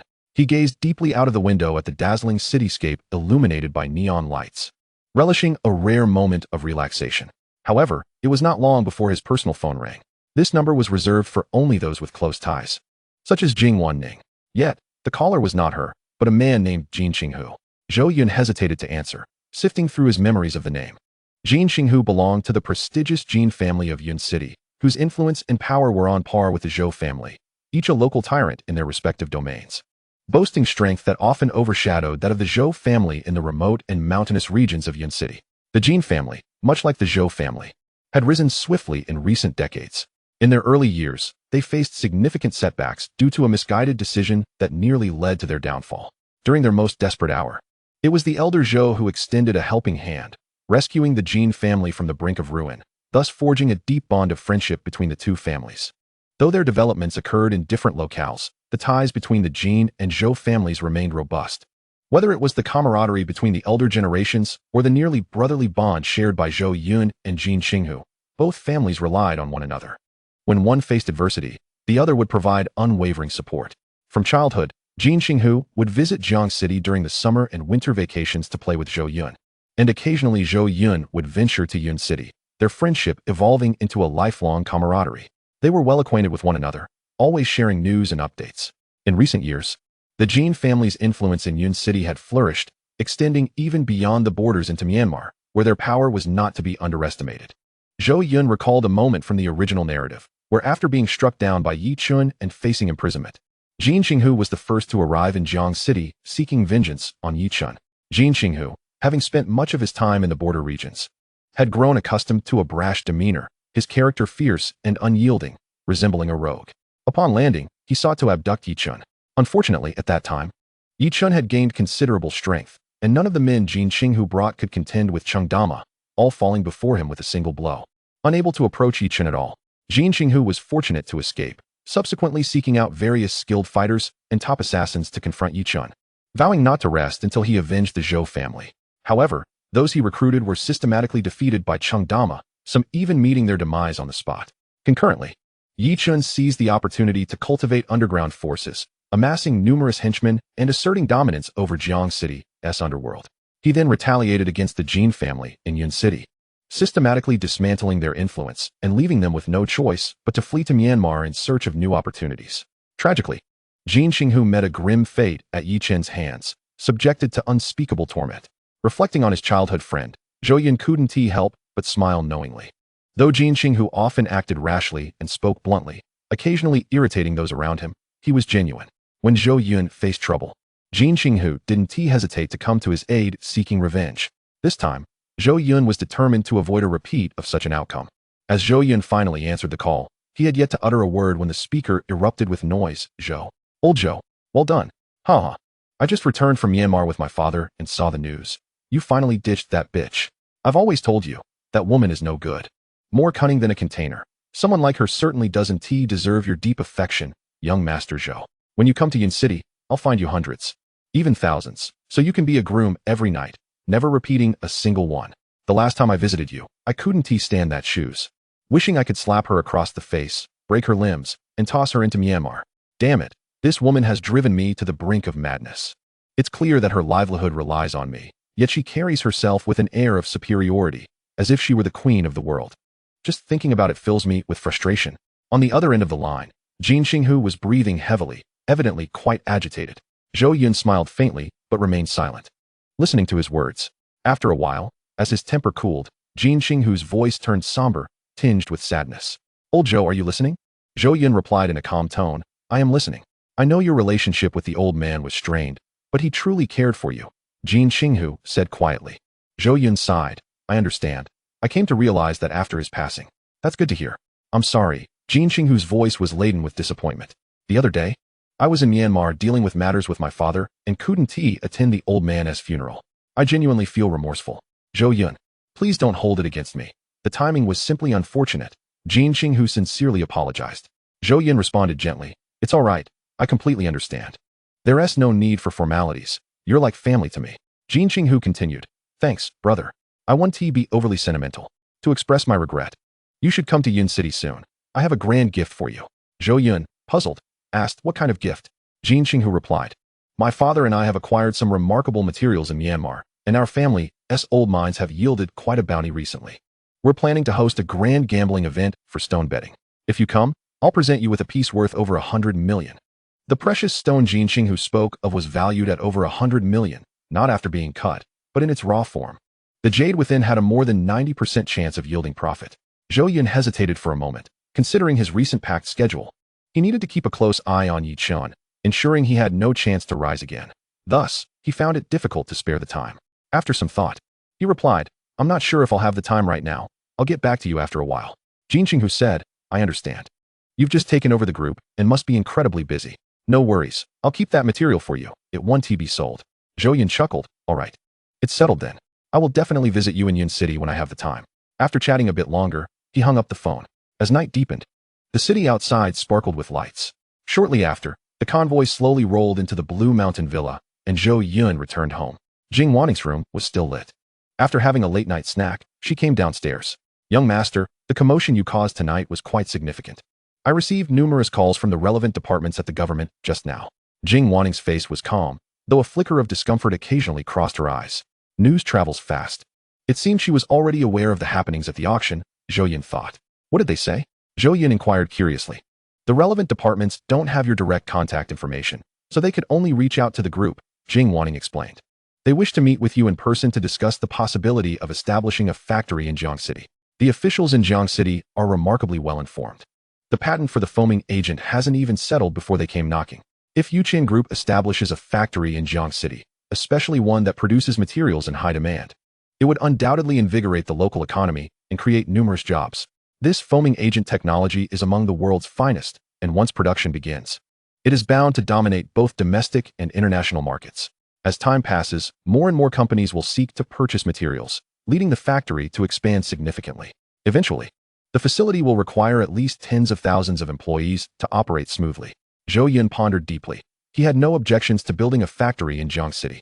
In this location, the old man had many connections that could help avoid bureaucratic complications. The times have changed, and most officials no longer engage in underhanded dealings.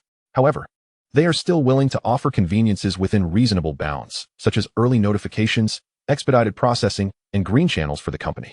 Zhou Yun nodded. "Let us arrange to meet tomorrow at noon." Jing Wanting mentally noted this matter. Then, she spoke with a hint of grievance, "Young master, who was that woman you were with at the auction today? If she is your new love interest, you must be cautious. Do not let yourself fall for a greedy woman like Xu Yanran again. You are destined for greatness. Do not be misled by such vixens. They will only hold you back. Should I look into her background? I feel she poses a danger." As she spoke, Jing Wanting's expression grew increasingly fierce, her attempts at concealment failing. Zhou Yun was taken aback, sensing a sudden chill in the air. Jing Wanting was genuinely riled up. "Stop. Wait, I know her background." Zhou Yun hurriedly intervened, suspecting that his loyal housekeeper was being a bit too hasty, which was uncharacteristic of her usual demeanor. Jing Wanting approached Zhou Yun, her expression as cold as ice. "Who is she?" Feeling the temperature drop even further, Zhou Yun, though perplexed, patiently explained, "She is from the Yi family in the capital, and she has come to Jiang City for her brother." "The Yi family from the capital?" Jing Wanting paused, her eyes widening in realization. Could it be that Yi Chun is her brother? Yes, Zhou Yun did not hide the truth. They are siblings. Jing Wanting, quick-witted as she was, immediately began to connect the dots, her thoughts becoming clearer. The auction had stirred quite a few ripples. From what she gathered, Yi Chun was indeed present at the scene. This little brat was furious, having been slapped by Yi Qingcheng, yet he could only swallow his anger. Jing Wanting considered that perhaps Zhou Yun's association with Yi Qingcheng was not coincidental, but rather a well-laid plan. Since Yi Chun was entangled with Xu Yanran, Zhou Yun was repaying him in kind by directly approaching Yi Chen's sister. Walking hand in hand at the auction would have undoubtedly infuriated Yi Chun. Jing Wanting's eyes sparkled with excitement as she envisioned the triumphant scene, wishing she could have been there to witness it. However, she was ultimately too busy and missed out. With that thought, the inexplicable bitterness in her heart vanished, replaced by admiration. So, Zhou Yun was not genuinely involved with Yi Qingcheng. It was likely all an act. Jing Wanting continually filled in the gaps in her mind. Although she was unsure how Zhou Yun had met Yi Qingcheng, as long as their relationship remained ambiguous, she need not worry excessively. Then a chill ran through her. Zhou Yun was playing with fire. The descendants of the Yi family from the capital, even if they only held a fraction of their family's resources, were far beyond what the Zhou family currently possessed. If the truth were to be uncovered, Zhou Yun could find himself in a perilous situation. Therefore, until Zhou Yun's strength was formidable enough, he must not allow the other party to see through his true intentions. During this time, it was imperative to maintain a cordial relationship. Yi Qingcheng had taken an interest in Zhou Yun. As a wealthy heiress, she was likely just playing around. There was no way she would marry a local tyrant. In the midst of seeking revenge, Zhou Yun might have already realized this. A union with the Yi family was impossible. Jing Wanning felt as though her heart had become crystal clear, understanding the truth. Observing Zhou Yun's expression, she began to feel a pang of sympathy. "Young master, you've worked hard. I understand everything." Zhou Yun responded with confusion. "What do you understand? I'm not particularly strained. In fact, I feel quite at ease." Yet, after sensing the chilling atmosphere around him dissipate, he resolutely extinguished the questions brewing in his heart. Although he was unaware of the self-strategizing that Jing Wanning had engaged in within that fleeting moment, he refrained from seeking an explanation and merely nodded, affirming, "It is not in vain. Everything is worth it for the future." Jing Wanning responded with a gentle smile, saying, "Young master, please rest. I shall not intrude upon your contemplation." Cheerfully, she turned to return to her room when suddenly her phone buzzed. Upon checking, she discovered a message from the individual tasked with surveilling Yi Chun. Glancing over the content hastily, she exclaimed, "Young master, Yi Chun has made new moves." Yi Chun had purchased 4 plane tickets to Yun City, with the other 3 registered under the identities of the Shu family. Zhou Yun was taken aback, finding it quite coincidental, as he had just received a call from Jin Qinghu, inviting him to Yun City. He had been hesitating, contemplating remaining in Jiang City to cut off Yi Chun's financial resources. Yet, Yi Chun was also intent on traveling to Yun City, without a doubt. It was for the Stone Gambling Conference. This fellow had undoubtedly caught wind of the news. Stone gambling was indeed one of the quickest means to acquire funds. And with Yi Chun's investment acumen, it was akin to having an advantage. He would surely strike gold with every purchase. Zhou Yun pondered deeply, resolutely deciding that he could not afford to allow Yi Chun any opportunity for a comeback. He must crush the budding hope into the ground. Thus, Zhou Yun made up his mind to venture to Yun City, coincidentally visiting the long-unseen Jin Qinghu. It was Jin Qinghu's territory, and the inexperienced Yi Chun would be no match for him. Chapter 61. The Business Prodigy, the Heist Begins.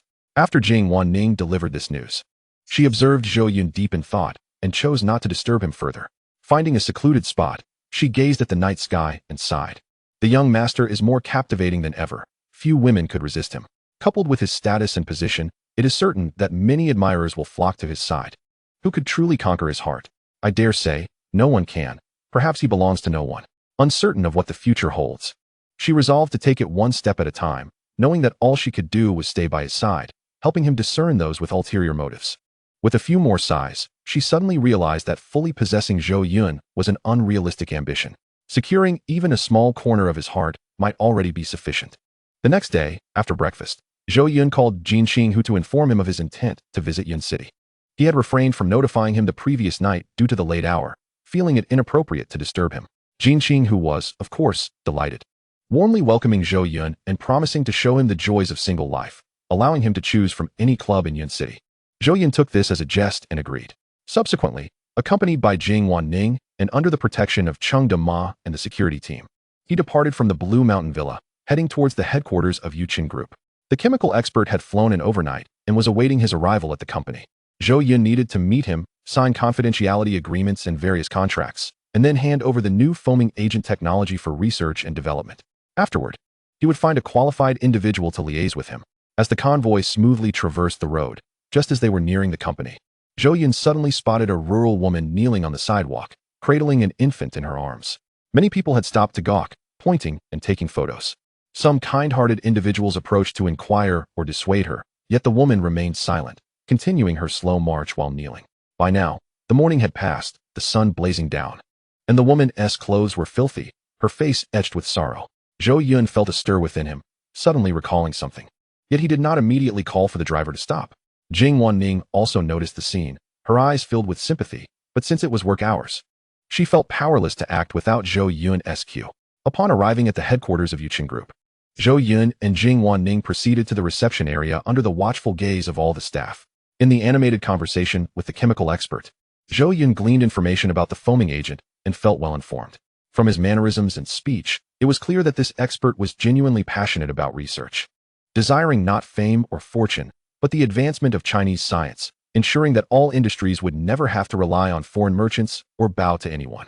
Zhou Yun felt a sense of respect and discussed the establishment of a factory, noting that the preliminary investment would require at least 2 billion, which remained within his acceptable range. After nearly 2 hours of discussion, they reached an agreement, and the chemical expert signed the contract.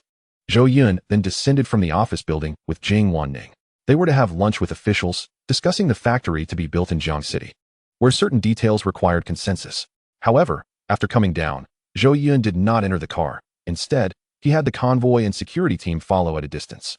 Zhou Yun, Jing Wanning, and Cheng Dema chose to walk along the avenue leading to Yuchen Group. By calculation, the rural woman should have passed Yuchen Group by now and moved further back. Cheng Dema, puzzled, asked, "Boss, are you tired of sitting and wish to exercise? I have some specialized training methods that could benefit you." Jing Wanning smiled from the side, saying, "Dema, you should not speculate about the young master's intentions. You cannot see through him. I believe the young master wishes to check on that kneeling woman from this morning." Zhou Yun turned to Jing Wanning, astonished, and chuckled. "You are getting to know me better. Well done, you are quite clever." Jing Wanning, filled with pride, replied, "I only know that the young master would not turn a blind eye." Cheng Dema concurred, stating, "The young master is indeed a good person, thanks to him.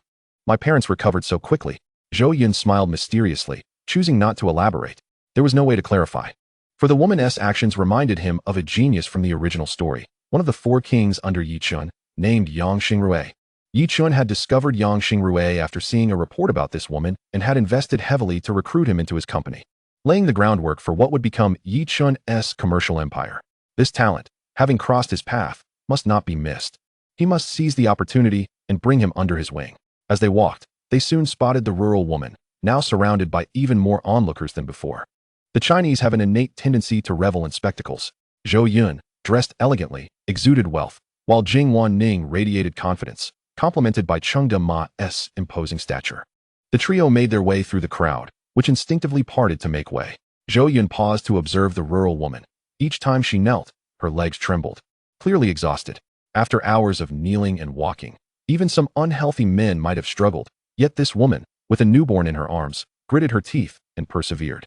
There was no pain in her eyes, only a resolute light, as if she was determined to kneel through whatever trials lay ahead. At that moment, Jing Wanning inquired about the woman's situation. The onlookers chimed in, "This woman is truly pitiable. She has been walking and kneeling since morning." At first, I did not understand, but later the woman explained that her newborn daughter suffers from eye cancer, and their family is so impoverished they cannot afford treatment, having to seek help online. A self-proclaimed rich second-generation individual promised to donate 30,000 yuan for the baby if the woman could walk and kneel 2 kilometers along Jiangwan Avenue. I stumbled upon that post, and the audacity of that individual infuriates me beyond measure. Allow me to recite it. This fellow proclaimed, "I have an abundance of money. A single meal at a top-tier restaurant costs me tens of thousands. If you dare to bow your head every 3 steps along Jiangwan Avenue for 2 kilometers, I shall donate 30,000 yuan for your daughter's treatment of eye cancer." How utterly inhumane. If he possesses such wealth, why not donate directly instead of tormenting others? This is a woman who has just given birth, still in her confinement period, yet she must endure such suffering. Who can bear it? It brings tears to my eyes, indeed. The frailty of a woman is fortified by motherhood, and the wisdom of our ancestors rings true. If I were that wealthy heir, I would have simply made the donation and spared her this ordeal. I suspect that individual is a fraud, not a genuine rich man, but rather a keyboard warrior masquerading under a false identity. I would wager that behind that screen resides an unsightly, foul-hearted man, living on instant noodles. The current generation is appalling, deriving amusement from another's grief, utterly devoid of conscience. Chapter 62, A Rare Genius.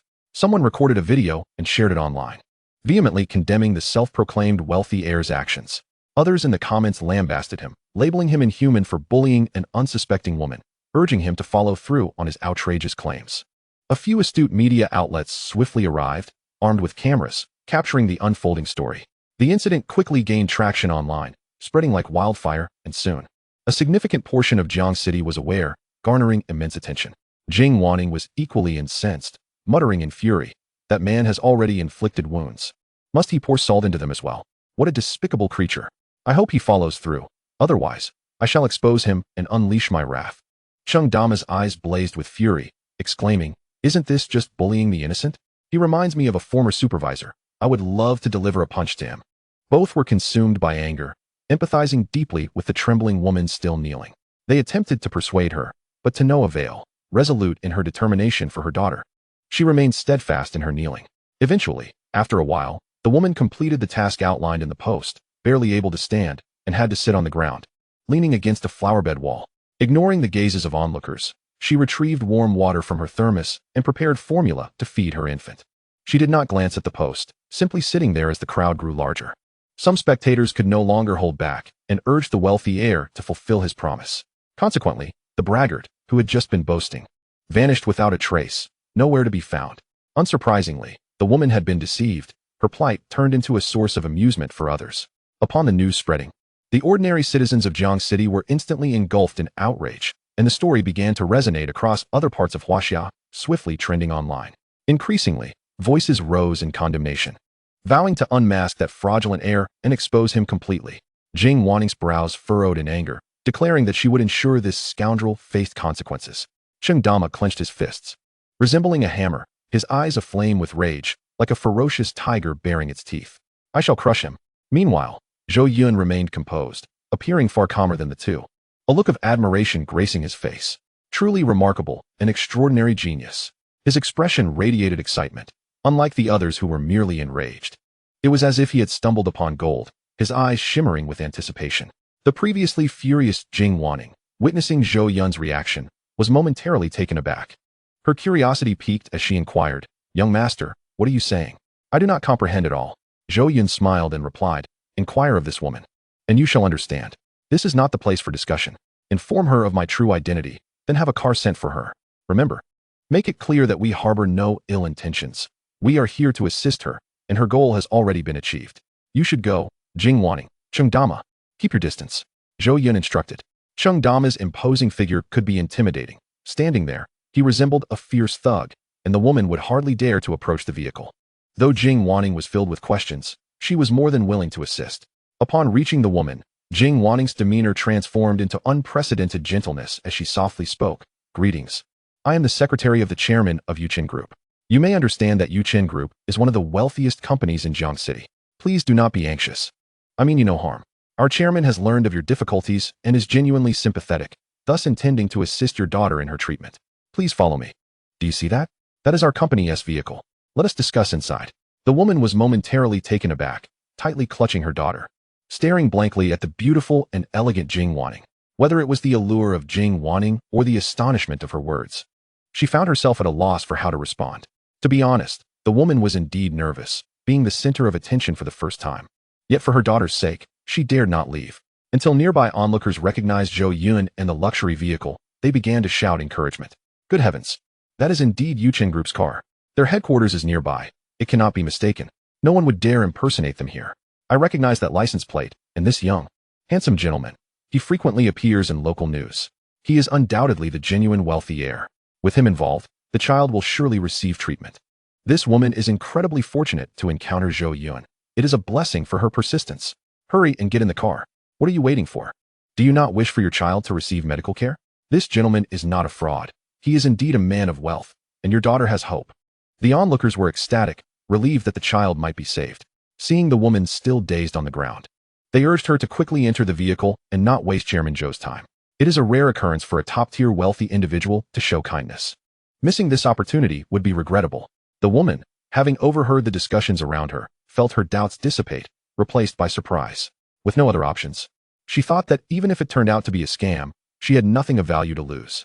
The willingness to assist her was a tremendous favor. Her daughter finally had a chance. The woman hurriedly embraced her child, trembling as she stood up, tears glistening in her eyes as she exclaimed, "Thank you.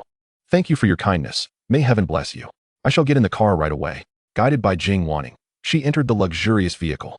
Stepping into such opulence for the first time, the lavish interior made her heart race. It was overwhelmingly extravagant, exuding an air of grandeur.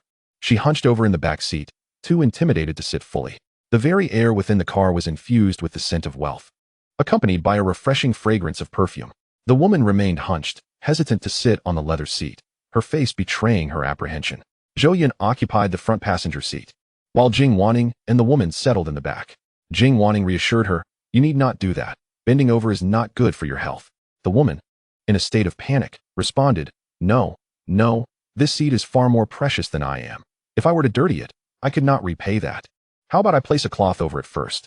Jing Wanning, unable to dissuade the woman, reluctantly acquiesced, saying, "Very well." The woman then produced a piece of clean floral cloth to wrap the infant and laid it upon the leather chair before finally sitting down. Zhou Yun instructed the driver to head to the finest hospital in Jiangxing. Along the way, Jing Wanning continually reassured the woman, who expressed her gratitude repeatedly, declaring them to be kind-hearted benefactors. Eventually, Zhou Yun spoke up, simultaneously addressing the curiosity that had been plaguing Jing Wanning. He inquired of the woman, which individual masquerading as a wealthy heir is involved. I wish to locate him. The woman was taken aback by his question, promptly lowering her head, panic flickering in her eyes. I do not know him, she stammered. Chapter 63, The Strategist as Bait, Inviting the World to Join the Game. Rest assured, I harbor no ill will towards him. I am aware that your kneeling today was prearranged with him. I merely wish to meet him. Zhou Yun endeavored to keep his tone calm, so as not to frighten the poor woman. Jing Wanning silently listened, reflecting on the entire sequence of events, sensing that she was on the verge of grasping the truth. You know everything? The woman's eyes widened, her face displaying disbelief. The impostor had only conspired with her regarding this matter. During their online exchanges, he had insisted she keep it a secret, to be buried forever. Yet, she never anticipated that this wealthy young master seated before her would directly unveil the truth. How could she not be astonished? Zhou Yun smiled, of course. I do not perceive your actions as wrong. On the contrary, I am quite impressed. The individual aiding you is remarkably clever. Even if you remain silent, I could locate him in a short span. I simply prefer not to complicate matters.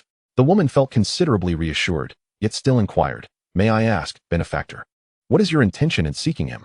If you mean to harm him, even if you do not rescue my daughter, I would not betray him.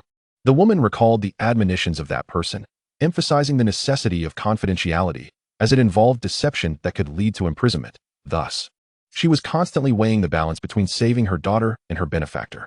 Zhou Yun elucidated, I wish to enlist his services. If he is unwilling, I shall not press the matter. Understanding dawned upon the woman, and she ceased to withhold the truth. She revealed that her online plea for help had, unsurprisingly, sunk into obscurity, garnering little attention, with most merely observing coldly. The impostor had messaged her privately, stating that her actions would go unnoticed, that no one would care, and that it would not elicit donations, only prolonging her child's illness. He expressed a desire to assist her through her tribulation, albeit lacking funds, thus devising a strategy whereby he commented on her post, urging her to kneel in the most bustling area of Jiangxing, igniting public outrage and attention.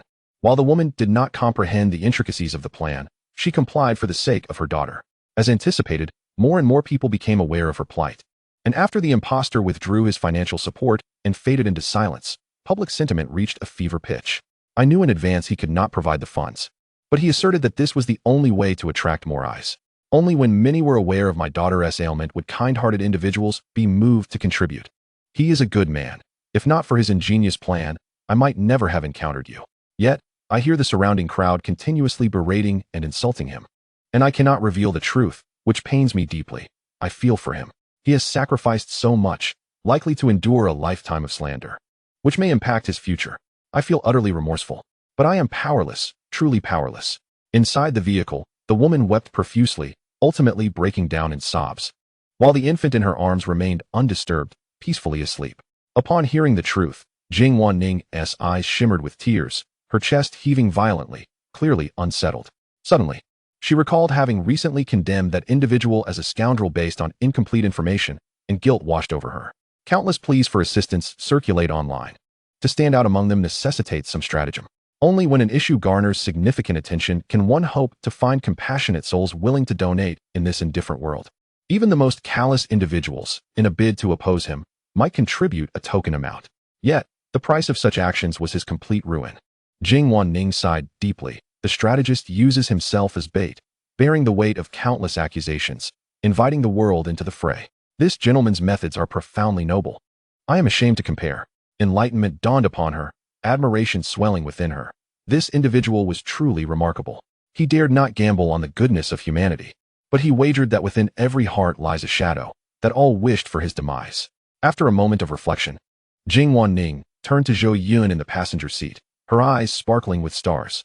Young master, you must have known the truth all along, which is why you intentionally sought out this woman. Thus, upon hearing the accounts from the onlookers, you were continuously praising that individual's maneuvering. I failed to grasp your intentions. It seems young master is indeed more formidable than I had imagined. I am convinced that you have concealed your talents. For even the most cunning magnates could not have calculated this within such a short span. Impressive, my young master. Jing Wanning was genuinely astonished. Her master had become astoundingly astute, capable of discerning everything. She recalled that not long ago, he had mentioned he would soon recruit talent to lighten his workload. Perhaps, he had been aware of this person for quite some time. I did intend to seek him out, but I simply never found the time. Zhou Yun nodded. Jing Wanning refrained from questioning how Zhou Yun had come to know this genius, assuming it occurred during his pretentious display as a wealthy heir. She meticulously inquired about Yang Xingrui's contact information from the woman, then made a call to arrange for someone to find him.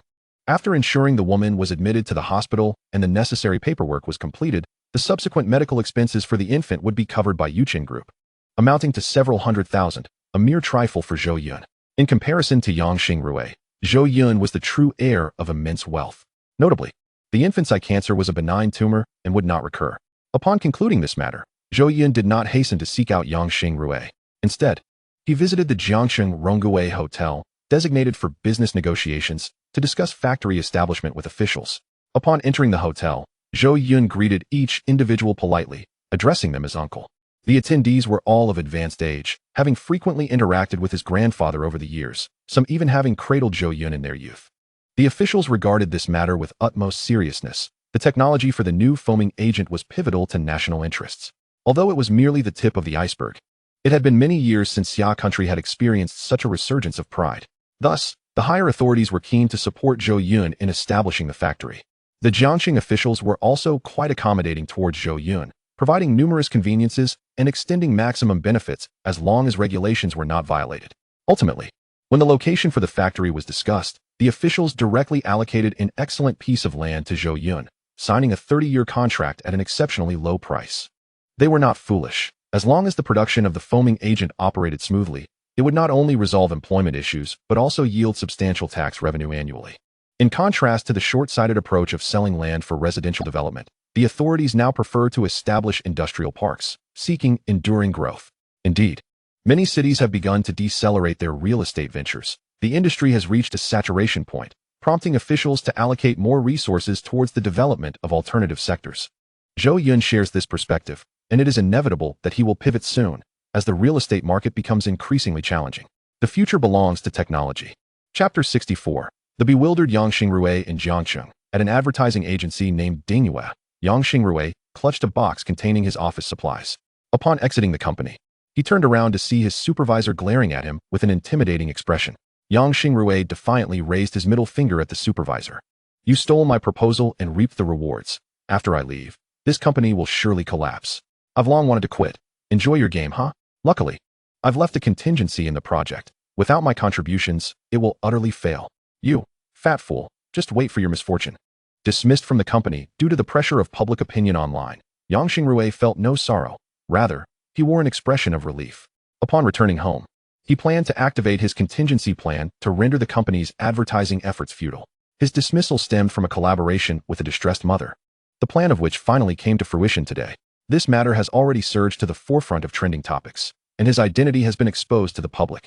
Unable to withstand the pressure of public scrutiny and fearing damage to their image, the company swiftly terminated his employment within an hour. Reflecting on his diligent efforts over the years, contributing numerous proposals to the company while remaining merely a subordinate, Yang Xingrui felt a surge of dissatisfaction. When he first joined, the company was a struggling entity occupying a mere 100 square meters close to the restrooms. However, thanks to Yang Xingrui's innovative strategies, it gradually transformed into a large firm with over 100 employees. Yet, his salary remained stagnant, and even new hires could bully him. While many inept individuals ascended the ranks through nepotism, staying there any longer would merely squander his time. As for the torrent of online insults directed at him, he was indifferent.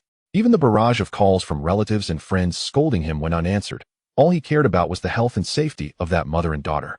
As night fell, walking along the brilliantly illuminated streets, Yang Xingrui was reluctant to return to his rental apartment so soon. He took out his phone, intending to summon old friends for a drink. To his dismay, he found himself blocked by all of them. With a wry smile, he reassured himself that this was not necessarily a misfortune. At least he had learned in advance that some individuals were not worth befriending. It was better to avoid deception and betrayal. The sooner he blocked them, the better. After some contemplation, he decided to visit the unfortunate woman and assist her with overseeing the online donation efforts. Upon making the call, the previously relaxed Yang Xingrui was soon left in a state of shock, standing outside a bubble tea shop. "You mean, after just kneeling?" A wealthy benefactor has already sponsored you and taken you to the hospital? How can that be? Is it really that effective? That wealthy benefactor, Zhou Yun? The top scion of Jiangxing? Yuqing Group? Goodness. Yang Xingrui's astonishment caused him to fumble, dropping the box he was carrying, spilling documents across the ground. In a flurry, he scrambled to pick up the scattered papers while still on the phone. Zhou Yun, the Prince of Jiangxing. As someone engaged in advertising strategy, he was well aware of Zhou Yun's reputation and had even researched him extensively. The name was indeed thunderous in its recognition. So, you've shared my proposal with him? Yang Xingrui's mind raced uneasily. Well, never mind. As long as your daughter is saved, that's what matters. He ended the call, ordered a cup of bubble tea to calm his racing heart, and reflected on the widespread disdain for online trolls. Some streamers even used offline competitions as a gimmick for their broadcasts. Surely, many were on the lookout for him, not for any other reason than to capitalize on his newfound notoriety. If they could ride his wave of popularity, they would undoubtedly resort to any underhanded tactics. He wondered if the legendary Zhou Deshao also indulged in such proclivities. With the public sentiment still brewing, even if someone sought him out, it wouldn't be immediate. Thus, he felt relatively safe for the time being. However, should Zhou Yun, the local overlord of Jiangxing, take an interest in him, he could find himself in perilous circumstances in an instant. Thus, he ceased to be leisurely and became increasingly anxious. Observing the passers-by, he felt as though a hidden assassin lurked among them. As he turned a corner, he suddenly found himself confronted by a wall of flesh, blocking his path. Standing before him was a towering brute, akin to a giant. When he accidentally bumped into the hulking figure, it felt as though he had collided with a steel wall, leaving him in pain. The man was clad in a uniform resembling a suit, his face adorned with a menacing bulk, exuding an intimidating presence. Yang Xingrui was momentarily paralyzed with fear and quickly stammered an apology. "I'm sorry, I wasn't looking where I was going." He feigned compliance, lowering his gaze and attempting to back away towards the other side. However, the giant extended his massive arm, firmly pressing it on Yang Xingrui's shoulder, and asked in a jovial tone, "Are you Yang Xingrui?" Panic surged within Yang Xingrui. He was certain this was someone sent for him, though he could not discern their identity. "You've mistaken me. I am not Yang Xingrui." The giant chuckled. "You are. I've seen your photo." Cold sweat trickled down Yang Xingrui's brow as he thought, "That damned fat supervisor must have leaked my photo." In this digital age, information spreads like wildfire. Yet he continued to protest, "I truly am not him. I merely resemble him." At that moment, a luxury SUV pulled up, and without hesitation, the giant seized Yang Xingrui as if he were a mere chicken and shoved him into the vehicle. Dazed, Yang Xingrui thought, is the trend for offline competitions now inclusive of kidnappings? Inside the car, he trembled, filled with despair for his future, fearing he would never see the sun rise again. The giant sat beside him, while a similarly dressed individual occupied the front seat. He was sandwiched between them, with no escape in sight. This was his first ride in such a high-end vehicle. He had no time to admire the luxurious interior, consumed instead by concerns for his safety. "I'll tell you, we live in a society governed by law. If anything happens to me, you will. What could happen to you? With us watching over you, not even the king of heaven could touch you." The giant scrutinized Yang Xingrui for a long moment, his expression not fierce, but rather admiring. He softly said, "Rest assured, we are not bad people." "Then who are you?" Yang Xingrui felt a flicker of suspicion in his heart. "Hello, my name is Chung Dama. You can call me Dama." The giant chuckled. "My boss is Zhou Yun. You must have heard of Yuqing Group. Many in Jiangxing are aware of it. You wouldn't be so ignorant, would you?" Chung Dama was aware of Zhou Yun's remarkable prowess, yet he remained oblivious to the extent of it. It seemed that everyone recognized Zhou Yun. Whenever he appeared, his name was effortlessly uttered by all. "I know Zhou Yun," Yang Xingrui nodded, akin to a chick pecking at rice, and continued, "I actually wanted to ask what I did to offend your esteemed boss.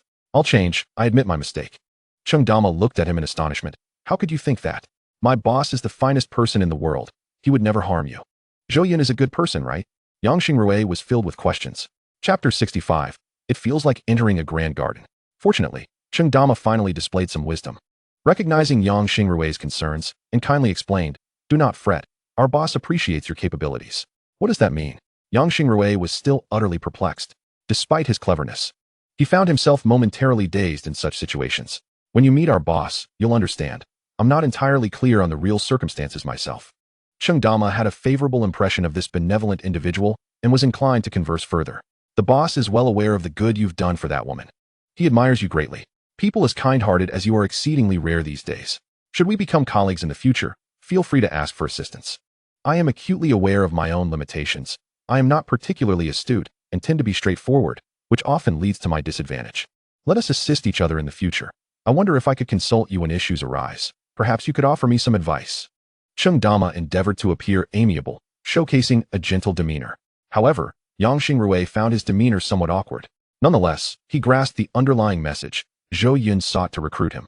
Due to the strategies he employed to aid that unfortunate woman, he had caught the attention of this young master of Jiangqing, who intended to enlist him to work for the Zhou family. Yang Xingrui's mind began to race with thoughts. The luxury vehicle sped along. Under the moonlight, the bustling city outside had transformed into an eerily tranquil landscape, akin to venturing into the countryside. Outside the window, verdant trees whizzed by, leading Yang Xingrui to feel as though they were ascending a mountain. This was an opulent villa district, with streetlights of great value illuminating the carefully tended exotic flora on either side of the road. Yang Xingrui pondered his predicament. His suspicions were confirmed. The vehicle had returned to the Blue Mountain Villa, with the entirety of the hillside belonging to the Zhou family.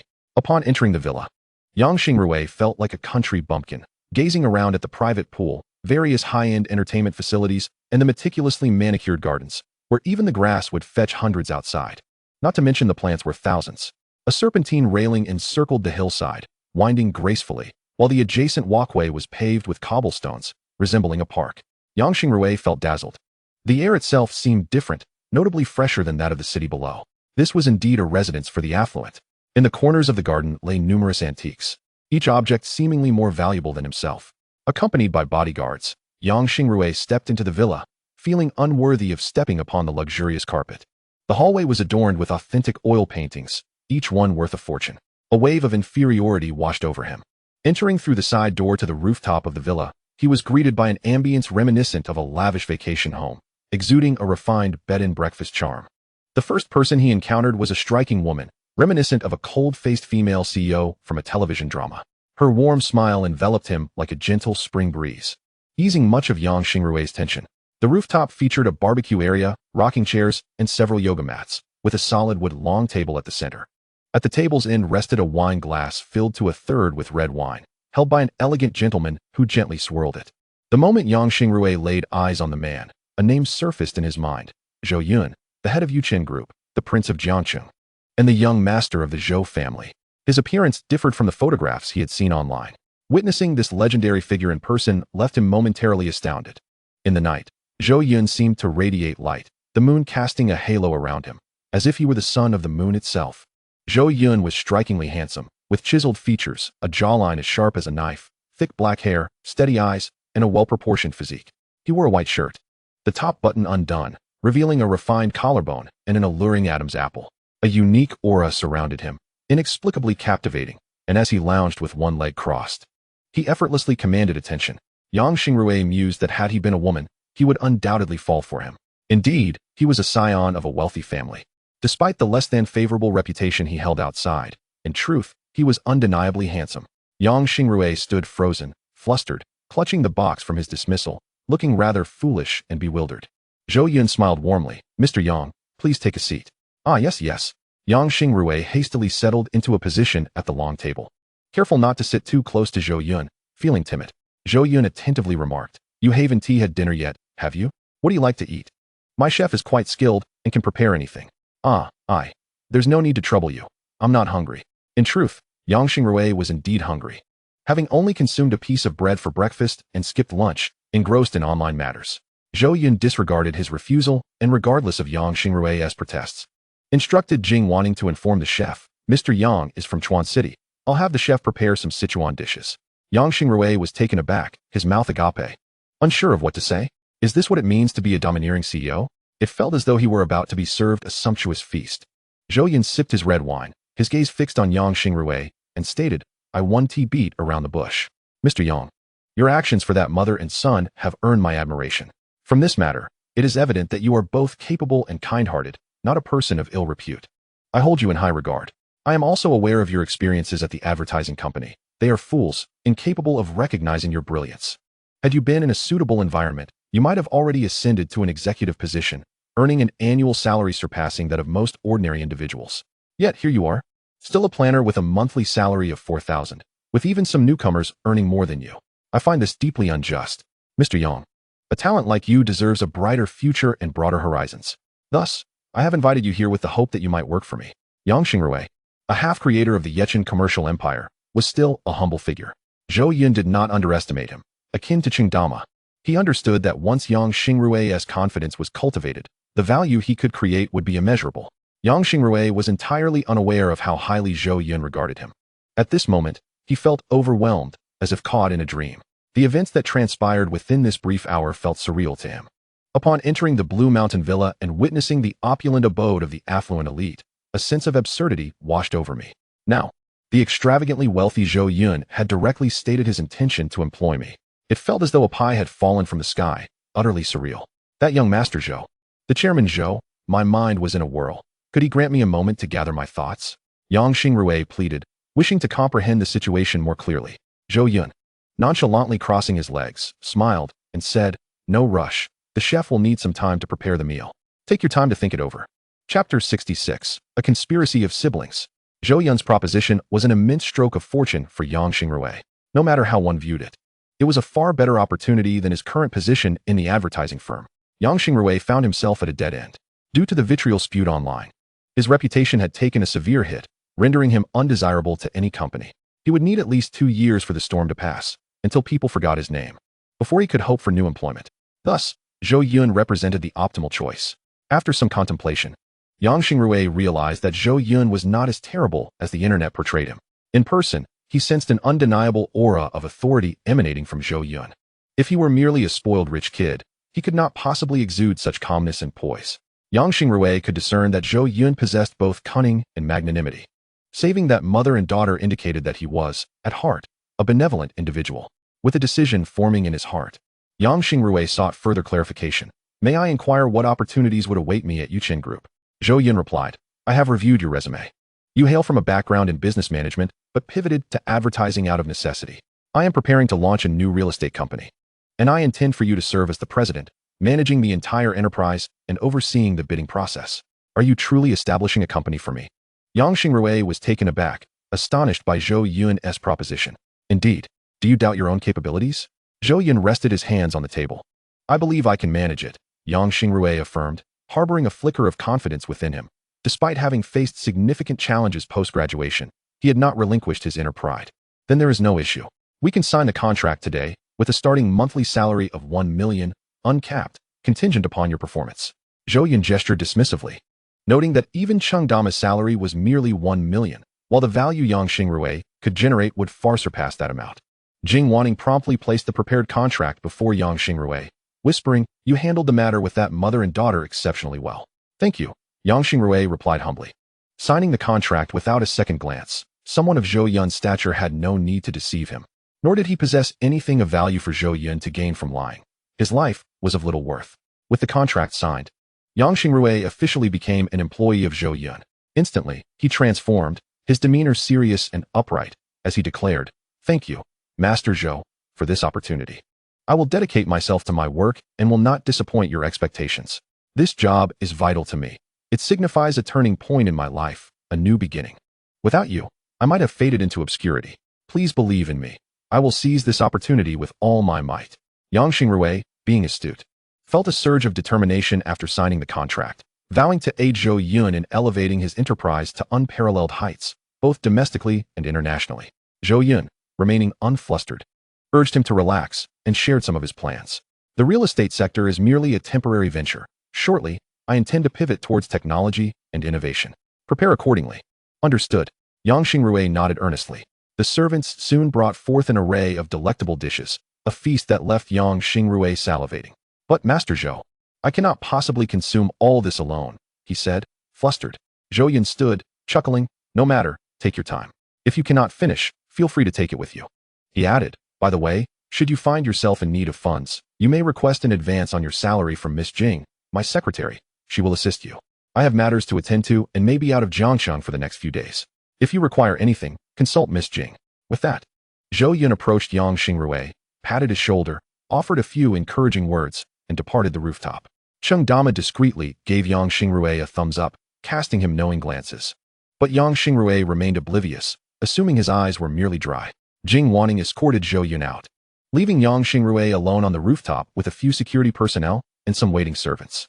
Initially cautious, Yang Xingrue began to eat. discovering the exquisite flavors that tantalized his palate. The allure of the culinary delights soon overwhelmed his restraint, and he found himself devouring the meal with increasing speed. Shortly thereafter, the sharp whirring of helicopter blades reverberated throughout Blue Mountain.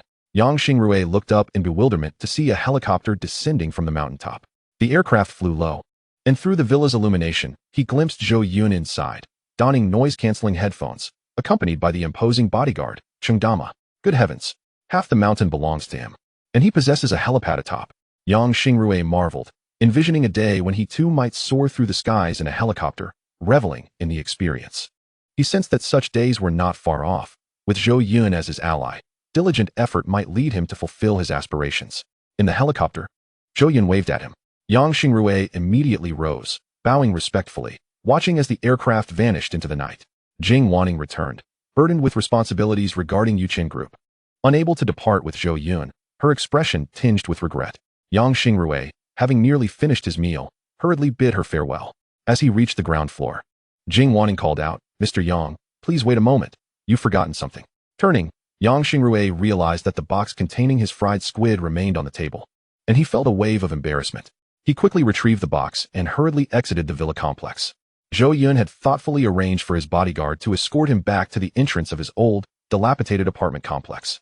Clutching the cardboard box, he felt as though he had transcended into an entirely different realm. Taking a deep breath, he gazed at the box and decisively tossed it into a nearby garbage bin. "These trinkets are better off discarded," he proclaimed dramatically. "Starting tomorrow, I shall embrace a new life and embark upon a second chapter." Shu family.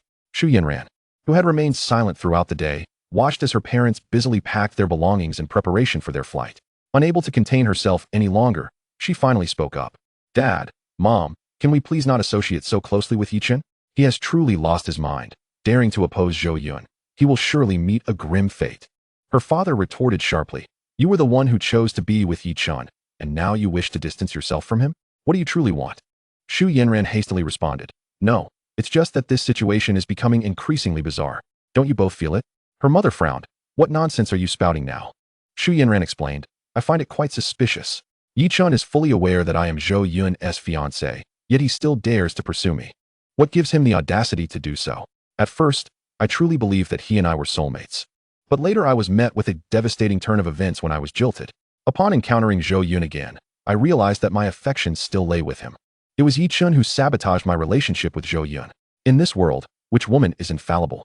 Zhou Yun would have certainly forgiven me. It must be Yichen, who, lurking in the shadows, orchestrated schemes to irrevocably sever the bond between Zhou Yun and me." Father Shu exclaimed in astonishment. "You previously claimed that Yichen acted boldly out of affection for you, and you admired his courage." Shu Yanran's eyes blazed with fury as she retorted, "That was merely Yichen's deceptive facade. I was misled. It is all his fault. What evidence do you have?" With a venomous tone, Shu Yanran replied, "Consider this. At the auction, who was the woman intimately close to Zhou Yun? What is her relationship with Yichen?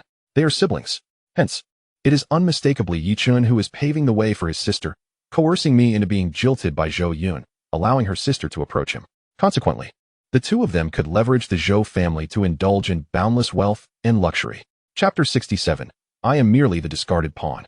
And I, a wretched woman ensnared by other schemes. How ruthless Yichen is. Initially, I failed to perceive his true intentions. He feigned closeness while harboring malicious designs. Mother and father, do you comprehend? It is all Yichen's fault. He has wronged our family. Shu Yanran raged, her demeanor akin to a frenzied animal.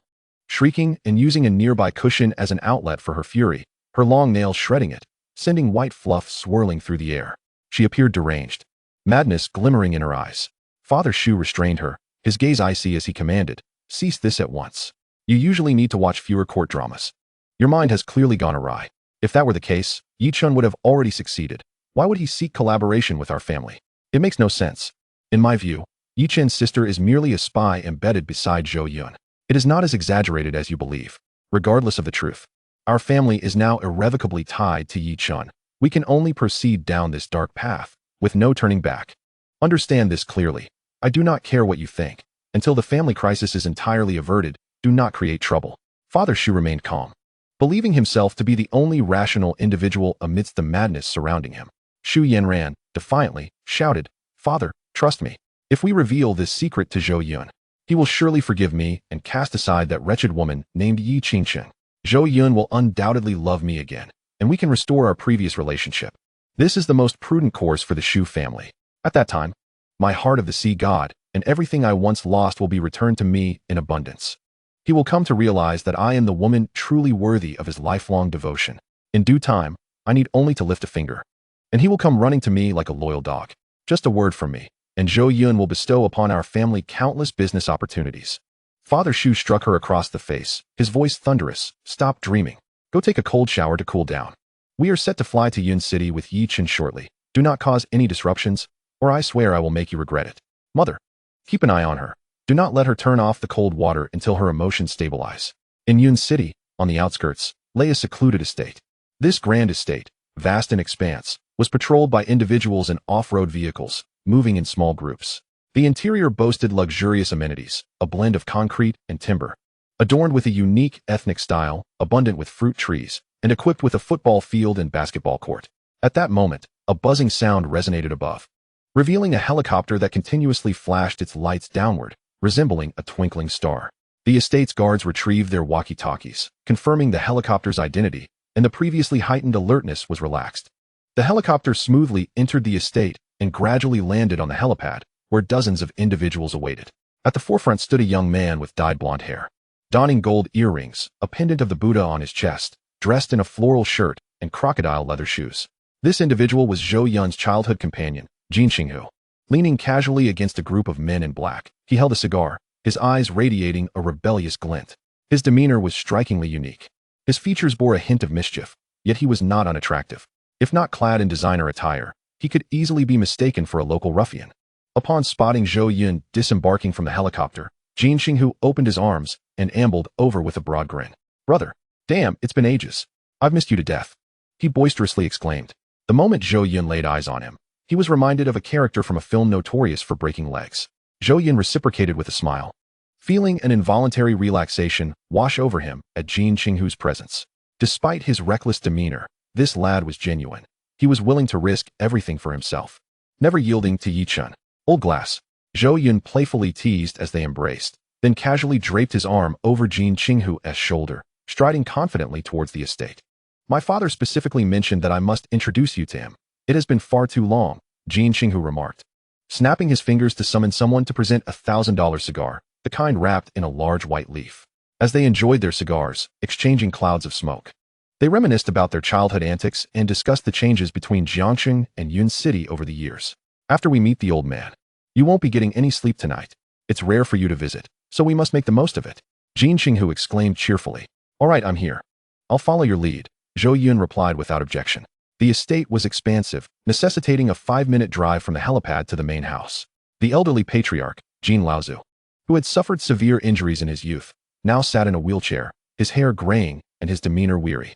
Upon seeing Zhou Yun, tears welled in his aged eyes, recalling the deep bond he shared with Zhou Laozu. As he beheld Zhou Yun, memories of the past flooded back, and he could not help but reflect on how, had it not been for Zhou Yun's father, he might have long since been laid to rest. Ah, how the world changes. I am growing old myself and will soon join your father. The future belongs to you young ones. I have already entrusted the family business to Xiaohu. You two must support one another and never betray or harm each other.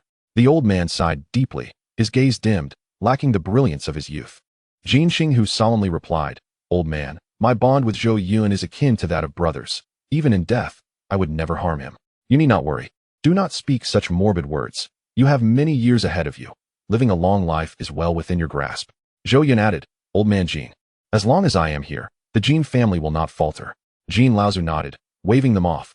All right, you young ones go and enjoy yourselves. Youthful exuberance is indeed a virtue, yet one must not succumb to excessive indulgence. It is imperative to observe safety measures, for not every woman is worthy of carrying the lineage of our two families. Old Master Jin perceives the situation with crystal clarity, as he expresses that the pleasures you partake in are merely remnants of his own youthful escapades. Jin Xinghu chuckles heartily, urging the elder to retire early. He then swaggeringly leads Zhou Yun and the Jin family's enforcers into the vehicle, cranking the DJ sound system to its maximum volume as they speed towards the vibrant heart of Yun City. Chapter 68, I Desire Purity. Yun City, the epitome of opulence, houses the exclusive Xianyue Club. Upon the Jin family's convoy coming to a halt, the attendants of the establishment emerge in a formation reminiscent of a royal greeting. The Jin family's primary enterprise in Yun City lies within the jade mining sector, while also extending its grasp into underground ventures and various entertainment industries. The club boasts numerous offerings, including KTV, high-end massage services, saunas, and spa treatments. With his nostrils held high, Jin Qinghu is met with trepidation from all present. The club manager bows deeply, ushering them into the most prestigious private room the establishment has to offer. Upon entering, a delightful fragrance wafts through the air, calming and soothing rather than overpowering. The room is adorned with lavish decorations, exuding an air of sophistication, featuring a large screen and a song selection display on the walls. Once inside the suite, Jin Qinghu commands the proprietor to present their finest vintage, while the bodyguards position themselves around the perimeter, on high alert.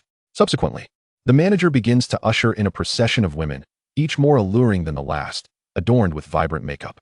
The atmosphere within the room instantly transforms, as the women showcase their charms amidst a chorus of playful laughter.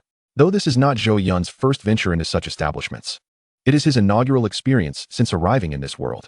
He reclines with arms outstretched, resting his feet upon the crystal tea table, allowing Jin Qinghu to dictate the proceedings. In this realm, the young tiger is indeed well-versed. Casting a disdainful glance, Jin Qinghu exclaims, "Is this the caliber of women you present on the occasion of my brother's visit to Yin City? They are utterly unacceptable. Out with them all. I demand a new selection." His roar reverberates through the suite, causing an involuntary shiver among the attendants, while the manager sweats profusely in fear. He hastily apologizes and sends the current batch of women away, prompting Zhou Yun to witness their frustration as they stomp their feet outside the suite. Chengdama, ever vigilant and positioned within 5 meters of Zhou Yun, is prepared to respond swiftly should any danger arise. During this time, he has gleaned considerable knowledge from the original security team regarding the ways of professional bodyguards.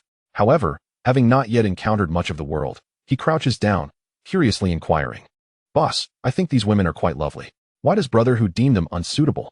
They seem rather fine to me."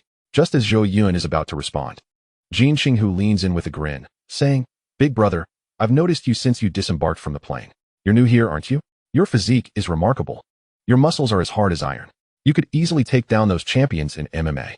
I've spent ample time abroad, and it's rare to find someone as robust as you. If your boss were anyone else, I would certainly offer a handsome sum to recruit you. For now, please ensure my brother's safety." He continues, "The reason this batch won't suffice is that they lack purity." Jin Qinghu's interest in Chengdama intensifies, as if he has stumbled upon a treasure. It is worth noting that typical bodyguards do not warrant his attention. Those who can remain so close to Zhou Yun are undoubtedly trusted confidants. Moreover, having spent years mingling in frontier cities and witnessing fierce conflicts, he possesses a discerning eye, recognizing Dama's martial prowess. With confusion etched on his face, Chengdama asks, "Brother who? Is it not the case that their character is in question? Do they not seek amusement in such places?" Jin Qinghu shakes his head, his expression reflecting a hint of bewilderment, as if he is speaking to an audience unworthy of his wisdom. Zhou Yun chuckles. Dama is a sincere lad, freshly emerged from the countryside. Jin Qinghu groans in exasperation. "What I mean is, they have long since lost their innocence. Given Zhou Yun's esteemed position as a guest in Yun City, I, as the host, cannot allow myself to be so perfunctorily entertained by such women who are wholly unworthy. Otherwise, upon our return to Jiang City, Zhou Yun would undoubtedly find amusement at my expense. Furthermore, having discarded the insipid Xianren, this is a cause for celebration. The wilted flower has perished, and I must ensure he witnesses a more vibrant floral landscape." Jin Qinghu gestures grandly, displaying an air of magnificence. Chengdama is taken aback, finally grasping the situation. His worldview shaken. Is it truly possible to discern such nuances? He gasps softly. Before long, a new selection arrives. Jin Qinghu, ever the perfectionist, demands not only pure women, but also those of striking beauty and hidden talents. This places immense pressure on the manager of the Xianyue Club, who hastily summons individuals from various corners of Yun City. They dare not provoke Jin Qinghu, a notorious figure in the city whose displeasure could wreak havoc upon the establishment. The club's owners, too, harbor fears of the Jin family, not merely due to their formidable influence in Yun City, but also their fearsome reputation beyond the borders. A handful of desperate souls could easily be procured for assassination. Who could withstand such a threat? At last, they succeed in selecting women of both beauty and delightful voices. Initially discontent, as some had planned to forego work that night, they are swiftly reminded of Jin Qinghu's presence and dare not slacken their efforts, lest they incur his wrath.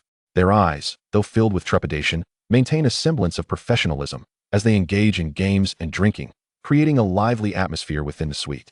Notably, while they regard Jin Qinghu with apprehension, their gazes are predominantly fixed upon Zhou Yun. His charisma is undeniable, an irresistible force that draws women to him like moths to a flame.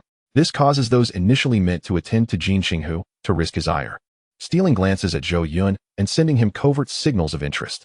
In an unexpected turn, Jin Qinghu refrains from his usual ire, generously allowing the women to accompany Zhou Yun, appreciating their discernment. As a guest in Yun City, you ought to be well entertained. I commend you for your perceptiveness.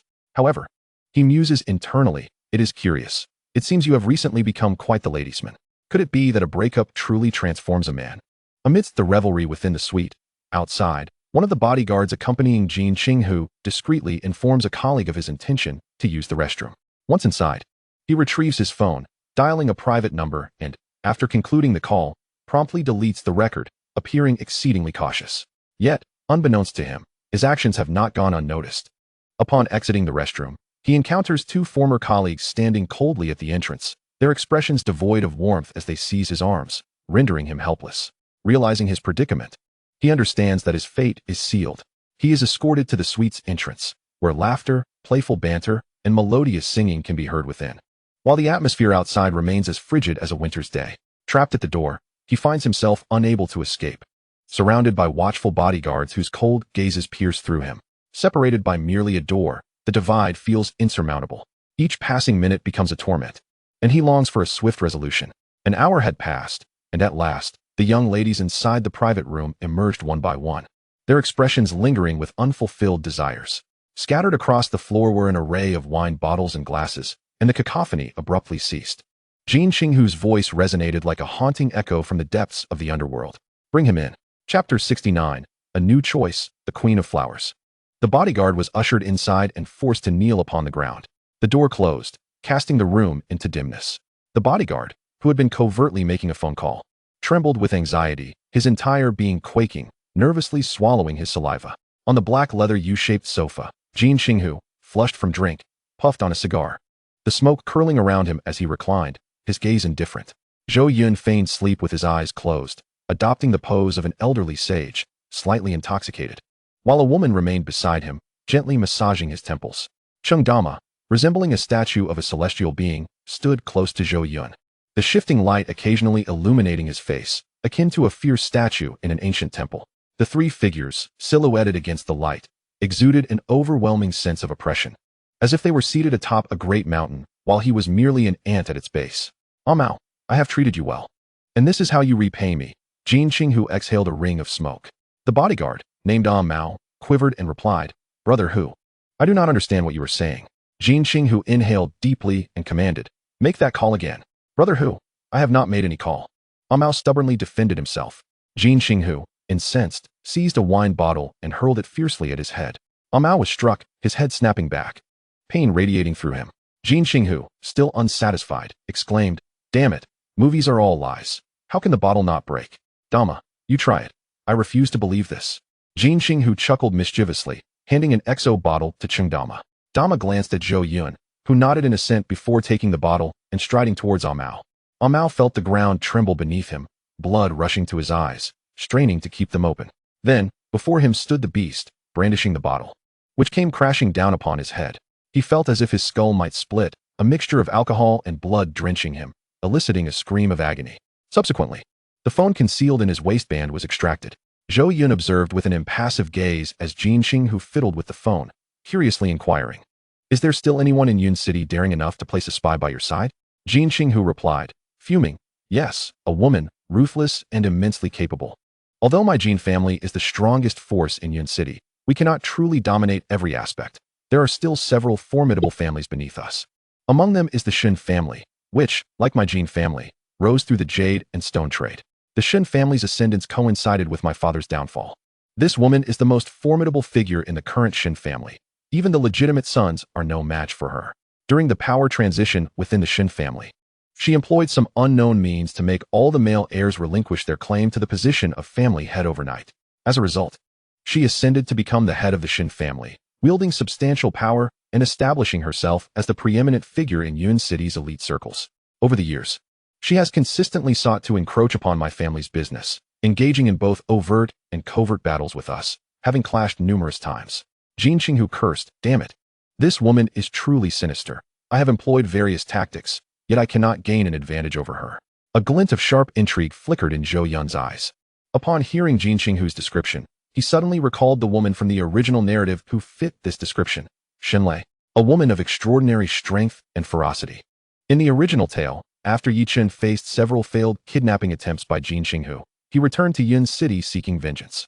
During his efforts to dismantle the Jin family, he encountered Shenlei and became infatuated with her.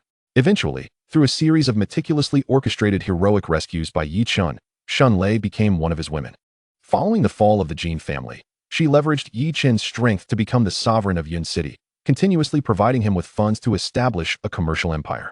Undoubtedly, this woman possesses formidable capabilities, managing to maintain the Shen family amidst the Jin family's intimidation. Without a ruthless edge, she would have perished long ago. Hence, Shenlei is one of the female leads, the second after Xu Yanran. It is she. A profound curiosity blossomed within Zhou Yun. Just as he pondered this, the long-dormant system stirred once more, sending a tremor through his mind. Zhou Yun was taken aback. To have triggered it at such a moment was utterly unexpected. He had prepared himself for a prolonged silence from the system. To his surprise, tonight brought him an unexpected delight.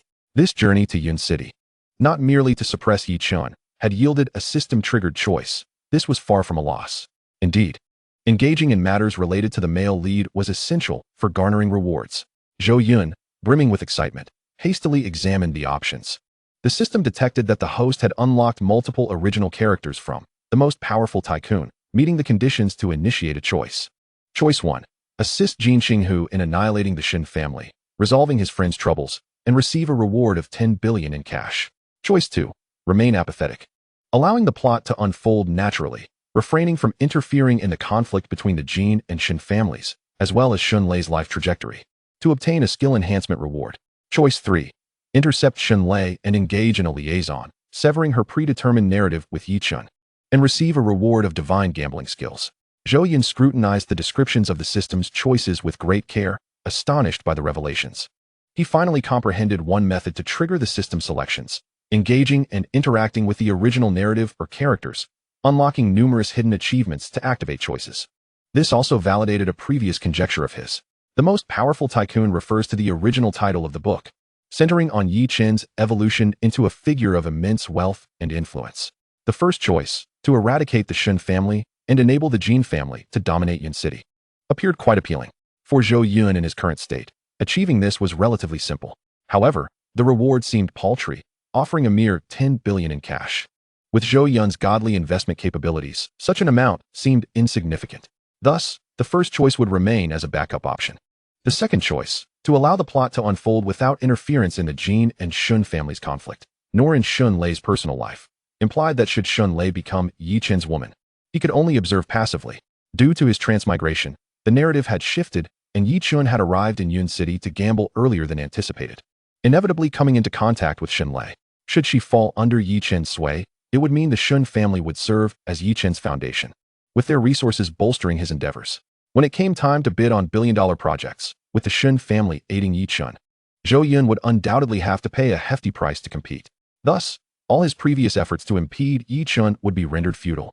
Yi Chen would acquire sufficient funds with ease. Therefore, both emotionally and logically, this choice was unequivocally dismissed. It could not be selected. He must eliminate any possibility of Yi Chen utilizing the Shun family's power. However, despite internally rejecting this choice, Zhou Yun found himself glancing at the description of the hardening ability. The hard block skill, it allows any part of the body to harden like steel, with the capability to cancel the hardened state at will, lasting for 3 hours, serving as a formidable means of self-preservation. In Chapter 70, Flying Flowers and Plucking Leaves, a world of multidimensional fusion, the hard block skill, with a mere thought, could instantaneously render a specific body part as unyielding as iron. Indeed, it is an excellent skill for survival. Nevertheless, Zhou Yun deemed this skill unnecessary for the time being. With Chung Dama providing protection, he had no concerns regarding safety. Furthermore, he currently faced few adversaries, and Yi Chen posed no significant threat. He would refrain from employing lethal tactics unless absolutely compelled. Although the hard block skill could prove immensely beneficial in a certain enigmatic card battlefield, Zhou Yun held unwavering confidence in his own capabilities in that regard, believing he could easily navigate any situation. Moreover, he was quite averse to this option, unwilling to permit Yi Chun to receive assistance from the Shin family, thus outright rejecting it. He hoped that this ability might present itself as an option again in the future. As Zhou Yun contemplated this, he turned his attention to the third option, to intercept the female lead, Shunlei, and take her to bed, to sever her ties with Yi Chun. In other words, to conquer Shunlei and make her his own. This choice left Zhou Yun momentarily perplexed. How did this differ from the previous option of winning over the women around Yi Chun? However, after a brief moment of contemplation, he soon understood. As Shunlei had not yet met Yi Chun, nor did they share any blood ties, they were complete strangers. Their paths would merely intersect in the future. Thus, the two choices were not mutually exclusive.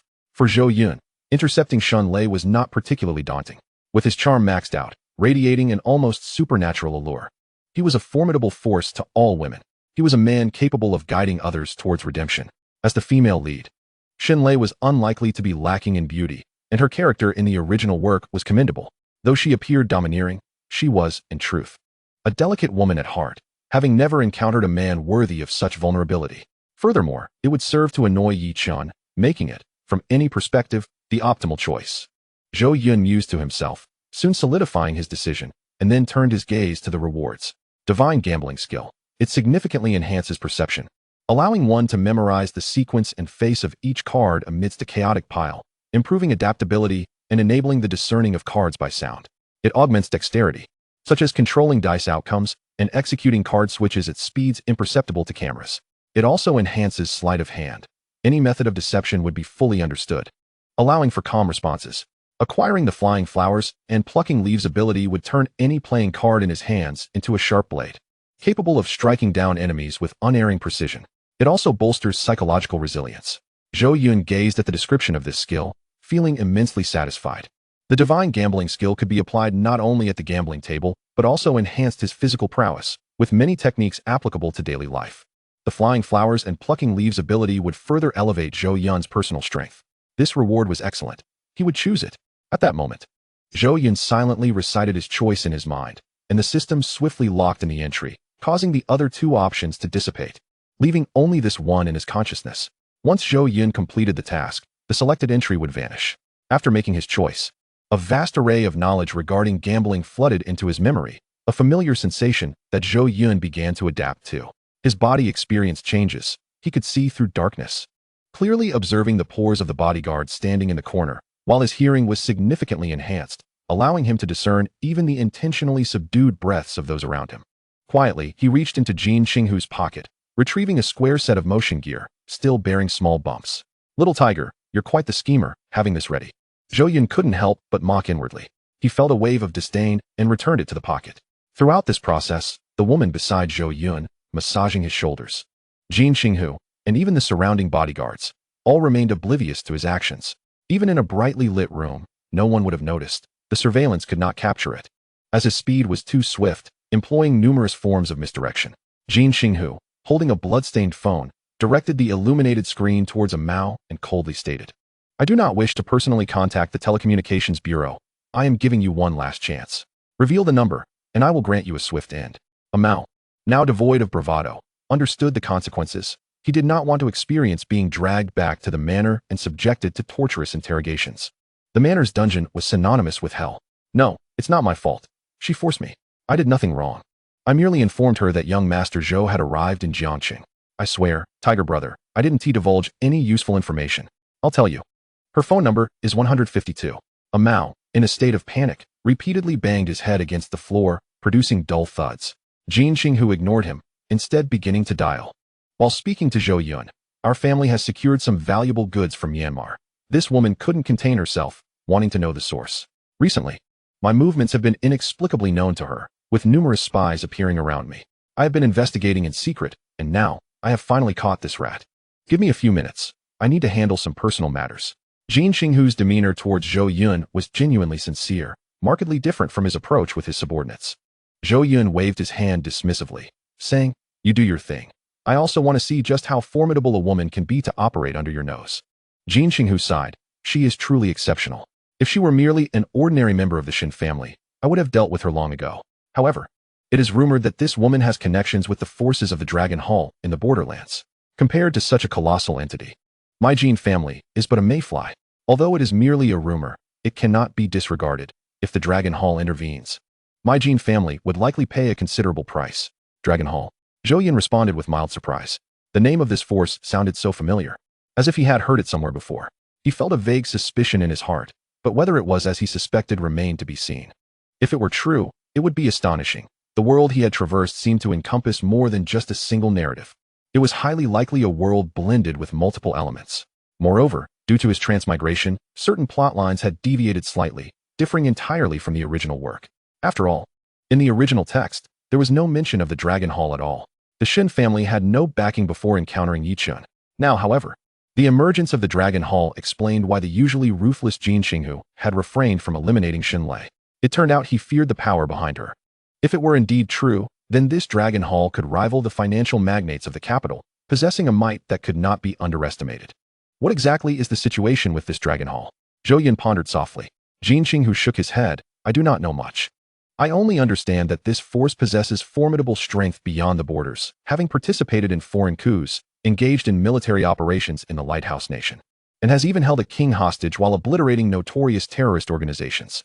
The Dragon Palace boasts one of the top 3 private military contractor forces in the world, known as Black Gold, which publicly claims to operate as a legitimate company encompassing private military contracting, security consulting, and other services. Merely in terms of visible mercenaries, they employ over 50,000 personnel. However, this merely scratches the surface of what the Dragon Palace represents. In Chapter 71, titled Dama, Help Me with Underground Fighting, I lack knowledge about the identity of the Dragon Palace's owner or the notable figures within. The organization remains shrouded in mystery. Jin Xinghu shook his head and continued. Thus, my family harbors reservations towards the Shen family. Zhou Yun nodded, committing the Dragon Palace to memory, intending to investigate further in the future. At this moment, Jin Xinghu pressed the dial key, and the phone emitted a series of beeps before connecting. A languid female voice emerged from the other end. Hello, Jin Xinghu? Startled, Jin Xinghu realized that he hadn't even spoken yet Shenlei had already guessed. I warn you, do not attempt to sway those around me again, otherwise, I will obliterate all your operations. Jin Xinghu replied, irritation lacing his tone. On the other end, Shenlei chuckled lightly. How did you find my last suggestion? Our collaboration would yield nothing but benefits. If you agree, I can help you earn even more. Jin Xinghu, brimming with hostility, retorted, don't dream. Tomorrow, I will sever this line completely, leaving you with nothing. What a pity. It appears you truly are a foolish tiger, forever blind to the path ahead. Shenlei disdainfully remarked. Even if you remain silent, I have my ways of uncovering your family's secrets. It's getting late. I must prepare for a beauty sleep. Oh, please send my regards to my friend from afar. I look forward to our meeting. With that, without waiting for Jin Xinghu's response, Shenlei hung up. Fuming, Jin Xinghu stomped his foot, repeatedly striking the glass coffee table, exclaiming, aside from Xu Yanran, this is the second woman I detest. He then dialed her number again. But the line emitted beeping sounds, indicating he had been blocked. The fury within Jin Xinghu twisted his once handsome features into a grotesque expression, his golden hair trembling in agitation. Suddenly, he turned to Chengdama, a spark igniting in his eyes, and hastily declared, Brother, you're quite the fighter, right? Lend me a hand. Observing his almost deranged state, Chengdama felt uneasy but replied dutifully, I don't engage in kidnapping women unless the big boss commands it. Jin Xinghu bounded over to Chengdama, affectionately grasping his shoulder, a mischievous grin plastered on his face. It's not a bad deed, kidnapping? Not at all. I am a law-abiding entrepreneur, and I would never stoop to such actions. Here's the deal. This woman runs several underground fighting venues. We could check them out and see how skilled these fighters are. What do you think? Interested? Underground fighting? Chengdama pondered deeply. In truth, he had a keen interest in underground fighting. After years of martial arts training, he had yet to unleash his skills in a fulfilling match, often finding himself hesitant during practice sessions with peers, fearing repercussions the next day. Thus, after entering the workforce, he had entertained thoughts of participating in underground fights. However, such activities were illegal, and his family would undoubtedly oppose it. Should he be caught, it would tarnish his record and complicate future job prospects. He had also aspired to compete internationally or join the national team, but lacked connections. Consequently, his fists had long yearned for action. Now, with Zhou Yun backing him, he felt emboldened, unafraid of imprisonment. Even if he were incarcerated, Zhou Yun would ensure his family was taken care of, alleviating his worries. Thus, although his desire to fight was strong, he knew he must first obtain Zhou Yun's consent. He cast a pitiful glance at Zhou Yun. Jin Xinghu quickly interjected. Zhou Yun, please do me a favor. Should anything happen to my brother Dama here, I will take full responsibility. After the fight, not only will he receive the prize money, but I will also grant him an extra 5 million. Jin Qinghu gazed at Zhou Yun with an almost desperate intensity, as if ready to cling to his legs. Zhou Yun ignored Jin Qinghu and instead asked Dama, do you wish to fight? Speak frankly. There's no need to hide anything. Boss, I wish to fight. Chung Dama replied earnestly, but I'm concerned about your safety during the match. Jin Qinghu immediately assured him, Zhou Yun's safety is absolutely guaranteed. If anything were to happen to him in Yun City, I would jump into the Yangtze River to apologize without hesitation. Zhou Yun chuckled, nodding, since you also wish to fight, let's proceed. I too am curious to witness a live bout. Time to indulge. Jin Qinghu erupted into joyous laughter, exclaiming, then it's settled. Tonight we revel, and tomorrow we fight. Dama, I'm counting on you, brother. Jin Qinghu's exuberance knew no bounds at the thought of Chung Dama rendering Shun Lei's skilled fighters incapacitated. As the song concluded, the night deepened, signaling time for relaxation. Jin Qinghu summoned the manager, bellowing, take my dear brother for some relaxation. If he is not treated well, this establishment shall cease operations tomorrow. The manager, trembling, replied, absolutely, absolutely. Jin Qinghu, full of apologies to Zhou Yun, stated, brother, you go on and unwind. I'll have them treat you to a splendid massage. After a good rest, you'll awaken refreshed. I still have some matters to attend to. Zhou Yun allowed himself to be led away by a young woman who had not yet departed. You handle your business, Zhou Yun responded. As they exited the private room, cries of agony and the sound of shattering bottles echoed behind them, accompanied by the sickening crunch of bones breaking. Though the wails were harrowing, Zhou Yun felt no pity for the bodyguards who met such a fate. They had earned it. The following morning, after experiencing a night of indescribable spa treatments, Zhou Yun awoke in a lavish room on the top floor of the club. He felt invigorated, his spirit revitalized, as if every pore in his body had been opened. Beside him lay a pair of stunning twins. He placed a tip, which they would earn in a year, upon the bed. He then drew back the curtains to gaze upon the picturesque scenery of Yun City, breathing in the fresh morning air, his soul feeling utterly unburdened. Upon turning back, he found the twins had quietly departed. Opening the door, he noticed Jin Qinghu's bodyguards stationed in the hallway, having cleared the entire top floor overnight. Only he and Chung Dama remained, with the latter resting next door, ensuring their safety was unquestionable. A maid pushing a cart entered the room to replace the blood-stained bed linens, cleaning meticulously. Zhou Yun instructed the bodyguards to wake the still sleepy Jin Qinghu. You were the loudest last night. How are you still so energetic? I never expected you, with your seemingly refined demeanor, to be even more ferocious than I. Jin Qinghu's eyes sparkled with envy. Zhou Yun smiled gently. Get up. I cannot linger in Yun City for long. I shall be departing in a few days. He felt no remorse about such matters. Embracing the role of an antagonist naturally came with its own demeanor. Furthermore, with ample compensation. It was a mutual agreement devoid of further discourse. Jin Qinghu yawned.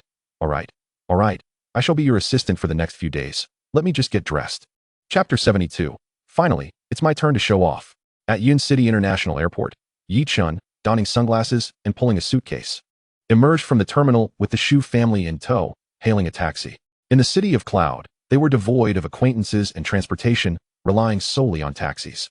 Shu Yanran felt considerable disdain as the three of them squeezed into the back seat, the peculiar odor within the cab exacerbating her discomfort. Upon arriving at the hotel, she relaxed slightly, yet continued to express her dissatisfaction with the establishment's standards, lamenting that it was not even a presidential suite. After days of introspection amidst her mental turmoil, she began to grasp the reality that love could not sustain one like food. What right did a mere Yi Chun have to contend with Zhou Yun? Moreover, after further contemplation, she concluded that Yi Chun had deliberately approached her to create an opportunity for Yi Qingcheng to draw closer to Zhou Yun, which only intensified her aversion toward him. Throughout their journey from Jiang City, she had not afforded Yi Chun a single amiable glance, ignoring him entirely, even feeling repulsed by his presence. Yi Chun, too, was deeply unsettled and bewildered. Throughout the trip, he had relentlessly sought to please her, pouring tea and attending to her needs, yet all he received in return was Shu Yanran's frosty demeanor. He remarked that his efforts were merely his duty, yet he felt he had performed abysmally. How could I possibly owe her anything? He pondered, suddenly realizing the weight of Zhou Yun's feelings over the years. Like a lovesick fool, no, more accurately, akin to a stubborn donkey, no matter how much he endeavored to endear himself. The recipient not only remained indifferent, but also expressed disdain for his efforts. While gazing out at the clouds from the airplane, Yi Chun was struck by a chilling thought. Living a lifetime with such a woman would be a terrifying nightmare. The mere contemplation sent shivers down his spine, awakening a newfound appreciation for Zhou Yun's formidable nature. She had endured Xu Yanran's temperament for years, only to erupt upon his arrival. The sheer terror of her steadfastness and forbearance was a feat few could accomplish. Enduring hardship and silently suffering was the essence of resilience. Yichen realized he was far from capable of such endurance. Even managing to tolerate Xu Yanran's temperament for a few days felt like an immense challenge. Were it not for the necessity of securing bidding qualifications, he would have already lost his temper. More crucially, upon entering the hotel, Xu Yanran began to nitpick, incessantly comparing herself to Zhou Yun, lamenting the hotel's simplicity and asserting that if it were Zhou Yun, she would never have been subjected to such conditions. Enraged, Yichen took a cold shower for half an hour to regain his composure. I could never marry this woman, he resolved, finally deciding to harbor resentment towards Xu Yanran. In that moment, he had never perceived her as so repugnant. The once invigorating spark of love had vanished, leaving only indifference in its wake. 2 days later, the stone gambling conference commenced. During this interval, they perused various merchants selling materials, hoping to unearth some hidden treasures and generate funds, as time was of the essence. Yichen's attitude underwent a subtle shift. He began to regard the Xu family solely as business partners rather than potential in-laws. The 3 members of the Xu family said little, acquiescing to his plans. There was one matter Yichen kept to himself. His journey to Cloud City was not solely about gambling for profit. He also sought to ascertain whether he could garner the favor and assistance of the Jin family. Perhaps, with the Jin family's backing, the monumental project worth 100 billion would be within his grasp, alleviating his financial concerns. Yichen was confident in his investment abilities, fully equipped to discern the true value of stones, even if he was uncertain of the specifics.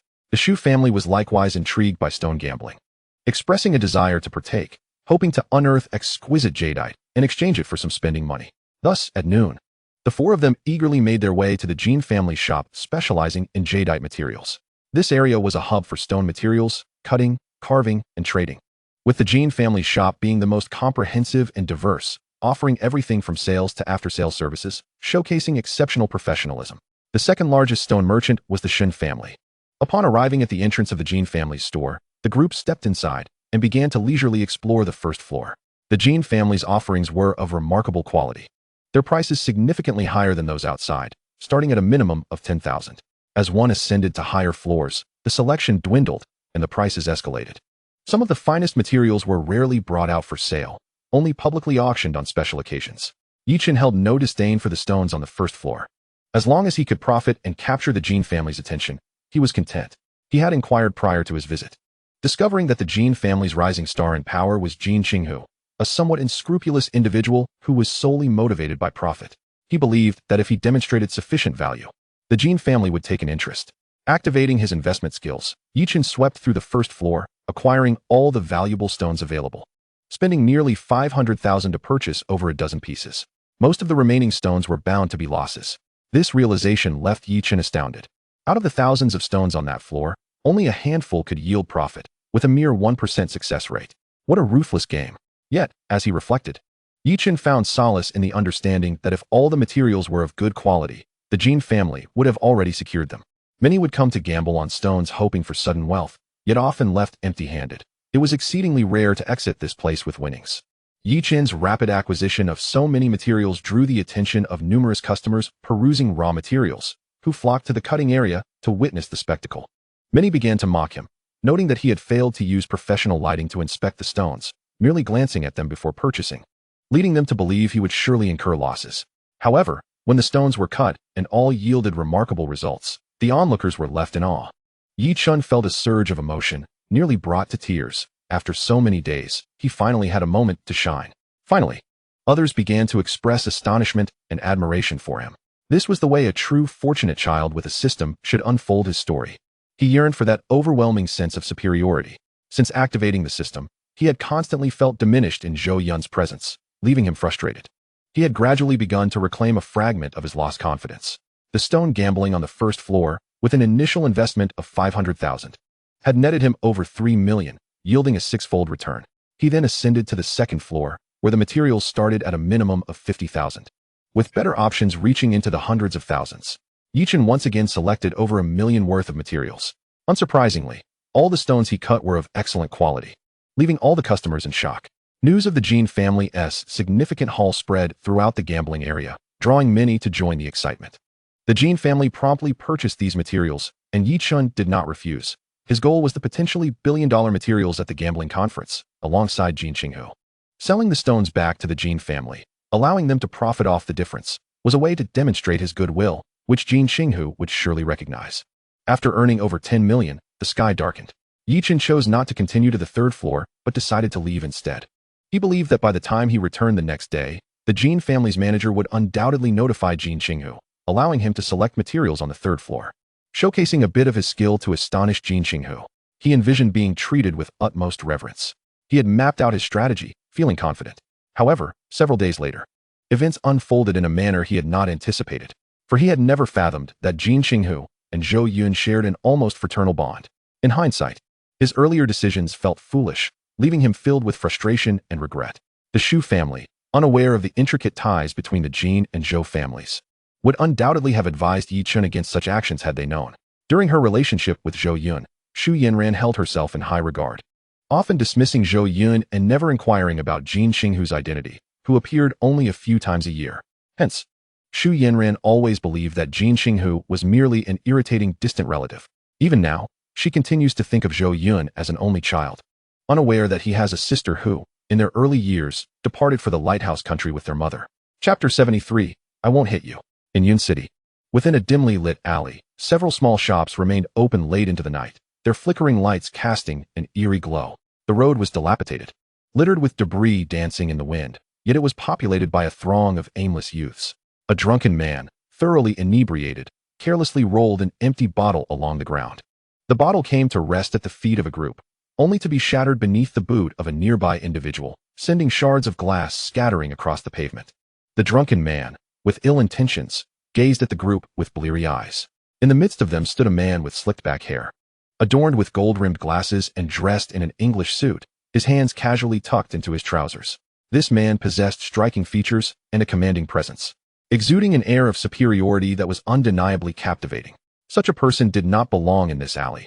He should be seated in a financial skyscraper, surveying the city from above.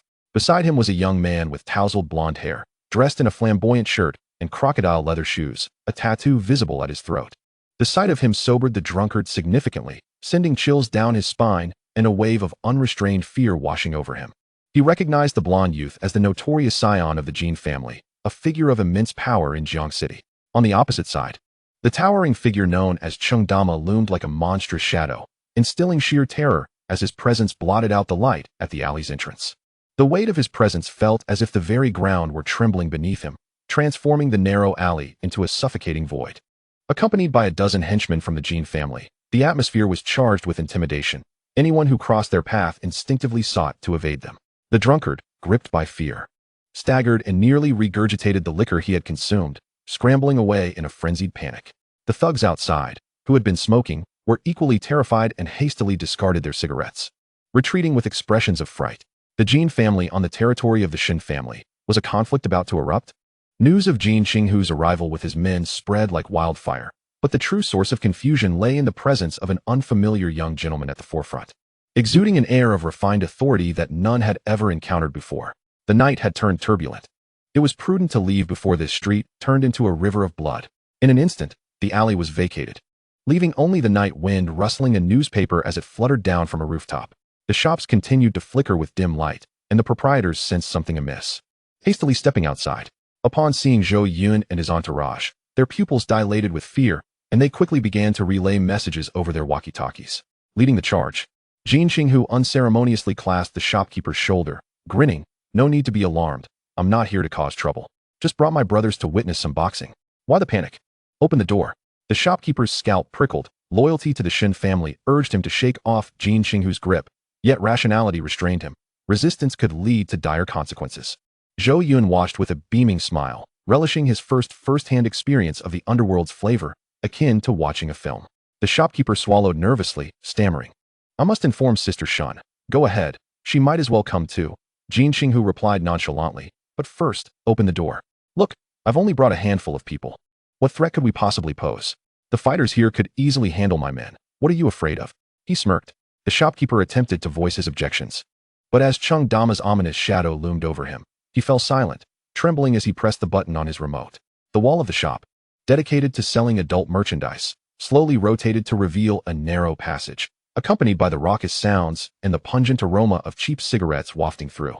Jin Qinghu led the way into the passage, with Cheng Dama preceding Zhou Yun, acting as a formidable shield against any potential threats. The staircase spiraled downward, and the echoes of hurried footsteps reverberated as numerous henchmen, alerted to the commotion, rushed to the scene. However, upon catching sight of the strikingly blonde Jin Qinghu, they froze in place, their bodies stiffening with trepidation. As Jin Qinghu strode past them, he mockingly offered a cigar to one of the men, whose demeanor shifted from aggression to compliance. Despite the presence of over a dozen muscular thugs, they dared not move. Below, the atmosphere was charged with obscenities, the underground crowd bewildered by the sudden halt above them. Yet, when Jin Qinghu's face emerged under the glow of a wall lamp, they promptly sealed their lips and stood at attention. Had anyone else been in their position, the thugs would have already engaged in combat. But in the presence of Jin Qinghu, no one had the audacity to make a move without Shun Lei's express orders. Wherever Jin Qinghu passed, the henchmen of the Shun family dutifully parted to create a pathway. Finally, as the group descended into the basement, the overseer of the establishment, a man known as Daozi, sprinted forward. Though he commanded a legion of subordinates, he approached Jin Qinghu with a semblance of respect, his smile lacking genuine warmth. "What brings Brother Tiger here unannounced? I would have come to greet you in advance." Daozi, a figure placed by the Shun family within the underbelly, was met with Jin Qinghu's indifference. "I brought my brothers to watch the fights and enjoy some games. Rest assured, I'm not here to deal with your Shun family. Let your men disperse and attend to their business." In front of his subordinates, Daozi held the title of boss, but before Jin Qinghu, he could only be addressed as Daozi.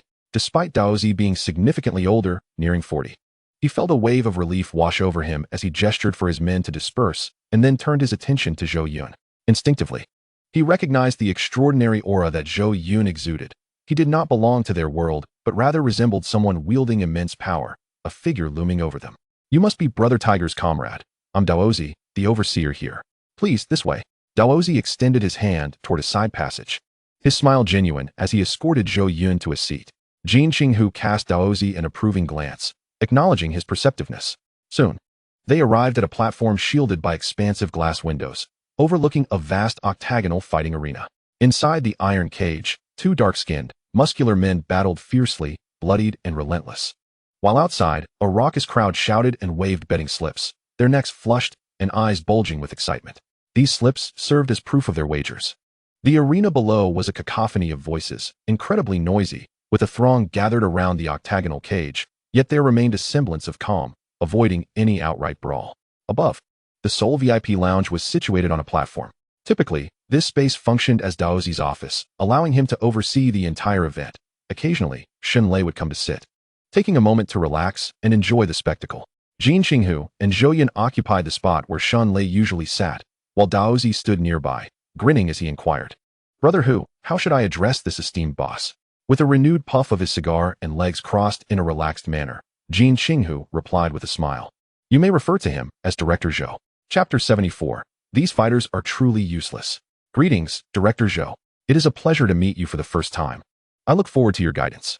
Daozi, seasoned in the ways of the underworld, was acutely aware of the dynamics at play and promptly summoned fine wines and cigars to cater to this unfamiliar yet significant figure. Zhou Yun nodded indifferently. He bore no ill will towards Daozi, having recently won Shun Lei's favor, and thus did not wish to create any unnecessary tension.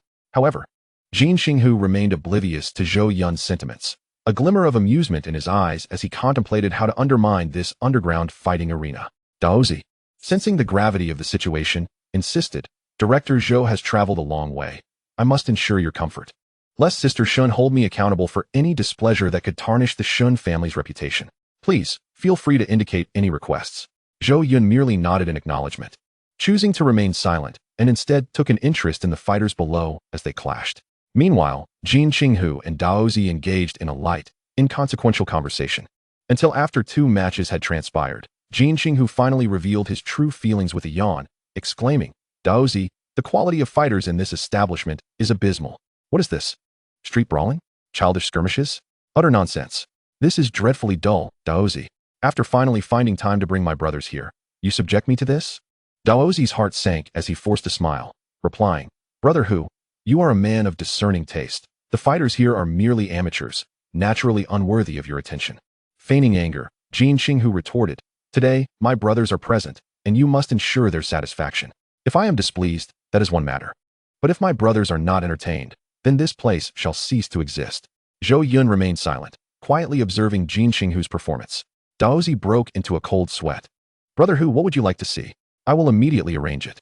Jin Qinghu's serious demeanor shifted to one of amusement as he proposed. "How about allowing my brother's subordinates to spar with your fighters, wagering on the outcomes for added excitement?" Upon hearing this, Daozi felt a chill run down his spine. It was clear that a disruption was imminent. It was evident that Jin Qinghu was not simply here for leisure, but rather to stir trouble for the Shin family. A figure like Zhou Yun, a highborn gentleman, would only tarnish his reputation by being present in such a venue. Nonetheless, Daozi remained undeterred, confident in the capabilities of his fighters.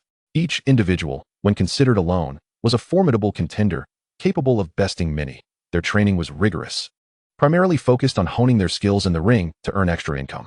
Just as Daozi was about to acquiesce, Chengdama, standing nearby, shook his head in disappointment. "I refuse to fight. They are unworthy adversaries, far too weak." Such arrogance was outrageous. Had the fighters below heard him, they would surely have been infuriated, but alas. The glass barrier muted their responses. Daozi shot a disapproving glance at Dama, and upon realizing he was the imposing figure standing behind Zhou Yun, he felt a tremor of apprehension. "Ah, Brother Hu, are you truly allowing him to enter the ring?" Daozi thought, his heart racing. This hulking figure had caught his attention from the outset, standing like a tank. Although he had not seen such a person in Yun City before, he recognized him as Zhou Yun's bodyguard from a different locale, and thus did not question further.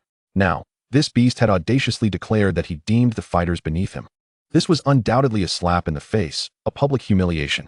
It was crucial to remember that in this arena, he represented the Shin family. While Jin Qinghu had long been a rival, one could be courteous, but never submissive. However, if Chengdama were to engage, the outcome could be terrifying. Daozi began to waver, contemplating whether to refuse. After all, battles in the octagon often resulted in injuries, and on occasion, fatalities. Each fighter, trained at great expense, was a veritable cash cow. Losing one would be a significant blow. If all were to fall, there would be no reason to continue operating this underground venue. One might as well call in excavators to fill it in.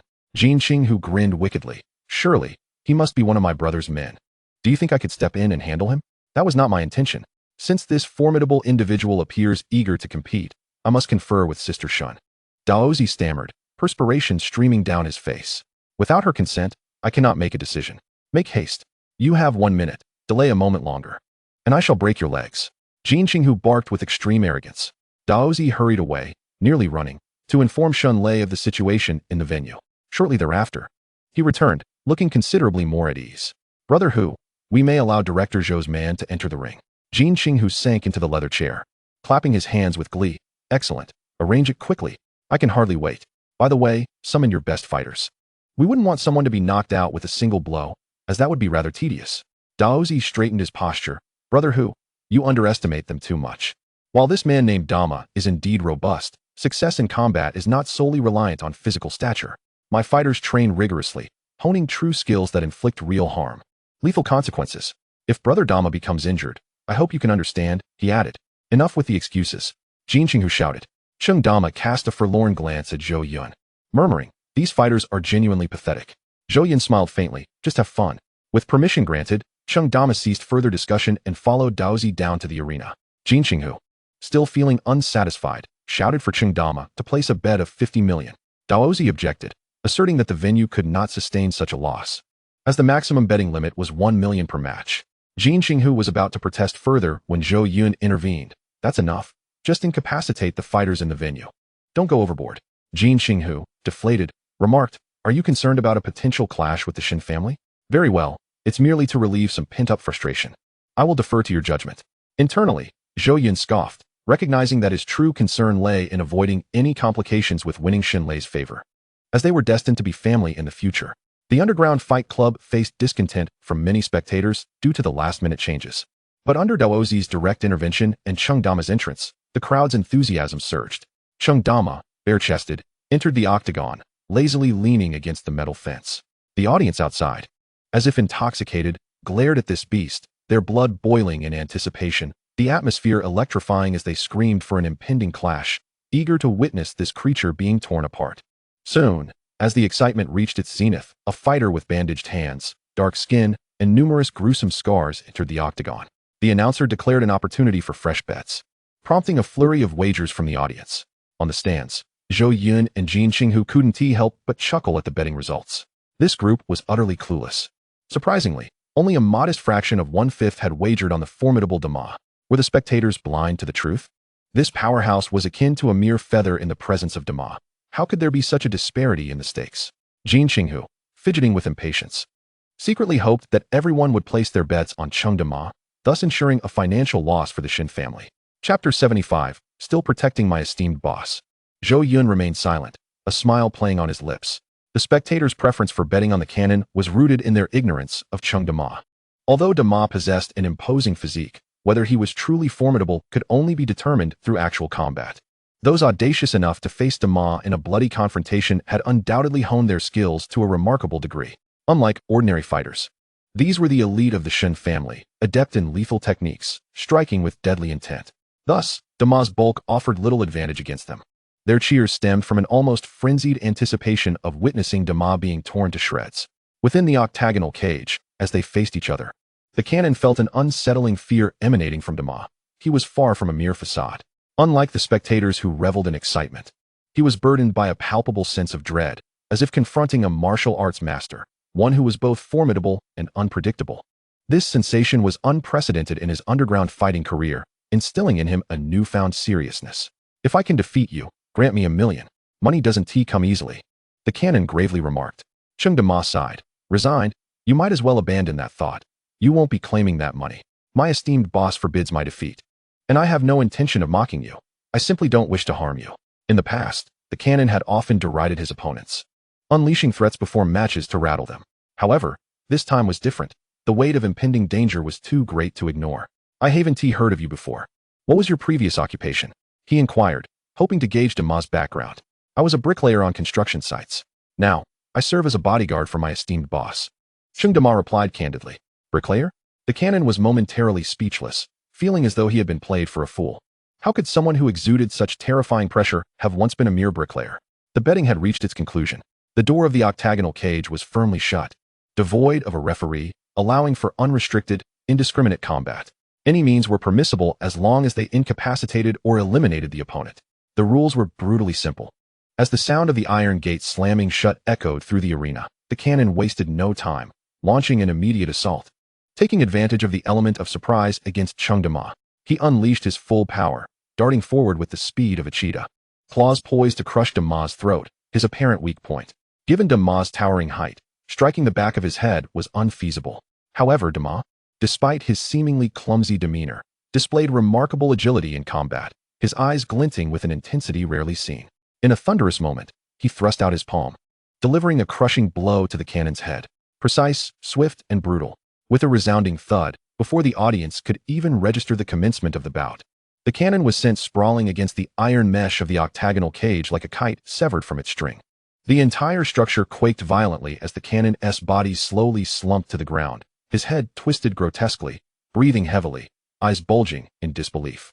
Silence enveloped the arena. A stark transition from the previous clamor within mere seconds. This was terrifying. The cannon had held his ground in this arena for a reason. He was undoubtedly skilled, ranking among the top fighters. Although he had faced defeats, they never resulted in a loss of capability to continue fighting. Yet this opponent was too overpowering, utterly unreasonable. That single slap, akin to a rocket's launch, had sent the cannon, over 150 pounds, flying. Is this how it ends? I barely had the chance to observe. The spectators were bewildered. What just happened? Am I hallucinating? The cannon, one of the top fighters, just disappeared? Who is this guy? I was astounded, while others remained in shock. I glanced at my freshly placed bet, still warm from my hand, and felt an overwhelming urge to slap myself in frustration. I was crushed. Soon, a murmur of incredulity filled the air. Despite their monetary losses, no one dared belittle Cheng Dama. His prowess had earned him respect. Shortly thereafter, someone entered the octagonal cage to drag the dazed cannon out. Dao Zi's face turned ashen as he witnessed his fighter's effortless defeat, recognizing the challenge posed by Dama. He took a deep breath, striving to maintain a smile as he returned to the stands, addressing Jin Qinghu. Brother Hu, we've fought. Let us call it a day. What? I didn't even get my fill. Just one slap, and he has gone. Your Shin family is pathetic. This is all you've got. Jin Qinghu feigned anger, though internally he reveled in delight. continuously pressuring Dao Zi. If your Shin family truly lacks talent, so be it. However, this debacle will surely circulate throughout Yun City by tomorrow morning. What a blow to the Shun family's reputation. Jin Qinghu's tone shifted, his face radiating mockery. Zhou Yun, observing the spectacle, found amusement in his role as a bystander, relishing the villainous sentiment. The antagonist was not inherently detestable. Rather, it was their position in opposition that cast them in a negative light. If they were on one's side, one might discover they were more endearing than a cute girl. Jin Qinghu strutted about, incessantly deriding the Shin family, painting them as utterly inept. Dao Zi could hardly contain himself. Even the deepest of strategies couldn't withstand the pressure. Here's your chance for a war of attrition. Surely, with so many of you, you can't possibly lose, can you? How could a venue be this abysmal? Dao Zi inhaled deeply and stated, "Let us hope, brother Hu, that you're not too concerned about this." Descending into the arena, Dao Zi found 3 more fighters, each bearing fierce expressions, muscles bulging, exuding an intimidating aura. Yet, none could withstand even a single strike from Dama, all sent sprawling with a single slap. Finally, the 4th contender arrived, a hulking figure. Even taller and more robust than Chung Dama, his very footsteps causing the ground to tremble. However, Dama delivered a powerful elbow strike that transformed the meat shield into a puddle of weakness, sending him crashing into the audience, injuring several spectators in the process. This was unprecedented. The entire audience collectively gasped, their scalp prickling with shock. Chung Dama sighed, speaking plainly, "How many more of you are there?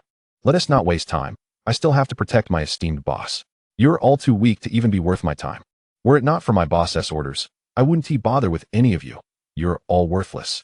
Chung Dama's honesty was disarmingly arrogant, yet he possessed the merit to back it up. Whispers began to circulate, speculating on the identity of the boss he referred to. Someone capable of commanding such a formidable force. No, they mused, it must be a Tyrannosaurus Rex. A nickname has already been assigned to Chung Dama, akin to that of a king among fierce beasts, utterly unmatched. The very master capable of commanding such an entity is even more formidable.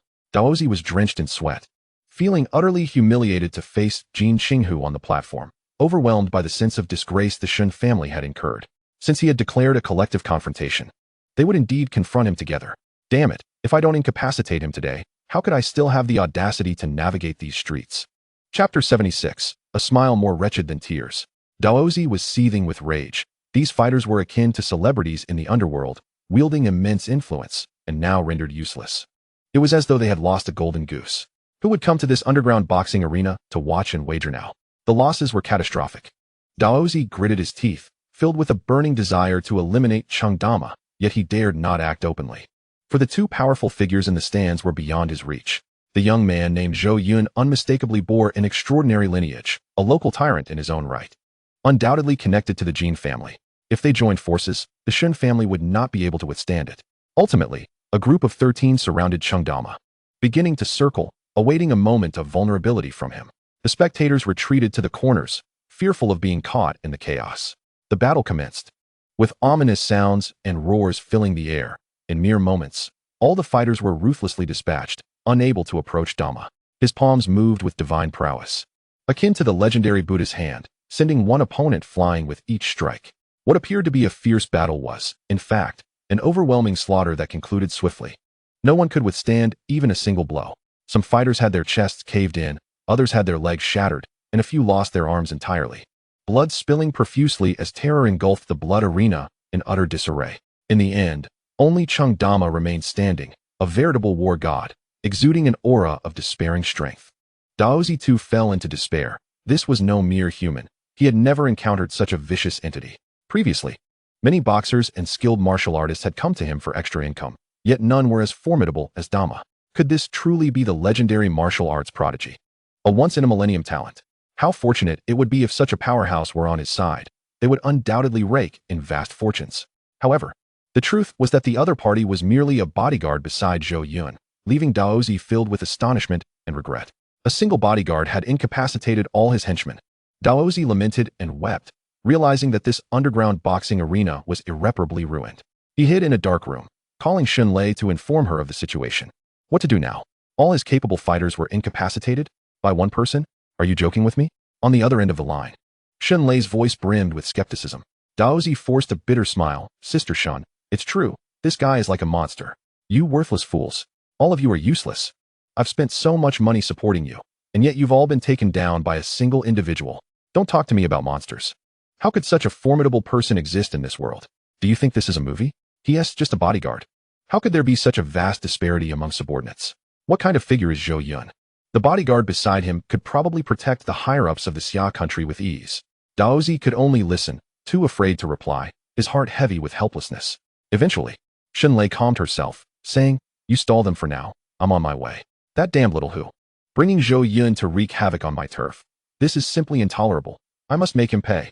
Shenlei hung up the phone, rallying her men to come to her aid. Cheng Dama, feeling bored, returned to Zhou Yun's side. "Well done. I didn't misjudge you." Zhou Yun gave Dama a thumbs up.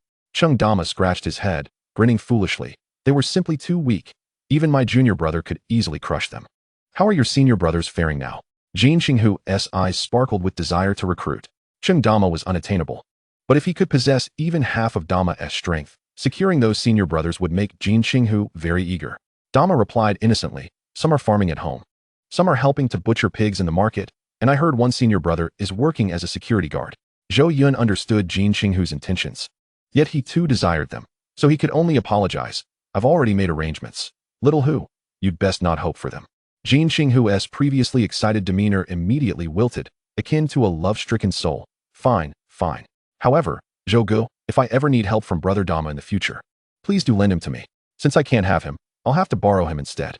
Jin Xinghu, for the sake of Dama's skills, was unashamed. He felt no discomfort in calling Zhou Yun boss. After all, they were all family, and calling anyone boss was merely a formality. Moreover, considering the age difference, Zhou Yun was indeed a few months older, so he felt no psychological burden in addressing him thus. Zhou Yun laughed heartily. "Call me that again, and I might just consider it. Big brother. Zhou boss." Jin Xinghu shouted exuberantly. "All right, from now on, that is how it will be." Zhou Yun nodded, half-jokingly. Hee. Jin Xinghu chuckled repeatedly, seemingly having accepted Zhou Yun. He could sense that ever since the passing of old Master Zhou, Zhou Yun had transformed completely, becoming more mature, composed, and astute. He looked forward to seeing how far Zhou Yun would grow. Perhaps it would exceed his expectations. "When you succeed, remember to bring along your little brothers." Jin Xinghu jested. Little did he know how fortunate he would one day feel to have Zhou Yun as a brother, keeping up with the times in this era. Zhou Yun contemplated that, indeed, the future commercial landscape should include a position for the Jin family, a family he had long been acquainted with, and with whom he shared a close relationship. He deemed Jin Xinghu a talent, well-suited to lead local underground forces, and thought it prudent to entrust him with that responsibility. A commercial empire, of course, must have both light and shadow, advancing in tandem to ensure stable growth. He harbored a bold plan to, through Cheng Dama, incorporate some genuine martial arts families hidden among the populace, gradually forming a formidable martial force. A sense of urgency gripped him. The emergence of Longjian was undoubtedly not coincidental and perhaps had ties to him. Forewarned is forearmed. He must develop his influence swiftly to guarantee his safety. Assembling a powerful security force, an urgent necessity to safeguard the interests of the entire group and promote its flourishing growth. "Wait for my message. I may indeed require your assistance," Zhou Yun remarked thoughtfully. Jin Xinghu patted his chest. "It's my duty." Zhou Yun felt reassured, his plans for the future gradually crystallizing. Daozi returned to the platform, spotting the two, laughing as if crying, attempting to buy time. Yet Jin Xinghu was no fool. He refused to linger, finding this place uninteresting, preferring to head to a club for massages and foot baths. Daozi could not stop them, helplessly watching them depart, his heart aching immensely. Alone, he sat on the platform, downing several bottles of liquor, feeling the air conditioning grow colder, chilling him to the bone. Chapter 77, Claiming This Man. The entire underground boxing arena had emptied, leaving behind a scene of devastation.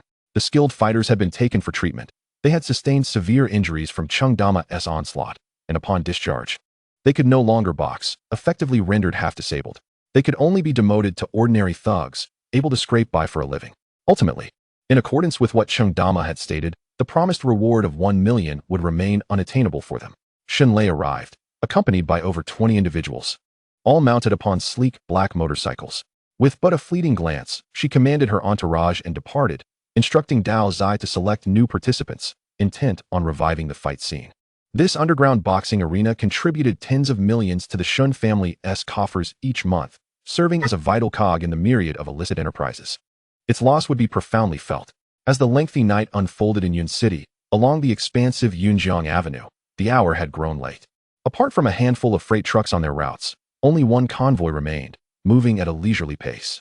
Leading the charge was a striking Lamborghini, with Jin Qinghu at the helm, driving with one hand while the other clutched a cigarette, exuding an effortless cool against the howling winds. Following closely were several Hummers, occupied by Jin's henchmen. Sandwiched within this motley collection was an Alpha business vehicle, where, alongside the driver, Zhou Yun and Cheng Dama sat. Jin Qinghu had hoped Zhou Yun would join him in the Lamborghini, to experience the thrill of speed and adrenaline. However, Zhou Yun declined, preferring not to draw attention or take the lead. In the narratives, it was often the ostentatious villains like Jin Qinghu who met their demise first. Despite Zhou Yun having no enemies in Yun City, Jin Qinghu was undoubtedly surrounded by adversaries. Thus, a cautious approach seemed prudent, and he opted for the safety of the Alpha. In the vehicle, Zhou Yun expressed his desire to recruit his fellow martial artists. Cheng Dama pondered seriously, stating, "Young master, I cannot guarantee success. I must return to discuss with them. I fear they have grown complacent and may be reluctant to leave their comfort." The underlying concern was the risk associated with working for a powerful figure. He doubted his peers would be willing to join, should any misfortune arise. It would be difficult to explain to their hometown. Zhou Yun nodded, not wanting to pressure him, and said, "When you have the time, I will grant you a few days off to speak with them. The remuneration is negotiable, with a monthly salary no less than 200,000, depending on their capabilities. I have but one stipulation: absolute obedience to orders, as there may be instances requiring lethal action. Should they be unable to comply, they need not apply. I have no use for disobedient individuals." Cheng Dama nodded earnestly, replying, "Boss, I understand. I would never recommend any unscrupulous individuals among my peers, as it would only lead to their downfall." As the two engaged in casual conversation, finalizing various details, a security team began to take shape. Among this group were not only skilled practitioners of Bajiquan, but also individuals from other martial arts schools known to Dama. During their discussion, a sudden, thunderous roar akin to a beast erupted on the otherwise tranquil avenue. Zhou Yun paused, glancing in the rearview mirror, where a blinding array of headlights loomed. At least 20 motorcycles were in pursuit. He focused intently, recognizing the ominous intent of their pursuers, who had clearly targeted their convoy. The bodyguards within the Hummer quickly relayed the situation via radio. Jin Qinghu, brimming with bravado, declared over the intercom, "Let them chase. It must be Shenlei. I'll just keep going. I intend to drive her mad. Once I've had my fun, I'll make my escape. What can she do to me? Dama, keep your boss safe. Charge ahead." The convoy surged forward, engines roaring like wild beasts, the cacophony reverberating throughout the street. These seasoned henchmen were adept drivers, as their survival often hinged on their ability to outpace enemies or flee danger. Their skills were exceptional, making them appear as if they were flying down the avenue. Many truck drivers, overtaken by the speeding vehicles, trembled in fear, dutifully retreating to the slower lanes, eyes wide as they watched a Lamborghini streak past like a comet. Zhou Yun felt a strong push against his back as he rolled down the window, allowing the wind to touzle his hair. However, the Alpha, being a business vehicle, could not match the Lamborghini's speed, and the driver, concerned for Zhou Yun's comfort, gradually slowed, detaching from the convoy. Zhou Yun bore no ill will, smiling as he said, "Let us maintain a reasonable speed." As the Alpha eased into a gentler pace, the motorcycles caught up. Zhou Yun then realized that it was not just a dozen, but over 20 uniform black motorcycles, each appearing to be of considerable value. Outfitted with an array of sophisticated modifications, racing like streaks of black lightning. Each motorcycle bore two riders, one at the controls, while the other wielded a lengthy steel pipe, occasionally scraping it against the ground, sending sparks flying. The scene evoked images of motorcycle gangs from the land of cherry blossoms, immersed in the underbelly of society. Soon, a wild motorcycle surged ahead, drawing level with the Alpha. Zhou Yun squinted out the window in surprise, noticing that this particular rider was alone and, astonishingly, unhelmeted. At that moment, this individual was hurtling forward at a staggering 180 miles per hour on city streets, a perilous pace, with the wind whipping like ocean waves. As Zhou Yun focused, he realized it was a woman, her long crimson hair billowing in the breeze, her makeup strikingly elegant, with dark eyeliner and matching lip gloss. Her figure was alluring, with a curvaceous silhouette, her well-toned legs firmly gripping the pedals, her form nestled against the motorcycle seat, reminiscent of a ripe peach, the leather reflecting a seductive sheen under the light. What intrigued Zhou Yun further was the woman's proud demeanor.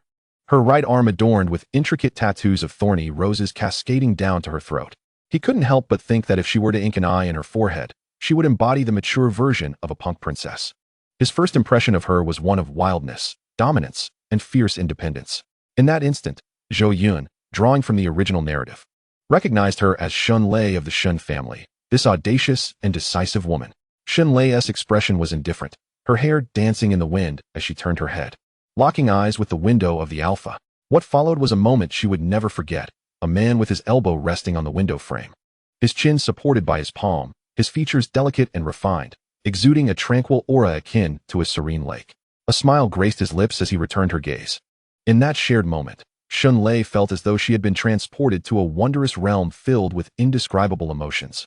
Warmth enveloped her, offering solace and a sense of carefree joy, drawing her in inexorably. It surged through her like a current of electricity, radiating from the depths of his gaze, sending ripples of sensation throughout her being. At that instant, Shun Lei felt a delightful shiver coursing through her. What was this sensation? It was as if she had fallen into the paradise of love. Her heart quivered slightly, and a fierce yearning flickered in her eyes, akin to a lighthouse, unwaveringly fixated on Zhou Yun. In that fleeting moment, an undeniable thought arose within her. She must possess this man,